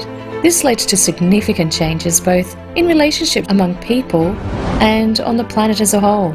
All artificially created crises and wars in the world have stopped. The problem of hunger has been resolved with a short period of time, since human life became the main value in the new format of society. The newest advanced technologies, which were inaccessible for people in the consumerist format, have started to be introduced everywhere. Everyone has been provided with a social package that includes a modern dwelling with an area of 60 square meters per person and an unconditional basic income equivalent to $10,000 per month. All basic needs of every person are fully met, but the main thing that each of us has gained is the right to be heard. We have transitioned to a completely new format of decision-making, self-governance. In the creative society, there are no presidents or parliaments anymore, not to mention dictators. There are only people, and every person's voice is equally important when decisions are being made. Mom, do you decide everything now like the presidents did before? There are no more presidents of any kind anymore, sweetheart. I'm human, just like you, and now there is no one above people, so people themselves decide everything. Does it mean that you can change anything in the world?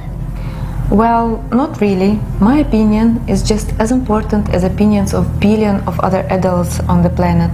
But one person, no matter who he is, cannot promote the project which only he himself likes and which most people are not satisfied with. Why? Because majority must vote for it.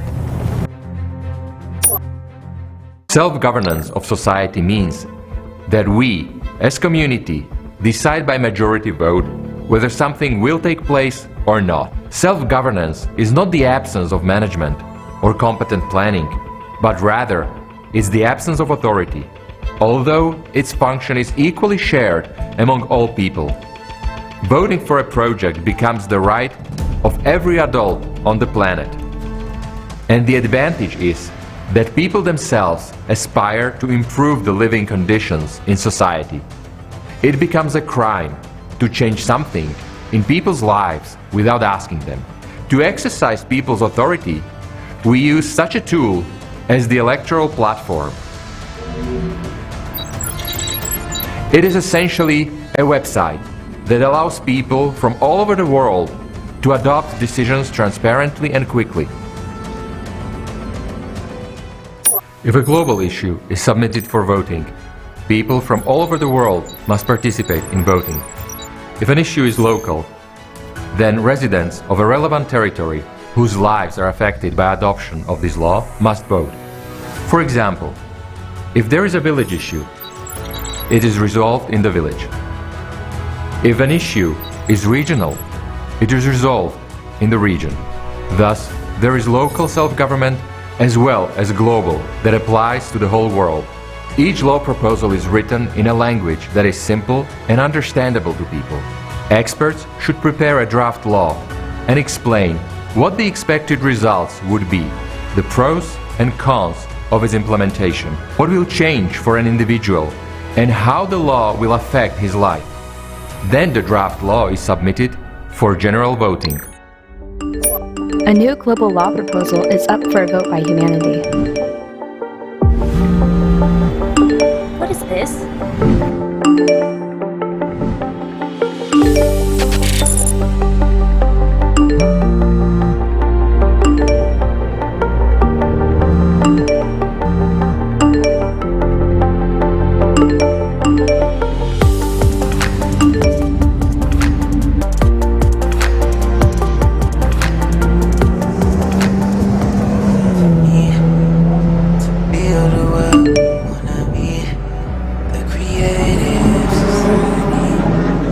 Read out the draft law.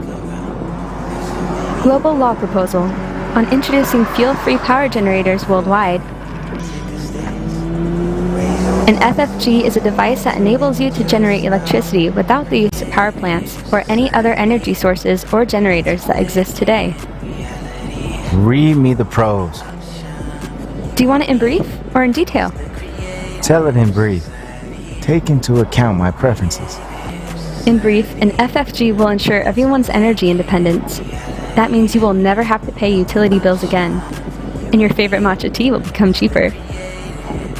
Just like all the other goods and services, because there will be no electricity charges. FFGs will also benefit the environment. Taking into account your hobbies and preferences, your biggest benefit from implementing FFGs will be that you won't have any need to fill up your car. Okay, I vote. You cannot vote before you listen to a detailed version of the law proposal with a description of all the pros and cons, as well as the expert opinion. Okay, read it then. Pros: energy independence.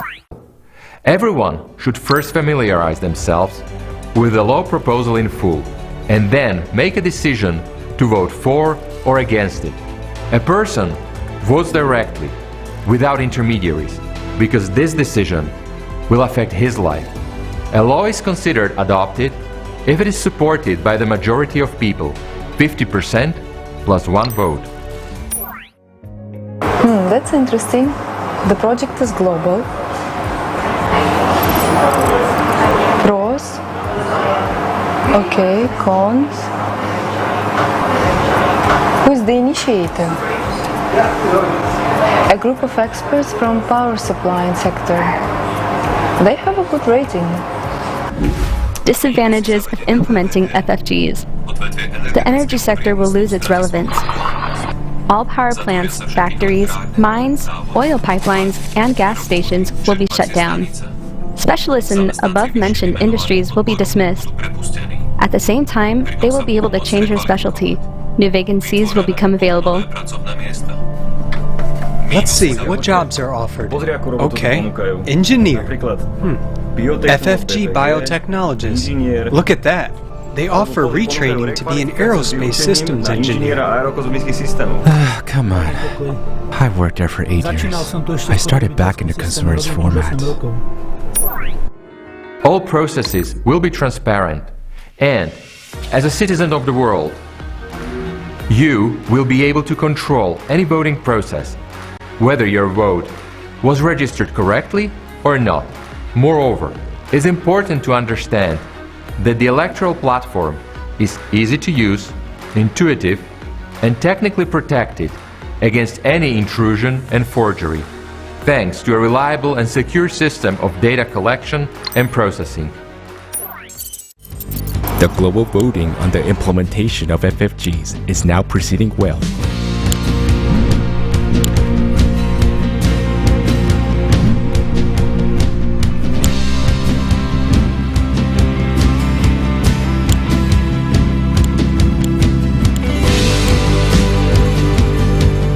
The actual implementation of a law adopted by people will be handled by responsible administrators.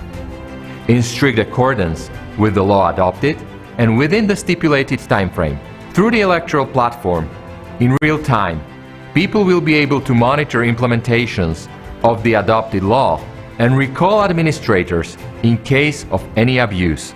An important difference between the voting process in the consumerist format and the one in the creative society is that in the creative society, any information will be open and accessible. Information openness can in no way be used against an individual because human life will be the highest value. Based on the results of the global vote, the world is transitioning to fuel-free generators. More than 2 billion families have already received FFGs, and soon it will be available to every inhabitant of the planet. Everything is in order. Congratulations with your new FFG. Thank you. Planned closures of power plants, gas stations, and a control-safe transition to industrial FFGs are successfully underway.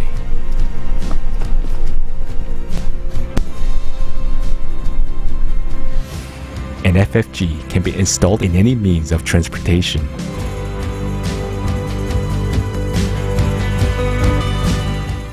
Time has come for us to see. It's up to you. Nova, how long have I been driving without refueling? Today, you have driven 405 miles without refueling or recharging. In total, your car has traveled 1,267 miles with the FFG. The next inspection of your car will be after 8,000 miles, and your FFG will be serviced in 9 years and 345 days.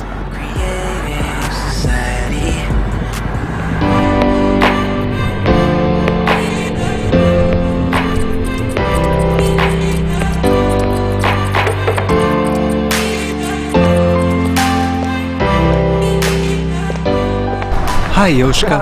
Are you going fishing? I'm going to work, man. I became a fishing instructor. My dream came true. It's fantastic. I go fishing every day, and my wife doesn't grumble at me because I go to work. It was my mistake to vote against that law back then. I now make more money than I did at the gas station. That's how it goes. And what about you? I took that job. I'm going to be an aerospace engineer. I am now practicing and training. Cool. Good luck to you. Tight lines and bent rods. The self-governance procedure is clear and understandable. It ensures order in decision-making and control over quick execution of decisions. Moreover, self-government eliminates any conditions for corruption.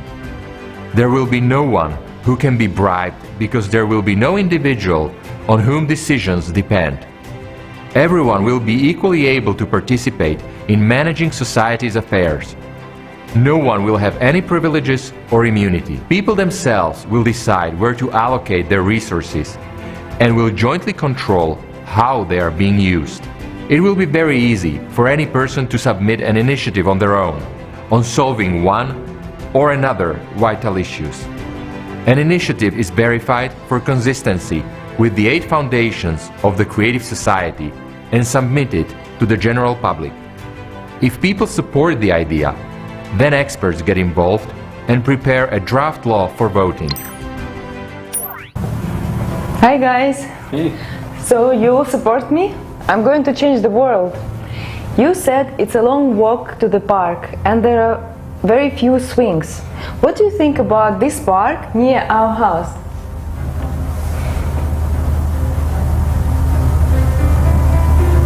Wow! Or this one?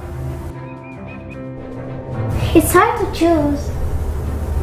Wow, when did you manage to retrain from an interior designer to an architect? It's not me. I just put forward an idea and last night local architects created these 2 projects by means of artificial intelligence. So now I will submit both of them on the platform and let people choose which one to vote for. The main thing is to have more ice cream cafes in the park. Well, then we need to vote for this one because it has fewer bike lanes and more cafes, while that one has more jogging and bike lanes and fewer cafes.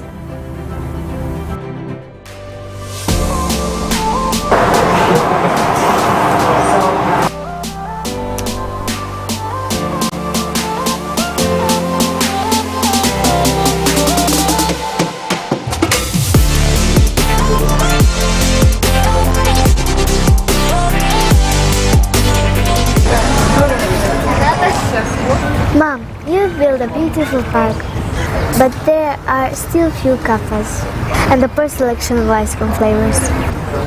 Here is your ice cream lane, lady. You are so right. The selection is poor, but soon there will be more. We just opened yesterday. Enjoy. Thank you.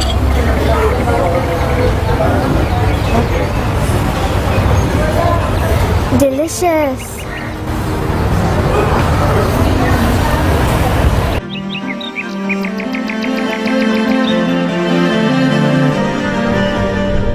In today's consumer society, a single country or even an alliance of several countries will not be able to implement the concept of self-governance in full. Because there is such a concept as geopolitics, an endless war of interests, there is a competition and fight for resources, and national economies are interconnected to a large extent. Thus, people in a separate country cannot fully make independent decisions. Real self-governance is possible only in the creative format of society, and there is no analogues of this form of governance today. In the consumerist format, the law usually protects and benefits those who created it, but when people themselves create laws and vote for them, they work for the benefit of all people, not just a few. When people themselves generate projects and promote laws, there can be no wars, international strife, or conflicts in such a society. Because the most valuable thing for us people is life, and those incredible prospects which the creative society offers us.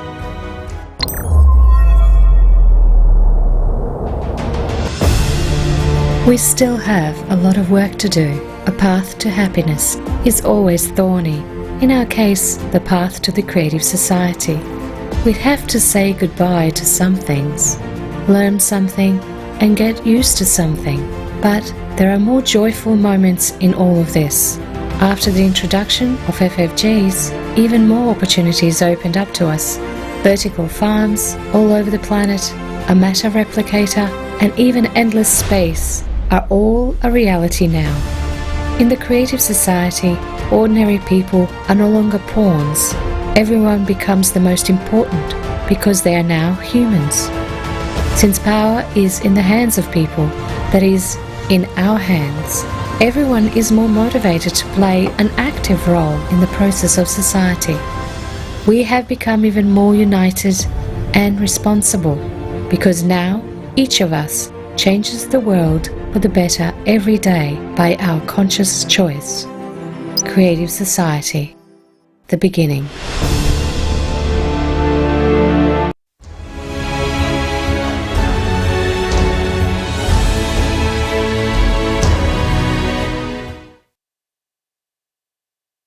As you can see, self-governance is very simple. It is a completely transparent process that eliminates any possibility of manipulation. We as a community make decisions by majority vote. Whether to implement something or not, self-governance is not chaos, but rather intelligent management and planning. There is no authority. Instead, that function is distributed equally among all people. Voting for a particular project or law becomes the right of every adult on the planet. The advantages is that people themselves strive to improve the living conditions in society. At present, it is impossible to fully implement the concept of self-governance as we have seen in one country or even a union of several countries, due to the geopolitical struggles for resources and competition between national economies. People in a single country cannot make independent decisions, but in a creative format of society, real self-governance is possible.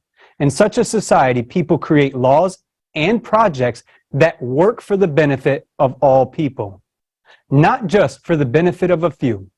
In such a society, there are no inter-ethnic disputes, conflicts, or wars, because the most valuable thing for us humans is life and the prospects that the creative society opens up for us.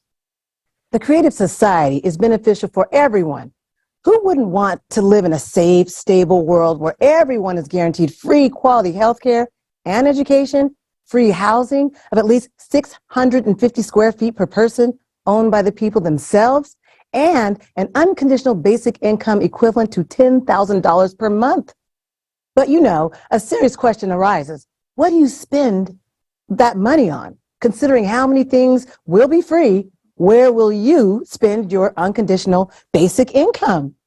While you think about it, let's see how people from around the world are answering this question.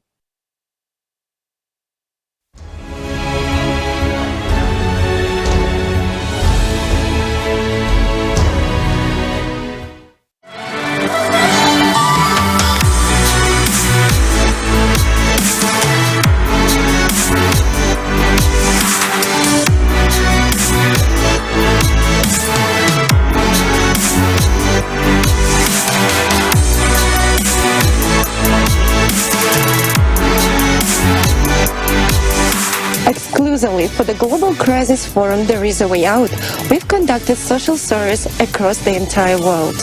The volunteers of Creative Society Project asked people about how they envision their lives in a creative society. So let's dive into the first question we asked people.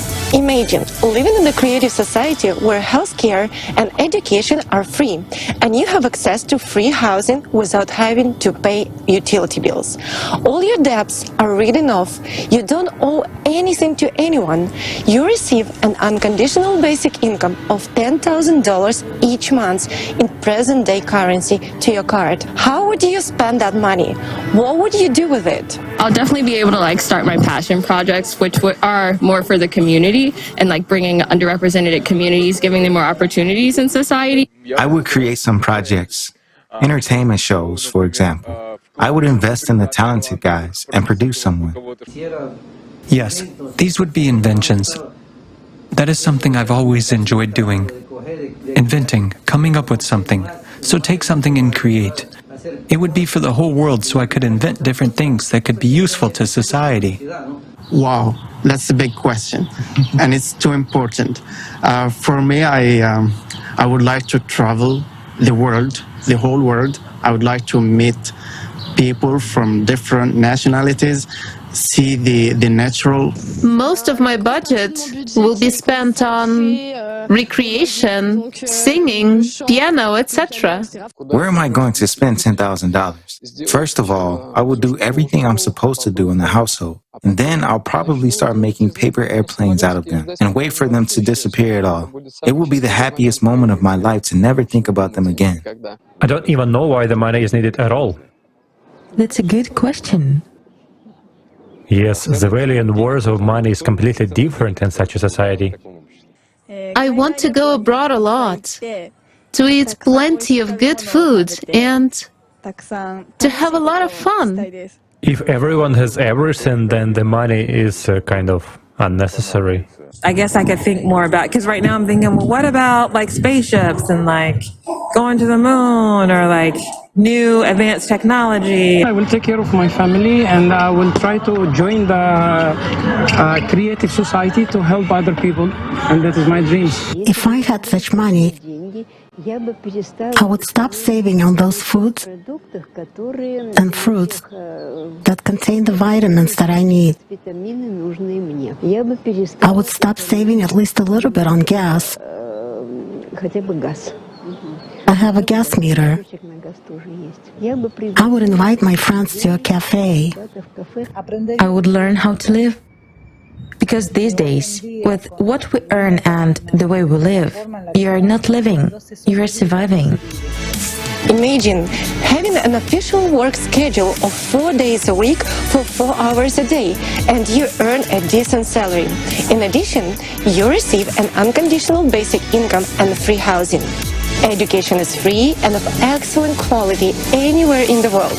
You can acquire any professional skill and join any team across the world to work on projects that benefit society as a whole, or just not to work at all. What would you do? I would still work. I love my job. You know, I work in visual effects and it makes me happy. So I think I would still work, and, you know, whether that's paid a certain amount or not, I would still go in every day, or 4 days a week would be great. I would love to work for huge organizations that will probably study some super global issues.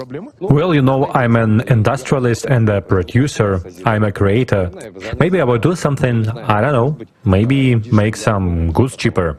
I think with the time that would be available, I would probably put more of my efforts and energy into volunteering. No matter the amount of money, I would definitely still try to learn and develop as much as I possibly could. I still need to keep my brain busy and contribute to society in some way, so I wouldn't just sit around. I think I'd get bored like super fast. I'm gonna do a volunteer work and do a personal business as well. I would love to enhance my skills related to acting and writing, and would want to contribute in that same field.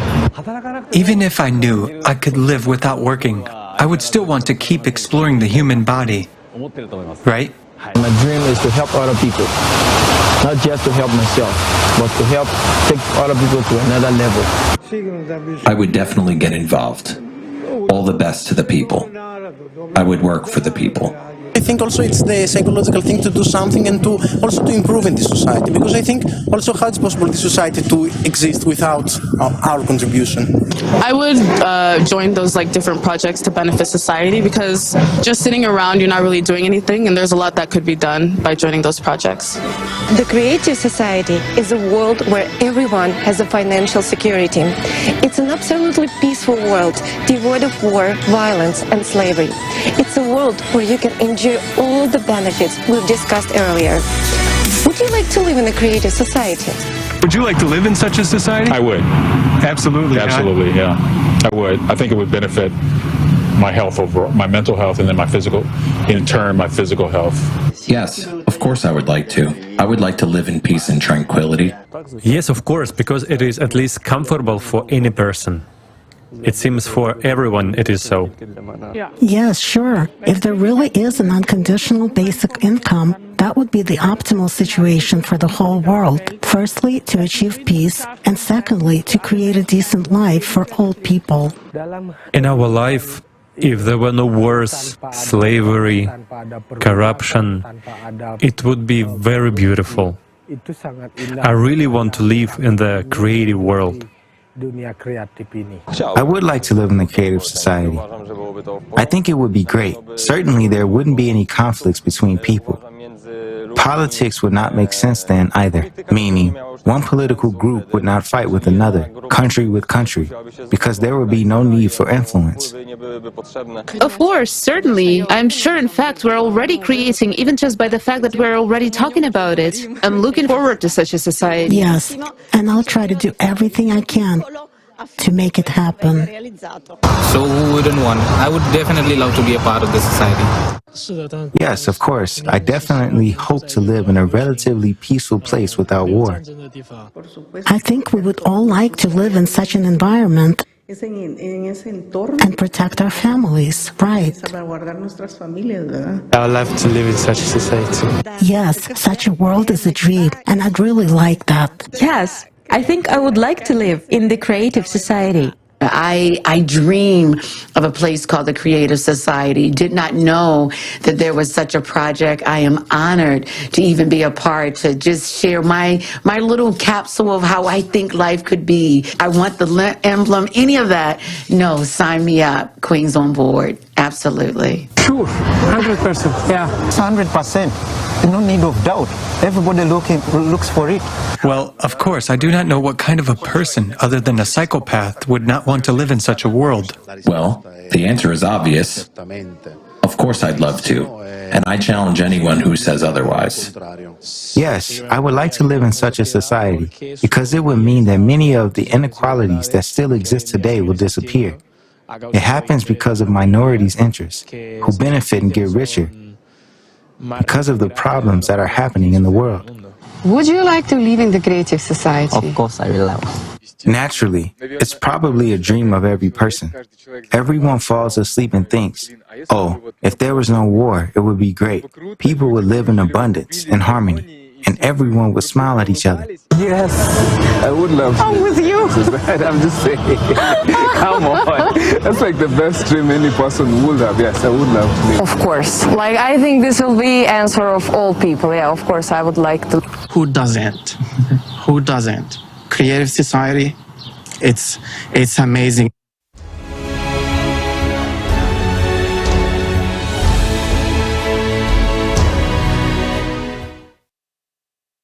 Amazing. What you have seen is only a small part of the responses from people around the world in recently conducted social surveys initiated by the participants of the Creative Society project in preparation for the forum Global Crisis, There is a Way Out. This survey revealed some very important points. Firstly, absolutely everyone supports and of course wants to live in a creative society. Secondly, even with all the benefits, such as free, high-quality healthcare and education, no utility bills, debt forgiveness, no taxes, and a guaranteed universal basic monthly income of $10,000, most people plan to improve their lives and the world around them even further. This is because everyone wants to live in a life worthy of a human. And the Creative Society is precisely the format that creates conditions for such a life. This once again proves that the creative format of society is the format which will restore our sense of humanity and will promote the development of the inner potential of every person, because the conditions in the society will be completely different. Yes, Alina, absolutely. And this shows how much on the same page we are. And have you ever thought about how in today's consumerist society, people's minds are consumed basically with thoughts like paying off debts, paying off the loan, how to find money to feed the children, or how to even afford medical treatment. Basically, how to make ends meet. And wouldn't it be better to actually think about pleasant things like what kind of education would you get if money wasn't an issue, or how would you spend your 10K a month on conditional basic income? Now, that's a great thought, right? Write in the comments below, how would you spend those money, and share your ideas, folks. We would love to hear from you. Yes, of course, everyone wants a guaranteed unconditional basic income of $10,000 free high-quality healthcare and education, no utility bills, loan forgiveness, and no taxes. And all of this will be available during the period of transition to the Creative Society. But fair questions arise. Where will the money come from to provide all these benefits, especially to every person? Will the unconditional basic income payments lead to an increase in prices and inflation? Why do we say that all these benefits will be guaranteed in the Creative Society? What can guarantee this to us? Who will pay for it? Answers to these questions will now be shown in the presentation of a new economic model prepared by an international team of economists specifically for this forum.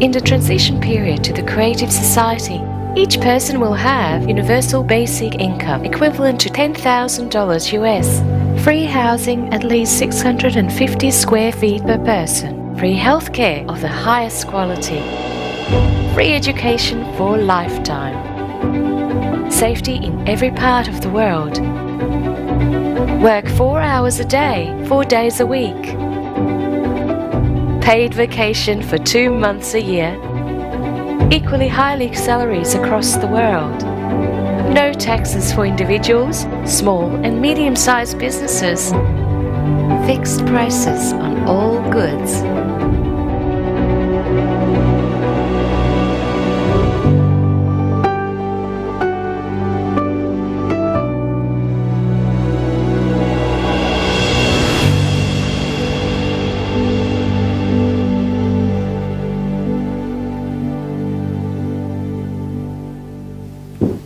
When I look at the picture of this kind of the world, a thought comes to my mind. This is incredible. This is incredibly cool. And yes, I want this kind of life. But just like in any person, a skeptic inside me begins to rant and says, first of all, it is impossible to implement. And even if it is possible, it certainly won't happen in my lifetime. And goes on to affirm, no one will let you do this. And you know what I reply to him? You're right. And indeed, he is right in today's economy of the consumerist format in which we exist nowadays. This cannot be implemented. This requires a different economic model. We need to look beyond the confines of the current system. And I invite you to learn about a new model of economy that will provide a high standard of living for every human being. This model has been developed and proposed by experts from around the world. It takes into account the economic needs of each person, technological advances, and the need for our civilization to develop and evolve. This innovative model will change our lives from the first day of its implementation. I want to draw your attention to the fact that its implementation is possible only if the format of society is changed from consumerist to creative. And further, I will explain why. Unlike the current economic model, the new model will have a different goal: to provide the high standard of living for every human on the planet. There are two key requirements for the new economic model to function and achieve this goal. The first requirement: the new economic model can only work on a planetary scale. It cannot work in a single country. The second requirement is the self-governing society. All power must belong to the people. The economy, along with other strategic spheres, will also be managed and controlled directly by society, represented by every person, each of us, via the electoral platform. So, we have formulated the goal of the new economic model and outlined the necessary requirements for its implementation. These requirements can only be met in the creative format of society. I now invite you to model the near future. After we have successfully completed all three stages of building the creative society, informational, political, and the global referendum, the world community legally and peacefully transitions to the creative format of society that we all have chosen together and become one civilization. From that moment on, it will take a small amount of time to launch the new economic model. 6 months, according to preliminary calculations. After that, we will enter the transitional period to the creative society, which will last 5 to 6 years. As soon as we enter the transitional period, everyone will be provided with the monthly unconditional basic income in the amount equivalent to $10,000, with their own housing of at least 60 square meters per person. Education and healthcare will be of high quality and free, as well as resources, electricity, water, heating. All debts will be written off. Loans will be interest-free, and there will be no more taxes for individuals, small and medium-sized businesses. Of course, this raises a lot of questions. Will people work? What will the prices be? Will there be inflation? And the most common and important question, where will the money come from? So let's take it in order. Where will we get the money from in the transitional period to the creative society? In the new economic model, money will be created by a single fund for global financing, which belongs to society and serves its interests. The single fund for global financing will only serve the function of creating and redistributing funds. It will not accumulate money like the funds do today, nor will it make money as the banks do in the consumer model of the economy. There will be no banks in the transitional period to the creative society because there will be no need to keep money, because money will be exclusively digital. In fact, there will be no money in the conventional sense of the word. These are just numbers and equivalent for exchange. That's your assets. You can exchange them for something, a product, a service, and so on. The more the economy grows, the more means of exchange, what we now call money, are created. In contrast to the consumerist format, all financial transactions will be open and transparent to everyone. The task of the single fund for global financing is to supply the right amount of means of exchange at society's request. Well, how will this work? Society decides what needs to be improved, created, and what projects and initiatives to implement. Experts will use the artificial intelligence to calculate how much money is needed to achieve those goals. And the single fund for global financing will create the necessary amount of money. If there is a request for the implementation of a project in a village, city, or country, an application is submitted to the electoral platform. For example, if a city decides to replace its asphalt pavement, it submits a request and funds are allocated for this from the single fund for global financing. It's just like in the family. You know what everyone needs and you allocate money from the family budget to buy the necessary goods, pants, sneakers, a piano.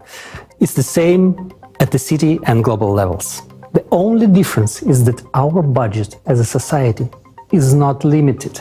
We can spend as much as we want if there is something to spend on, and we need it. This approach does not limit the development of the economy. The economy develops and our opportunities increase. In the new economic model, there will be no budgets of cities and countries. There will be no such thing as state money either. The only place where money can accumulate is your personal account, and you yourself dispose of it as you please. If a country, city, or village has a budget, there will inevitably be those who will try to make a profit from that budget, local officials and others. And when there is no budget, it cannot be taken away. And this is the answer to the question of why there will be no corruption, theft, and bureaucracy. There won't be a situation where the asphalt pavement was changed last year and this year it is changed again, and someone makes money on it. It will not happen because the monitoring system will guarantee the transparency of all operations. Monitoring that the money allocated has been used as intended will be done with the help of technologies that already exist, such as the multipurpose complex Voskhod. You won't be able to buy building materials for a higher price than those that are sold everywhere, and everyone can see their price. How is it possible to steal if what you buy and sell can be seen immediately? Money flows are transparent. Anyone can see what every penny is spent on. Now, in the consumer's format, this information is hidden. But in the transitional period to the creative society, it will be available to everyone. You can see exactly how money has been spent in any part of the world, regardless of where you are, because society's money is your money. For the convenience of transactions and complete transparency, a new single monetary unit will be introduced, which can be used anywhere in the world. It will belong to society and be created by the single fund for global financing. It will be digital. It will not be possible to seize or freeze it, and it will not lose value. You cannot lose digital money. It cannot be stolen, and its flows are completely transparent. From the first day of the transitional period to the creative society, an exchange of existing currencies for the new monetary unit will take place. All savings, capitals, and assets of people and enterprises will be converted into it. Why will the single currency be digital? Because firstly, it guarantees the transparency of all financial transactions. And secondly, with modern technology, there is no need for paper money or documents. Digital money is both environmentally friendly and convenient. A person doesn't need to carry a wallet, a passport, or a plane ticket. No chips or third-party devices are needed. A person can be identified by retina or a fingerprint. All this information will be stored in a single database that would be under the control of society as a whole, rather than individual countries or special services, as it is today, where everything is fragmented. This high-tech approach would simply eliminate any illegal activity. It will be impossible to engage in stealing or money laundering. It will all stop. In the creative society, a person has nothing to fear or hide. They are absolutely open and free. Everything starts with a clean slate. The key mechanism of the new economic model will be a limitation of wealth, which is the limit of maximum wealth per family that we will set as a society. At the present time, the recommended amount is $10 million, and it is confirmed by recent research. This is the total amount, including all movable and immovable property, all the assets and liabilities of each family member. This amount is more than enough for a comfortable, prosperous life, but not enough to gain unlimited power. When a person's wealth goes over the set limit, the excess funds simply disappear. They are not credited to anyone's account and are essentially written off. We are used to thinking in terms of the economy of the consumerist format, but here you have to understand that this is a different form of settlement, not the usual banking form. Therefore, money is not accumulated. When society needs money, the single fund for global financing simply allocates the necessary amount, which goes into circulation. Society is financed without limitations for as much as required for its needs. In the transitional period, money is needed as an exchange fund to limit the wealth, so that humanity or a group of people would not build empires and usurp power again. This would create a high standard of living for all people. Let's summarize. In the consumerist format, money is a means to retain power. People try to accumulate it, hide it, take it away, while in the transitional period to the creative society, money is a tool to achieve society's goals. And money is needed only during the transitional period to the creative society, as a temporary measure for 5 to 6 years, and it will not be needed in the future. And later we will explain why. Nowadays, they say that the problem is not money, but its quantity. As we have already understood, in the new economic model, there will be no such problem.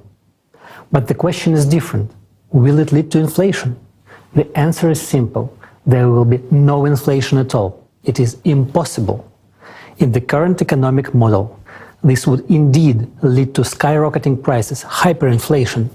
But in the economic model of the transitional period to the creative society, this simply could not happen. Why? Because prices would be fixed worldwide by law for all resources, goods and services. They simply cannot be raised, and this means that inflation cannot be created. But it raises another question. At what level will the prices be fixed? Will the bread cost $1,000? Well, if you make that decision, of course it will, because we will decide as a society anyway. The optimal prices will be calculated using artificial intelligence, considering all the costs and profitability, but the final decision on pricing will be made by people. Therefore, you surely understand we are unlikely to want the bread to cost $1,000. We would rather want it to cost less than it does today. And it will. All prices will be less than they are today. And thanks to what? Because there will be no interest on loans and taxes for medium and small-sized businesses included in the prices. Electricity, water and gas will be free. There will be a single economic environment in the creative society. And the absence of borders means no taxes on exports and imports, no duties, no excise taxes and no customs duties. The introduction of robotics, fuel-free generators and smart logistics will contribute to lower prices for goods. At the same time, quality standards will be equally high for the same goods all over the world.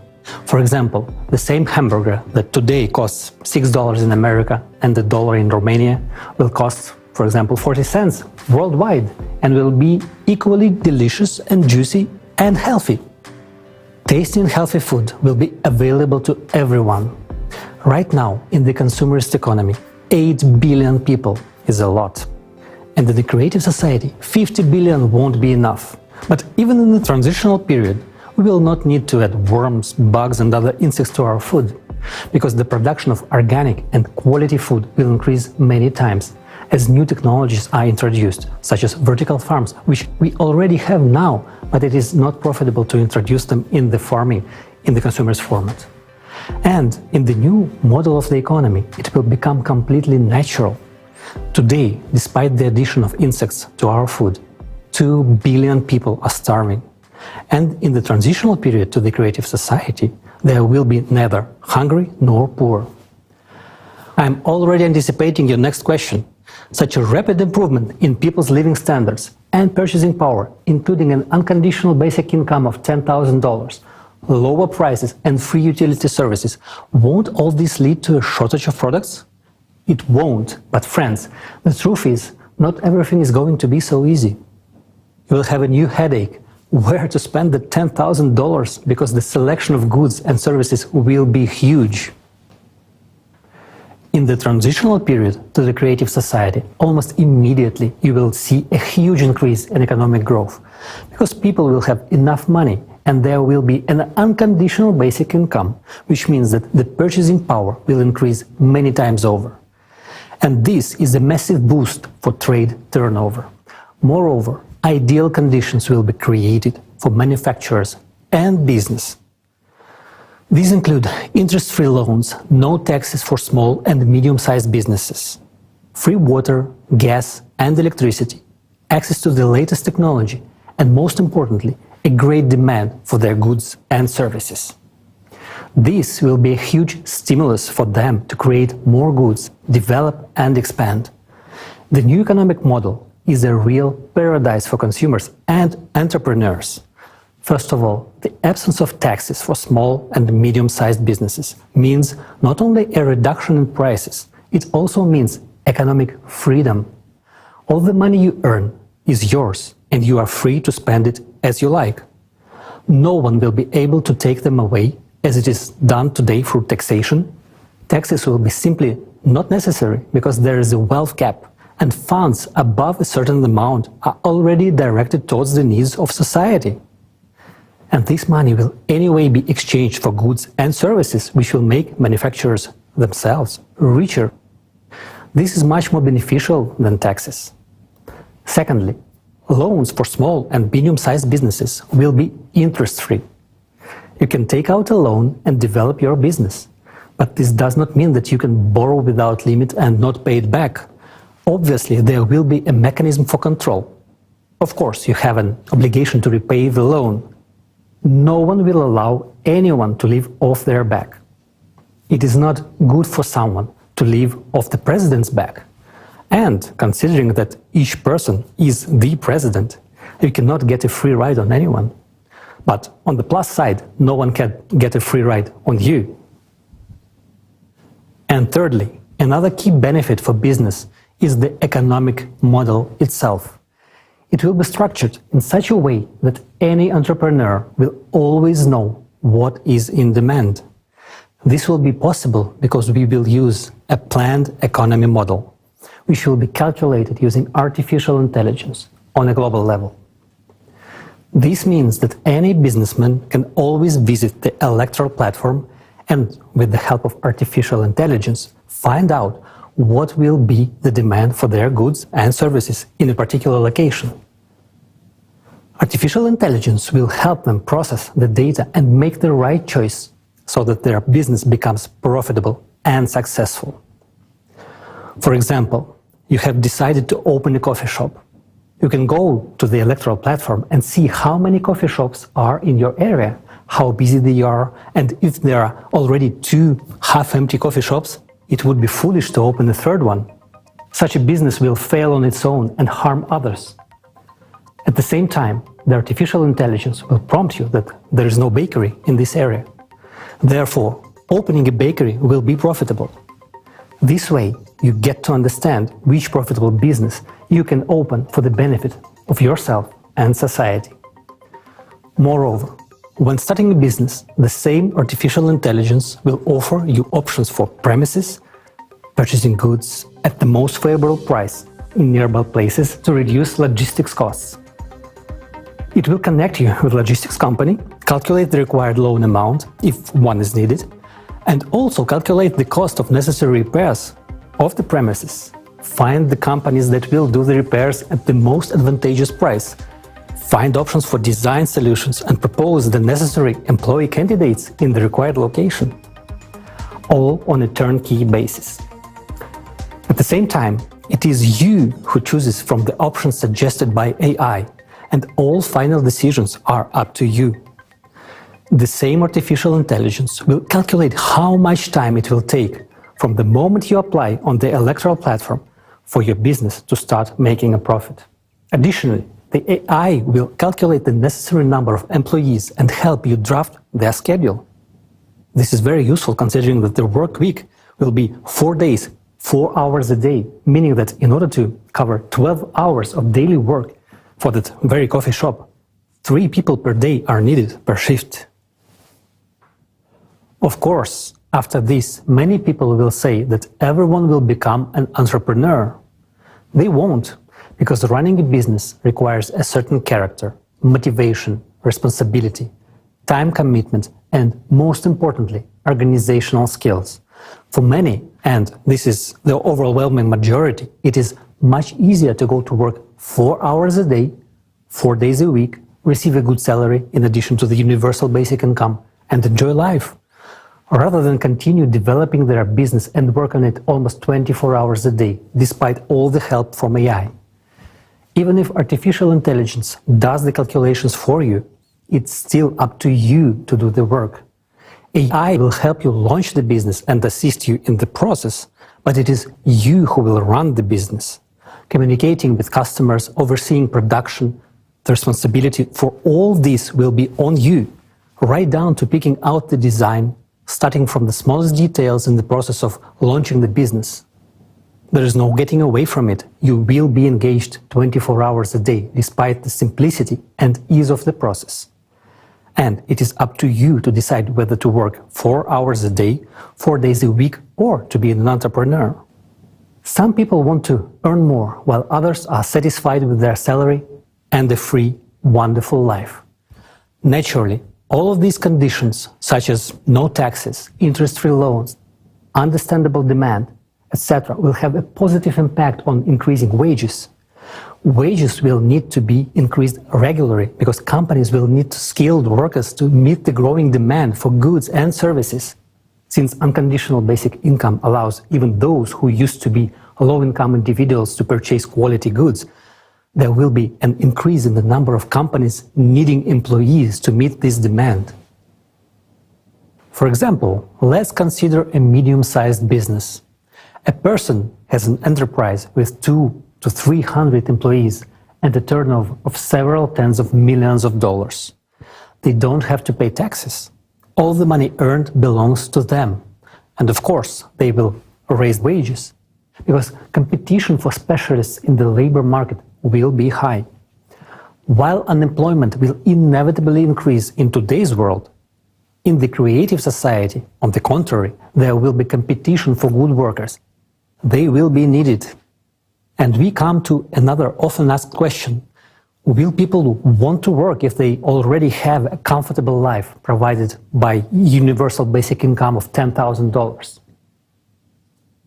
People will still work because a $120,000 universal basic income per year for a person is just an average level of prosperity. Few people want to be in the middle class. People strive to live better. For example, if a person wants a new good car, then to buy it, they will have to live on just their basic income for several years. Wouldn't it be easier to go to work to buy their dream car faster?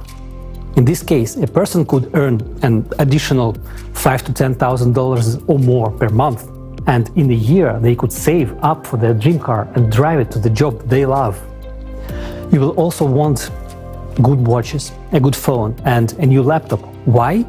Because you have the opportunity to buy them. You will want to go to a good restaurant. You will be too lazy to cook, and you will go to a restaurant near your home to eat there. This requires money. And this is a good incentive to work.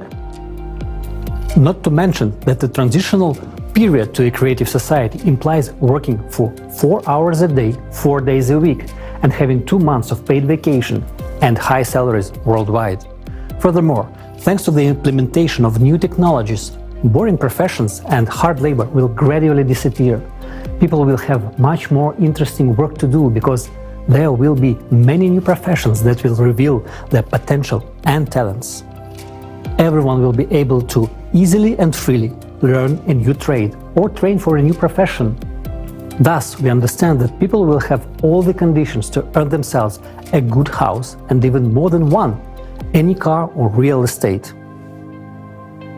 And then this question arises, what about private property? Everything a person earns, up to the wealth cap, belongs to them, their house, their yard, their car, and so on. An entrepreneur's private property may include a store, service areas, manufacturing, restaurants, cafes, and the like. But all minerals and resources of the earth will belong to the entire society. It is thanks to this that electricity, water, and gas will be free for people and small and medium-sized businesses.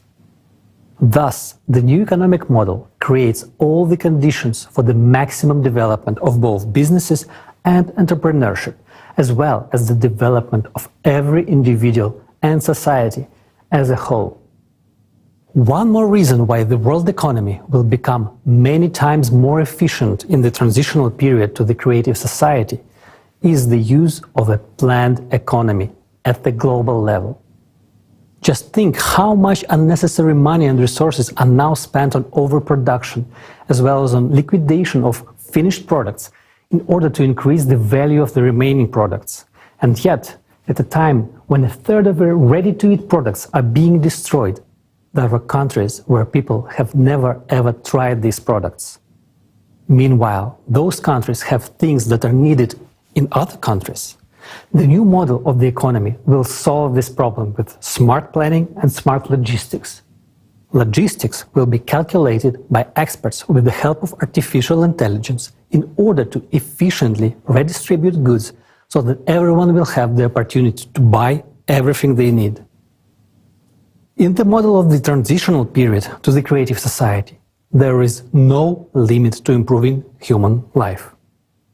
It will be possible and necessary to improve life, but prohibited to make it worse, and it will be fixed at the legislative level. Remember, the highest value in the world will be human life and his benefits. Well, friends, let's sum it up. Now you understand how the economic model of the transitional period to the creative society works. It provides everyone with the high standard of living. This includes a monthly unconditional basic income equivalent to $10,000, fixed prices for all goods, high level of wages, free and high quality healthcare, education, and excellent conditions for business development. What's more, there's only a part of its advantages over the current consumerist format of economy. The absence of wars, inflation, crisis, and stable income, all of this makes society healthier, and this is extremely important. There's no need to commit crimes, no reason to risk a happy life. The simple question is, what for? When human life comes first, the world changes drastically. Your happy life is what you will treasure. These are your opportunities, and these are the opportunities for the entire civilization. Today, humanity stands at the threshold of controlling matter. This is the reality of today. Only minor gaps in understanding separate us from controlling matter. The only thing we really lack to fill these gaps and make a scientific breakthrough is scientists from around the world working together in this direction with unlimited funding. And this will be possible from the very first days of the transitional period to the creative society. And most importantly, unlimited funding for science is the only chance to eliminate the climate threat. Because this is the top priority vital issue today. As early as this stage, we will be able to save the planet from climate collapse and launch the processes to solve environmental problems. The transitional period will take about 5 to 6 years. After its completion, we will enter the creative society. And the creative society is a world of incredible possibilities where the latest technologies will be available. The health capsule will allow everyone to extend their lives beyond the species limit and live in a healthy and young body for at least 1,500 years. The replicator is the technology that will enable us to create anything from the tiniest particles, manipulating matter at the quantum level. These technologies will be in every home. And that's the answer to why we will no longer need money. The creative society solves all our economic problems and opens up a new world of incredible opportunities where you can unlock your true potential. If you want to live in such a world, it is now important to act together with millions of people. You and I are now launching a worldwide demand for the creative society, which will very soon become the main trend of humanity if each of us takes an active part in this first and most difficult stage of building the creative society, the stage of informing. In one way or another, each of us is suffering in the economic model of the consumerist format. But we are searching for a way out within the familiar paradigm. However, the way out is only in the creative society. Therefore, for those who understand what the way out is, it is important to tell others about it. Creative society will open up perspectives for growth and development of each individual and of society as a whole. This is what will make us free. In the consumerist format, there can be no real freedom for a person. There's always the exploitation of the majority by a few individuals. But even those few individuals are themselves enslaved by this format. Therefore, not a single person has freedom in the consumerist society. It is only in the creative society that the person can attain true freedom.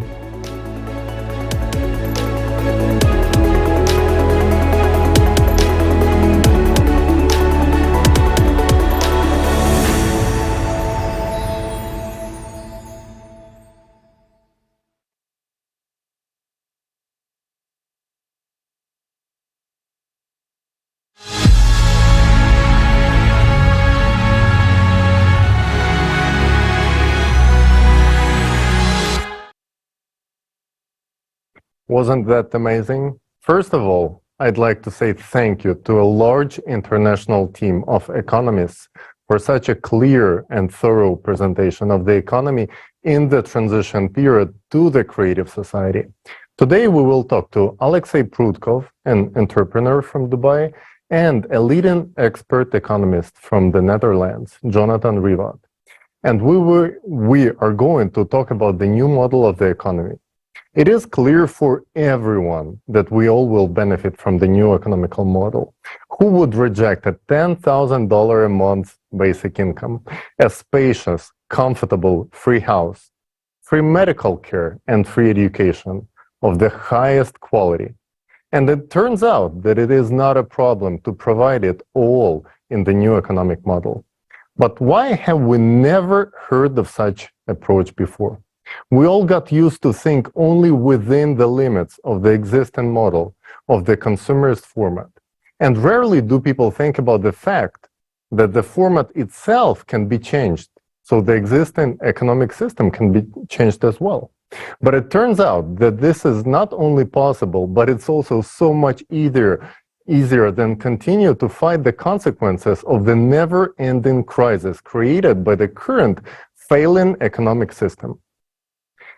Today, we are enslaved in this consumerism format through debt, fear of losing our jobs, and lack of money.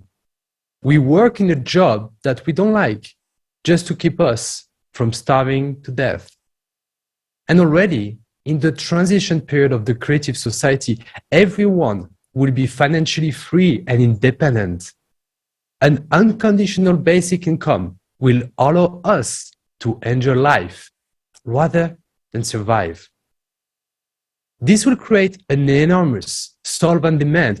Just imagine, the economy will receive as much as money in a month as the current world economy produces in a whole year. Money will permanently stimulate the economy, and it will be no longer laying dead weight in an account of several people. Because there will be a limitation of wealth, and there won't be any risk of someone having an excessive amount of money which they could use to seize power or initiate wars. Yes, and most importantly, only this economical model will provide the unlimited funding for the scientists to tackle the most important problem, the climate threat. But look at the current economical model. Today, many projects that could improve people's lives are not being implemented because we have no funding for them. While in the transition period to the creative society, there are no limits. Funding of society, that is the development of the society, is limitless. Alexei? And it is impossible to create inflation because prices are fixed by law. As a result, we will get an economy without crisis and inflation. During the transitional period to the creative society, the entire world economy will function as a unified system, as opposed to the current fragmented approach, where everyone is focused solely on their own profit and self-interest. And today's economy has been very accurately described in the books by John Perkins, who calls today's economy the economy of death. He writes about it in his best-selling book, The Confessions of the Economic Hitman. So John Perkins is a specialist who knows the consumer's format system from the inside out.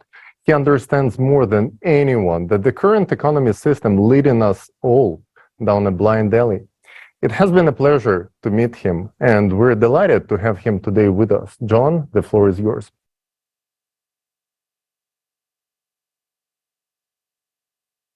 So, welcome to Global Crisis, There Is a Way Out. I personally am very happy to be here. I'm John Perkins. I have a background as a chief economist at a major consulting firm, but perhaps I'm better known as an economic hitman. People all over the world are understanding that the system that we now have just isn't working. I am blessed with the opportunity to speak in many different countries on just about every continent. And everywhere I go, I see that people understand that, you know, we've got to stop climate change. We've got to stop species extinctions. We've got to stop environmental destruction. People know this everywhere. And so those are all symptoms of the death economy. We know we've got to turn this around. We've got to create an economic system that works. It's an illusion to think that we don't have power. You know, we in some respects, we're living in this illusory society where everybody's told, and the advertising tells us, and politicians tell us that somebody else has the power. We have to turn to them. But the fact of the matter is, if you look at the people who've changed throughout history, whoever your heroes are, these are just human beings. And when they started, they didn't know they were going to become heroes. They didn't know they were going to become world known. And you may not become world known, or you may not want to be, but you can play an incredible role. And once you get started doing this, the satisfaction that it brings is phenomenal. Whenever we realize that we must change and we start to invoke these changes and we start to implement these changes, there's always pushback because the status quo thinks that they don't want change. And little do they know, even the very richest and most powerful people politically, they're in trouble. They're in a lot of trouble. The planet's in trouble, and so they're in trouble. But they'll push back, and that's historical. You know, but whenever there's pushback like that, we can take strength from it. We realize they're pushing back because they know that we're winning. And it doesn't matter from what country you hail, what your religion is, or your nationality, or your culture, or the color of your skin, or anything else. We're all in this together. And we are unified in the fact that we're all threatened by the death economy. So let's recognize that it's also important to unify to develop a life economy. It's happening, and people like you and I and everybody who's participating in this magnificent program is part of that. It's an exciting time. Thank you, everybody, for participating in this, and what an amazing time we're in. And you know, like this. Interconnected global system that we're participating in is amazing. Thank you. I appreciate what you're doing. John, thank you so much for sharing with us your vision of the economy and your observations that people from all over the world feel the need for this change. After all, nothing will change without people's demand. It is very encouraging to see that people who really understand the economy realize that we need creative society where the economy will improve everyone's life, and it will create the conditions in which we can truly live rather than just survive. Yes, to achieve this goal, we will use global level planning with the latest AI technology. Today, corporations are using economic planning at the state level worldwide, and it is yielding tremendous results. Through successful and effective planning, the income of some corporations becomes greater than the GDP of entire countries. Just imagine the results we will achieve when planning is done globally by using AI, and it will be aimed at a single goal: improving every human's life. Yes. Today we can build a new economy because we have all the technology to make it happen. Having these technologies will allow us to implement true self-governance in society. Modern humanity has never had such experience because of the authorities. They have always been there, and the power in the hands of a few will always lead to some kind of overindulgence and manipulations for the personal financial gain. This is done through shady schemes and withholding of information from the general public. In the transition period to the creative society, all financial information will be transparent and open to general public. We will be able to implement this by using the latest technology that will control and monitor any illegal money laundering schemes. This will make all illegal activities impossible. Simply put, corruption will be eradicated. And the best part about this, that we don't even have to invent this technology. It already exists. This is the Voskhod Multipurpose Complex by XP Energy. Stay tuned, because we will talk about this technology in details a bit later. We have everything we need to make our economy today function in a different way. The only thing that's missing is the creative society. Yes, and I was struck by the fact that in the economic model of the transition period to the creative society, prices will go down. Never in my life have I seen prices go down. I haven't even thought it is possible. It turns out that not only will prices go down, but the quality of goods will improve. Yes, and the main factor for reducing prices in the transition period of the creative society will be free energy. And the second key factor is the absence of taxes. Today's prices increase due to inflation, as well as ever-increasing taxes will make up a significant portion of a product's price. Yes, Jonathan, I totally agree with you. To illustrate this more vividly, we can take a look at the very simple example. Let's take that bun from that hamburger that we talked about in the video. Why is it so expensive? After all, it's just flour and water. How can it cost $2? Did you know that if you take out taxes out of the price of that bun, it will cost 3 times cheaper? So how does this tricky taxation scheme work in the consumerist format economy? Let's take a look in details. In order to grow the wheat used in making of that bun, you have to rent land. The farmer pays tax on that land. Then he needs a tractor to work on that land. Then he has to pay another tax, the value-added taxation, VAT. The cost of the tractor also includes several other taxes, such as invention tax, licensing, and the VAT on each part of the tractor. The tractor needs gasoline to run, and the most of the price of the gasoline, again, taxes and other duties. So next, farmer needs seeds and fertilizers, for which he again pays taxes.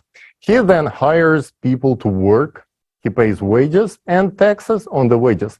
And the people that get their wages also pay taxes on them as well. The tax payment doesn't stop there.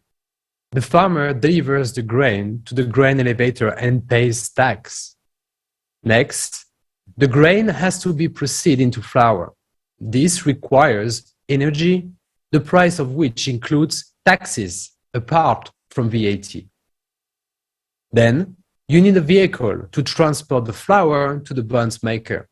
Its price already includes a lot of taxes. Plus, you have to fill it up, which incurs yet another tax, and pay the driver for his work, who also pay tax from his salary.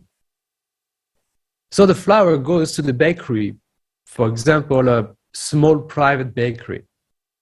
Even if the bakery owns the building, they still pay land tax in addition to energy, to gas and electricity bills.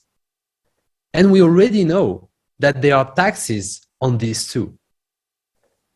There are people working in production who gets their wages, pay taxes on their wages, and from these wages, employees pay taxes once more. Yes. And now imagine you walking into that bakery just to buy a simple bun. But what a journey it has been on, right? Before it even hit that shelf, it has been taxed on every stage of its creation. Even more, the shop operates under the very same taxation scheme. So you buy this taxed bond and you pay the shop tax from your hard-earned wages, which already has been taxed, by the way, as well. So it looks like some kind of nesting doll of taxes all the way. And God forbid if that bond crossed any borders on its way to that shop, because then you will also have to pay the delivery tax, the taxation custom fees, and so on. At this point, you should ask yourself, is it really just a bond or some Trojan horse of taxes? It's amazing to think about the journey that a simple bun has made, with taxes being just another ingredient in the recipe of a consumer society. You know, even bakers who are dealing with dough all day have most of it being taken out of their pockets after paying all those taxes. I guess we all can agree that it is time for a new recipe of the economic model, where individuals together with small and medium-sized businesses will be free from taxes.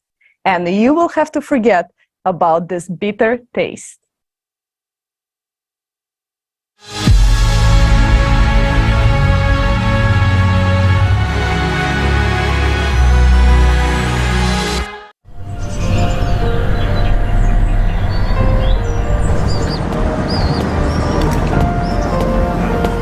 I'm telling you, we should already start preparing her for adult life.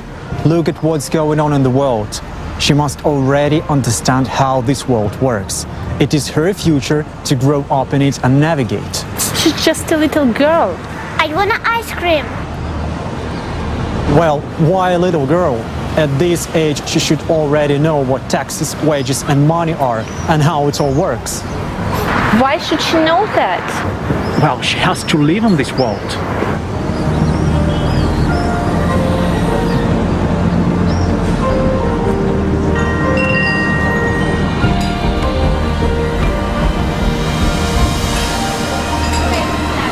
Daughter, you must know, understand, and navigate in this world. So look, here is what taxes are.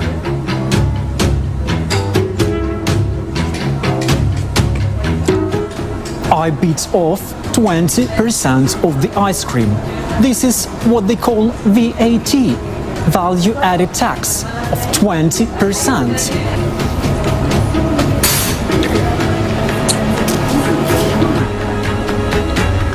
And what I've bitten off now is your income tax of 40%.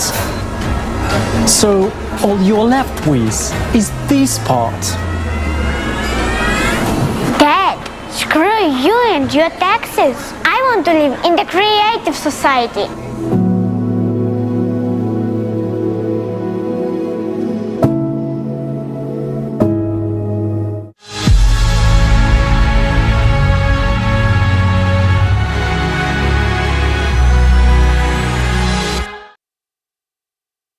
Well, that ice cream analogy really gives us a taste of the crazy world we live in.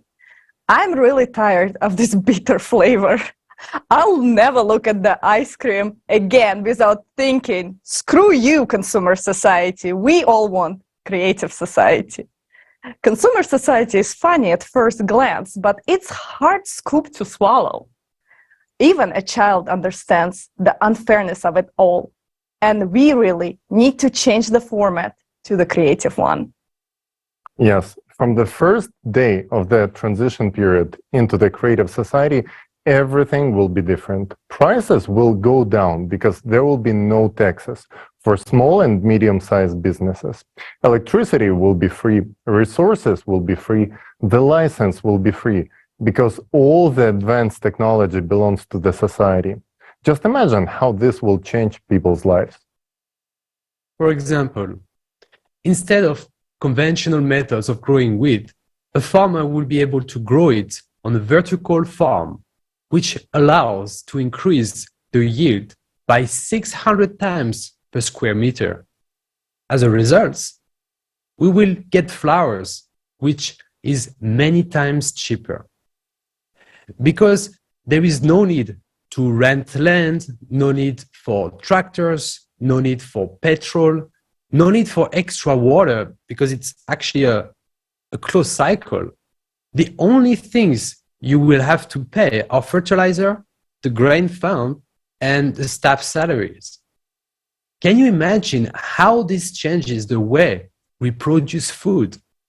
It will become a higher quality without the use of pesticides and harmful substances. And it will be also significantly reduce the burden on the environment, which will stop exhausting the earth with huge arable lands. And here's the answer to the question of why the prices of goods will go down while their quality will only improve. Absolutely right. And these fundamental changes will transform every sector, because in the creative society, everything will work for the benefit of the people. According to the law, no one will have the right to make life worse for anyone, and there will be no point in it. The conditions will be created in such a way that by improving someone else's life, you will ultimately improve your own life as well. And our children will be the first generation to grow up in a society where it will be natural. This is our responsibility, and we have the power to make it happen. So now you know what benefits are guaranteed to every person in a creative society. And you also know that it is economically possible. For all the advantages we discussed to become a reality, it is necessary to adopt this economic model worldwide. Its implementation is only possible with a change of society from a consumerist format to a creative one. Only in this case will it work. We have just received an answer to a crucial question that is often asked. Where will the money come from for free healthcare in the creative society? Free healthcare will be provided to every person thanks to the new technology, thanks to the new economy. You have already heard that this privilege will be available in the creative society's transition period. But in the creative society itself, a new technology will enter our lives that will radically change people's future. We confidentially proclaim 100% health for every person in the creative society and the complete absence of diseases. And there is something else that will shock you. This is the extension of human life up to 1,500 years, thanks to the use of this technology. Yes, you heard it right. This is not a fairy tale. Science has already advanced so far that it has been scientifically proven that such technology is possible, and these developments are already underway.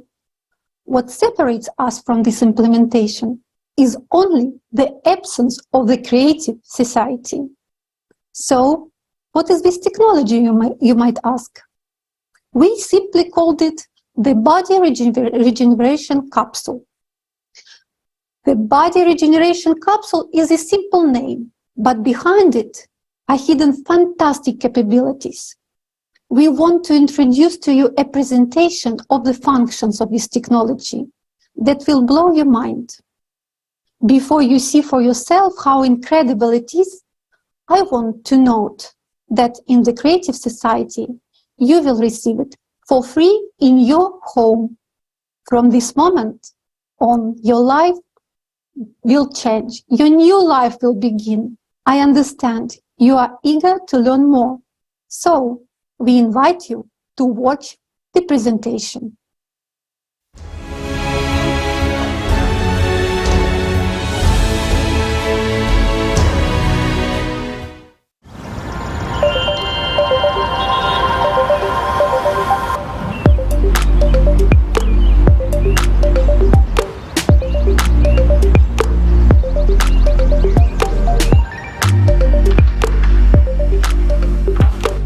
Cody, any news for me? The regeneration capsule has been installed and configured. It's also synchronized to your personal medical assistant. Cool. Cody, I want chocolate milkshake. The recipe from Gabby Kozak Yeah, that milkshake is amazing. Done.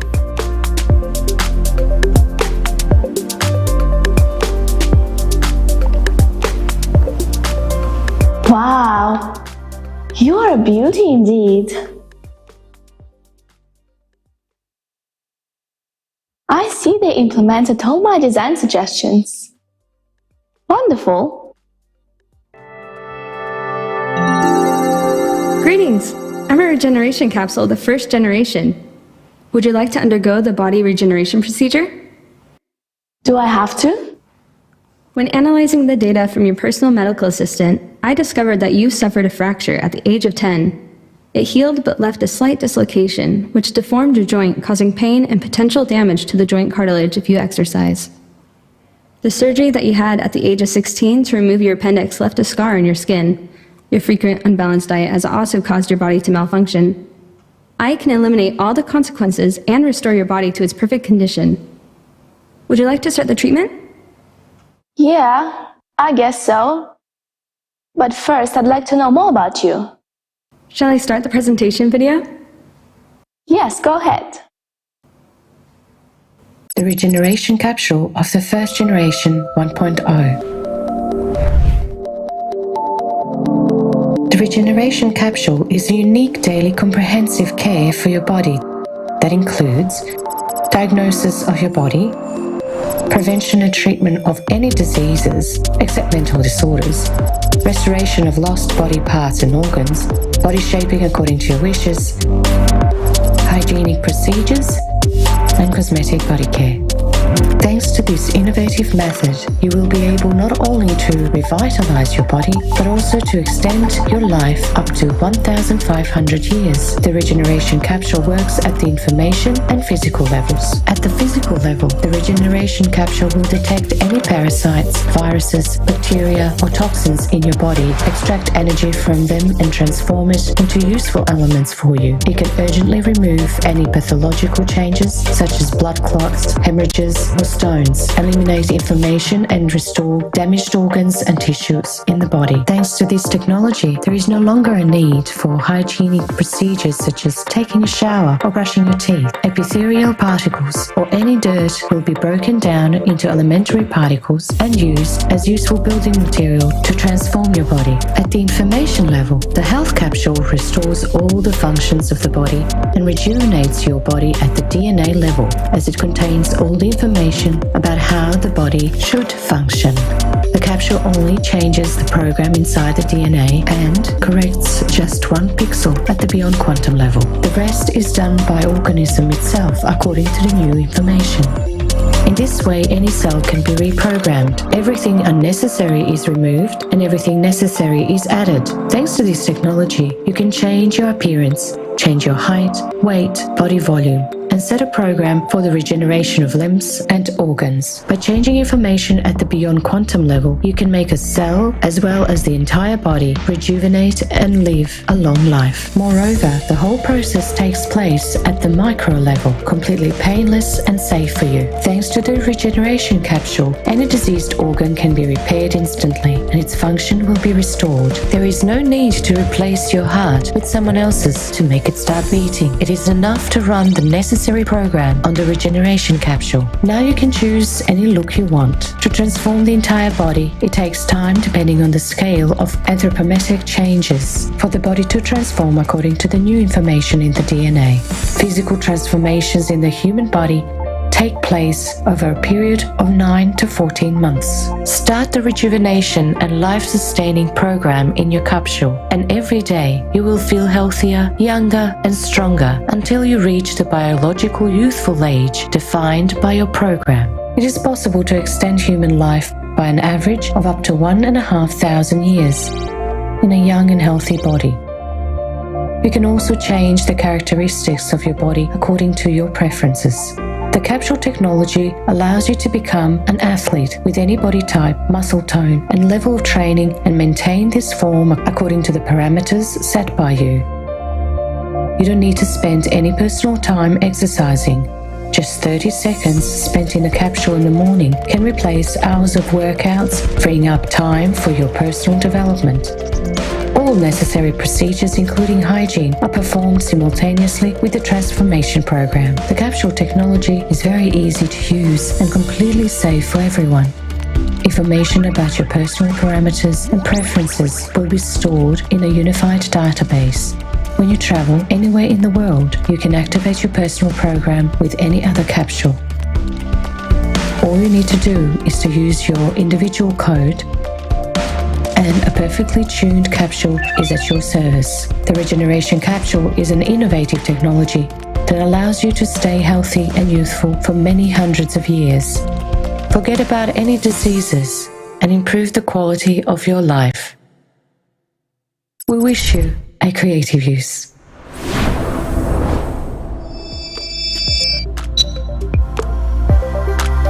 Wow, that's awesome. So you can really cure all diseases? Yes, in fact, most diseases are caused by infections.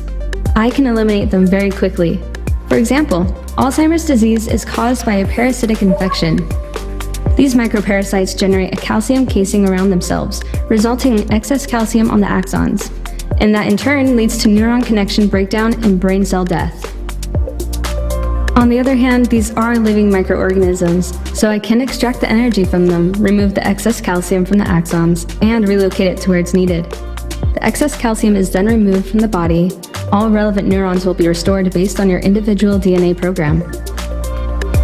If you want to increase brain functionality, I can also create active neurons and increase their number. As time passes, you will gradually adapt to the increased brain functionality.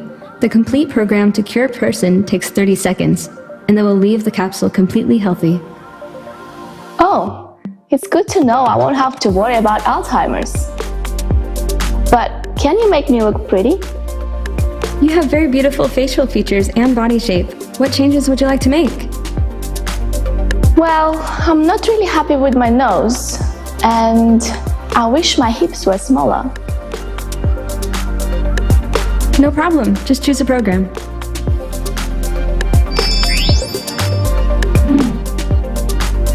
Wow. So I don't have to go to the gym anymore? Only if you like to, for the sake of enjoyment and socializing with other people. I can make external changes to your body without any negative effects on your health. For instance, if you have excess weight, I can dissolve fat inclusions in your tissues and remove any excess fat cells. This will reduce your body weight and volume, all while keeping the process fully under your control. Additionally, I can help increase your muscle mass, allowing you to improve your physical strength and endurance, as well as strengthen your bone tissue and ligaments. All this is possible without compromising your health. This entire body transformation program can be completed in 9 to 14 months. So I don't have to follow any diet anymore? You can eat whatever you enjoy as much as you want. You don't have to follow any diets anymore. I will add whatever is necessary to your body and remove the unnecessary. This is covered in the daily care function and will take 30 seconds. Are there any restrictions on use of the capsule? Age restrictions, for example? There are no restrictions. So wait, even newborns can be placed in the capsule? Yes, in fact it's even necessary. And moreover, the capsule completely controls the fetal development from the moment of conception until the birth of the child. Starting with the first cell division, there will be complete control over the development of the fetus. After all, it is already an organism with an organism. As the baby is born, it is under complete monitoring and care. It will have a perfect body, with a perfect program, and a perfect immune system. The capsule can accompany the pregnancy and be used during the delivery. It monitors the fetus and the mother. It can create an absolutely comfortable and proper state during the delivery. Also, I'm a bit confused. What do you mean that we don't have to wash ourselves anymore? So we don't have to wash our hands either? This is no longer necessary. All the more, a conventional shower cannot cleanse your body as perfectly and safely as I can.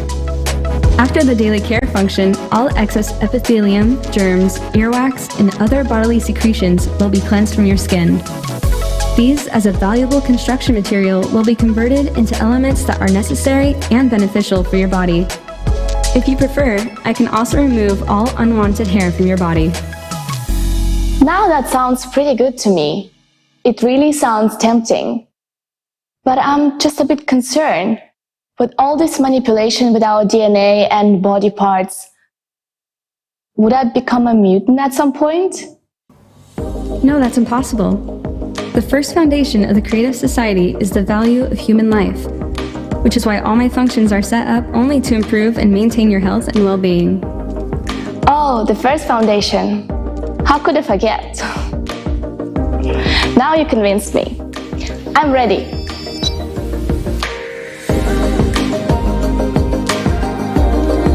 Which program do you choose? Daily routine for starters. Should I not breathe and stay still? That will not be necessary. Feel at ease. Let me remind you that all procedures are absolutely painless and safe. Scanning your body now. You have a left middle cerebral artery aneurysm. If not removed, there remains a higher risk of hemorrhagic stroke, restoring the integrity of the vascular wall. The aneurysm has been removed, and there is no longer any risk of stroke. Wow, that was incredible. Did you just remove a risk of a stroke in just a couple of seconds? Yes, ensuring your well-being is my priority. Starting the daily care routine. This will take 30 seconds. Would you like me to turn on your favorite video? Yes, please.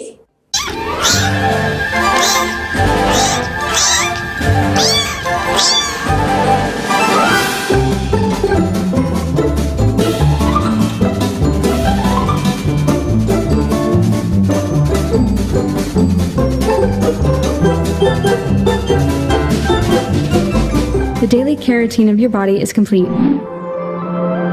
What do you mean? 30 seconds are over. Have a great day.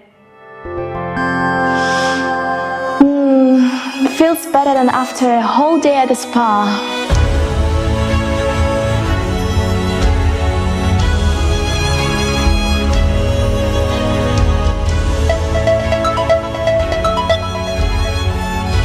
Mom, hi. Look what I've got.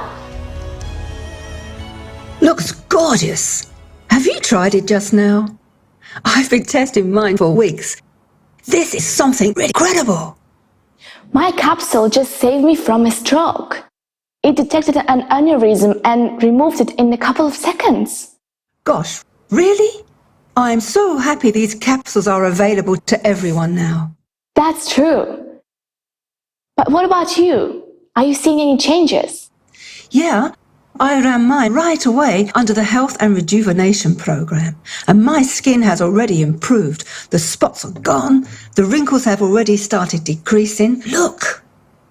And the best part is, my joints aren't aching anymore. The other day, I purposely walked up to my apartment without taking the elevator just to check that. And to my surprise, I didn't experience any joint pain or shortness of breath. Look at you, Mom. You got a hang on a capsule way quicker than I did. Oh, it was so easy to use. It tells me everything. It told me I would take 9 months to fully rejuvenate. But I already feel like I'm 25. Oh, Mom, I'm so happy for you. Yes, my dear, me too. I am happy that we were able to build the Creative Society. And now all diseases and aging are a thing of the past. Definitely. Oh, I've got a call. I've got to run. Bye. Speak to you later, Mom.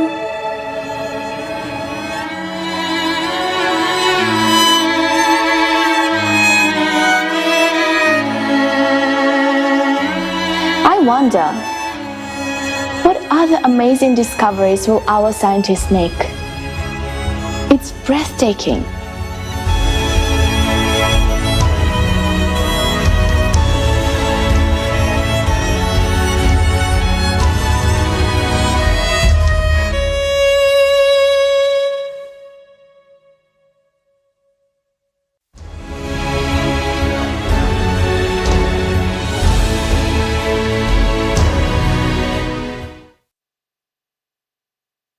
Wow, what an amazing video. Imagine in the creative society, everyone will have their own capsule for regenerating the body.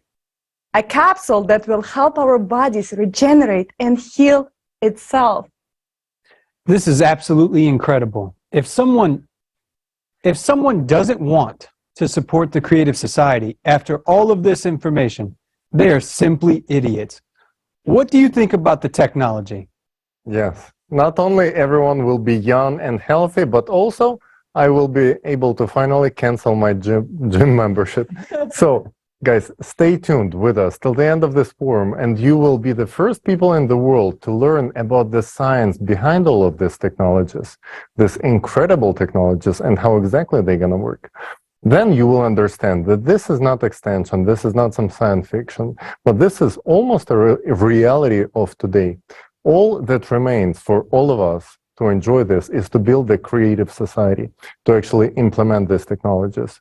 We remind you that you are watching the live broadcast of the International Online Forum Global Crisis, There is a Way Out. It's organized by the people, volunteers from more than 180 countries. And right now, this broadcast is being interpreted into 150 languages, which spoken by 90% of the world population. We do all this so that everyone has the opportunity to learn about the creative society. Therefore, let's make sure that everyone knows about the creative society. Share this forum right now with everyone. Record videos, reviews on this forum, and post them on your social networks with the hashtag Creative Society. Exactly. In order to build a creative society, we must have a clear plan, right?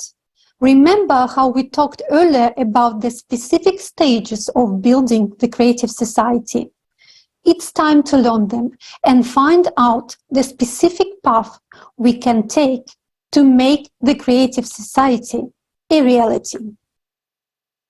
Friends, let's be honest. Each of us wants to have an universal basic income equivalent to $10,000 every month. Free housing, a replicator of matter that meets all material needs, and a health capsule that solves all your health problems and ensures longevity and usefulness. But there is one important thing. It will only be available to everyone in the creative society. So how can we achieve the creative society? Let's consider this in detail. Creative society is built in 3 stages. The first stage is the stage of informing. The second stage is political. The third stage is the world referendum. Each of these stages implies specific steps. In essence, this is the roadmap of how we get to the creative society in a peaceful and lawful way. Let's walk through those steps together. What is our first step? Where do we start, Jason? We'll begin with the first stage, which is the hardest and the most important one, the stage of informing. That's right. The first stage in building the creative society is to inform others. After all, we can only build the creative society in the whole world, which means that firstly, all people need to learn about the opportunity before choosing it. Yes, the creative society is beneficial to everyone. So if all people learn about it and truly understand its idea, then they will definitely support it. This means that people will form an electoral demand for the creative society, and then politicians will have to fulfill it since it is the will of the majority of people. And such politicians will surely be found if people as the electorate express their readiness to vote only for those politicians who will implement the creative society.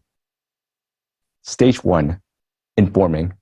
A person found out about creative society and wants to live this way. What exactly do we do at this stage of informing? First, a person informs others about the creative society. We start sharing information about creative society by all available legal means, through personal communication, on social media, by placing the creative society logo on your car, home facade, clothing, public transport, and so on. These are actions that are easily accessible to everyone, and to you too. If you want to live in the creative society, then tell everyone about it, and be sure to spread the word about the benefits each person will receive. Act as the characters from this next video.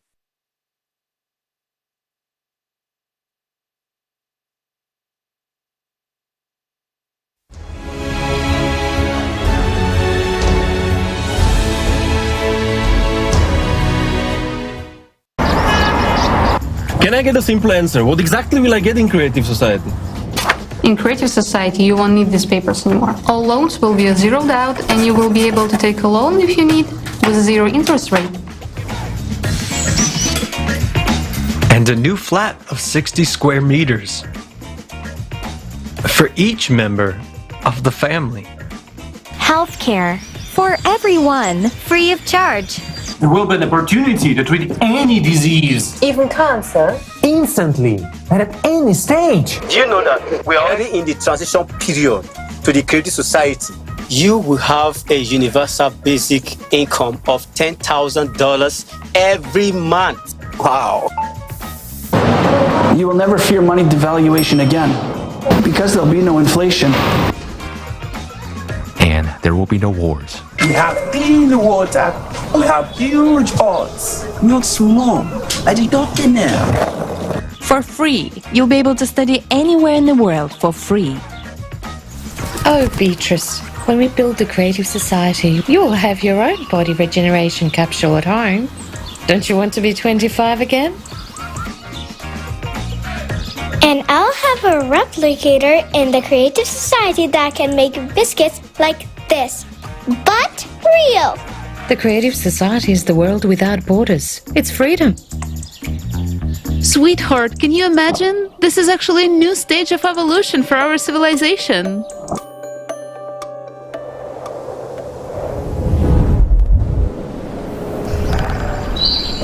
And don't I need to do anything for that? I didn't say we didn't have to do anything. We've got to inform everyone about the Creative Society, so that people form a public demand. To change the format of society to a creative one. And how are we gonna do it? You can put a sticker on your car, just like that guy. Or this guy. I'm gonna talk about it in my every podcasts. You have a lot of contacts abroad. You can start an international PR campaign to let the whole world know about Creative Society. Put a banner on your balcony. You can place information about Creative Society in your cafe. For example, like this. Show all your neighbors that you support the Creative Society and tell them what the Creative Society is. Let's take a picture of your beautiful biscuit and post it on Instagram. So what do I have to do to be 25 again? There are t-shirt layouts available on the website. So, what can I do to make this world happen? Bro, come on. You got 3 languages under your belt. Join the Creative Society Forum's translation team so that everyone can learn about it. Jane, I need a list of our foreign partners. Please prepare a sample letter of cooperation. The letterhead should have the Creative Society logo on it. How about we address the highest quality medicine in Creative Society, live on TikTok? Tonight? You're so outgoing. Every other person knows you. You can tell absolutely everyone about the Creative Society. Keep doing what you're doing, what you're awesome at.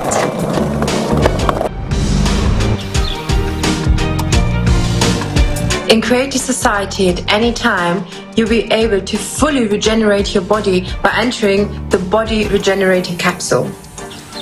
It is not what kind of the world we're born into, but what kind of the world we can make.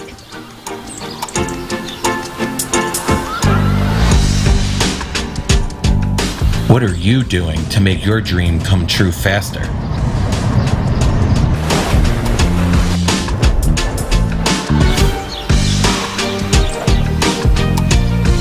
Postoji izlaz, and that is the Creative Society.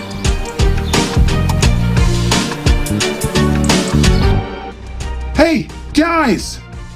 Come back to Earth! People are actually building the creative society there.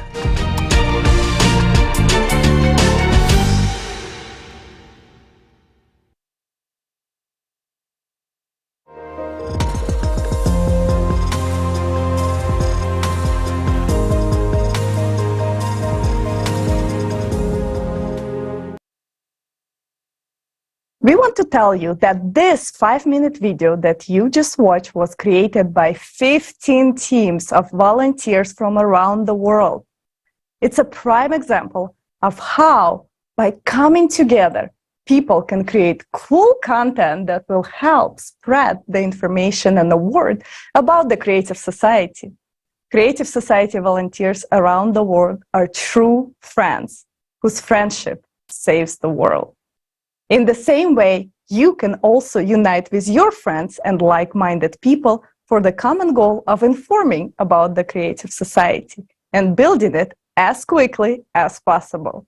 For this, you can establish a coordination center in your districts, cities, or countries. The more actively and organized we unite, the more we will be able to do and the faster we can inform. Forming the electoral demand is very important. John, tell us more. So the main goal of this stage of informing is to create an electoral demand. How do we know that we have created an electoral demand? If all people around you are talking about the Creative Society en masse in social networks, stores, business circles, literally everywhere, it means that we are already the majority, and the electoral demand for the building the Creative Society in your region has been formed. It's important to note that all stages of building the Creative Society fully comply with the norms of the international law. Let's look how exactly the formation of electoral demand and your actions are supported by the international law. The Universal Declaration of Human Rights and the International Covenant of Civil and Political Rights stipulate that everyone has the right to freely hold their opinions, express them openly, and disseminate information and ideas regardless of state borders. Moreover, according to the current international regulations, the source of power is the people themselves. This is also stated in the majority of national constitutions in the world. While preparing for the forum, an international team of lawyers studied more than 150 constitutions and discovered that vast majority of them provide the source of power. The source of power is a people. This slide shows excerpts from constitutions of several countries. Do you see that? In reality, the power legally belongs to you. But how is it that we do not have effective mechanisms enabling us for exercising this power? We are already solving many issues in all spheres of life.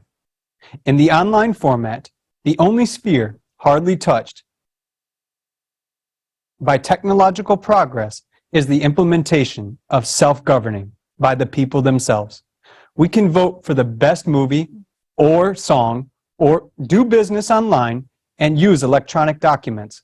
But why can we not vote for the laws that benefit us?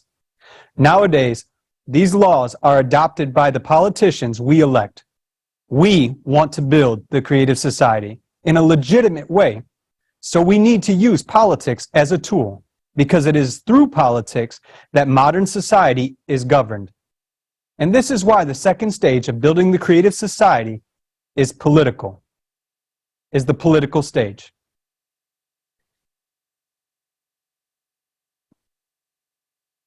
Having received an electoral demand from us to build the Creative Society, politicians as professionals will be able to promote and implement it both domestically and internationally. It is through politics that we can build a fair and effective legislative framework for building the Creative Society. The foundation for such a legislative framework will be the 8 pillars of the Creative Society, which reflects the will of all people from all over the world. But how can we be sure that politicians will not deceive us again? And effective control of politicians by the people is needed through the modern and convenient tool. The electoral platform will be that tool which people will create themselves and which will be legislated on the state level. The electoral platform will unite people on one electronic resource, initially for controlling politicians. Eventually, it will become the supreme governing body worldwide and return power back to the people. But let's discuss everything step by step. Creating a preliminary electoral platform.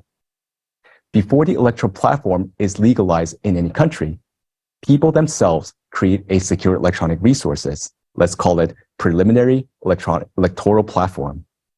On this platform, politicians can declare their readiness to meet this electoral demand.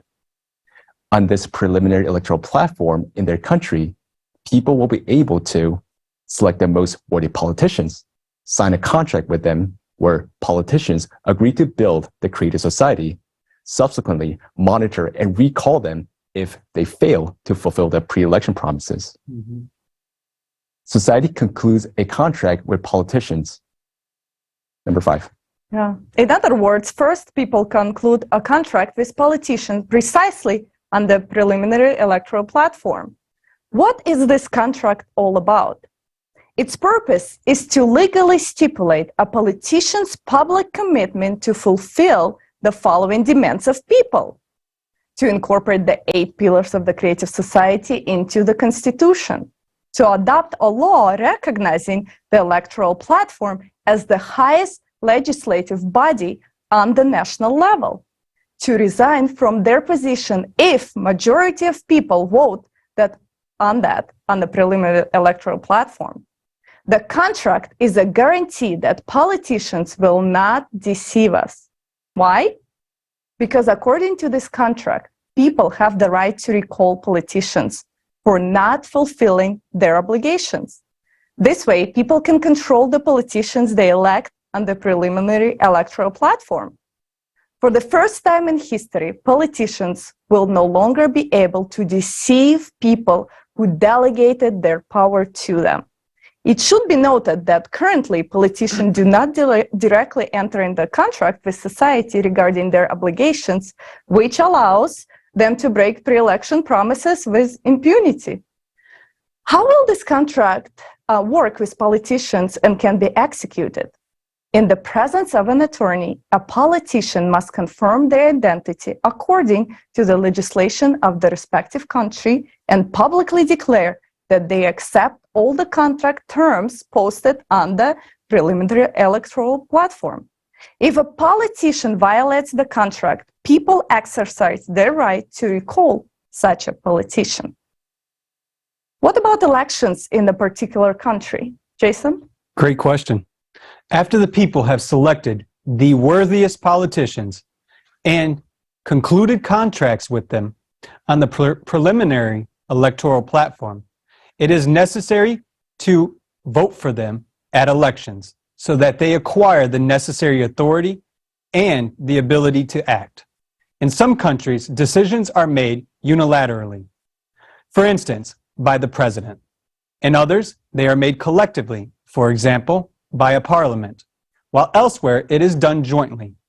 Therefore, in order to pass the law on the electoral platform and to incorporate the 8 pillars of the creative society into a constitution, politicians who support the creative society must be elected to relevant bodies of power. Elections take place according to the current law of a particular country. The winning of an election by candidates or parties who are for the creative society directly depends on the number of voters who support the creative society. It means that the more people in the country who support the creative society, the more of such politicians will be in the parliament or in the legislative body. Therefore, it makes sense to approach implementation of the political stage in a country only when the majority of the electorate in this country supports the creative society. Use your vote to choose what you really want. Olga? Yeah, and this is the important point. The more people in the country support the creative society, the more politicians with people's support will be able to become members of Congress or Parliament, and faster they will be able to pass the laws that people need. Do you now understand why the stage of informing is the most important?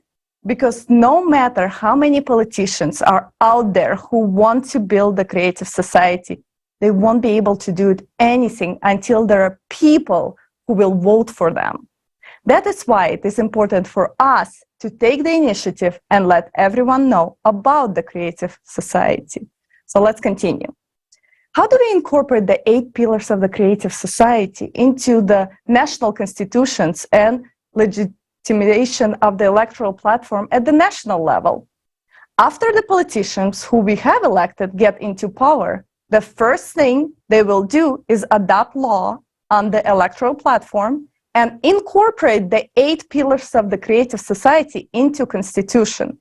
After this, the legalized electoral platform becomes the highest body of legislative power in the country, while the power of politicians become limited. This means that laws are still being passed by the parliament, but we, the people, can veto them by voting on the electoral platform if they consider them harmful. You may ask, what are the main functions of the legalized electoral platform at this particular point? By voting on the platform, people can elect politicians, control and recall them if they fail to justify people's trust in them, block laws that they consider harmful. From now on, politicians will not be able to lobby for someone's private interest, violating people's rights. What is so great about the electoral platform, you may ask? Everyone votes openly on it. The results are immediate. No one can vote instead of you, and falsifications are impossible. You can see how your acquaintances voted, and your acquaintances can see how you voted. It's impossible to vote on behalf of a non-existent person or a deceased person. Neighbors, relatives, or friends will refute that. And those who try to cheat out of habit will be held accountable to strict accordance with law. Why do you think the electoral platform has not been created up to now? Simply because it is not beneficial to those who are currently in power. But it's important to remember that we ourselves endow them with power over us. Without an official creation of the electoral platform, true democracy and power of people cannot exist. People do not possess the function of real power until they have a function of supervising their representatives. Currently, those in power use modern technologies to control us people, but it should be the other way around. People should control the decisions and actions of politicians through the electoral platform. Power should belong to people, while politicians should simply be hired managers.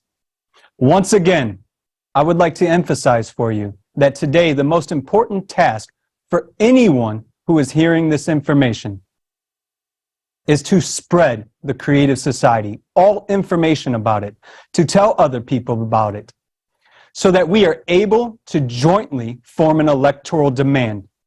Because for adopting the law on the electoral platform and incorporating the 8 pillars of the creative society into a country's constitution, the key factor is the more people in a single country that support the creative society, the faster the necessary laws for its implementation will be adopted, even if a country is an absolute monarchy. Tyler. Yes, absolutely. Building the creative society does not end at this point, since no single country or even a union of countries can implement the creative society and provide people with all of its benefits. The creative society can only be fully built on a global scale. Therefore, we need to conduct a worldwide referendum on adopting the creative model of the development by all of the humanity. That's stage 3, world referendum. Countries consolidate efforts in building the creative society. Countries which have already legislated the electoral platform consolidate their efforts to adopt the creative society worldwide. as well as to prepare for the world referendum. For this purpose, conferences can be held, necessary international treaties are signed, experts work on various matters relating to building the creative society, and so on. What can be your role at this stage? You can participate in sectoral experts groups, as well as you can use the electoral platform to elect and control representatives of your country, or even become elected to participate in events at the international level. Formation of a unified worldwide electoral platform is the next stage. As soon as all countries in the world, legalize the electoral platform and incorporate the 8 pillars of the creative society into their constitution, it is possible to start creating a unified worldwide electoral platform. What is it? It's an integrated electronic resource that serves as a basis for all international actions. This platform unites people around the world into a single civilization and becomes the highest governing body on Earth. Who owns the Unified Worldwide Electoral Platform? The Unified Worldwide Electoral Platform belongs to entire society. It is created and controlled by the people themselves. It is not created by any private company. It is created with open source code. It cannot be privately owned by anyone. And there may be no centralized control over it. Only registered users can use the electoral platform. The electoral platform is absolutely open and transparent. At the same time, the data it contains is securely protected, technically against any falsification or manipulation. Next, conducting the world referendum. Olga? Oh, yes. A world referendum will be held on the unified electoral platform, where people will make a decision to change the format of society to the creative one on a global scale.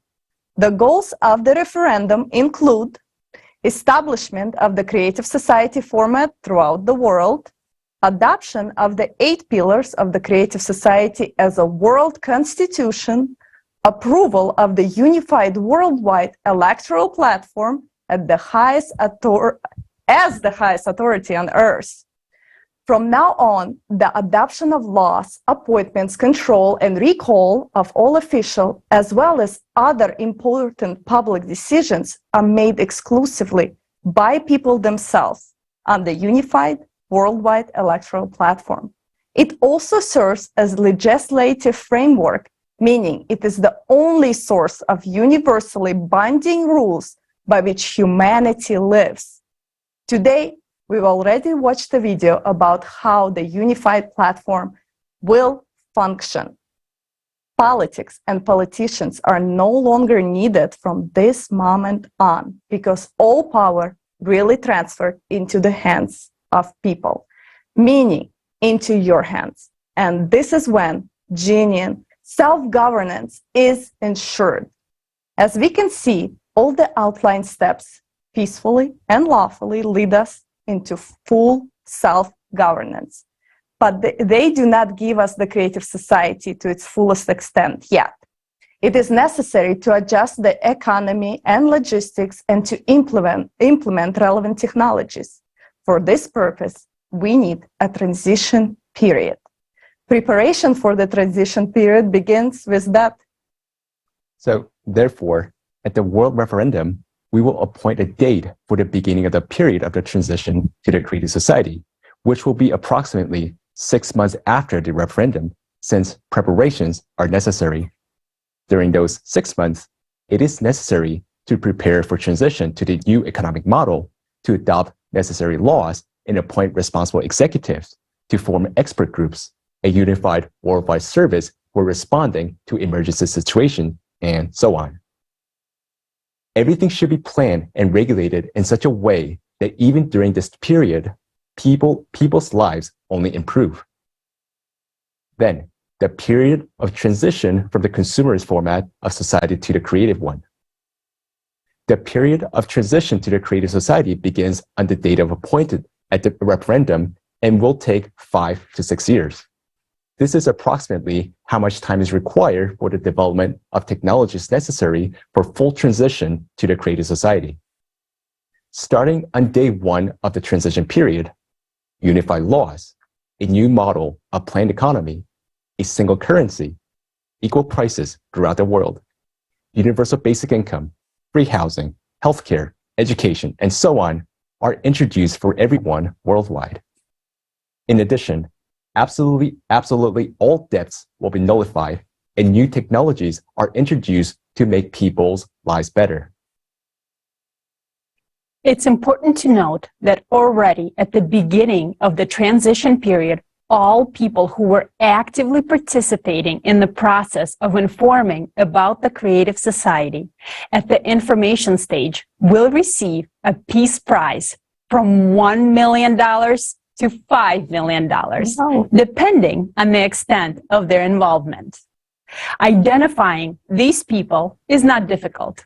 We all know the most active ones, and this is fair. After all, it's thanks to these people that the creative society becomes possible. Moreover, it will be good infusion of funds into the economy and launch its rapid growth. Then, creative society. Once the transition period into the creative society is over, fulfilling life in the creative society begins. By this time, every person will already have all the benefits for our fulfilling and happy life, and money will no longer be needed. From this moment on, the creative society really begins. All technologies work for you. You can develop your individual abilities as a human, contribute to society's life, and receive maximum benefits. The creative society offers tremendous prospects for civilization as a whole and for every individual. All the described steps for building the creative society are absolutely realistic and are taken peacefully, legally, without any destructive or violent actions. This is the evolution of society accomplished by legal means.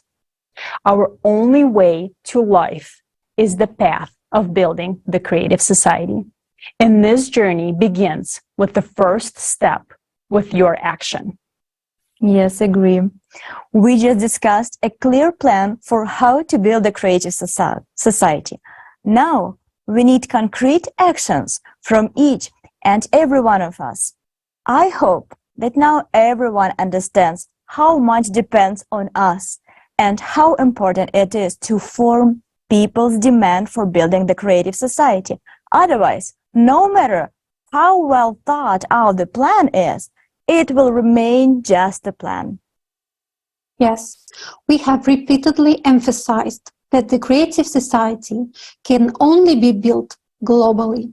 We often hear this question: why can't we choose a certain country? Their people will already live in the creative society, and then other countries will follow their example to build the creative society for themselves. Friends, it's only possible to build the creative society on the entire globe if, and only if, all of humanity unites together. As individual states can only declare their intentions to move towards the creative society format. In individual countries that embrace the creative society, the social conditions of the people can be improved, but only to the extent that they do not disrupt the economy of the country. Otherwise, a country which tries to move to the creative society alone will still be dependent on those countries which do not support the creative society. Because today all countries are closely interconnected and interdependent in geopolitics, economics and finance, energy, legislation, logistics, and so on. A single country cannot fully secure the value of human life, because there will always be a military threat from other countries. Therefore, it is impossible to build the creative society in a single country. Either everything will remain at the level of conversations without moving on to specific actions, or the creative society will be embraced by all the countries. Yes, and our next guest understands that there is nothing more important than what we are discussing right now. Mr. Kendall Coffey is a leading American attorney with an outstanding career spanning more than 40 years. He served as the United States Attorney for the Southern District of Florida and is recognized as one of the country's most authoritative lawyers. Mr. Kendall Coffey is also a legal analyst, author, and teacher with extensive experience handling high-profile cases and complex legal issues. Thanks to his unparalleled expertise and dedication to the legal profession, Mr. Coffey has become a pioneer in the legal community and an authoritative expert on legal issues throughout the United States. Mr. Coffey, the floor is yours. Hello, this is Kendall Coffey from Washington, D.C. in the United States, and I'm delighted to be a participant in welcoming you to the global crisis. There is a way out. I've had the privilege of serving in different capacities over the years. I was the United States Attorney for the Southern District of Florida and had the privilege of being in the government, mostly prosecution, but on the inside of one of the most important government agencies in the world. And in addition to that kind of privilege of being in government, I've had the opportunity to teach at 3 different law schools, several others around the world. I've written books and dozens of publications on different issues from the legal perspective. But nothing is more important than the issues that we're talking about today. We are talking about the survival of our planet for future generations. And the reason that's so important is with all the anxieties we have, it's so much easier to indicate that things could be difficult. Things are challenging. What about this war? What about this hunger crisis? But this is a program that has the unique focus on different strategies for, first of all, recognizing the seriousness of our challenges, because they are very real and they could affect the survival of all of us. And certainly people like me that have grandchildren have to be very, very concerned about what their future might be. But in addition to talking about the dangers and the perils that we face, this is an organization with aspirations and goals for bringing people together around the world and developing solutions. And so it is more important than ever that we give this kind of program the serious attention that it deserves, and that we all begin to try to do more individually, as communities, as states, as nations, in order to assure that future generations, including my grandchildren, have a world that they can enjoy. If these 8 pillars can be brought into the constitutions of every nation, into the laws of every community, the world would be greatly strengthened, and future generations would have stronger and better lives to look forward to. It's always a challenge to get aspirations, goals, and ideals brought into laws. But that is not just something to think about. That is something to act upon, because we could be running out of time in terms of getting to the world society that we all want to have for our future generations.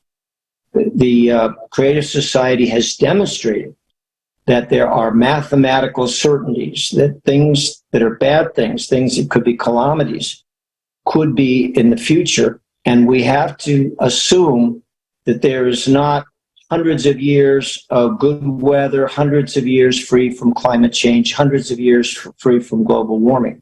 We are on a much, much shorter deadline than that. And part of what the Creative Society can do is get us working together to focus on what we have to do to meet the challenges that this world faces, more severe challenges than ever before in human history. We should not be discouraged, because it is in times of challenge and crisis where people get together and where societies become stronger, and where individuals who might have thought that all they had to do was live each day suddenly rise up and become leaders in their communities. So however the adversities must seem, they really create opportunities for each of us, every one of us, to do more, and for a number of us, those who care deeply, to become the kind of leaders that communities, that societies, that nations, and that the world needs now more than ever. Shares, thinking that eventually someone else will take the steps that are needed to protect society from its many challenges. We have to remember something. That somebody may never appear, and sometimes that somebody is you. We can all think of examples throughout history where somebody, could have been anybody, but somebody decided to simply not accept things that were wrong, to not accept things that were unjust. And sometimes a single person's courage and leadership can be a spark that ignites an entire movement, an entire force of change. So I think it's important that we not just look for somebody else, because you might be that somebody else that's so much needed for the future of our world. Well, thank you very much for joining this forum today. It's one of the most important forums, programs, training sessions that you will ever see in your lives. And remember, each of you can make a difference that resonates like a giant echo chamber across the fields and the valleys and the hills and the oceans that are part of our planet. It's been a pleasure to have some time to spend with you. I wish all of you the very, very best in this forum and in your future lives, and hopefully in the good of all of us on this planet. Thank you very much, Mr. Coffey. I really like how you said that we shouldn't wait for someone to come and do something for us. That someone is you. Therefore, the most important things for every person who supports the Creative Society right now is to talk about the Creative Society with everyone. It is essential to explain to every single person, to the best of your ability, how their lives will significantly improve in the Creative Society. When people understand this, they will support the Creative Society. As a result, we will form an electoral demand in each of our countries. Only in this case will we have a chance to build the Creative Society. Fortunately, more and more people realize how important this is. Thanks to their actions, people are learning the truth despite all the difficulties that may arise. In January of this year, the video hosting site YouTube began to mass delete Creative Society channels in various languages. The reason for this was unknown to us. And just a few days ago, YouTube restored some of our channels. We sincerely thank YouTube staff who ultimately understood the situation and restored justice. We are thrilled that despite the fact that someone evidently dislikes it when the truth is heard around the world, there are good, caring people everywhere.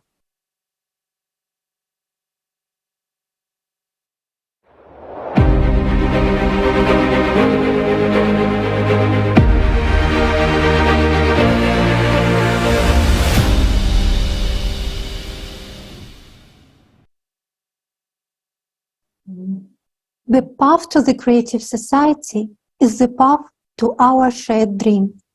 And with each person's choice and action, this dream becomes closer to us. We are pleased to present a film made by participants of the Creative Society from different countries. The main characters of this film live in a world familiar to each of us. And like most of us, they suffer from the conditions of the consumer format. In the consumer format, we try to survive, adapt, and come up with 10 ways to silence our inner discomfort. Still, the solution to all our problems is on the surface. We just need to change the format of society once and for all. This is a story about heroic women who dared to do the most important thing for their families and all humanity, to build a creative society. The life shown in the film, the freedom, happiness, and realization of the boldest desires will be achieved by women in the creative society. This is a story about breathtaking prospects that will open up for every woman in the creative society.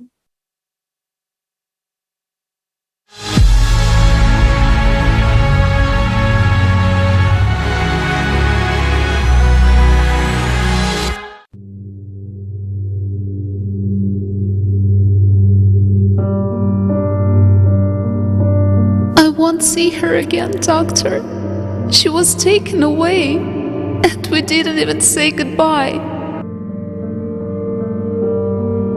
My daughter and I ended up on the street. No one will help us. Margaret, I'm afraid he will hit me again.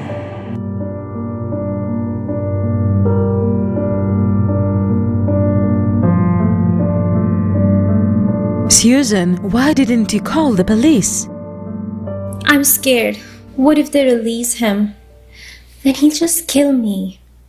Or on the contrary, if they put him in jail, then how will we survive? He's the only one that feeds our family. Margaret, you know, I feel lonely. That's why I want to ask you to prescribe me something for loneliness. Can you? I feel like I'm going crazy. What if it runs in the family? I'm already 22 and I still can't get an education or a decent job. I'm like a dog on a leash. You know, all my life I was revolving around my children. Schooling, after school activities, piano lessons, name it. And then, at last, my oldest daughter got married and left. Then, after some time, my youngest son headed off for college and left the house too. I'm very happy for them that everything has all got very well in their lives. Have you thought about visiting them yourself? What are you talking about? I can only dream about that. Don't you say I can barely move? I need a hip surgery, maybe replacement, and besides, there is a 12-hour flight just to get over there. At first, he was very sweet. Yes, he was jealous, but I even liked it. He always had everything under control. I felt protected. Did you perceive it as him taking care of you?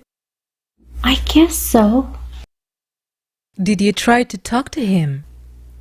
Yes, but he only got more irritated, Margaret. I tried so hard to be a good wife. I did everything. I did yoga.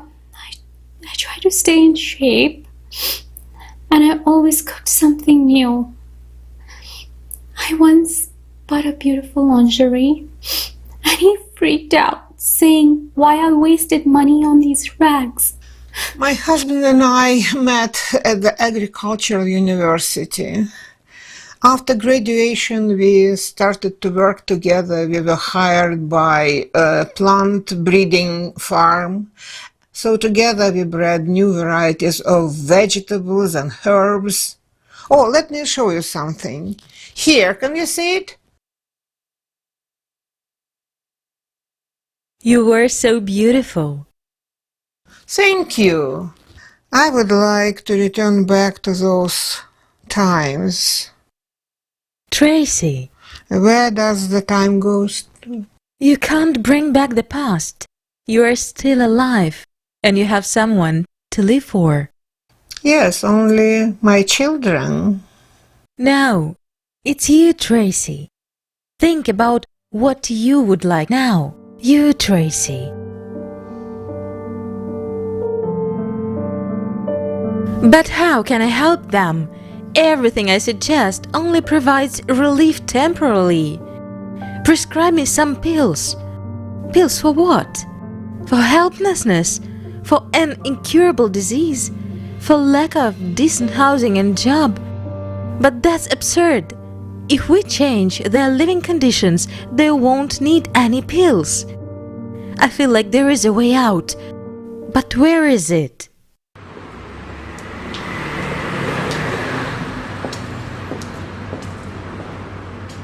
Cappuccino, please. You can't solve a problem on the same level that it was created. You have to rise above it to the next level. Albert Einstein. How long have you had this banner? Well, since the day we opened. I guess you just haven't been paying attention. Interesting quote. So, here you go. Oh, and take this card too. What is it? Everyone nowadays is unhappy with their lives, saying we need to change the rules of the game. Well, here is a solution to stop playing, finally start living. Oh yeah, get into the next level. And to change the whole system. It's called evolution.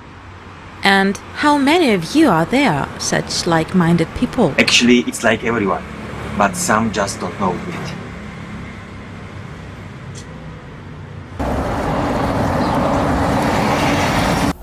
Thank God this time everything was alright.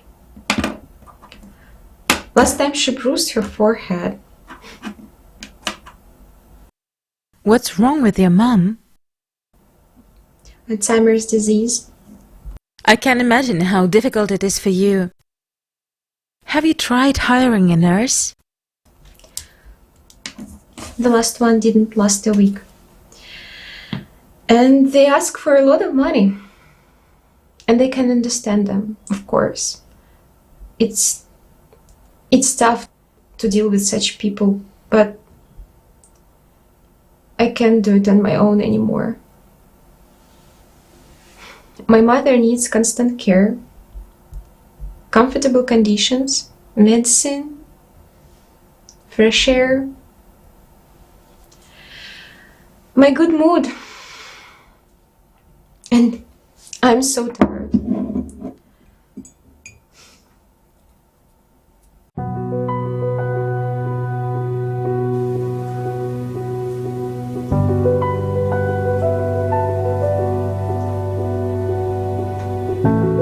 A creative society is the format in which each person's life, freedom, security, and well-being are the highest value, not on paper, but in the practice.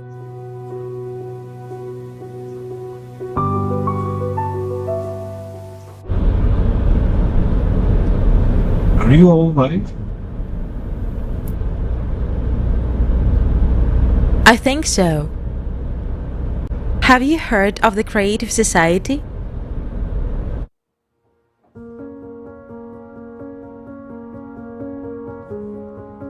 I can take your money endlessly, but that won't solve your problems. Each of you needs protection and is seeking help.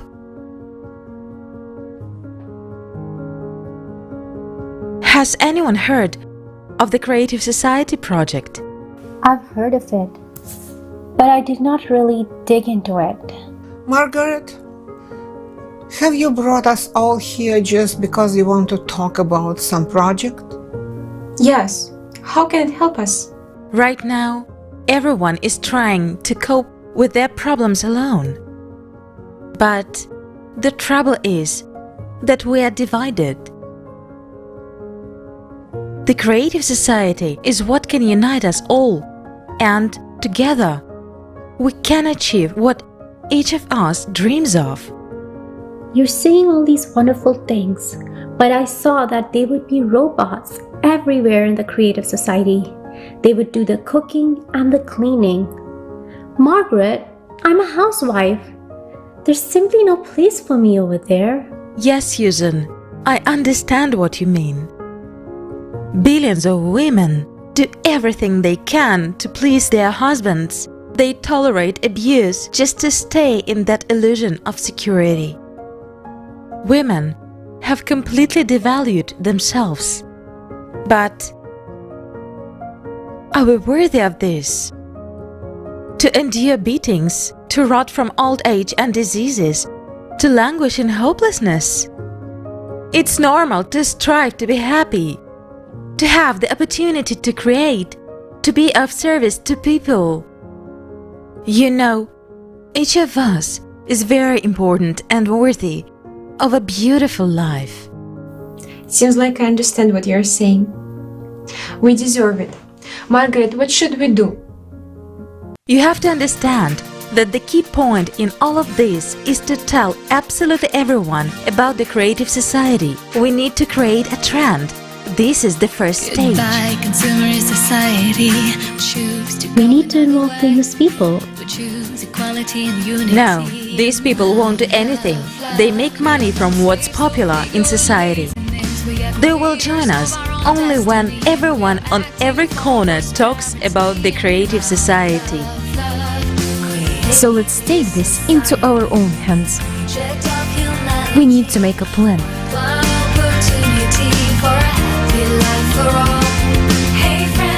Where can I see the design of this business card? Go to the website, click on About, and choose the Creative Society project designs. And you can download all of them for free. Adult and child, living on a planet, all can be kind. The time has come for us to unite. Let this wave of joy and kindness remind us who we are. Empower and unite us by love, love, love. Creative society. Hey, where do you think you're going all dressed up like that? And what is that weird thing you have? That's creative society. Going to politicians is useless. We simply declare that we support only those who support the creative society, and they will come to us on their own. Girls, let's put stickers "I support the creative society" on our cars.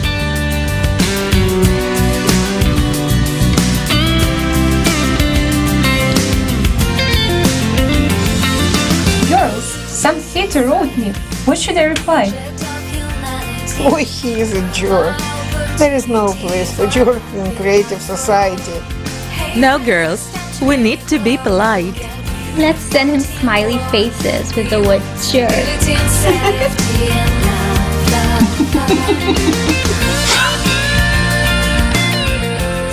Politicians won't have any other choice but to fulfill our electoral demand. Do you know what their weakness is? They are entirely dependent on us. Without people's support, they are nobody. Margaret, are you sure you're telling all your patients about the creative society? Of course, we won't build the creative society if we don't tell everyone. Come on, girls, let's step on it. We're almost there.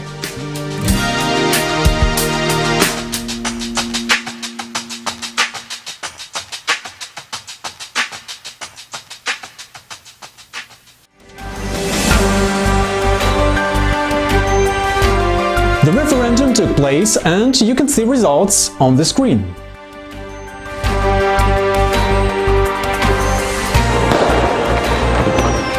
Yes, we did it!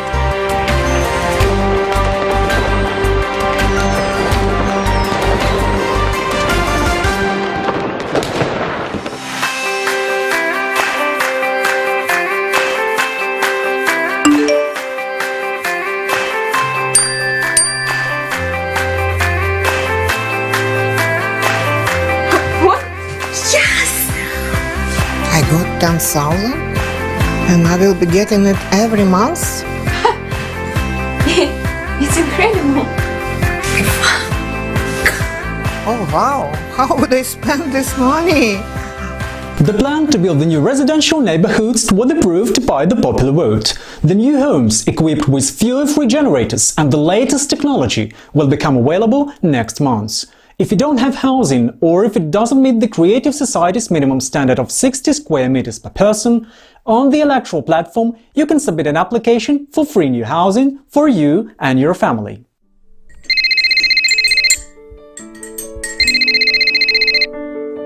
Yes, I'm listening. Your mother's medical records show that she's eligible for free treatment. It's specialized medical center for patients with Alzheimer's disease. With full support. What? I can't believe it. Your mother will receive accommodation, a balanced diet and care, and a full range of therapeutic and recreational procedures. If you agree, we will send a car tomorrow at 8 a.m. Of course we agree. Can I go with her? Don't worry. We will take care of her. You can call and visit her at any time. Mom. Because we have come together and transitioned into a new creative format, our scientific potential has been united and healthcare has stepped far ahead. And my grandma was on TV. She built me the Creative Society. She got $1 million for it. At this moment, an award ceremony is taking place across the globe, where every individual who was actively informing people about the Creative Society is receiving a Peace Prize ranging from $1 million to $5 million, as it was promised. You are true heroes and an example for all humankind. Mom, Dad, when are we going to Grandma's? We miss her so much.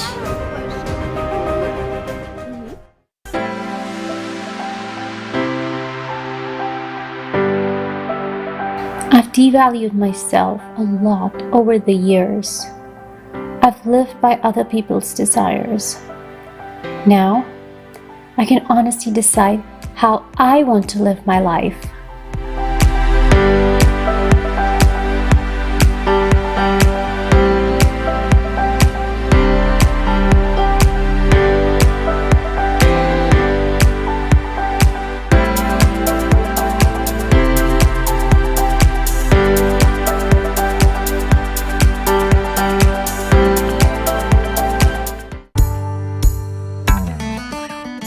Well, see? Here you will plant peonies for me, like 7 pieces, 4 and 3 2 rows, all right? Got it? And here you please sow the carrots. This will be carrots and this area will be covered with carrots, all right? All the space will be just carrots. I like it this way. Okay? Got it? Well, I like it.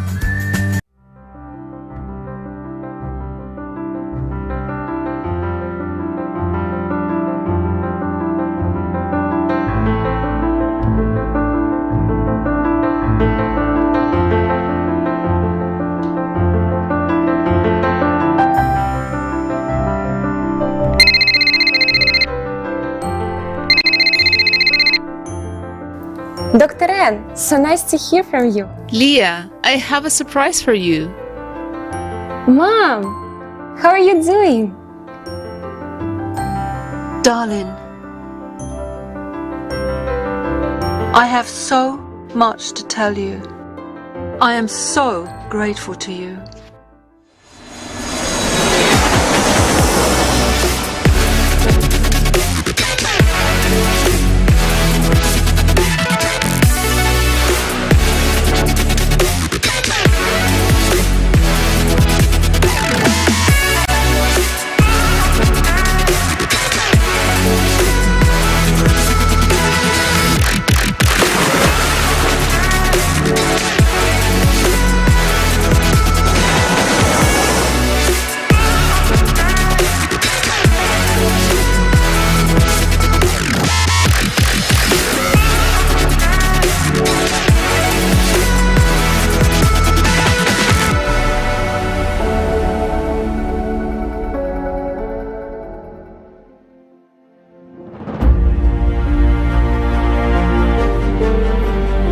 On the 28th of February, the transition period ends, and on the 1st of March, we officially enter the era of the Creative Society.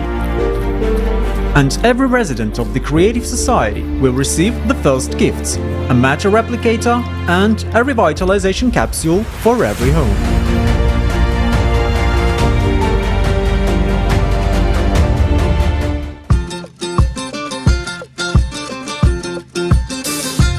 fresh, crunchy, organic carrots, endowed with special flavors, carrots and carrot juice. I've tried it. You should try it too. The Mrs. Tracy Bloom variety, grown with love. Get it from your replicator now.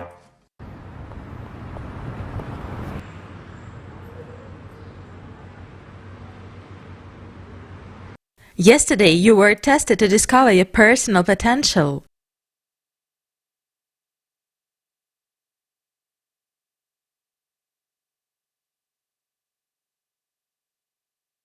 You need to develop your creativity.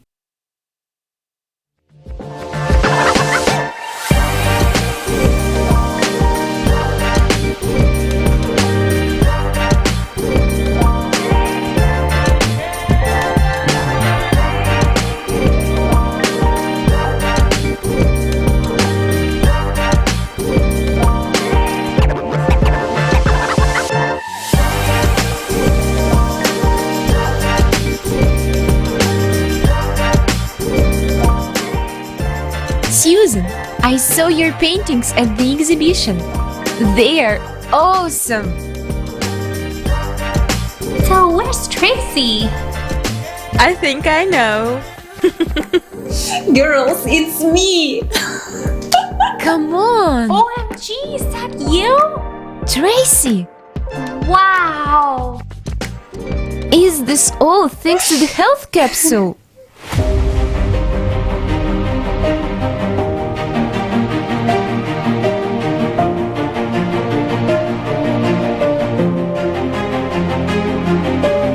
I visited 110 countries on planet Earth, and now I have an opportunity to explore space.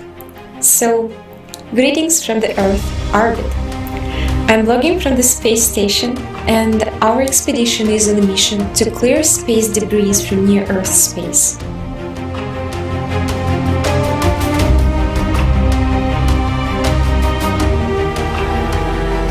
Finally, my dream has come true. We live in a beautiful world. Everyone got what they wanted and is truly happy.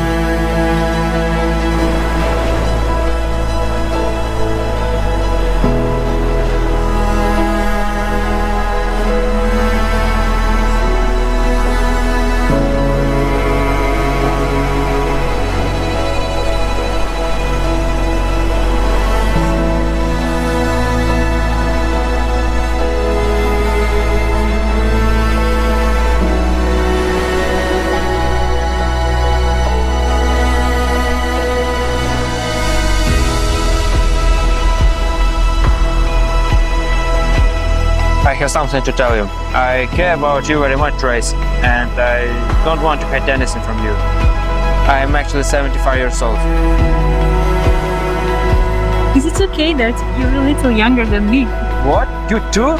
Yeah.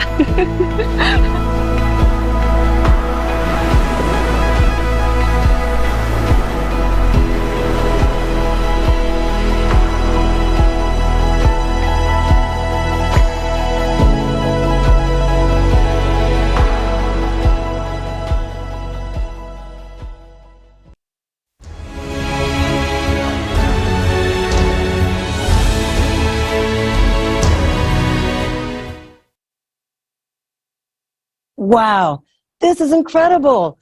Let's use this opportunity to create a better world for ourselves and future generations. Women, we have the chance to unite right now and build a creative society. If we want a change, we must start talking about the creative society and its benefits for every person.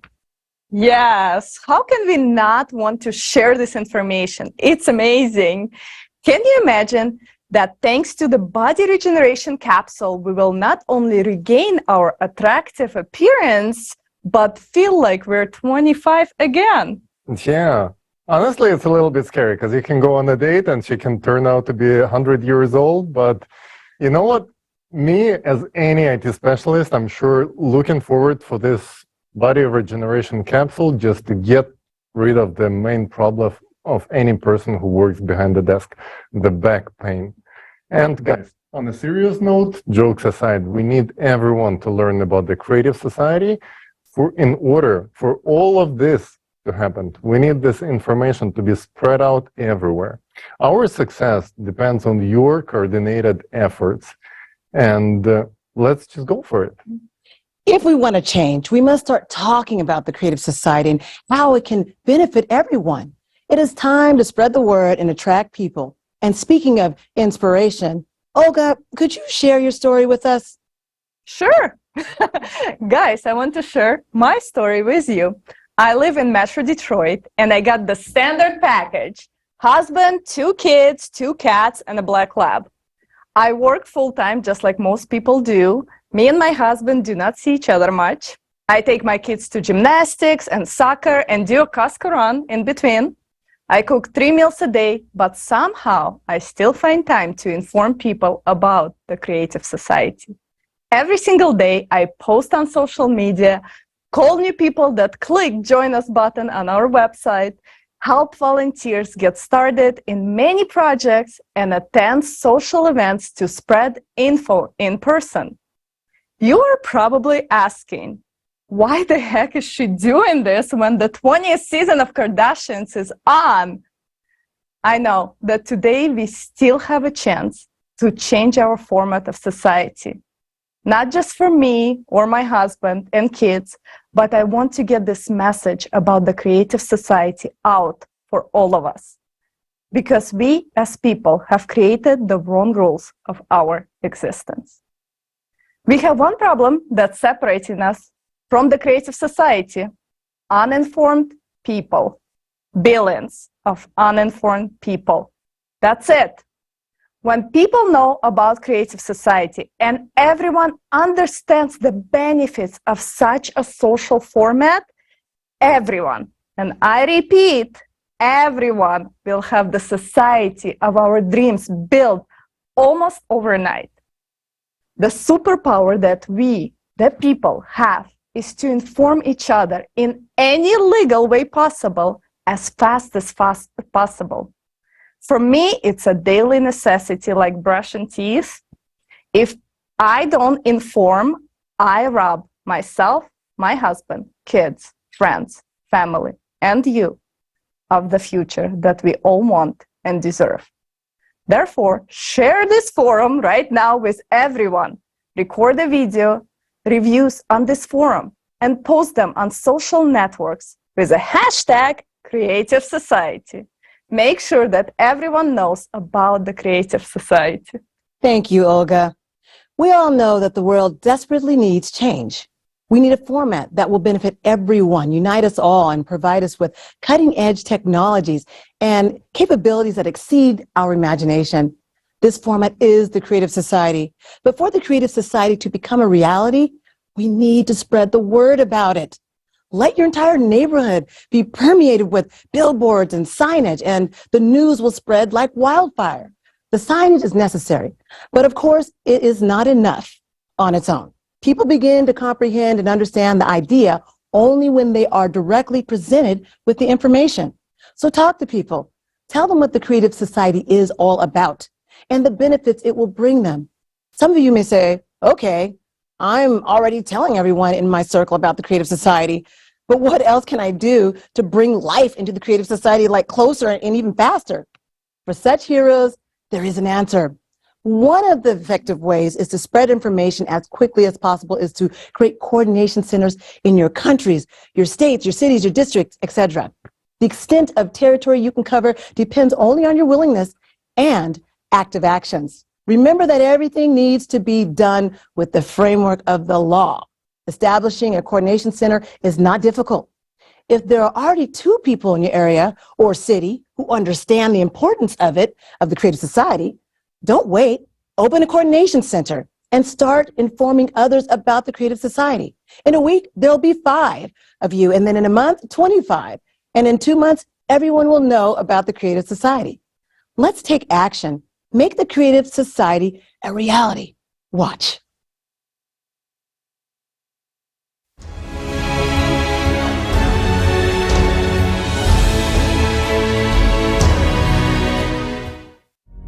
Now that you've learned about the Creative Society and understand that, thanks to its implementation, we can first of all avoid all global climate catastrophes as humanity, and secondly, gain a life beyond our wildest dreams.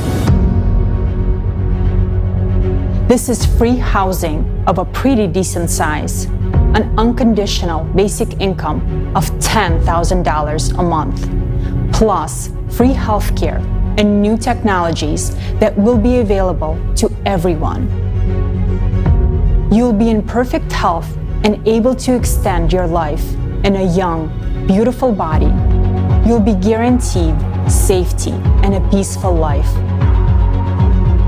Free education anywhere in the world, so you will have the opportunity to maximize your potential. Not to mention a vast array of prospects and possibilities for every single human being. Informational support for the Creative Society format is provided by a volunteer project of the same name, which is being actively implemented by volunteers from more than 180 countries around the world. Now, it's impossible to establish the Creative Society in one single country. It can only be implemented all over the world in a legal and peaceful way. This means that first of all people in the world must learn about the Creative Society and support it. This will lead to the creation of an electoral demand for its development. Therefore, the first and most important step in building the Creative Society is to share information with everyone about the existence of this format and the immense benefits it provides for every individual. Maximum activity and creativity from everyone are needed in this effort. Where should you start? You can tell about the Creative Society to your friends, family, and everyone around you. They, in turn, can inform everyone they know. The Creative Society should be known and discussed everywhere. If you want to learn more about the Creative Society, your primary resources will be the creativesociety.com website, especially such sections as international forums and questions and answers. In the Act Now tab, you can learn about the effective ways of informing others and start applying it in practice. Informing a single person about the Creative Society already makes you a participant. By doing this simple action, you have joined the first and most crucial stage of building the Creative Society, the informational stage. This is a step to your bright future. Yes, it's that simple. There are no fancy badges with titles, no lists of volunteers, no membership fees, and no exploitation of each other for personal gain. The Creative Society is not a commercial project. Nobody profits from it, and no one benefits at someone else's expense. People from all over the planet come together to build a society based on one simple principle. Only by improving life for the entire society can you improve it for yourself. This is the main principle of the Creative Society format, which guarantees benefits for everyone. The project's implementation relies solely on the goodwill and initiative of the people. Even one person can do a lot to build the Creative Society, and by uniting, more can be accomplished in less time. When we coordinate our actions, our abilities to inform others multiplies. Do you want to inform others about the Creative Society quickly and effectively so that it can be implemented sooner? Join forces with others around you, neighbors, friends, relatives, and co-workers to establish Creative Society coordination centers. Your coordination center will be a community of like-minded individuals who also endorse the Creative Society. It will serve as a hub for people of your building, street, neighborhood, and city who take action on a volunteer basis, taking into account local legislation. If there is no coordination center in your vicinity, that needs to be fixed. Waste no time, inform your neighbors, find like-minded people, and create your own volunteer coordination centers. What do you need to create a coordination center?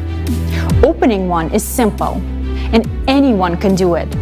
First, you should inform the main coordination center about your decision through the official email on the creativesociety.com website. Then, by joint efforts with others, do everything possible within the framework of the law to inform even more people about the Creative Society. You, the people, are the center of coordination. You can gather in person or virtually. You don't even need to be in the same place as other participants.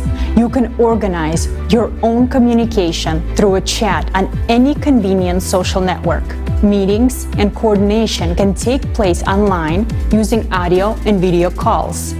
The main thing is the coordination of your actions, which means a joint agreement on how you will organize the information sharing process. If you create a coordination center, it means that you are making a platform where you can communicate, coordinate your actions to inform people about the Creative Society in your region or city, hold conference calls, plan meetings, discuss results, distribute tasks among yourselves, brainstorm, and look for new approaches. If you have any ideas, you can bring it to a general conference call or meeting and discuss it together on how to implement it. For example, together you can print car stickers, put the logo on clothing and products, arrange for advertising in public places, and much more. You can download the designs for free from the creativesociety.com website. By coordinating your efforts, you can inform and engage your immediate surroundings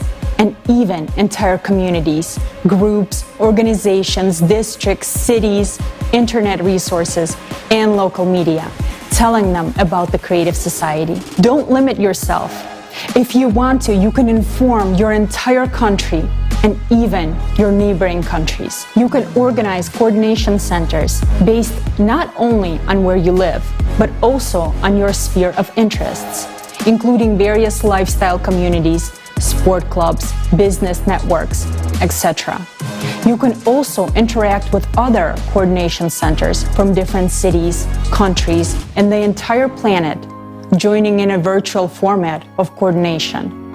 The Creative Society is a union of all humanity, all organizations, all people, all those who want to live in the Creative Society, and all those who understand the doom of the current consumer format are welcome here. The Creative Society is beneficial to absolutely everyone. How do we know that the first informational stage of building the Creative Society is complete and we can begin the second stage, which is political stage? Imagine that you are walking through a city and you see the logo of the Creative Society everywhere, and all the people around you are talking about the Creative Society.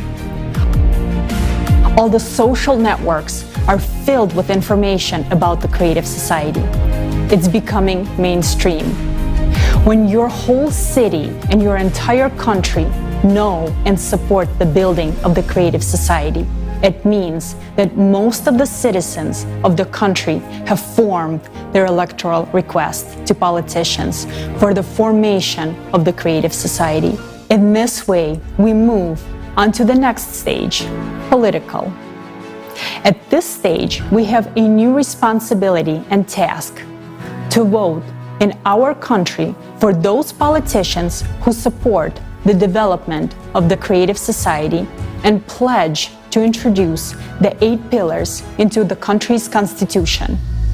In addition, we need to legitimize the electoral platform as the highest body of legislative power. The electoral platform will be how the society will be self-governed. Every person will be able to control and recall politicians and vote for or against specific laws. This resource will be publicly available, transparent, and protected by the most advanced technologies. Through the electoral platform, power is effectively returned to the people. It returns to each and every one of you. Implementing the Creative Society is an entirely new approach without any revolutions, and everything happens within the legislative framework of each country. Thanks to this, we can peacefully transition from the consumerist to the creative format through an evolutionary path. We can not only save our lives and the lives of all humanity, but also open up opportunities and perspectives that we never even dreamed of. The Creative Society is a unique format that can solve all modern problems and crises. Never before in the history of humanity has anything like this been attempted. Its implementation depends on each of us. So act now. Do not wait for someone else to make your life better.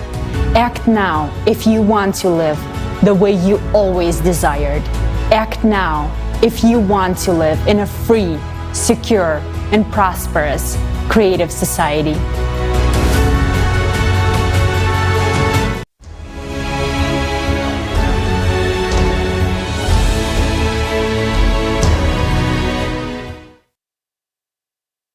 Wow, it's incredible that we now have such an opportunity to create coordination centers, interact with each other, and interact with other coordination centers at the local and international levels. We can exchange experiences and ideas. Our organized actions will allow us to achieve much greater results, much faster than if we acted alone. Absolutely agree with you, Roy. And let's not forget that thanks to the coordination centers, we will also be able to identify those who sincerely support the Creative Society and those who do not. After all, we know every active participant in the Creative Society project because of their actions, and they are very noticeable. This is a very important point because those who actively participate in building the Creative Society will have a right to get a quite serious monetary compensation ranging from $1 to $5 million, dependent on their activity and efforts. And by the way, so many millionaires will only benefit the economy. The real heroes of humanity will be those who start acting and join the movement to create a better world. If a person prefers to remain a couch potato and not to contribute, it's their choice.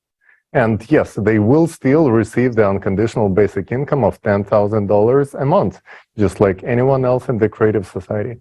But doesn't it feel so much better, so much more satisfying to accomplish something important for people, society, and yourself?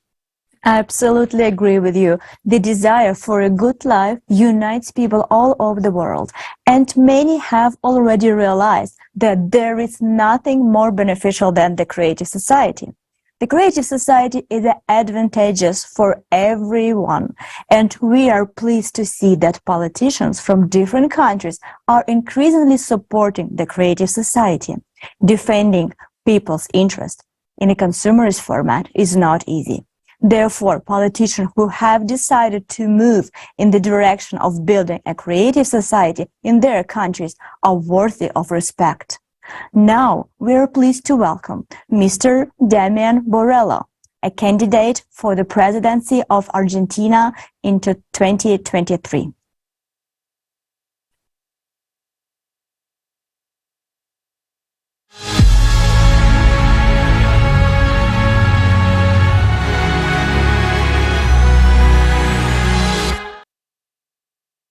Dear friends, greetings from Argentina.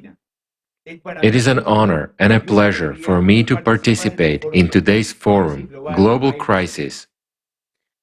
There is a way out, and to have the opportunity to speak about the creative society that every person on earth undoubtedly wants to live in. And since this is so, we must make it a reality.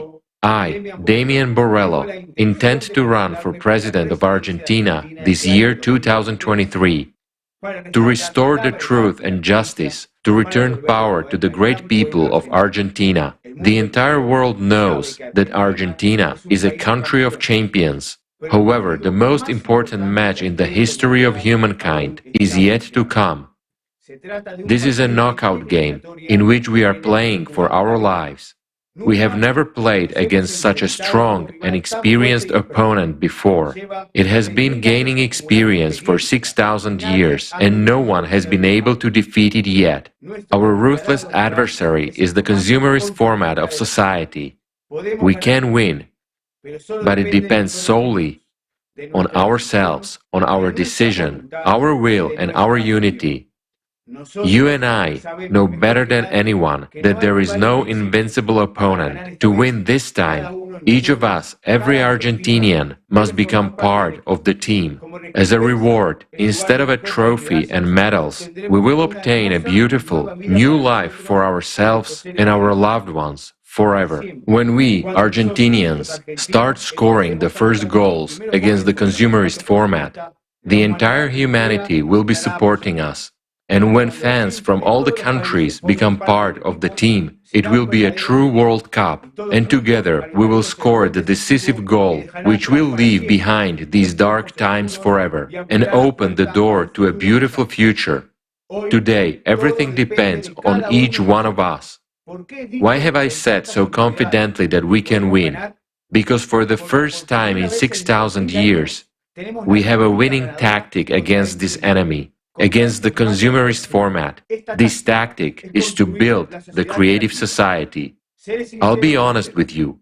I had no intention of running for president until I learned about the creative society, because in the current reality, if we remain in the consumerist format, whoever comes to power will not be able to pull off a win, to clean up this mess and horror. Neither in our country nor in any other country of the world. But when I learned about the creative society, I realized we have a chance, and that it is our only chance.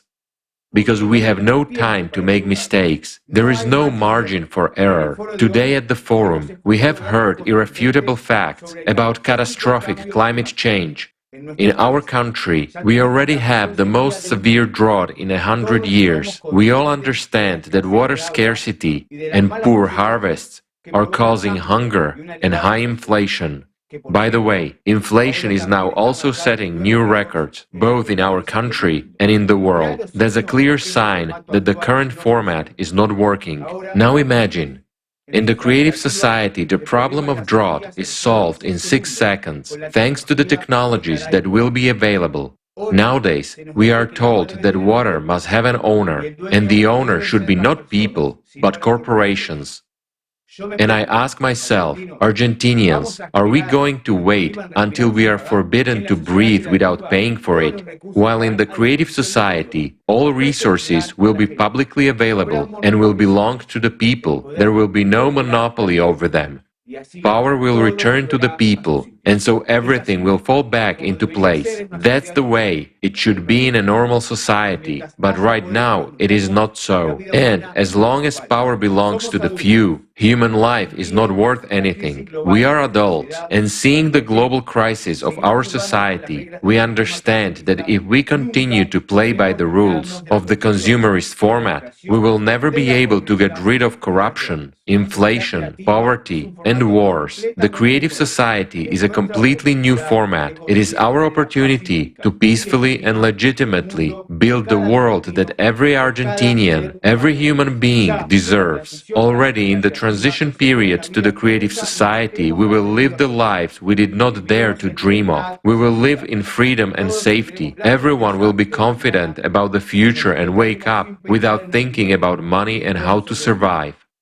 We will always be healthy and live in prosperity. We will live in an environment which will reveal our individuality and genius. In today's world, there are plenty of technologies, ideas, and opportunities to achieve this. Have no doubt, my friends, if we build the creative society, then in 10 to 15 years, it will be easier for us to fly to space than to afford a vacation in Europe now. It will be available to anyone who wants it. And I am more than sure that in a short time after we build the creative society, we will be using completely different physics. We will no longer burn hydrocarbons. Work is already being done on this with very encouraging results.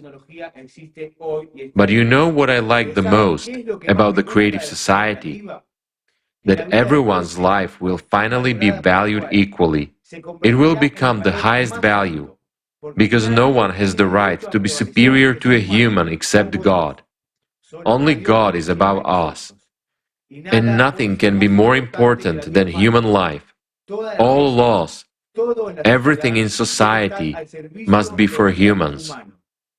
Everything will become great in Argentina when we are no longer ruled, when power belongs to the people. As soon as I become president, the first thing I will do is return power to you. I promise to implement the 8 pillars of the creative society in the Constitution of the Argentina and to legislate the electoral platform, which will make people the highest authority. The electoral platform is an electronic system which is transparent and protected by the most advanced technologies. Every Argentinian will have access to it. Through the electoral platform, you will be able to appoint and fully control politicians. You will be able to instantly recall those who have not lived up to your trust and elect new worthy candidates to replace them. In fact, there will be no politicians in the modern sense, but rather individuals hired, appointed by you, and also supervised by you. You will be able to block any law that you consider harmful to society. That way, when all the power is in the hands of the people of Argentina, corruption, inflation, and all the other absurdities that have been imposed on us without our consent will disappear instantly and forever. No one will be able to act against the interests of the people or against the decision of the Argentinians. The creative society is beneficial for everyone. If anyone is against the creative society, they seek power over people. They are the ones who benefit from the consumerist format, because that is how they can manipulate us. They do not realize that by maintaining the consumerist format, they will not be able to retain their power in any way. The climate will deprive everyone of the future if we do not timely change the current format of society to the creative one. What is better for you? Epidemics, lockdowns, and thousands of deaths, or a healthy society with high quality, accessible, and free healthcare? What is better? Wars, deception, recession, bankruptcy, crisis, or a happy long life? Tell me, Argentinians, what is better when based on the new physical principles?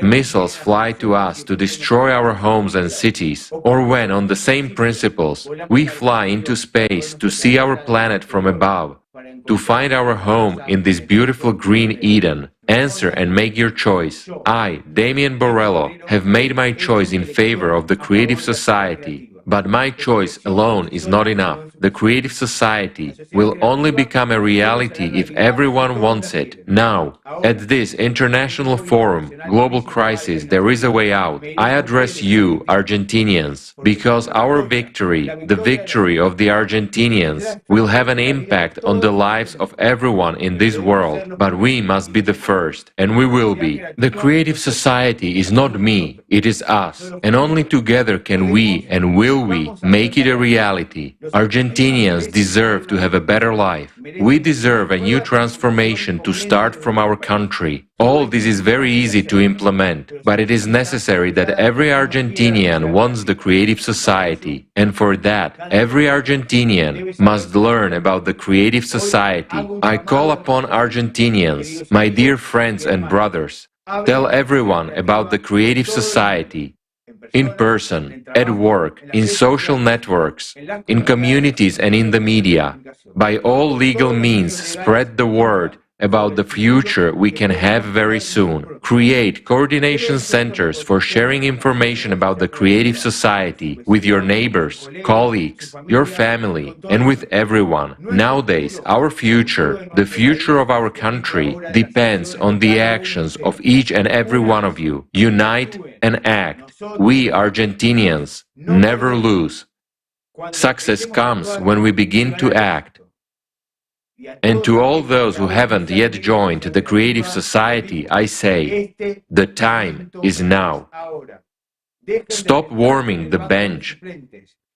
Come out to join our team for the most important match of your lives. Go and call everyone to this match. Invite everyone. Let everyone come to the field. Let them come out to win. For your own good, for the good of your loved ones, for the good of your children, for the good of all humanity. Let us make this world as beautiful as it has never been in our history before. Ignite your hearts and pass this fire on to others. There is no greater service than service to humanity. Argentina does not surrender. Argentina triumphs. We are one team. We are the champions of the world. Let us achieve a great victory in the name of the world, in the name of a dignified and beautiful life. Then very soon each of you will remember the day you started talking about the creative society, because that day you changed the future for our Argentina and for all of humanity. Argentina, the world, we deserve it. Thank you very much to everyone.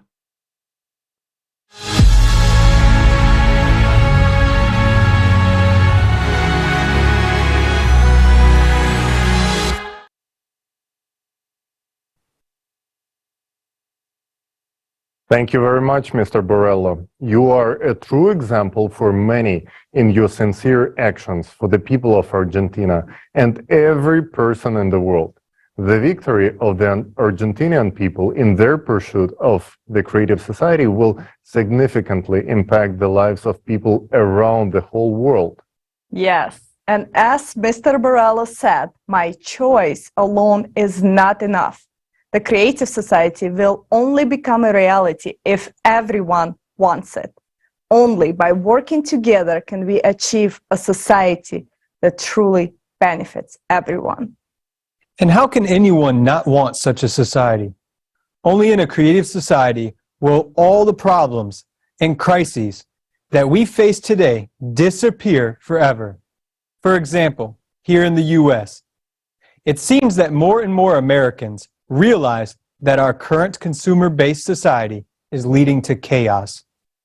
From unaffordable housing and homelessness to rising taxes, drug addiction, and untreatable mental illnesses, gun violence, traffic fatalities, and climate issues. People are losing hope, and the only way out of this is the creative society.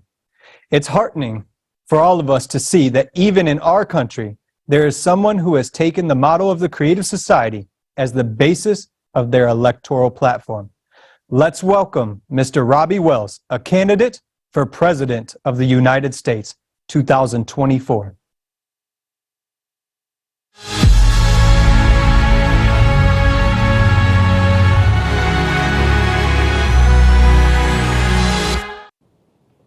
Greetings to all distinguished ladies and gentlemen.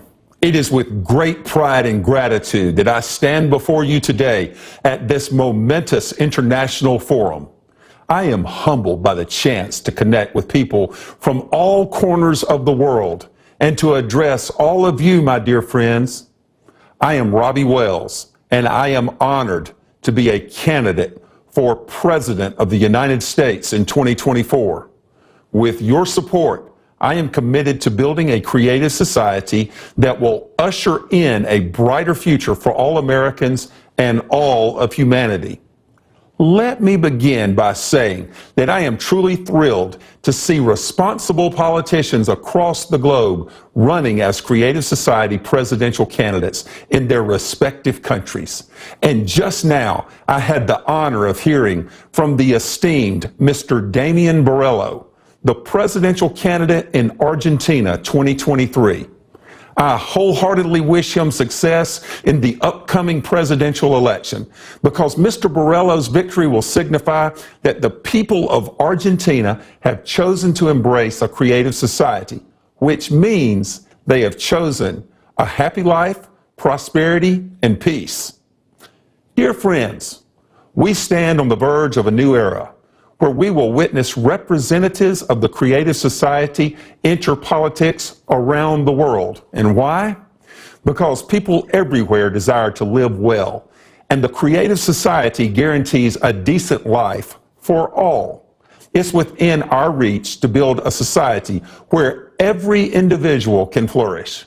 But we must recognize that in today's consumer society, power doesn't truly lie in your hands. Let me ask you a question, my friends. Can you raise your wages or lower your taxes at this moment if you desire to? The answer is no, because those decisions are made for you by others without any regard for your wishes.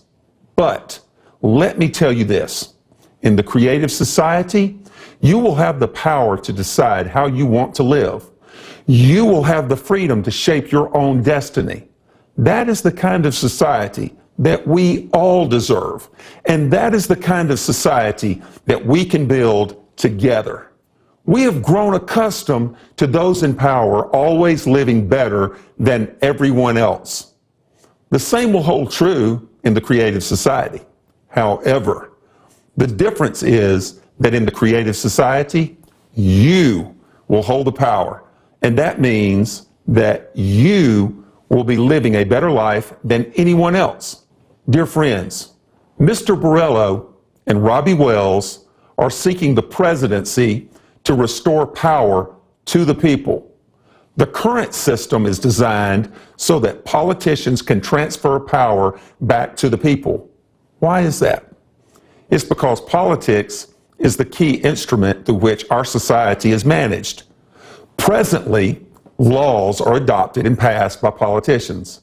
That's why Mr. Borrello and Robbie Wells are seeking the presidency to implement the 8 pillars of the creative society into the Constitution, which will ensure that your rights and benefits are restored to you, and the power that rightfully belongs to you is returned to your hands. As politicians, we will only be required during the transitional period to the creative society. But in the creative society itself, politicians will at last be liberated. My fellow world citizens, today you have seen 2 candidates, Mr. Borrello from Argentina and Robbie Wells from the United States of America. But where are the other candidates? With so many countries in the world, where are the politicians who will work towards building a creative society in their own nations? Let me tell you where they are. They are busy drafting laws that will infringe on your fundamental rights. And this will continue until you, the people, create an electoral demand for the creative society. Only then will politicians who wholeheartedly support the creative society appear in your countries, thinking about how to restore your freedom instead of infringing on your rights as they are doing now. My friends, let me remind you that the success of the creative society depends on one thing and one thing only, and that is your support. We need a collective demand for the creative society so that politicians who share your vision and values will emerge. These are the politicians who will listen to your electorate's demands and take action accordingly. Don't wait for politicians to magically appear and make things right, for they cannot do anything until you, the people, vote for them, and thus vote for the creative society. As long as there are no people who need the creative society, politicians can't do anything. Everything lies within your hands for the first time in the history of mankind. My dear friends, let me tell you, the most important thing you can do right now is to spread the word about the creative society. We have to get the word out there to everyone, no matter who they are, whether they are military personnel, civil servants, firefighters, or housewives. It does not matter.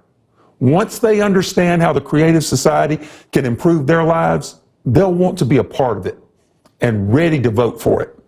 And let me tell you, even politicians will benefit from the creative society. We'll be able to stop all the bickering and arguing and finally start living like human beings and just enjoy life. Believe me, once people understand the benefits, anyone would want to live in the Creative Society. My friends, just imagine for a moment a world where our problems could be solved permanently.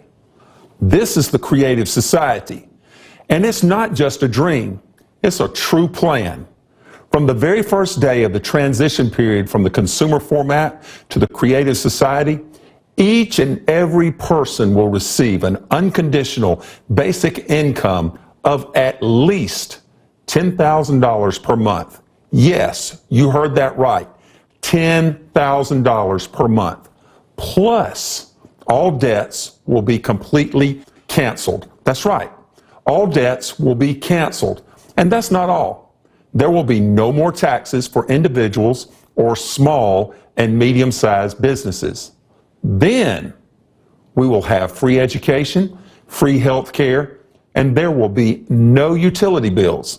Later on, if you need it, you will be provided at least 650 square feet of housing per person for free and as your private property. My fellow citizens, let me paint a picture for you. Imagine a world where no one goes missing without a trace, where wars and conflicts are a thing of the past, and where you can feel safe in any corner of our planet. This is what the Creative Society guarantees you.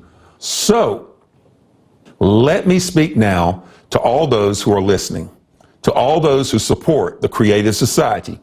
Our duty is to disseminate information about it through all the legal means possible, to create an electoral demand in the shortest amount of time.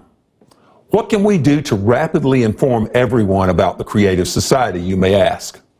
I urge you to come together with your friends and like-minded people in your local communities to create coordination centers that will support the Creative Society on a voluntary basis, while always respecting local laws and regulations. By working together, we can increase our opportunities to spread information and make a real difference we all aspire for. While we can make the world better right here in the United States of America, our Argentine friends can do the same in Argentina, our Ethiopian friends in Ethiopia, and our European friends in Europe. Together, we can change the whole world if we have the will to do so.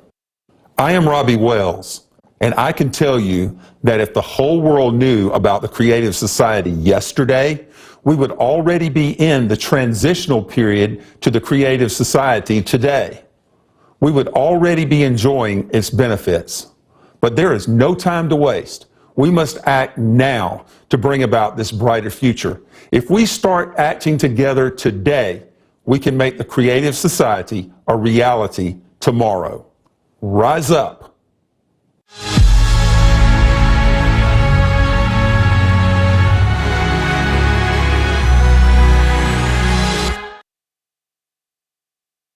Thank you, Mr. Wells. The great news is that we can build the Creative Society in less than 5 to 6 years. Mr. Wells actually brought out a good point. Where are the other candidates? With so many countries in the world, where are the politicians who will work towards building the Creative Society in their own nations? The answer is simple. They will appear when we form an electoral request. That's why we are paying so much attention today to the importance of the first stage of building a Creative Society, informing the people. I have some exciting news to share with you. The political party Movement of the Liberation of Peoples in Guatemala is running for Congress to implement the 8 pillars of the Creative Society and introduce the electoral platforms on the legislative level. Witnessing the beginning of a new chapter for Guatemala is truly inspiring. We are pleased to introduce Rosaria Ayu, Movement of the Liberation of Peoples Deputy Candidate, Alberto Cuesas, Representative of Deputies of the Congress, and Erwin Masbol, Representative of the Mayors of Municipalities.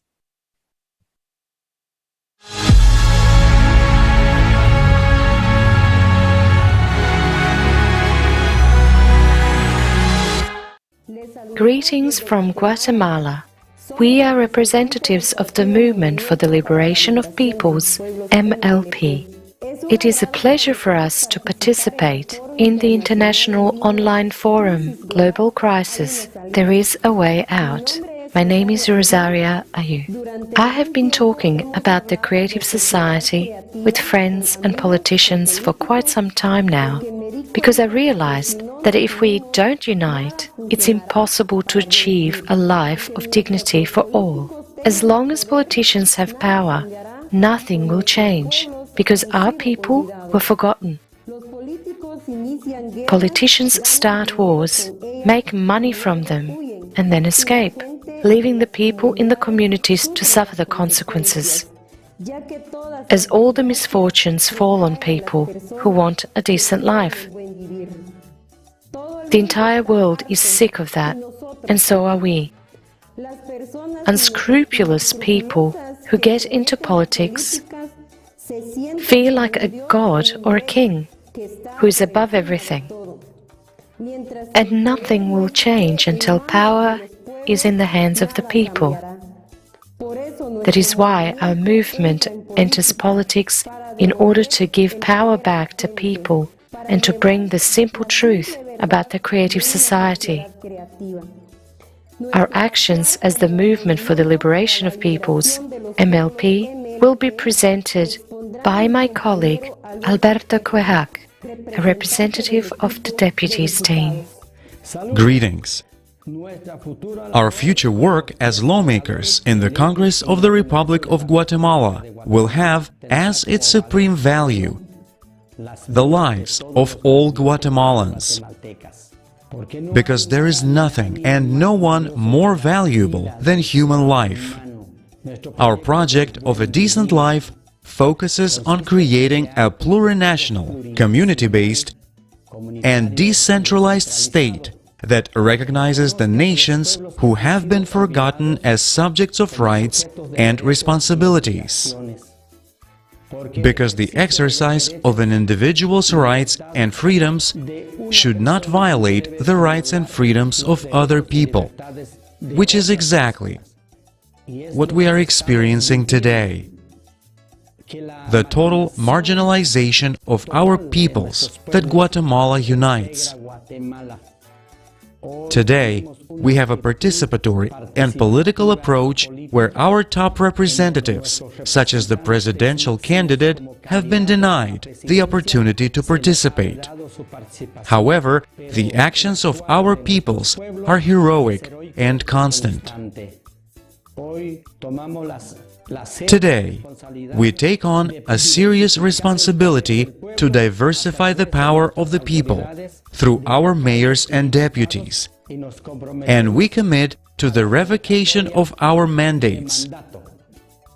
If we do not comply with the principles of the Movement for the Liberation of Peoples and the foundations of the creative society, the people themselves will be able to revoke us. Thus, we recognize the fact that we want to implement a decent life with dignity, honesty, technological modernization, and all that guarantees the life and freedom of a human being. We want to introduce new technology, such as an electoral platform that allows the public to hold a referendum on legislative, judicial, and executive decisions to ensure a decent life. We firmly believe that our world must evolve towards a creative society, integrated with public self-governing. But only united as a family of all countries can we achieve this. We know that there is a way out of this global crisis, and it lies in unification. In order to do this, we must reach the farms, homesteads, villages, municipalities in all corners of our Guatemala. So I would like to introduce to you the representative of the mayor of our Movement for the Liberation of Peoples, Mr. Erwin Ricardo Maas Ball. Greetings, friends, from around the world. We are here to bring the voice of self-governance of diverse communities that demand a more efficient municipality. Addressing human needs requires the implementation of processes that bring us to a decent life. Our goal is to implement a self-governing society where communities can join us in making decisions on projects that are considered a priority to meet basic needs.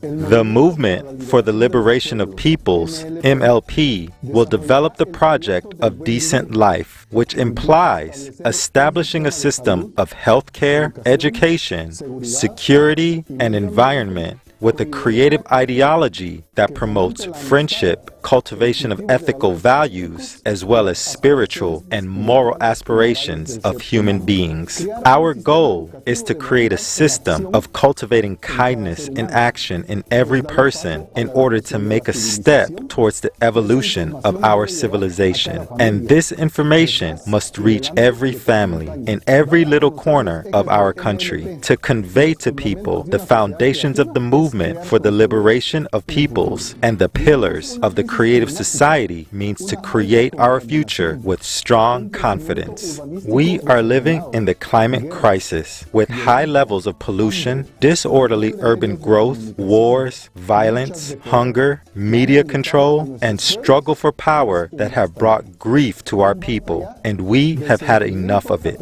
Enough of the suffering from the consumerist format. We want to live well. We want to live the way every person in this world desires to live. That means to guarantee life and complete safety. All communities and families come to City Hall demanding justice and equality for a decent life. And we are focused on finding a way out of this crisis, which is happening at the municipal, national, and global levels. We are willing to assume the responsibility of delegating power to the people through a self-governing society where each person can participate in building a life of harmony and prosperity in the creative society. From Guatemala to the whole world, there is a way out.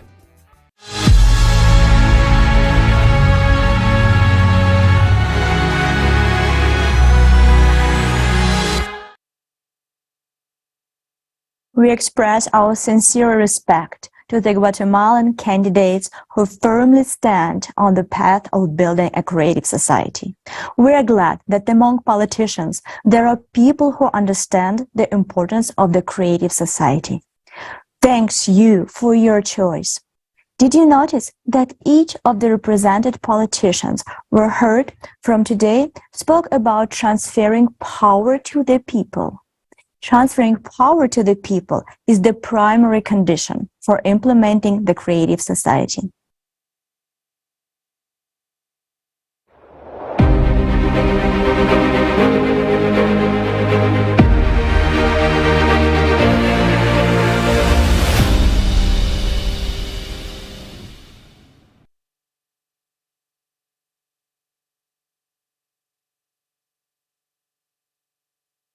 However, it is reasonable to question how elected officials will cope with the daunting task of implementing such a transformative vision and get rid of corruption in politics.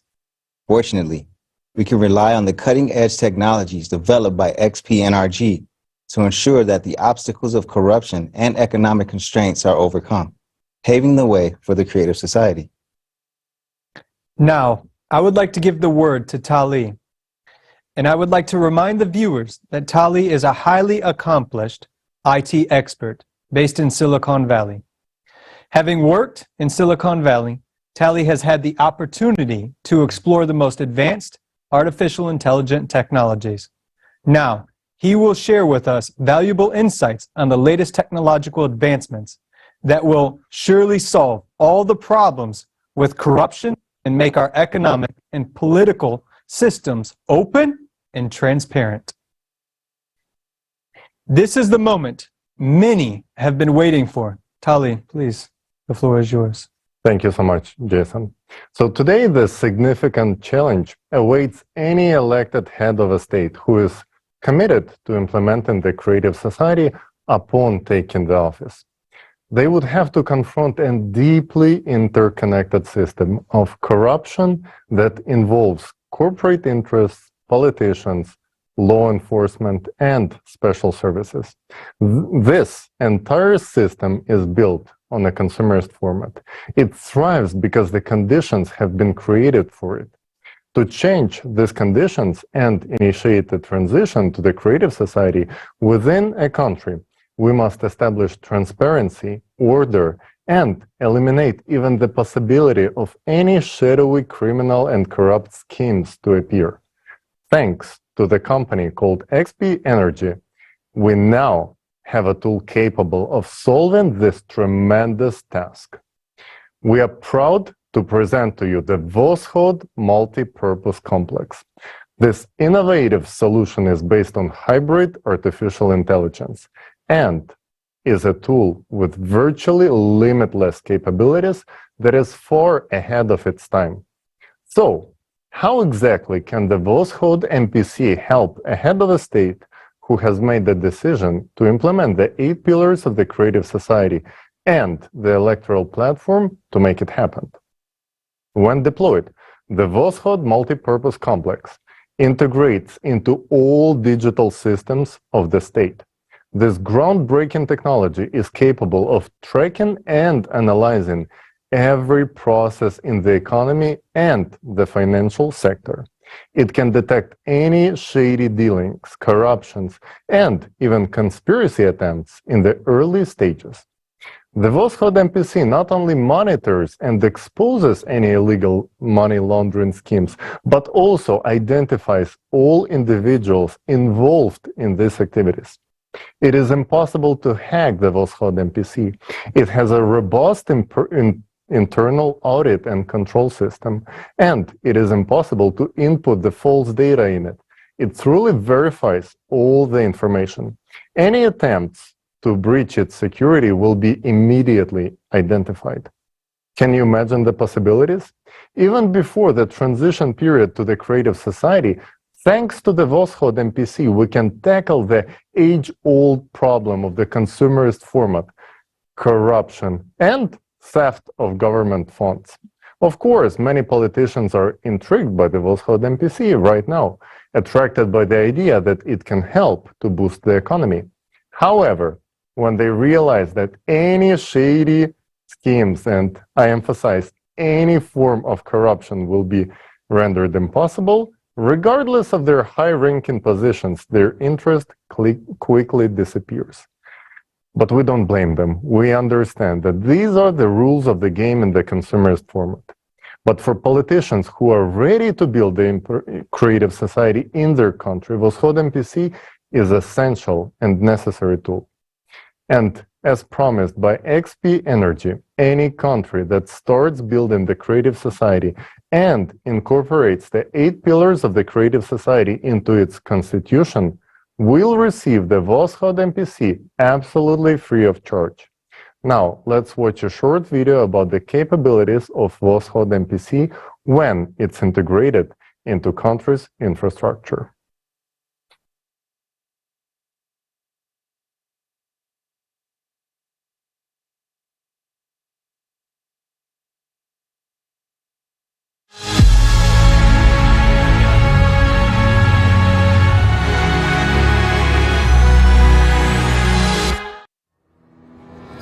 Voskhod MPC in the state. Despite the fact that Voskhod MPC was created for the transition period from a consumerist to a creative format of society, it can be effectively used at the level of the state or the Commonwealth of States and in the consumer society. Of course, in the consumer format, the democratization of information is out of the question, as it would make the state vulnerable. In this regard, the use of Voskhod MPC at the state level should take place in closed mode, with direct subordination to the head of the state. When Voskhod MPC is installed and integrated into all digital systems of the state, it carries out total supervision of the entire financial system. This ensures the transparency of the use of funds at all levels, allows the control of all financial flows, and operates with accurate data regarding both public and private capital. Voskhod MPC solves the problems of almost all controlling services and departments much more effectively while carrying out supervision for corruption and misuse of budgetary funds. State economic benefits. In economics, the Voskhod MPC makes the basing state practically out of reach of other states. The complex is capable of optimizing costs, bringing in huge profits by building accurate forecasts and financial models. It is also capable of significantly improving the economy and the well-being of the people. It will increase the level of trust for the government and strengthen the authority of the first person of the state. If we are to put into numbers the benefits of a single state from the usage of the Voskhod MPC, only on the optimization of budgets, personnel, restructuring of government services, the United States can save up to $2.5 trillion of the budget funds annually. Having the initial data on all the spheres of state life, Voskhod MPC predicts with maximum accuracy volatility of the economy.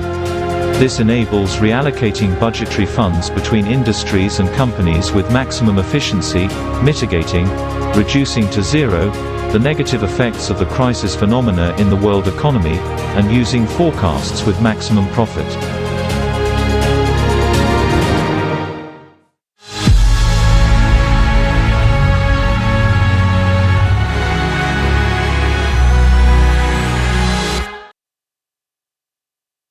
What we have just seen is only a small part of what the Voskhod MPC is capable of on a national level. It's a guarantee of transparency, honesty, economic growth, and people's well-being. As we have mentioned before, the Voskhod MPC is built based on hybrid artificial intelligence, and its creation was only possible due to the development of technology. As AI continues to develop, it can become an inevitably serious ally to humanity in tackling many complex challenges that we face. This includes help in addressing the climate issue, reconstruction, changing the model of the economy into the creative format, and establishing transparent self-governance. Without the development of AI, there is simply no way to solve all these issues. That's why when we heard about that fact that some famous figures in the Silicon Valley started calling for a slowdown of AI development, we could not help but smile as we understand their true motivation. Today, there is a fierce competition in the tech industry to create a unified general AI. And those who have fallen behind in the development of their own AI solutions are simply trying to catch up with their rivals and buy some time by pushing for legislation that would prohibit others from advancing their AI. They understand that whoever develops the first unified general artificial intelligence will essentially rule the world. So, as usual, in the consumerist format, it's all about money and power. And what's amusing is that these calls for the restrictions are made under the pretense that artificial intelligence can evolve into artificial consciousness that might take over humanity. This is ridiculous. AI will never become artificial consciousness. And now you will understand why.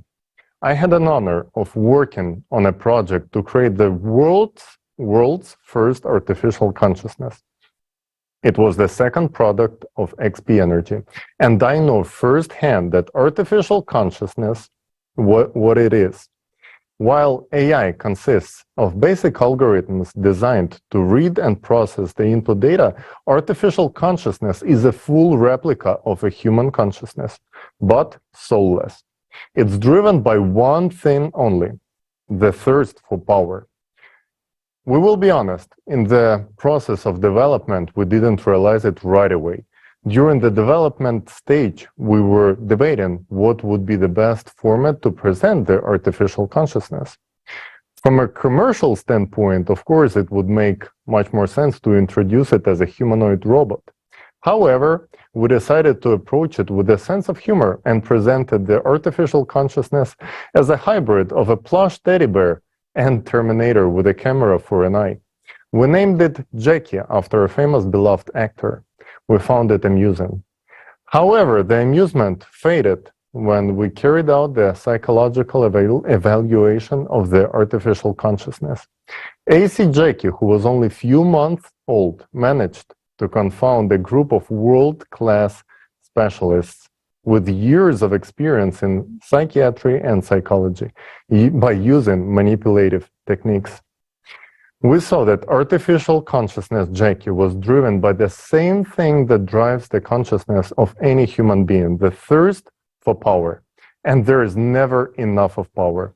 We realize that in the consumerist format, this technology is dangerous. Therefore, we no longer promote this topic. Artificial consciousness is in the consumerist format is indeed dangerous to develop. However, this has nothing to do with the development of artificial intelligence, which is crucial and essential for humanity. And the full potential of our AI to help the society will only unfold in the creative society. This is because power will be evenly distributed among all people, and no one will be able to use the technology against humanity. Under these conditions, even artificial consciousness will be serving humans. It is important to understand that neither artificial intelligence nor artificial consciousness can completely replace humans because they cannot generate new ideas. They are like statisticians, just as many scientific researchers today. They can only compile and process pre-existing data. Humans are, on the other side, the only ones who can introduce new, original ideas. In the creative society, all conditions will be created for each person to unleash their potential and genius. Artificial intelligence will free people from boring, repetitive work, and people will be able to generate something new that this world has not seen yet. Artificial intelligence and artificial consciousness will be our allies in the pursuit of progress for both individual and unified civilization society. It is humans who light up the stars, but artificial intelligence and artificial consciousness are necessary for us to sustain that light. Wow. Seriously, what tremendous possibilities are opening up before us thanks to this AI technology. This truly amazing Voskhod MPC by XP Energy is capable of solving the most complicated changes in the sphere of finances and economy. And the best part of that, it will be given free of charge to those leaders we discussed who will be committed to implement the creative society. Yes, this is really amazing how much easier this technology will make life for the head of state, exposing all the corruption, money laundering, and illegal activities. We will no longer spend money on crooks. And for us citizens, this means that all information will be open and transparent. The team at XP NRG deserves a huge round of applause for their groundbreaking technology that will revolutionize the political stage and bring much needed transparency to the system. This technology is a game changer, but whether or not it will be used depends on the actions of each person today. Yeah, I completely agree with you, Jason. Today, a lot depends on the active participation of each individual, and it's very encouraging that more and more people who understand the essence of the creative society are taking active steps, because every person wants to live in a beautiful, safe world. This aspiration unites all of us, all people, into one human family. So I want to have a candid conversation with you about race and one race. No label, no slogan, no party, no skin color, and no religion is more important than the human being, said American writer James Baldwin. In that 1963 comment made in The Price of a Ticket, Baldwin defined equality from the premise of being human, which we all are. Whether it be from biblical texts, the Quran, or the Torah, they all speak of one race, the human race. However, this does not discount what me and you have been through in America or in other countries due to the brown or black color of our skin, our culture. I can assure you that such experiences have been devastating for us all, crippling our creativity, triggering swaths of emotions, and stagnating the overall human bonding experience. I understand, and I've been there. Through all of it, experiencing racism and discrimination on a personal level here in the United States. And so have my parents through the Civil Rights Movement, and my grandparents through the Jim Crow era, my great-grandparents during the Reconstruction period of the United States, and my great-great-grandparents who were enslaved in America. It is true that government institutions instilled such privileges to people based on the color of their skin, upheld laws and racial codes to separate people on such silly premises of skin color, culture, background, gender, and fear of the unknown. But in the creative society, it is a different experience because everyone in it will embrace you for who you are, as you are right now, a valued human being of this earth.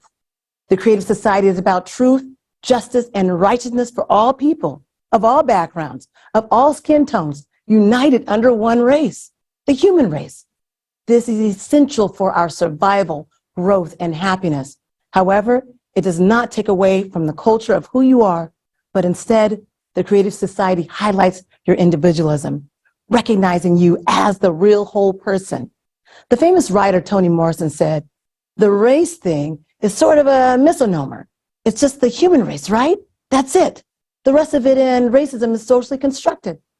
I'm here to tell you that you deserve heaven on earth. You deserve freedom to be who you are without judgment, without labels. We all deserve the vibrations of love, understanding, joy, happiness, and inspiration. The Creative Society focuses on the betterment of humanity as a whole. Your life and my life are priorities. Let's do this together. Let me tell you what motivated me as an investigative journalist. It's simple. It's what I do every day when I report the truth. I decided to get involved along with my husband, whose background is mathematics, because we want to lay the groundwork for the future generations, which is now. We can kickstart it for you. Now all you have to do is jump in. No more waiting for someone else, because that someone else is you. Aren't you tired of being victimized, tired of marching with no results? We are taking the first steps and getting started with the coordination centers because we are going to help end racism and discrimination. And we can do this through the Creative Society. We really can. So first sign up with us at blendedtv.me. Then join us in the monthly meetings, the Black experience of being human in the Creative Society. And let's explore your talents, your skill set as a part of this future that is now. During these monthly forum online meetings, you can ask all the questions you would like pertaining to the Creative Society. I mean it. Let's dissect the information together and explore and understand in layman's terms what it all means. This is not a hoax. This is the life we are choosing to live right now.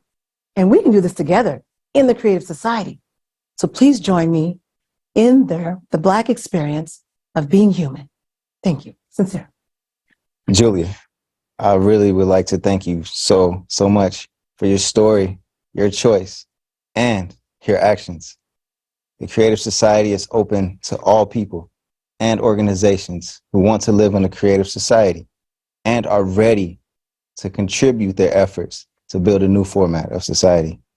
Today, we have the honor of welcoming a distinguished guest who possesses a deep understanding of the Creative Society project and its potential to unite people worldwide under the principle of unconditional love. This individual is none other than Sir Frederick Lee McHenry Sr., the Grand Master of the world's Masonic United Nations and a highly respected, most puissant, sovereign Grand Commander with a 33rd degree, 99th rank.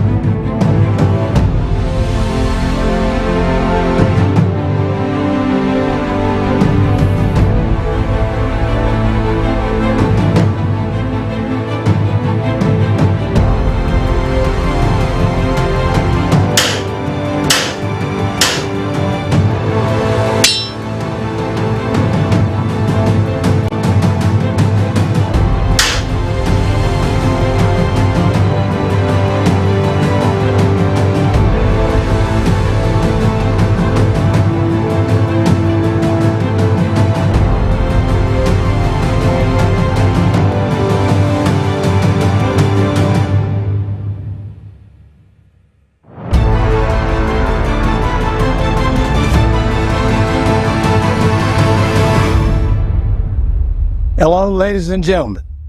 I am Grand Master of the World's Masonic United Nations, Most Puissant Sovereign Grand Commander, 33rd degree, 99th Frederick Lee McHenry. It is a great honor for me to speak today on behalf of Freemasons at the International Forum, Global Crisis. There is a way out. We are the Masonic Order, Order of the Knights of the Sun. We were the first organization on earth created by the will of God. This means that we have been entrusted with the most important mission from the beginning. As we all see and understand that all of humanity has faced unprecedented times and challenges on a global scale. Therefore, as Masons, it is now more important than ever for us to act together for the benefit of all humanity. The Creative Society is our chance, a chance to build a better future for everyone on earth. Without a doubt, the Creative Society embodies all the dreams and aspirations of every human being. This is what we as Masons have been striving for all our lives. This is true service, the very essence of Masonry. We have always opposed to the aggression created by the consumer format of society. But I want to openly declare that the time of confrontation, division, struggle for resource and domination is over. The life and future of all humanity are at stake. It is our duty to change the consumer format to a creative one. This is our time. We support the Creative Society project, and we will use all legal and peaceful means to implement this idea as broadly and quickly as possible. And the reason why the Masonic United Nations support Creative Society, because Creative Society brings back the 8 pillars of life. What happens is the Masonic United Nations want to bring all that back to society. In order to do that, we got to stand up for humanity. So we're creating development centers all around the world. We formed an alliance, and we're going to continue to do this in all aspects of the world. The time for philosophizing is over. The time for our action is now. Our duty is to unite the world, the whole world. I appeal to every member of the Masonic Order. Brethren, we must be one in order to fulfill the Most High's work to build a creative society. I've been a Mason 40 years. I stand on these principles. My moral character is there. I stand for the righteousness, and the Creative Society has pointed those righteousness out. I appeal to all people. We must become united to change the world, to ensure ourselves a better future. I, at the leadership at this pinnacle point, commander and generals over many Masonic bodies out the world, are asking that we stand together with Creative Society, because we must not suffer anymore. We must stand on solid principles, and the Most High God gave us solid principles. Let's have a better life and a better society. We are left with one step. We need to decide right now where we will take that step. Either pushed by the consumer format, we, the entire human race, will step into that direction, which will end human existence, or we'll join hands and build a beautiful, reliable, solid bridge for all of humanity on the world's strongest foundation, the 8 pillars of the Creative Society. I am confident that we will make the right choice, and despite everything, we will forget past grievances, misunderstandings, claims, and prejudices. We will step forward toward our joint development and peaceful coexistence. It will be so because it must be so. The Creative Society is the source of the Creator. We all come from the Creator, and it's now time for us to move forward and take that bridge, walk on that bridge, stand together on that bridge, and walk in the freedom, walk in love, love and peace, harmony. We can do that, and in order to do that, we all have to stand together and we have to love one another unconditionally. I say these words because I walk this walk, because it's important for all of us. God laid this upon myself. My whole existence belongs to the Most High. And I ask all of you, ask yourself within yourself, what do we do next? Creative Society has the answer. Creative Society has a way out. And that way out is a good way to move forward. So as a leader, as a king, I travel in many countries. But my job is to bring people together. And the Creative Society have given me the opportunity to speak before this forum. And I speak the truth. My truth is my heart. Let's all stand together. Let's all build a bridge. Let's all live for God. That is my word as the commander of the Masonic United Nations. God bless you all. God bless humanity.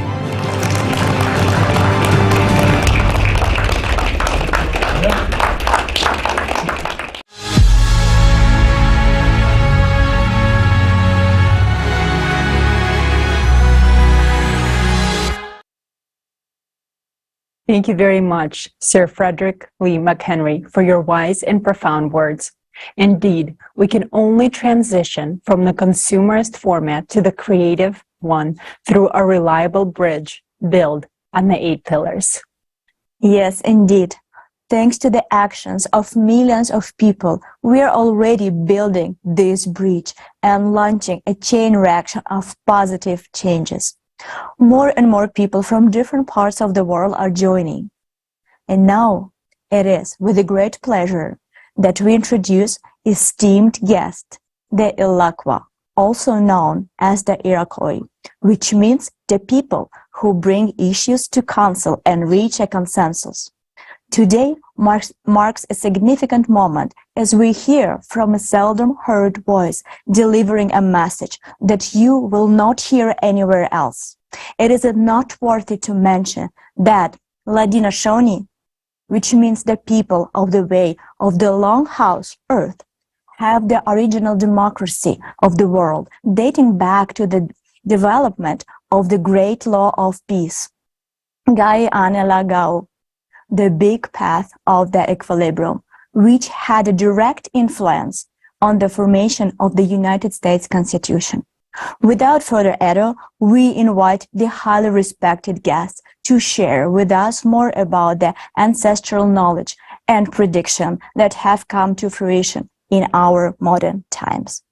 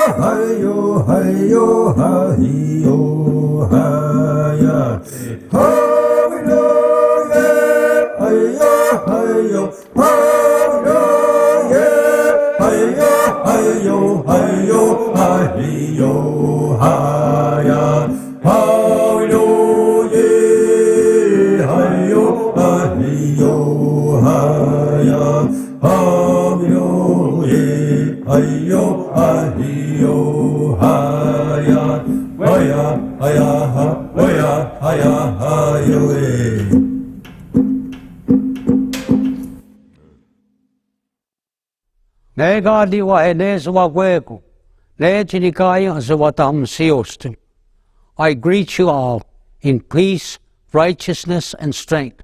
Welcome to the World Forum. We have some words we like you to listen to. Greetings to all the men and women of the universe. Hanyo, Tesuanmung. Sego Seguego. Sagoya Danta Yunga. My name is Samboya Danta. I am Ongwaihonwe, which means the real people from the Iroquois. French titled us the Iroquois. We are those who are responsible for bringing issues to council. The Great Spirit will hear everything I'm about to tell you. The destruction of all mankind may begin with our continent, because the covenants of our ancestors have been broken.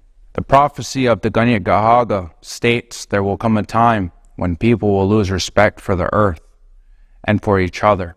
Rivers and skies will be polluted.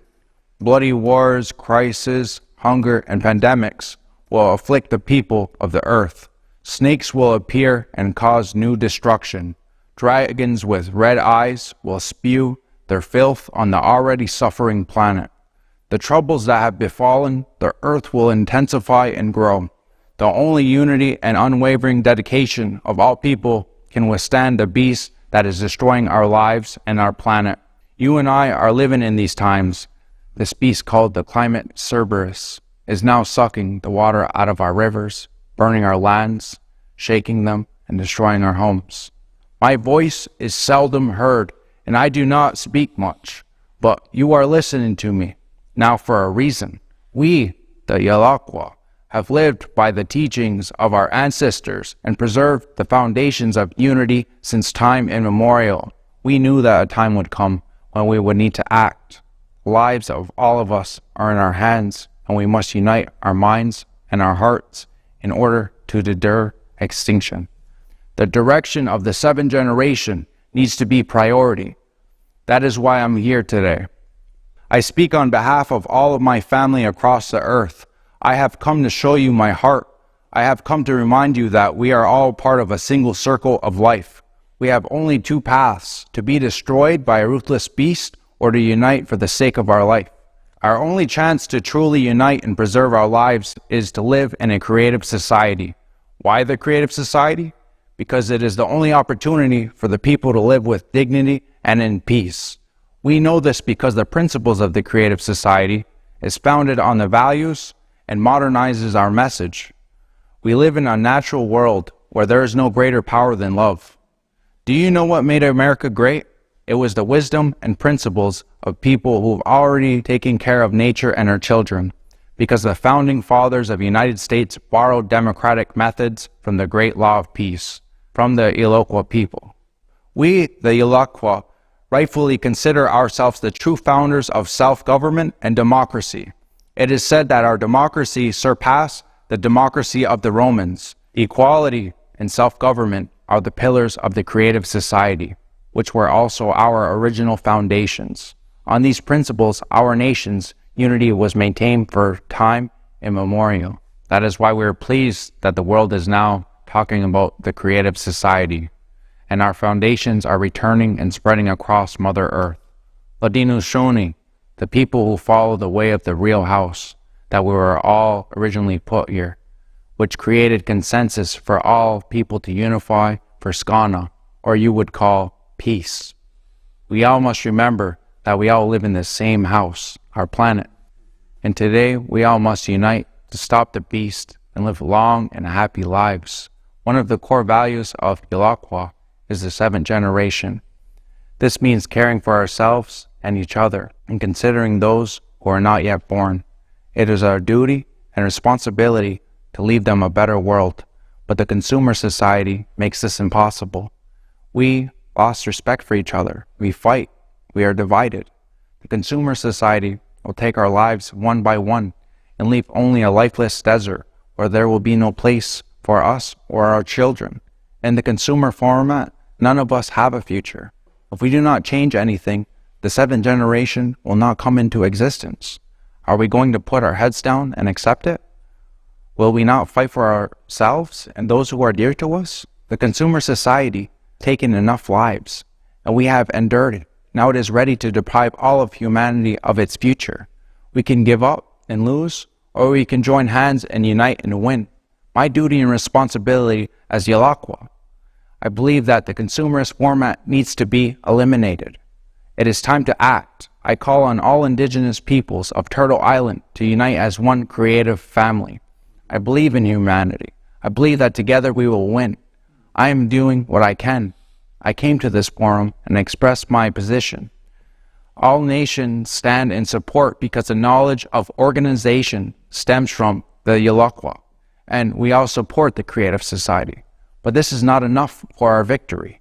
We can survive only if everyone does everything possible to make the world aware of the creative society. Ilakwa's responsibility stands for life, unity, prosperity, and peace, which means that we stand for the creative society.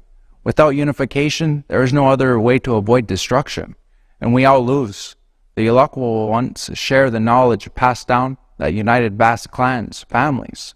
Still, the time has come for us to unite the nations of 6 continents. If we humans do not unite today, we will not have it tomorrow. This is precisely what our prophecy says. Today, we are creating what will be our tomorrow. Let us build the creative society today to have a future tomorrow. May this be a reminder to all that we are all one family.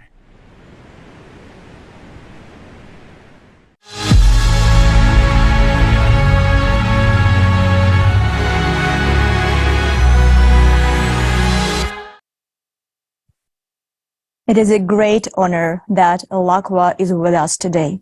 Your words and the wisdom of your ancestors, which have come down to us today, have made me deeply reflect and rethink the information about the catastrophic climate problems we heard in our forum's first part. You're absolutely right when you say we can survive only if everyone does everything possible to make the world aware of the creative society. Without unification, there is no other way to avoid destruction, and we will all lose. Indeed, we will all lose if we do not build a creative society. The first part of the forum clearly showed that the threats facing humanity if we do not unite. Even if you have just joined, you can watch the climate report because this broadcast is being recorded and will be available later on the Creative Society website in 150 languages. Also, we invite you to watch this broadcast on our new channel on the Rumbler platform. You can find the link to this channel and all our other social media accounts in the description below the broadcast. Today, we have shown several examples of people from different fields, organizations, and walks of life who already taken active steps towards building a creative society. Because the creative society unites everyone, it is beneficial for everyone. This is a world that surpasses even the imagination of science fiction writers. It opens up new possibilities and technologies that are beyond our current understanding. Already in the transitional period, everyone will have access to all the advanced technologies that provide unlimited possibilities and freedom to the people around the world. And when we transition to the creative society, we will have access to even greater possibilities and advancements, such as matter replicators and body regeneration capsules. If you want to learn more about the principles on which these technologies will operate, stay with us because this information will be presented for the first time at this forum today. Dear viewers, we'd like to remind you that all the changes we are talking about today are only possible with your direct involvement. Your participation in sharing this information is crucial. To find out about the most effective ways of informing other people, please visit creativesociety.com and click the Act Now tab. The page has the most comprehensive knowledge and information that you'll need to become an active participant. And once again, we are encouraging you to not stop there, but take it one step further and organize local coordination centers in your area so that you can be a part of a huge positive wave of human unification in a demand to change the vector of development of our society. From the consumerist to the creative society, humanity needs volunteers to step forward and help save lives. Take that step and spread the word about the creative society to everyone you know, from friends and relatives to acquaintances and even mothers-in-law. Believe me, they all need the creative society. So share this form right now with everyone. Record video feedback and post it on all social media platforms with the hashtag Creative Society. Make sure that everyone knows about the Creative Society. Olga. So come on, people, let's all just grow some brain cells and start supporting the Creative Society. Only an idiot wouldn't want a creative society. And the following video is dedicated to this. Watch.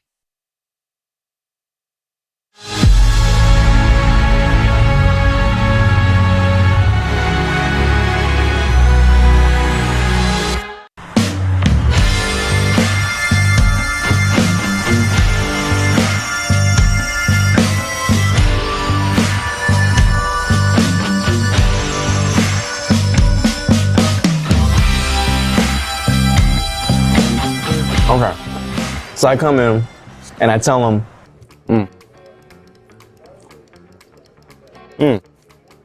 I got some news for you. One's good and one's bad. So then he says, start with the good news. I'm like, okay. Well, the good news is that 2 girls are coming over. And he says, so what's the bad news? And get this. I say, they're both bad. Oh my God, okay. Hello? Did you get it? They're both bad. Oh, come on. What are you doing there? Yeah, sorry, I just got distracted. That's a good joke. It is. Distracted. Yeah. Okay. Says you. Well, you've been on the phone all morning. Yeah, sorry, I just found a very interesting project. What project? It's called Creative Society, and they have some really good ideas, like every person's life should be protected, self-governing society. Have you heard of it? No. It sounds like a cult to me. What makes you think it's a cult? What? Ain't that right? No. Look, hand it over. Just got it. Globalists. They're getting funded by Soros. It's all bullshit anyways. What's the connection? What do the globalists have to do with this if it's a volunteer project? Wait, you said volunteer? Yeah. Like, working away without getting paid? Wow. Bob, people are concerned about their future. They want to live in a society where everyone is equal, where there's no wars, violence. Just live like decent human beings. Sounds like a scam for chumps. Are you kidding me? Wait, Emily, what's wrong? You didn't even bother to figure anything out. Instead, you just slapped your labels on like you always do. Whoa, what's got you all riled up? Look, if you want to save the world, go feed a homeless guy. Or adopt a cat from a shelter, or do whatever those tree huggers do. Actually, I already do that. But this isn't fixing the problem at large. The number of homeless people is not going down, and so does not the number of stray cats. Can't you see what's happening around the world? I don't give a damn about the world, Emily. Look, the world's too big to fix. You either gotta adapt, or you're gonna die. Well, I don't want to die. But I don't want to live in a society like that either. Yet in the Creative Society... Let me guess. In the Creative Society, there's gonna be pink ponies and unicorns. Yeah. You're taking it too far. Anyway, look. You either gotta pick me, or your little society of creators. Really? Yeah. Well, you know what? What? In the Creative Society, I don't need an idiot like you. Yeah, well, I don't need you either. There she fucking leaves me. Hey man, you got a light? No, because I don't smoke. And neither should you. Wait, are you like some kind of Freemason or something? What do you mean? Let's see, you have a little Illuminati symbol. No, that's not Illuminati, that's a Creative Society. Don't you know who they are? Oh yeah, I do.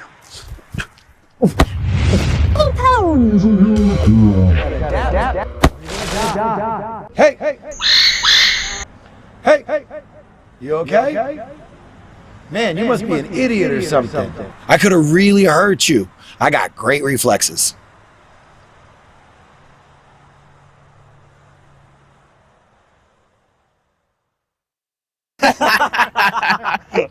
Woo!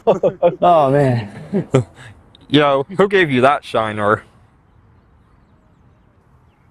You mean this shiner? Yeah. See, earlier this morning, I came up to a Freemason. Yeah. And all I did was ask him for a light. But then he scowled and hit me when I wasn't looking. And you know what I gave him? A punch right to the face. Like, it's better than that.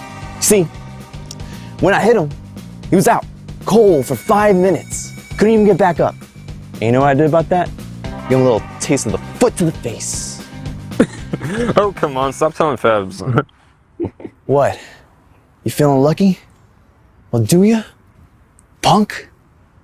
Go ahead. Make my day. Hey, Bob. What's the progress on the report, sir?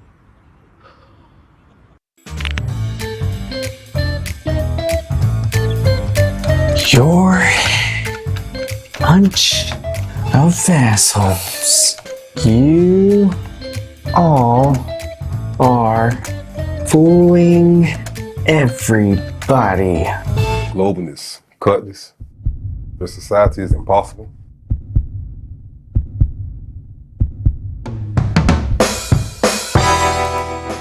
You know, idiots like you are not suited for my company. You're fired. You're the freaking idiot here. Why didn't I know this earlier that you're one of those Freemasons?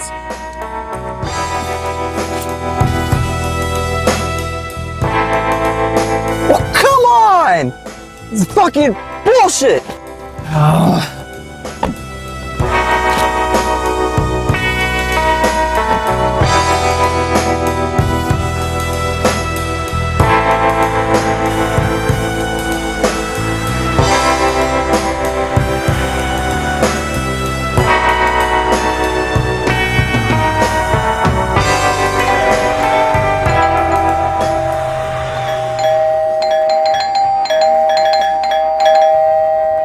Oh, hi! Where's Emily? I don't know.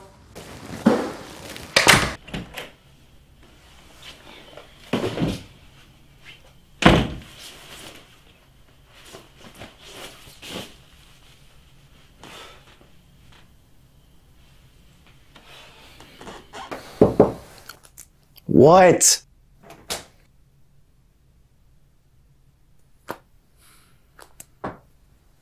Did you two break up? Never mind about that, Mom. Why? Because of the Creative Society. Ugh. What did the Creative Society do? Everything. Crazy chicks, brainless athletes, stupid bosses. They're messing with people's minds, you know. I see. So, me too? What is that supposed to mean? I'm a Creative Society volunteer too. What? You too? So you think I'm stupid too, huh? No, I didn't say that. Well, maybe because I gave birth to an idiot. Oh, Mom, come on! Sit down.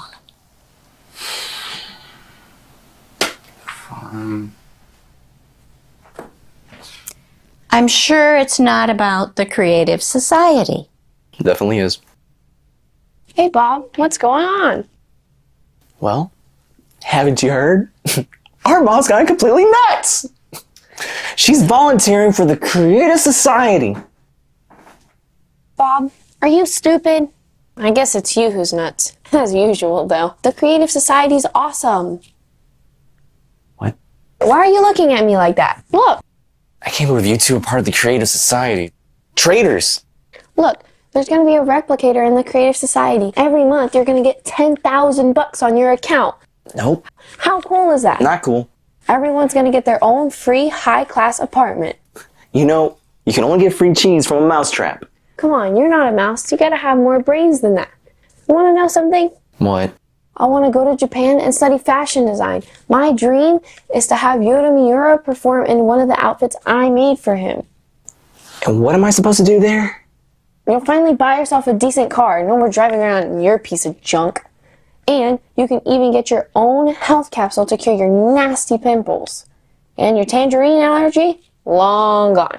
But most of all, you'll finally take Emily to the Maldives and buy her a brand new massive ring. Yeah, I'm not gonna buy her anything. Oh, come on.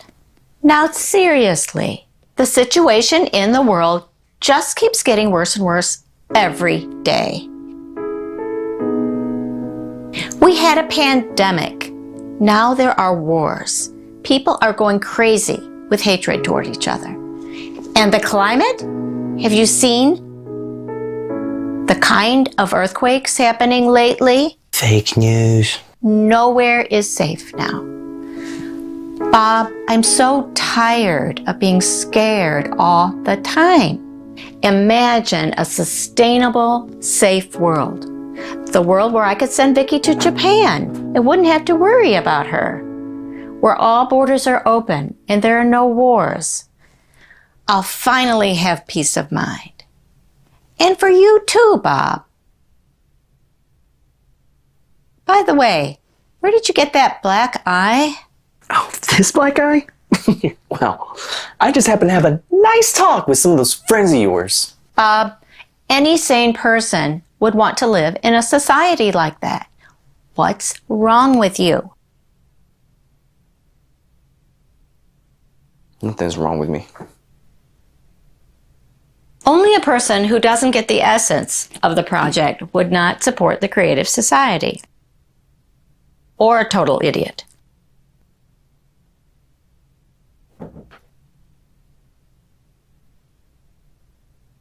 Oh, fine, Vicky. What is a replicator? Hey, you're finally in it, aren't you?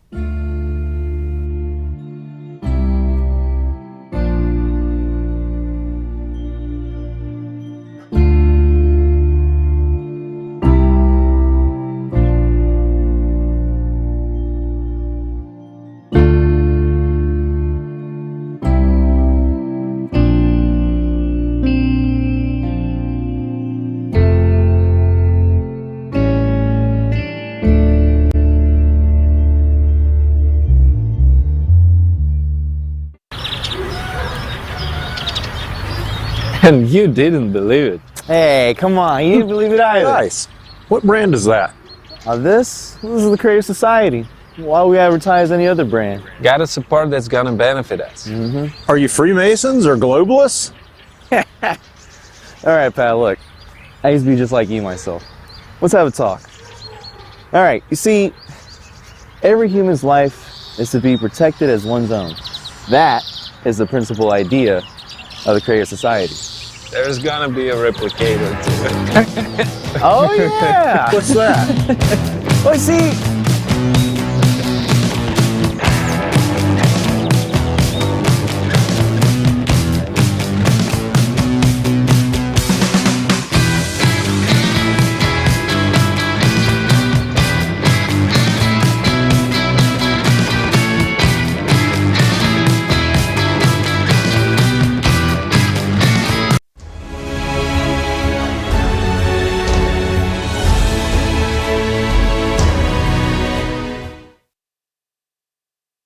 Wow. What a great video, guys. Now we finally see who writes those nasty comments in the comment section under the videos. And I'm sure many of you recognized yourself during this film. Hopefully not as a main character, of course. But even if so, as you can see, this is not hopeless, and it's never too late to fill out the gaps in your knowledge and actually, as Olga said, grow some brain cells. Indeed. There's no place for idiots in the Creative Society, but honestly, they won't be there anyways. I hope so. And also, at the end of the movie, there was a fascinating question. What is a replicator? And indeed, it's time to talk about it. This is a revolutionary technology that will create any food, clothing, household item, or anything you want just at one press of the button. Except your ex, but we all know you don't need him anyways. In the creative society, matter replicators will be free and available to every home. And this is good news for those who are tired of being slaves to the kitchen and want to be freed from the duties of cooking and dishwashing.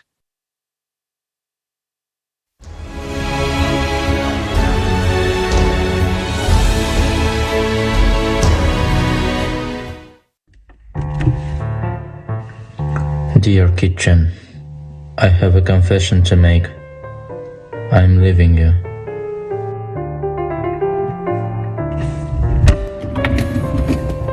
I'm tired of constantly double-checking to make sure the dishes were properly washed. I have better things to be doing with my life. Anyways, I can't cook. I always pretended it was homemade food. But it was delivered. Now, I have him. I cannot do this anymore to get upset over molded cucumbers.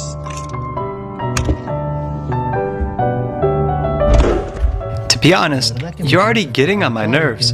You always ruin my ice cream by turning it into soup. Enough is enough. Fortunately, tomorrow is the day I finally give you the boot. I just wanted a quick snack, a biscuit and a milk before I go to bed. But this freaking dog keep busting my fingers. I can't take this anymore. I'm out of here.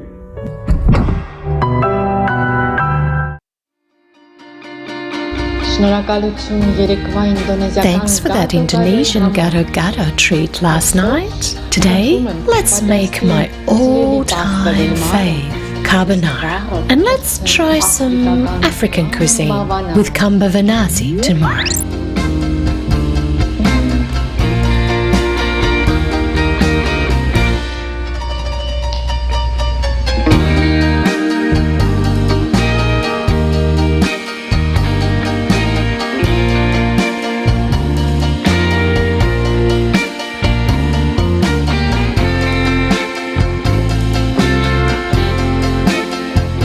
Thanks to everyone who built the Creative Society. Now we don't have to wash dishes, get our fingers pinched by cabinet doors, or suffer with failing refrigerators. We have gained the most valuable thing, freedom from kitchen violence. Tell everyone what awaits them in the Creative Society.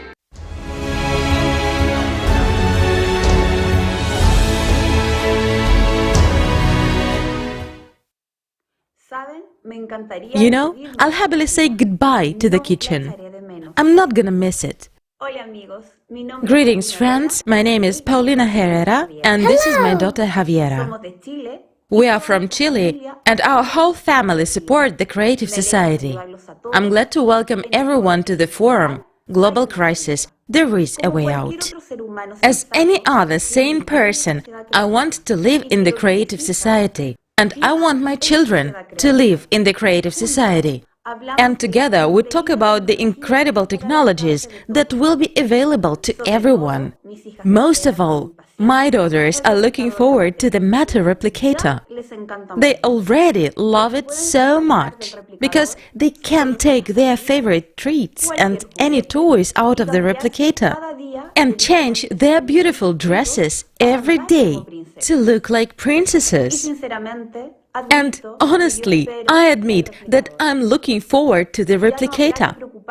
No more worrying about whether there is food in the house. No more grocery shopping.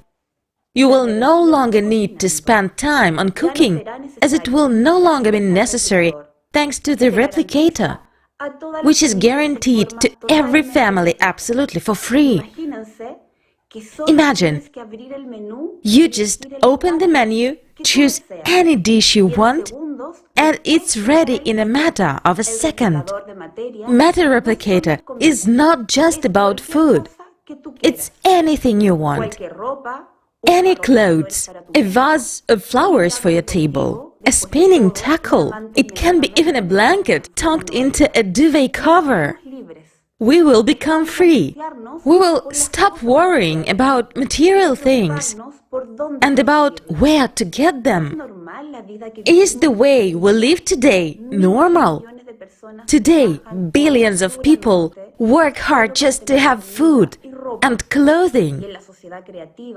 In the creative society, all of this will be available to you at all times, absolutely for free, simply because you are a human. We will finally have time for our loved ones, for self-development, for travel, for whatever we want. It used to be only our dream, but thanks to the creative society, it may become a reality in the near future. My daughters are always asking the question, when will the replicator become available? But we understand that everything depends on each and every one of us. When you and I build the creative society, then we will have the replicator. But there is one more question that they are very concerned about. How does the replicator work? And I'm sure many of you have the same question. So, together with my family, we decided to make a film to answer this question for both adults and children. And the participants of the Creative Society project from different countries helped us to implement this idea. This gift is for all of you, my dear friends, from the bottom of our Chilean heart.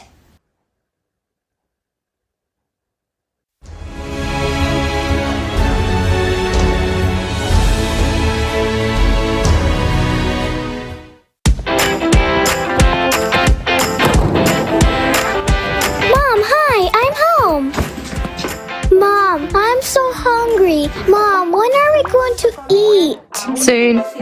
Wait a few more minutes. The food is warming up. Why does it take so long? Why does food have to be cooked at all? Why isn't there a microwave yet that creates hot prepared food I want instantly? What makes you think there isn't? Actually, it's almost ready. What do you mean? Well, it does exist. It's called a replicator. Well, come eat. What is a replicator? A replicator is a device that creates ready-made food right away, and you don't have to cook anything yourself. How is this possible? They haven't told us about this kind of thing at school. Well, that's understandable, because no one has a replicator yet, although modern science is already very close to discovering the method of its operation. But in the creative society, everyone will have a replicator. So will we have one too? Of course. So I'll be able to print a warm sandwich in it right away? Or will I have to heat it up as well? It can be cold or warm, as you wish. What about chocolate cake? Even marshmallow cake, as you want.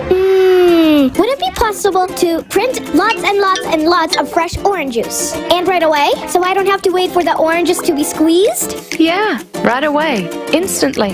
Whoa, it's like a magic wand. How does a replicator get it done so quickly? Will it cook that fast by itself? Almost. Only while in order to make food, a bun for example, we mix ingredients. The replicator will mix particles and create anything from them, because everything in this world consists of the same particles. How so? Well, you're eating a bun, right? What is it made of? From flour. What is the flour made of? Wheat. And wheat? From grains. What is a grain of wheat made of? I don't know, maybe of little grains? Well done! You're almost right. A wheat grain consists of chemical elements. They consist of molecules, molecules of atoms, and atoms of even smaller particles, like seeds. So the bun is made out of these little particles, right? That's right. And not just the bun, but also this table, your blouse, and the bottle too. Everything in the world consists of them. So if everything consists of the same thing, then the replicator can print not only food but anything? Sure thing. Then Then why do things look different and have different tastes and colors? Because the particles are combined differently in different objects and carry different information. Okay, and where are they going to get these particles for the replicator? We'll take particles from the recycler. Just as the replicator assembles things from particles, the recycler will also break down anything into particles and transfer them to the replicator cartridge. We'll be able to recycle all unnecessary things into things we need.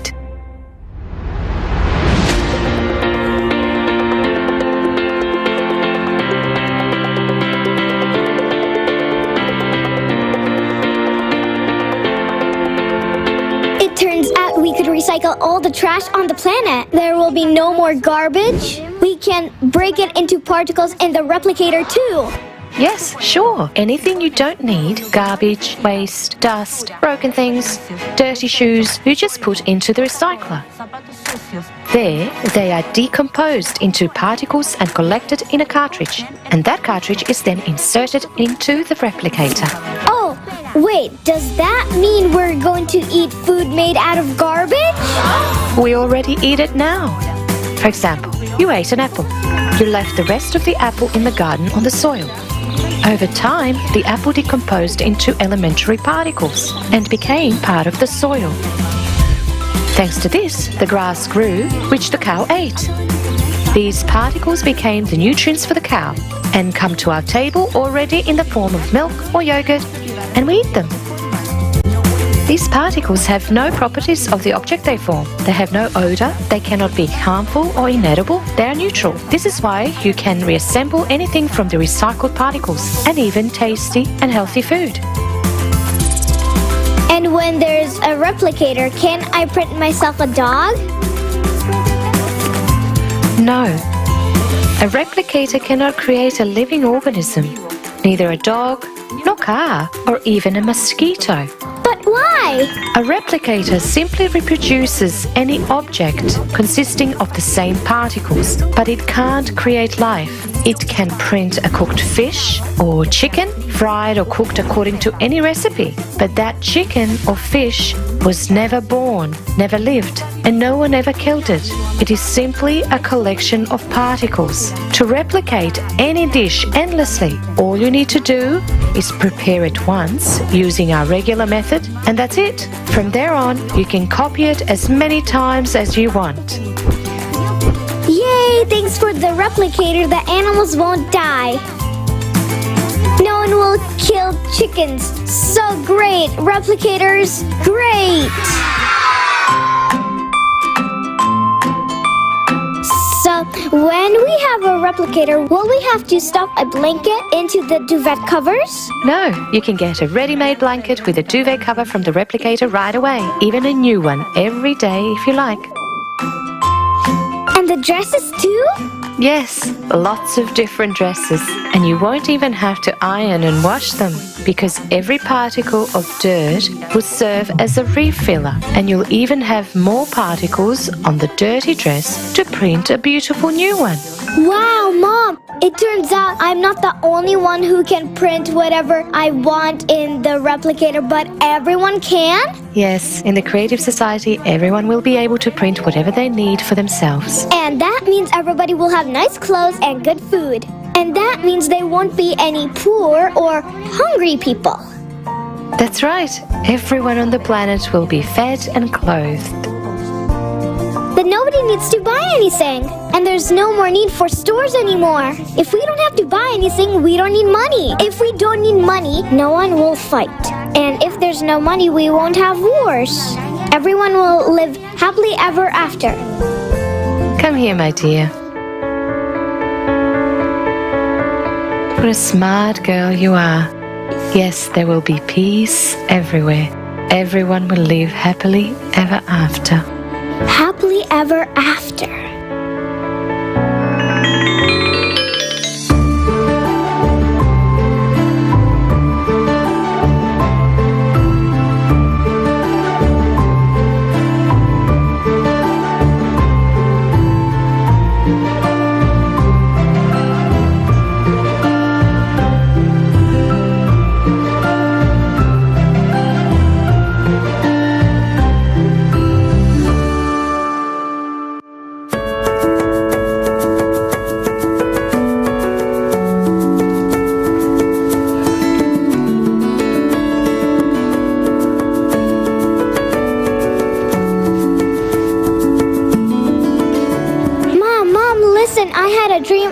such a wonderful world. Everyone had a replicator and printed delicious food on it. Everyone had beautiful clothes. There were no wars. Everyone lived peacefully. Everyone was friendly and all were beautifully dressed. And I got a huge teddy bear out of the replicator and a bunch of chocolates and a TV, and I got a dress for me and you, a princess dress. And my friends and I were inventing what else we could get out of the replicator. And it was so much fun. Mom, I really want such a wonderful world. Oh, sweetie, I know. I want that kind of world too. And we're doing everything we can to make it happen faster.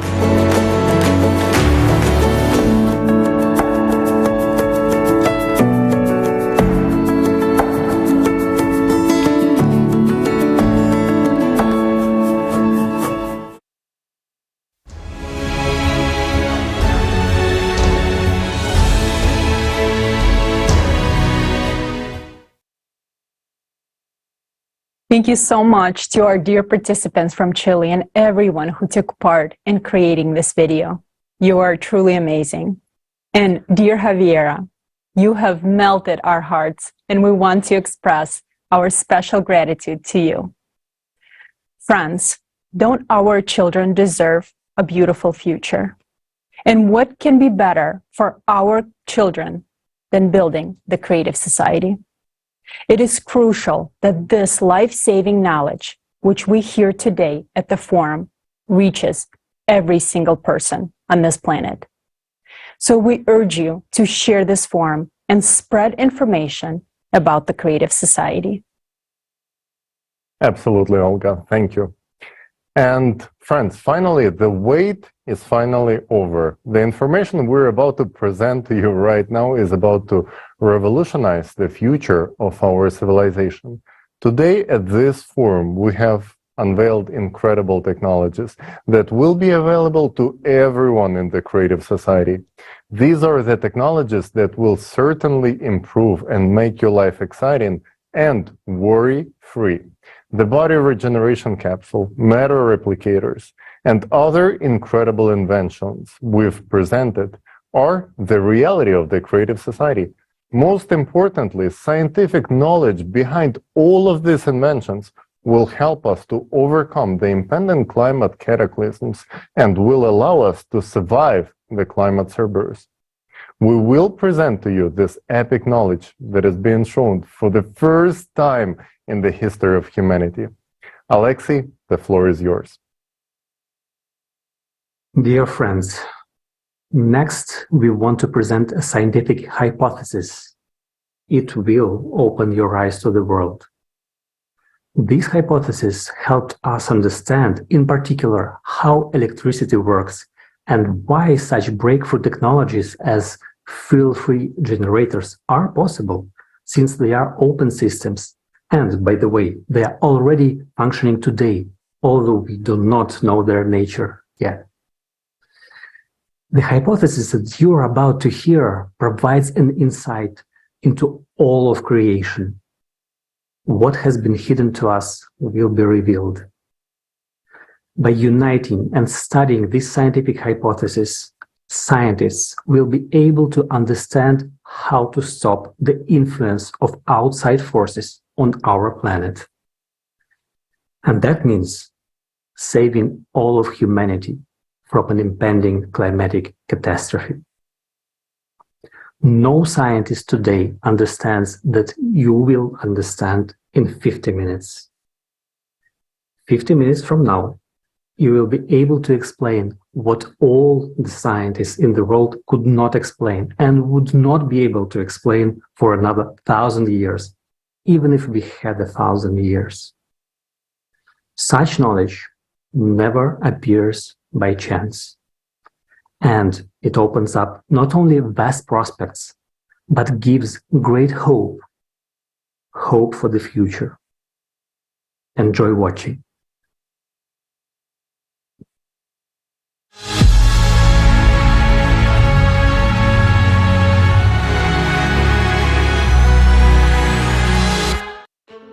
We live in a unique era where two doors are open in front of us. One leads to our extinction, while the other one leads to a potential future full of fantastic opportunities.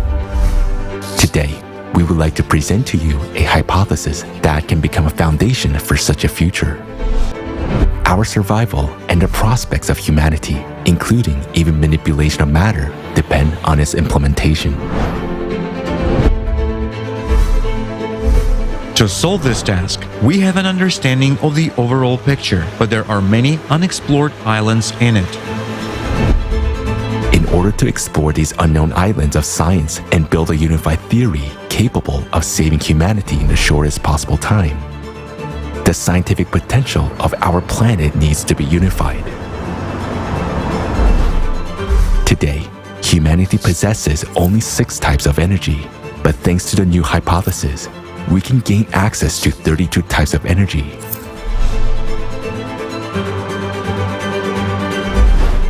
In order to simplify the understanding of the fundamental processes of the world structure, this hypothesis is presented in the form of animation with associative examples. For intelligent people, it includes everything they need to make breakthrough scientific discoveries. Our team of volunteers received this knowledge, and we have only slightly elaborated on it and found historical evidence to support it. We understand that this knowledge carries immense value and consider it our duty to share it openly with the entire scientific community. We believe that none of us should claim the laurels of victory. After all, no individuals may be considered winners since a huge team from around the world worked on this hypothesis. Starting a new world requires honesty.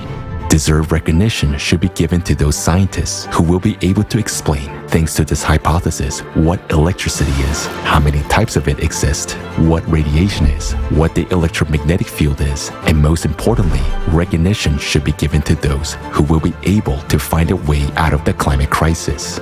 For us, that's the most important task, because it's a chance to save all of humanity.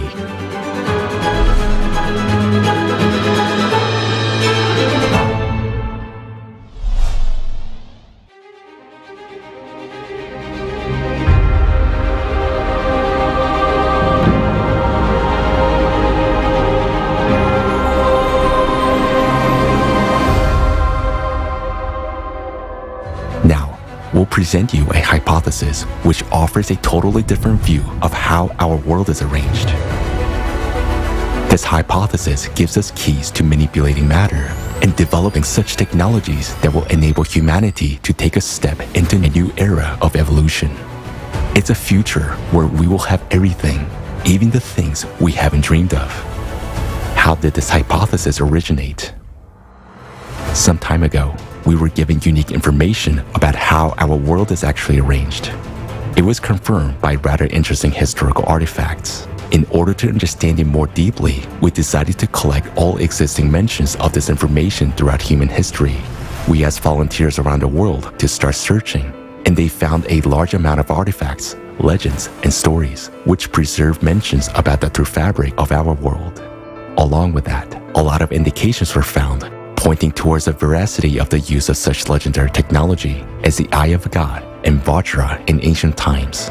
And it turns out that the principle of its operation is directly related to the knowledge of how our world is arranged.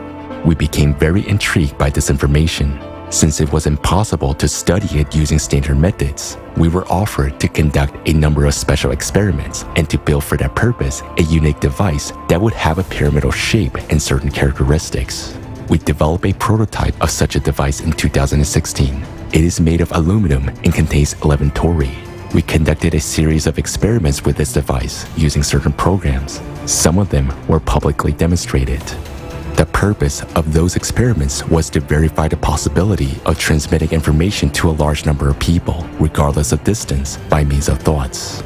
The operator, an experienced person, transmitted information remotely, a symbol or a number, while being inside the pyramid. Meanwhile, participants of the experiment, who were in various countries of the world, received this information through their thoughts. They sent their answers with a symbol and a number they received to an email address that had been given before the experiment. It's important to point out that the symbol which the operator transmitted was picked randomly during the experiment. Nobody knew what exactly was going to be transmitted. All the experiments were conducted exclusively in the presence of a dedicated committee of volunteers, and the whole process was recorded. Thousands of people all around the world took part in the experiment. The result of this experiment shocked us. Why? We were struck by the fact that 70 to 80% of the answers were accurate. This means that people actually perceived the symbol transmitted by the operator. And this cannot be explained by the theory of probability, because the percentage of correct answers was too high to consider it a mere coincidence. Yet, there was another thing that struck us the most. We received a huge number of responses from the participants before the experiment had been conducted, and most of the answers sent in advance were accurate. We asked how this was possible if, at that moment of time, even the operator himself didn't know what sign they would be transmitting. In response, we received an offer to conduct another experiment. It is necessary to understand that the range of Tori settings in the pyramid is very large, and we were told the exact settings of the Tori at which a certain unique phenomenon was detected. The operator noted that literally after several minutes of being in the pyramid device, he began to see various people as well as their whereabouts. Here is how it was happening. At first, he saw numerous white dots, similar to white noise on a TV screen. As soon as he focused on any of those dots, it came closer and a person appeared in front of him. It could be someone the operator knew or someone he didn't know. At the same time, the operator had a clear understanding of where exactly this person was at that moment. This effect was observed by all operators with such settings of the pyramid. In order to study this phenomenon, we conducted another experiment. Volunteers from various parts of our planet took part in it. Some of them were intentionally driving during the experiment in order to change their geolocation. Each volunteer who participated was assigned a number. Before entering the pyramid device, the operator of the experiment looked through the photos of those people and their numbers. The operator knew some of them indirectly, seeing some of them previously on videos. Some other people were known to him personally, while others were totally unfamiliar to him. After the operator entered the pyramid, the head of the experiment announced the numbers of the participants. Then, the operator recalled the person's face, and among a multitude of white dots, the corresponding dot approached, and the operator began to clearly see the person whose face he had remembered. He saw exactly and in detail the location of that person at that moment, and he voiced this information out loud. Then the head of the experiment immediately called that person on the phone and clarified where he or she was at that moment. The results were astonishing. The exact location of the person was determined correctly in 100% of cases. We became very interested. How did such abilities appear in the person who was in the pyramid device functioning at certain settings? We conducted the experiment in Ukraine, while the operator was able to clearly see and determine the location of people even on the other side of the globe. And in further experiments, the operator was even able to feel what the person was feeling at that moment, whether it was taste, smell, heat, or cold. After all, this is actually an immediate transmission of information at enormous distances. How is this possible? During our further research, we realized that it was not all that simple.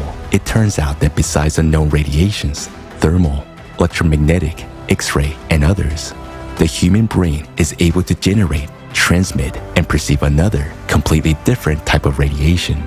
These are special waves unexplored by science. The work of neurons of the human brain is unique and inimitable, just like a fingerprint or retina. The neuronal imprint of the brain is unique to every individual. It cannot be confused with any other imprint. It is possible, under certain conditions, to register this specific radiation coming from neurons of the human brain. And as it turns out, it's impossible to shield the signal. With each subsequent experiment, we were amazed at the immensity of horizons and unexplored prospects opening before us. One of the most fascinating facts, which was also established thanks to the pyramid device, is the possibility of increasing a person's internal energy, as a result of which we observed an increase in static electricity. This experiment was also conducted publicly, recorded on a video camera.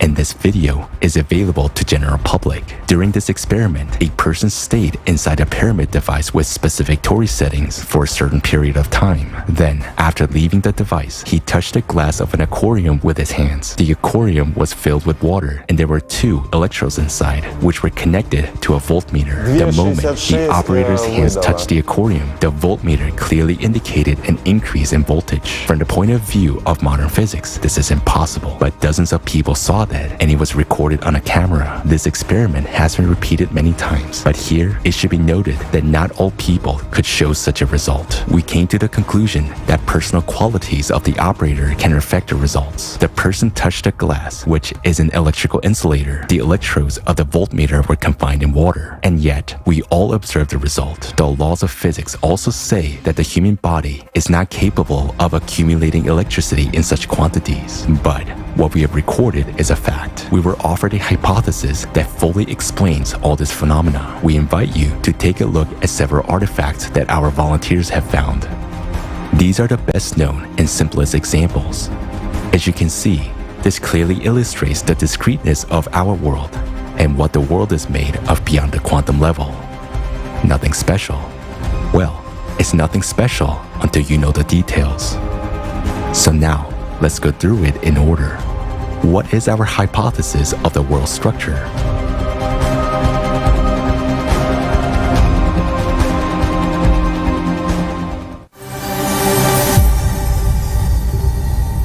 Modern science knows that all substances consist of molecules and atoms. Atomic nuclei are formed from protons and neutrons, which consist of quarks.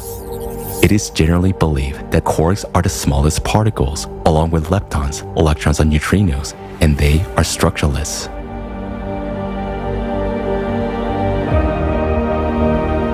Our hypothesis says that leptons and quarks have a structure. They consist of certain energies, waves. According to our hypothesis, a lepton and a quark represent coil state of a short elastic waves. What is it?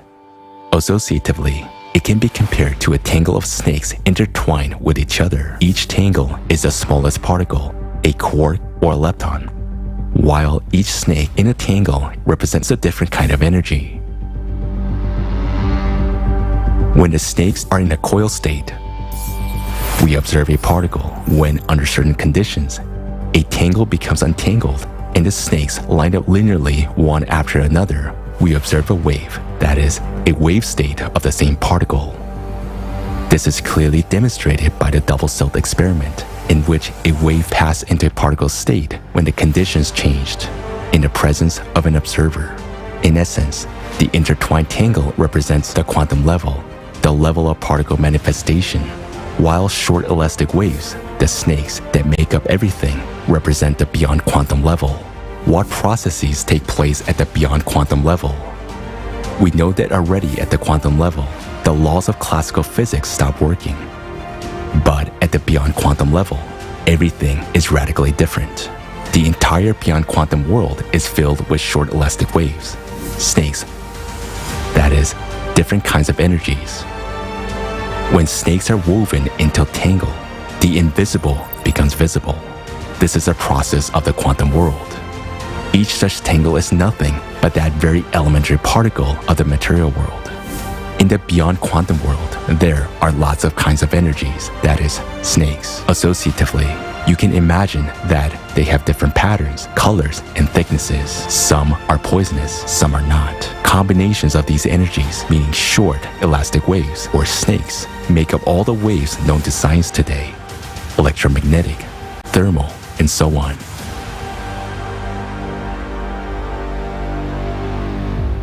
In other words, any wave is discrete in its true nature because it consists of a multitude of short elastic waves, snakes.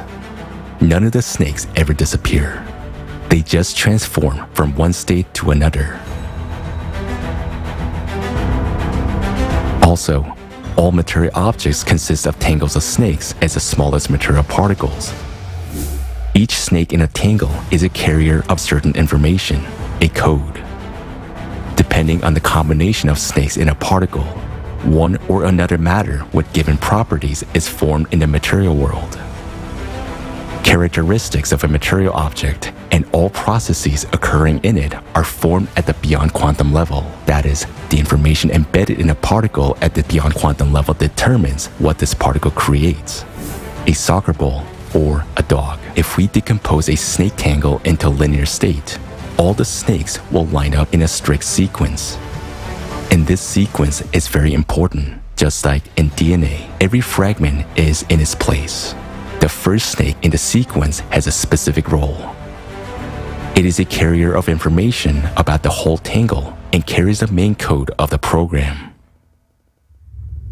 Understanding how the world is arranged at the beyond quantum level and that everything is made up of short, elastic waves has led us to an obvious fact that there are many more types of energy in the world than is commonly believed nowadays. Modern physics identifies only 6 types, while we have come to the conclusion that there are at least 32 of them. Interestingly, this is also supported by historical facts. Our volunteers found references to the use of at least 32 types of energy in the ancient times. As paradoxical as it may sound, all this information, which is new to us, was known in ancient times, and many artifacts from around the world prove this. Let's have a look at some of them.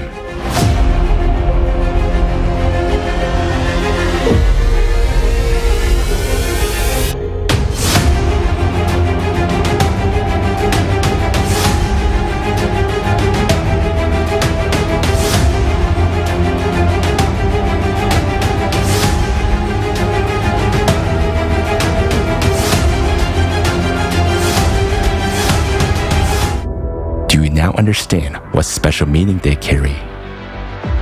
Snakes and snake tangles were not coincidental depictions. They were an associative example to explain the structure of matter at the beyond quantum level, as well as the ways to manipulate it. We will talk about that too, but a little bit later.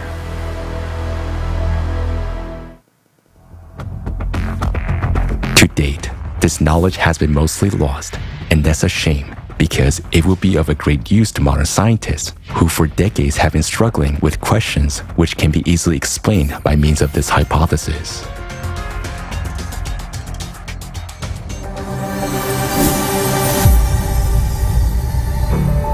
As an example, let's take the Large Hadron Collider, the most powerful particle accelerator in the world. What happens there? In order to study processes in the microworld, scientists use electromagnetic fields to accelerate 2 beams of charged particles, such as protons, at enormous speeds in the collider, and then they collide them. As a result, after the collision, scientists observe the formation and dispersion of much larger particles with a much greater total mass than they had before the collision. And science cannot explain this phenomenon. It is as if 2 tennis balls collided with each other, and their collision would produce a bunch of scattering basketballs. How can this be possible? It's very simple. All these particles are nothing but snakes in the coil state. The energy that accelerates them, the electromagnetic wave, is also snake-like, only not in the coil state, but in the linear one, in the state of a wave. Thus, not only 2 particles collide in the collider, but billions and billions of snakes in the state of waves, which are transformed into coil state during the collision. These coil states are precisely what we capture as a bunch of scattering particles. Thus, the hypothesis gives an answer to how 2 small particles can form new ones that surpass them in volume, size, and mass. In our regular logic, it seems impossible that something larger could emerge from something smaller. It is like Jesus Christ feeding over 4,000 people with just 7 loaves of bread and a few fish, and there were even some leftovers. He made more out of less to us. It is perceived as a miracle. But our hypothesis explains exactly how this happens at the quantum and beyond quantum levels.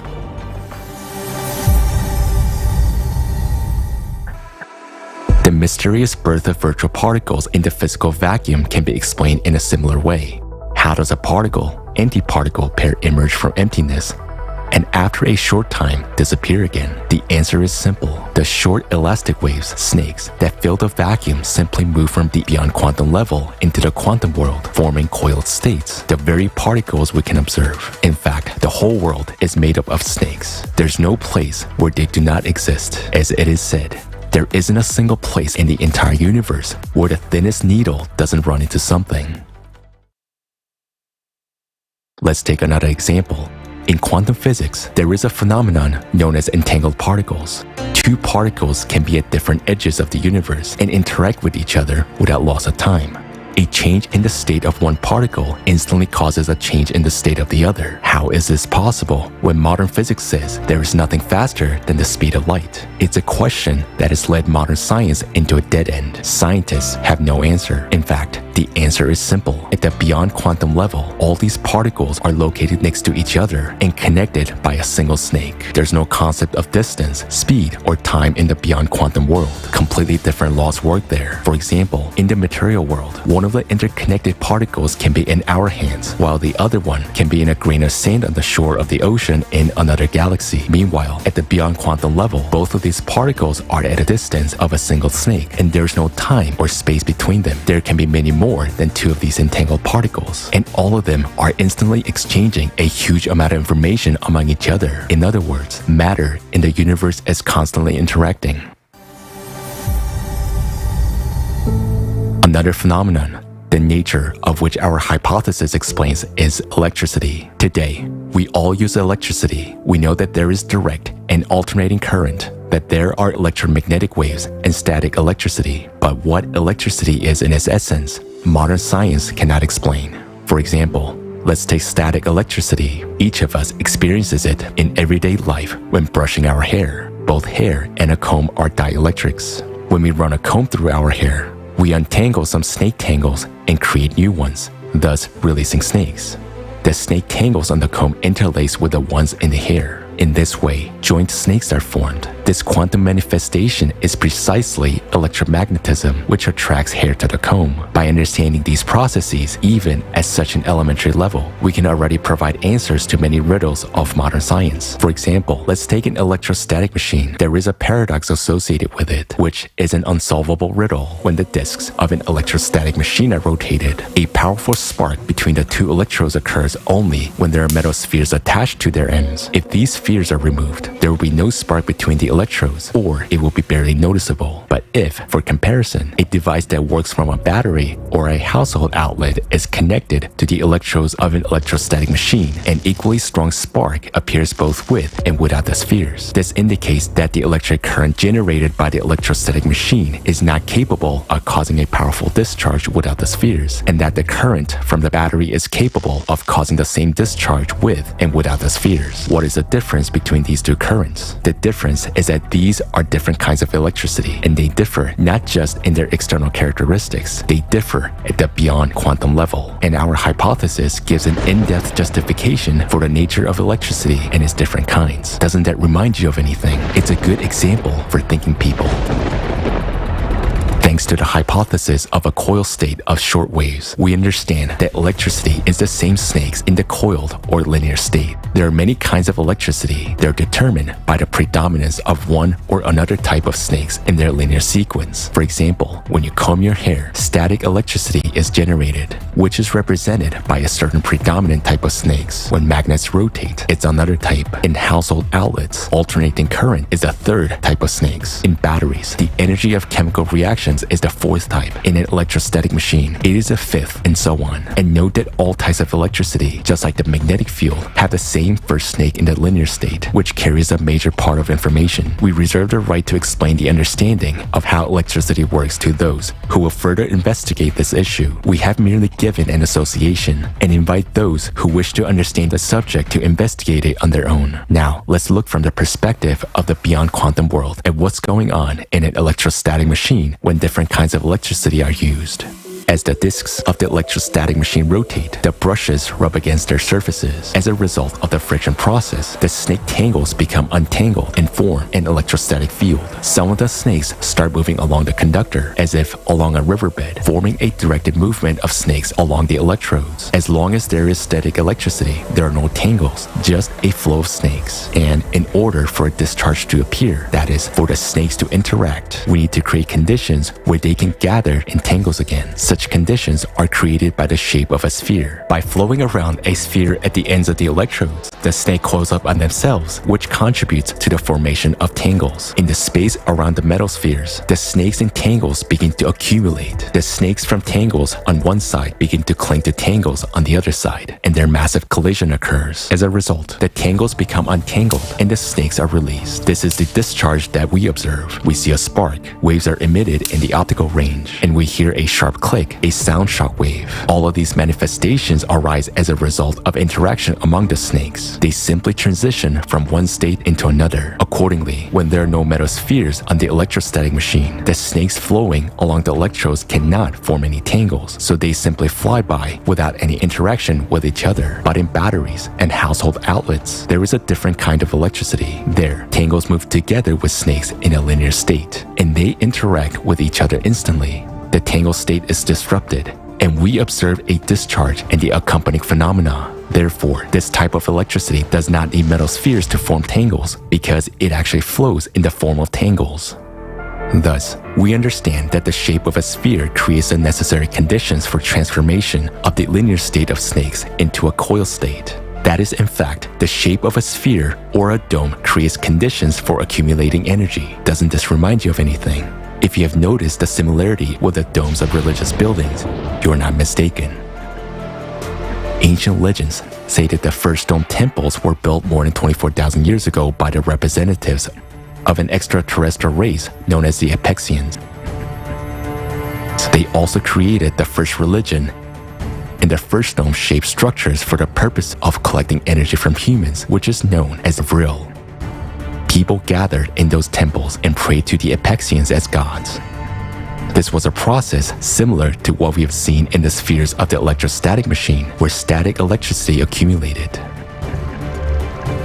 In the temples, people's energy, vril, flowed through the building into the domes, accumulated there, transformed into a coil state, and was transmitted to the Apexians. The Apexians built structures of various forms in order to collect energy. Those could be pyramidal structures, or towers with pyramidal or dome tops, ending with a pyramidal spire. Many such ancient structures are considered to be places of power. The paradox is that those were places where power was taken away, not given. It is also quite interesting that to this day, such shapes of structures are mainly used for places where mass gathering of people, decision-making, and emotional outbursts take place. If you wanted to tell the story you just heard as a comic strip, how would you draw it? We will show you an ancient artifact that depicts this process as a comic strip. We see a temple structure with a portal above it, and a flying saucer at the top indicates that it is extraterrestrial. In those times, people couldn't know such technologies. On the left, we can see people and an indication that they're giving away their energy. This is shown in the form of snakes flying away. On the right, we see two planets and below them representatives of an extraterrestrial race, the Apexians, who receive energy from humans. And it is clearly shown that humans fed not only the Apexians, but representatives of other extraterrestrial races as well. To this day, through our temples, we feed unknown creatures in the universe. If any of you doubts that we still worship them to this day, you shouldn't. What is unknown to us is not unknown to the priests, and this information has nothing to do with any religious feelings or emotions. This information is about the physics of processes. Thus, our hypothesis opens a new approach not only to physics, but also to the history of our humankind, and reveals certain cause and effect relations of the processes taking place in society nowadays. Radiation. The second riddle of the electrostatic machine is the radiation background that is recorded near its brushes during operation. Where does the radiation come from? After all, there are no obvious conditions for its occurrence. We can explain it easily with the help of our hypothesis. The brushes rub against the disc during the operation of the electrostatic machine. The process of rubbing is a collision of a huge number of snake tangles with each other, which leads to their untangling. As a consequence, various types of snakes are released, including poisonous ones capable of biting and destroying other tangles. These are exactly the radiation snakes that form the radiation background. This background is local and short-lived, During the operation of the electrostatic machine, it disappears as soon as you stop the machine, unlike the background radiation in nuclear reactions, which can last for a long time. Why is such a difference observed? Radiation exists in any object, but not in active state. Radiation background is a serpentarium with different types of toxic snakes biting all the tangles they interact with. The power of the radiation depends on the position of the radiation snakes in the linear sequence. During nuclear reactions, a strong radiation background appears since there are many tangles in which a radiation snake stands first. Interacting with other tangles, it changes their code. It pulls the radiation snakes in them to the first position while losing some of its own energy. Therefore, the farther away from the center of contamination, the weaker the radiation background. Meanwhile, during the operation of the electrostatic machine, short-lived radiation appears because when the tangles become untangled, radiation snakes that were not in the first place are released. Such single snakes biting another tangle very quickly lose their energy and transition into another state. That is, they quickly lose their toxicity. Radiation snakes can penetrate anywhere, but there are exceptions. For example, lead is good at shielding radiation because the viscosity and the density of its tangles are very high, so it's not easy to destroy them. Figuratively speaking, tangles of lead consist of small sticky snakes. Interacting with them, radiation snakes quickly lose their toxicity and power. It is important to note that the position of radiation snakes in a tangle determines the strength and durability of materials. The closer these snakes are to the beginning of the linear sequence, the stronger the interaction exhibited by the tangles they're part of. Of course, this is all a figurative comparison, simple associative examples to explain what happens at the beyond quantum level, and it gives an understanding of what processes actually occur during a nuclear reaction and what radiation is. Taking this hypothesis as a basis, it is up to scientists to discover this. Understanding the structure of the beyond quantum world, even such an associative level, already opens up possibilities that seemed science fictional not so long ago. Manipulating matter, creating material objects, using elementary particles, prolonging human life for at least 1,500 years, rejuvenating cells in the body, and completely revitalizing it at any stage. How will the technologies work that will allow us to do it all? The replicator and the health capsule.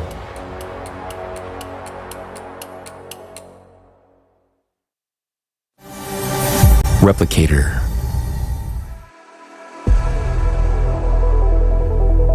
In the created society, thanks to such technology as replicator, each person will have the opportunity to get everything necessary for life. A device the size of a microwave oven can be installed in every home.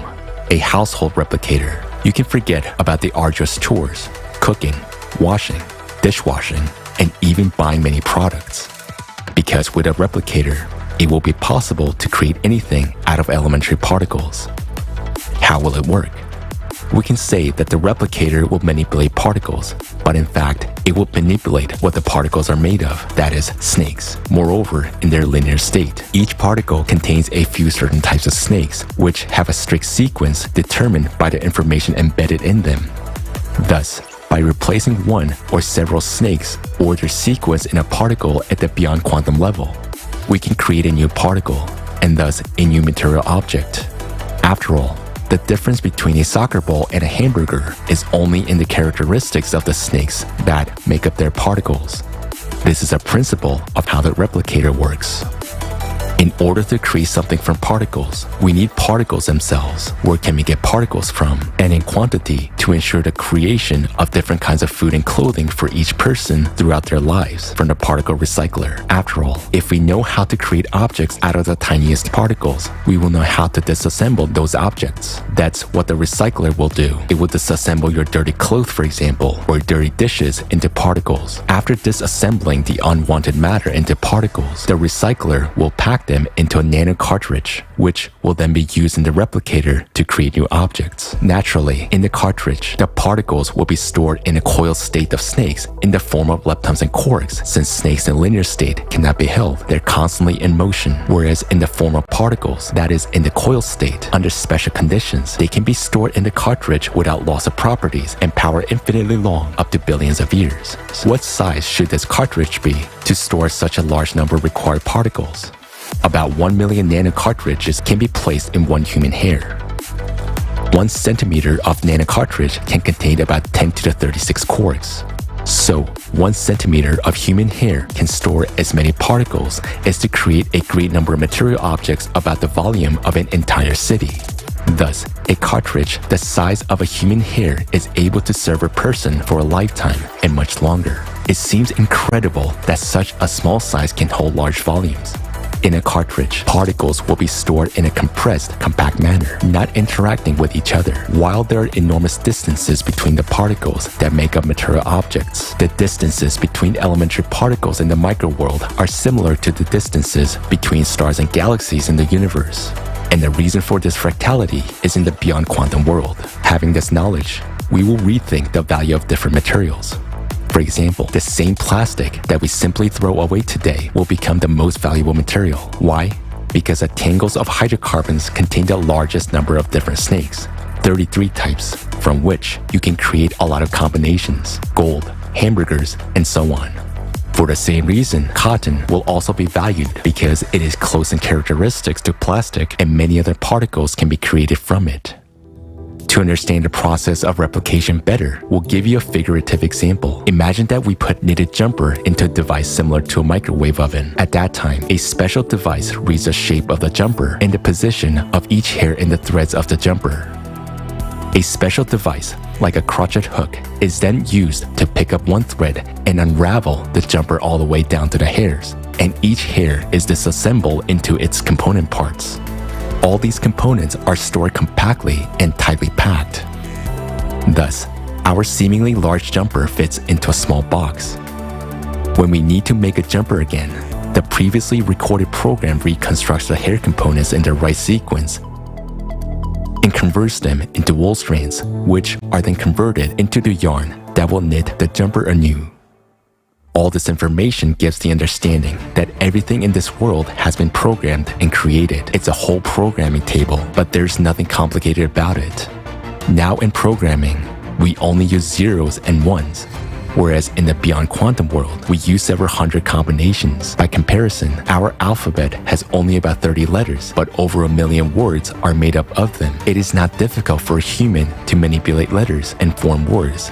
Nor is it difficult for an artificial intelligence to analyze all the possible combinations of snakes, which can be quite numerous, and to analyze the characteristics of any material object at the snake level, and thus recreate its exact copy according to this information matrix.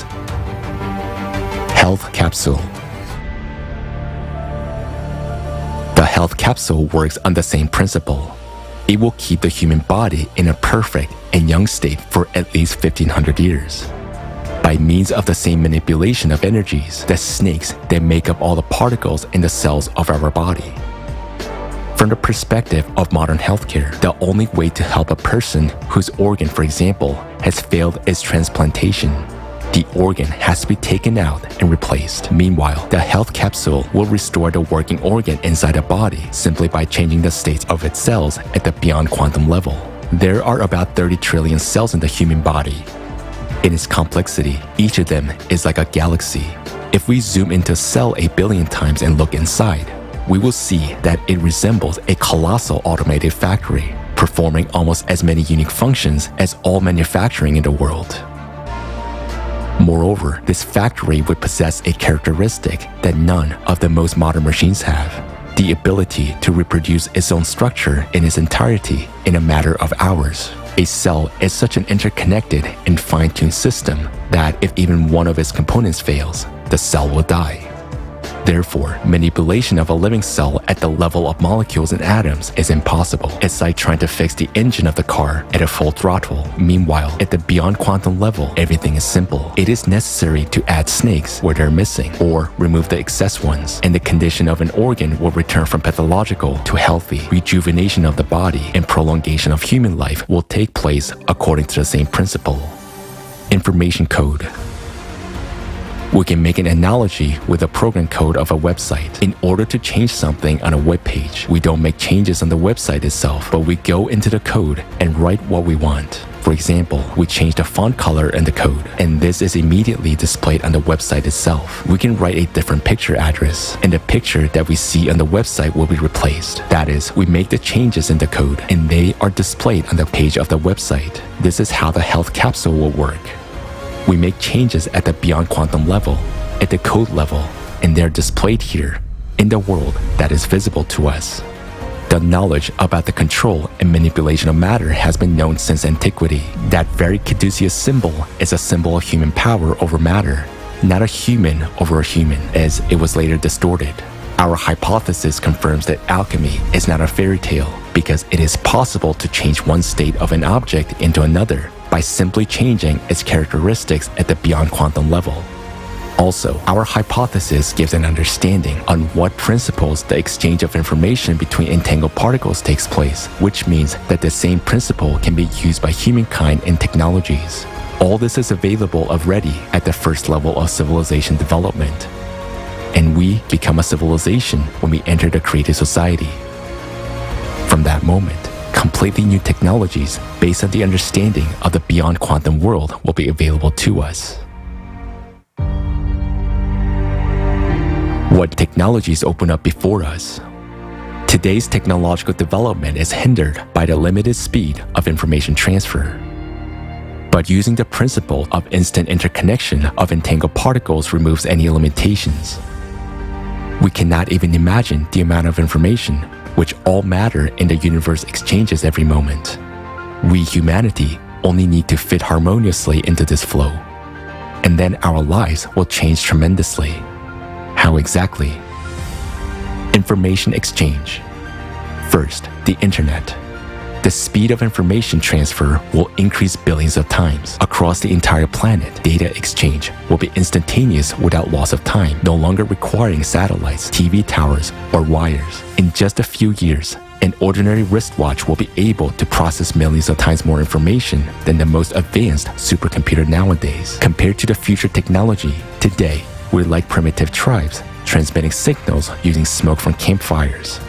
This also reveals enormous opportunities in human communication, instant connection, and communication in the form of the most realistic holograms, simulating the full presence of a person. Being thousands of kilometers away, we can see each other and communicate as if we were in the same room, or we can without leaving home, be at the seashore or on a fishing trip, experiencing all the sensations. The Eye of God, Vajra. Secondly, guided by the hypothesis presented, humanity will be able to use not 6, but all 32 types of energy as in ancient times. This means that such legendary technologies of ancient times, which we have already mentioned, Vajra and the Eye of God, will become available to us. How do they function, and what opportunities do they open? The Eye of God makes it possible to see and identify a person by their individual neural signal, no matter where they are, while Vajra allows us to remotely influence the operation of neurons. In essence, these are two components of a single technology that work with brain neurons in the human body as a whole. Neurons, during their work, produce a certain radiation, a signal which is yet unknown to science and which is unique for every person, like a fingerprint or a retina. This is a kind of individual neurocode that remains the same from birth throughout life. The kind of energy that Eye of God and Vajra operate with is impossible to shield. Those are signals that instantly reach each other across all galaxies, and the same kind of signals are perceived and emitted by the neurons of the brain, which has already been experimentally proven. This gives the understanding of why we actually need so many neurons and what their true function is. The Eye of God and Vajra technologies, introduced already in the transition period to the created society, opens up many prospects for us. How will they improve our lives? Safety.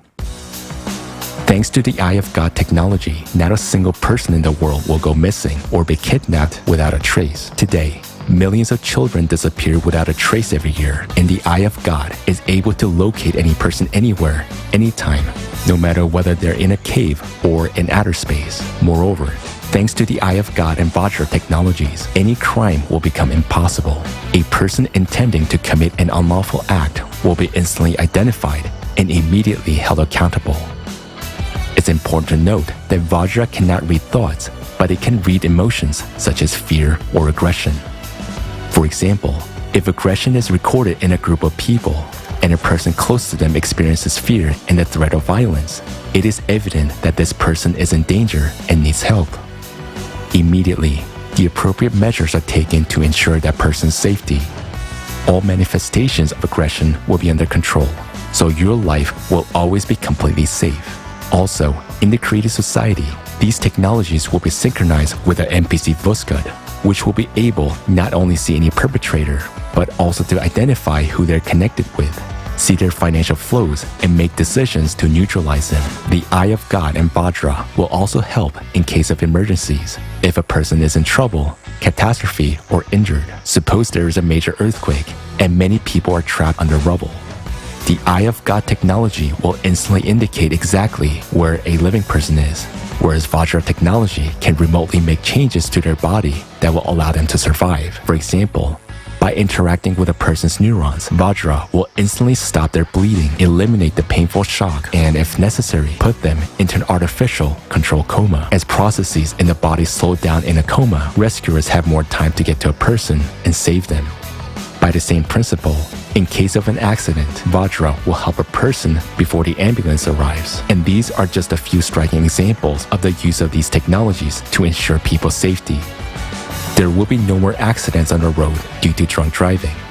Vajra technology will simply not allow a person under the influence of alcohol or drugs to get behind the wheel. A few months ago, I promised to demonstrate a working prototype of the Eye of God system. I was obliged to keep my word. The only point we discussed was the security issue. Fortunately, we were helped by chance, and we took advantage of the opportunity. Lately, most of the world's leading states have been developing global human monitoring and identification systems. To date, the best results have been achieved by Chinese specialists.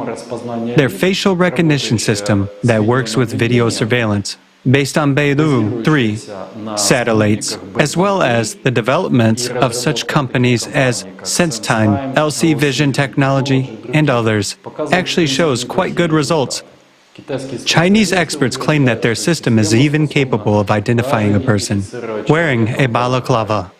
Well, this is partly true, but there's a nuance. The thing is that their system is able to identify a person wearing a balaclava only provided this person has been identified before, meaning his data is already in the system database. It means that if the person has never been exposed to the system, it is not able to identify him. Or here's another example.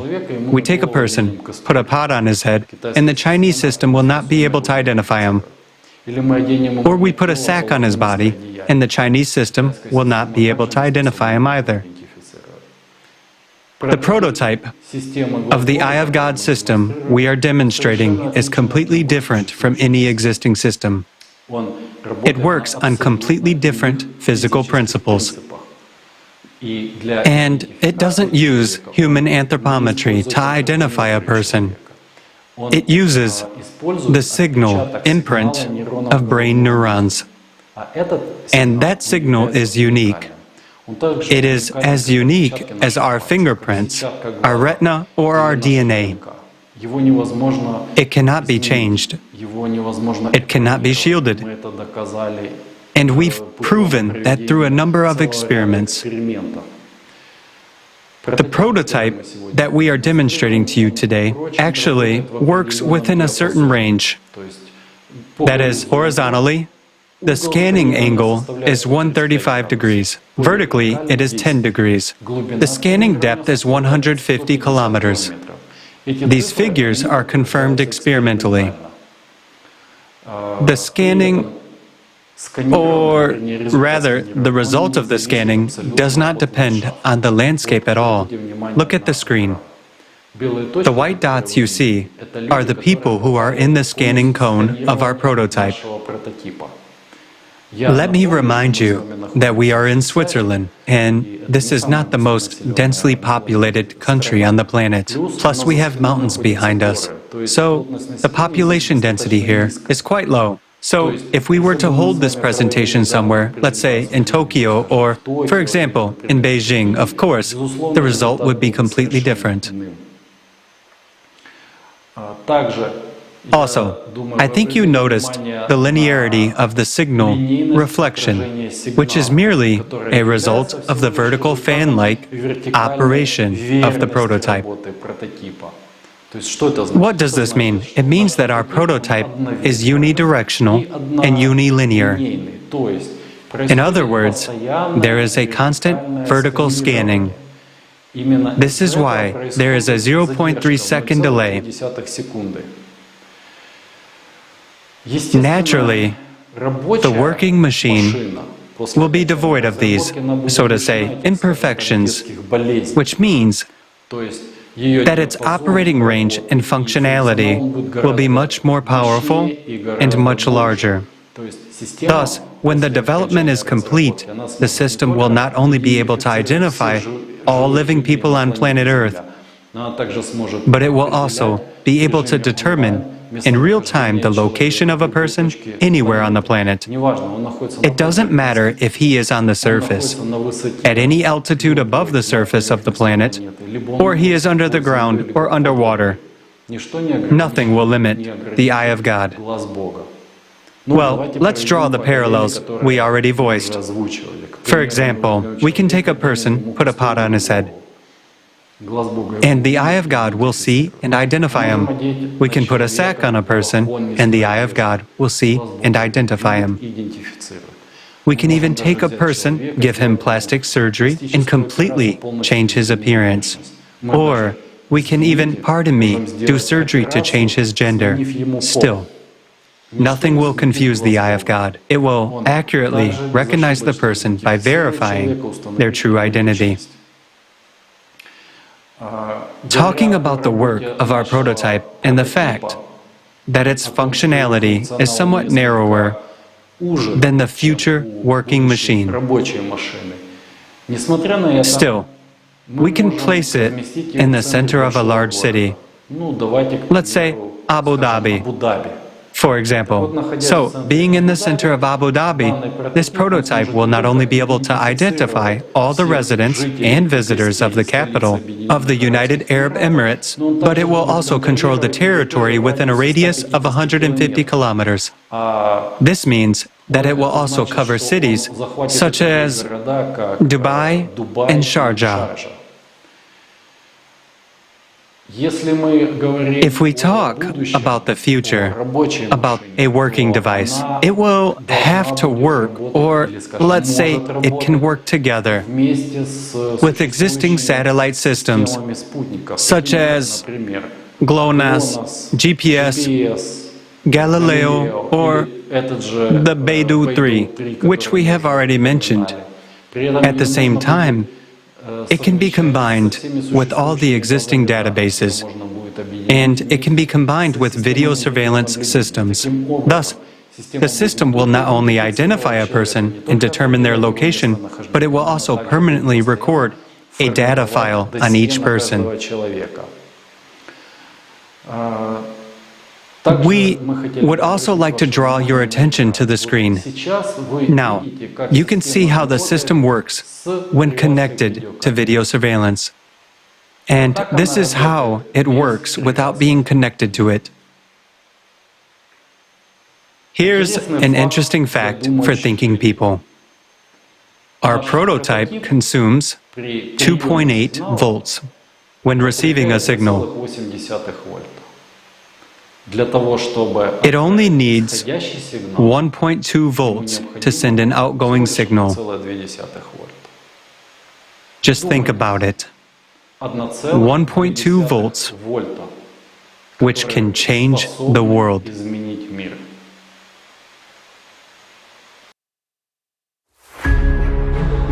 Health and Medicare. Vajra opens up tremendous possibilities for maintaining our health as well. For example, a person may not even realize that he has a pre-infarction angina, while Vajra can already detect this through his neuroradiation, and emergency assistance will already be on its way. Anesthesia during surgeries will no longer be necessary, nor will any painkillers. Vajra will be able to anesthetize a person for any length of time, no matter how complex the surgery is. Drug-induced pain relief always has negative effects on the body, but thanks to Vajra, everything will be solved with just one click of a button without any side effects, thanks to the targeted impact on the neural group. In essence, the Eye of God and Vajra are a new level of care for human safety and health. Some people may have concerns like, what about private life while a neighbor is away? And if someone visits the neighbor's wife, is this technology going to record all of this too? The answer is simple. All of this is your personal business. Technology is not responsible for that. If there is no violence, fear, or threat to life, then it is not within the sphere of Vajra functioning. This technology does not monitor who came to visit whom and why, but it is obliged to monitor the fact that you have a pre-infarction or pre-stroke condition.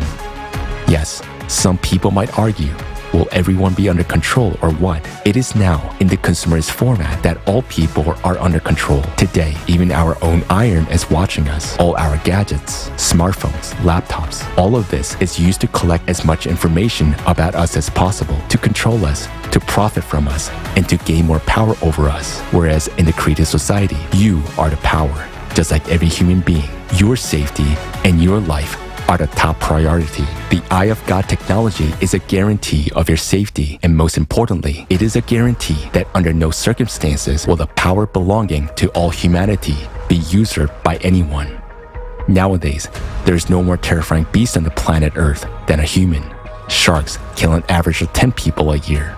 Crocodiles kill 1,000 people a year, whereas one human today is capable of killing hundreds of thousands of people per year. Now, the Eye of God and Vajra technologies will make it possible to identify even those who stand behind people who give such orders and eliminate the entire chain. The Eye of God and Vajra technologies in the creative society are the main guarantee that no one will be able to impose their will on people. Power will never be taken away from humanity under any circumstances. If the Eye of God and Vajra technologies are used in the creative society, where human life is a top priority, they would serve for the benefit of people. But if these same technologies are used in the consumerist format, where human life is worth nothing, this will inevitably lead to a global totalitarian regime. Why? Because a state, a company, or a person who possesses this technology, with a push of a button, or even with a mental order, will be able to give a command to destroy all armies of the world, no matter whether it is one object or billions of people. And the scariest part is that no one will be able to resist that, because these technologies work in energies which cannot be shielded. It is simply impossible to hide from them, just as it is impossible to determine where these signals are coming from. The introduction of such technology in the consumerist format is highly undesirable, because it will be fatal for everyone. It will lead us to a planet-wide enslavement, where one person or a group of people dictates their will to everyone. Why have we made a decision to announce these technologies and our hypothesis now? There are two reasons for this. Firstly, because we fully understood the phenomena we encountered while conducting experiments in the pyramid device only over time.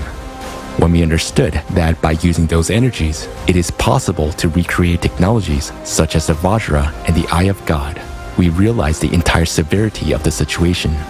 At the initial stages of our experiments, a wide circle of people were involved, so the information went beyond the original group of participants and became available to many.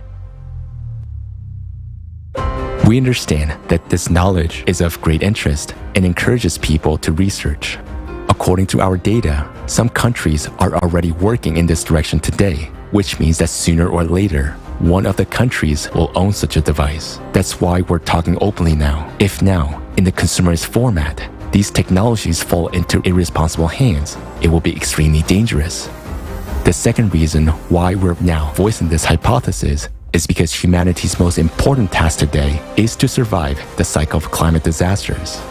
The climate Cerberus does not use the internet, and even Vajra and the Eye of God cannot stop it.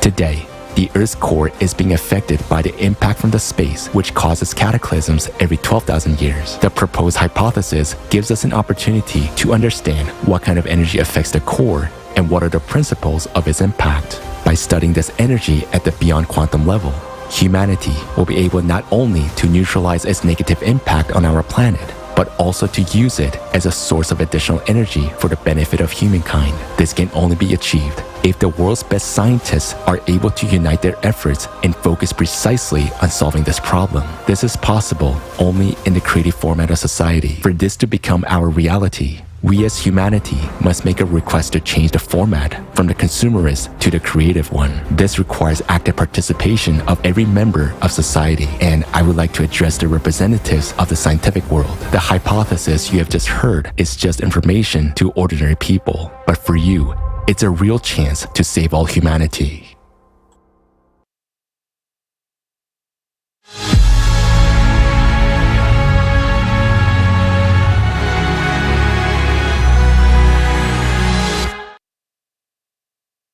Now, after watching this, you know the laws of the universe. You know how your thoughts work, what they are made of, and you understand the complexity of this world. Yes, you have understood a lot, and so have we. But we still have unexplored areas that we have yet to explore so that we can truly save the planet. Now, you know that we are exposed to cosmic rays and that we will have to confront them. In order for us to stop processes that are destructive to all humankind, we need to fill in the gaps and explore the unknown. There is not as much time for this as we think. And we are honestly saying our knowledge is not enough for this. We need the whole world. We need the collective potential to become a united civilization, and only then will we succeed. If we are divided, there is nothing we can do. And this is true. It is now a question of the survival of all humanity, and everyone must put their hands to it, their time, their efforts. Then we will survive. But if we don't make efforts, if we do not unite, if we stay divided, we won't succeed. So, dear friends, people of the world, join the creative society. Dear scientists, you have spent your entire lives studying science. Make an effort now to save all the people. There's only a little that is required of you. Remember Archimedes, who once said, "Give me a fulcrum and I shall move the world." We have provided the most important thing, the fulcrum. And thanks to this, there's now a real chance to change everything. We have provided the fulcrum, and all that remains is for you to use science instead of a lever. And then you will finally be able to turn this world upside down. Dear scientists, make every effort now to save yourselves, your loved ones, and all of humanity. Believe us, people are worth it for humanity to be saved. Nothing makes sense without the perspective of humanity's existence. The climate situation is indeed severe. Now you understand that. We only have one chance to save ourselves and save our entire planet. The situation is extremely difficult, and today many could feel hopelessness.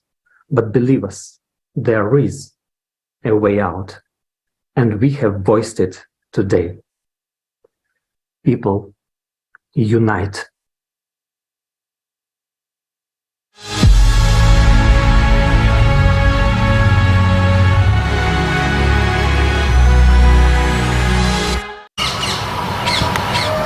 You are all sane, responsible adults who have witnessed the reality that awaits us. Make the right choice and build a creative society. Please do not deprive me of my future.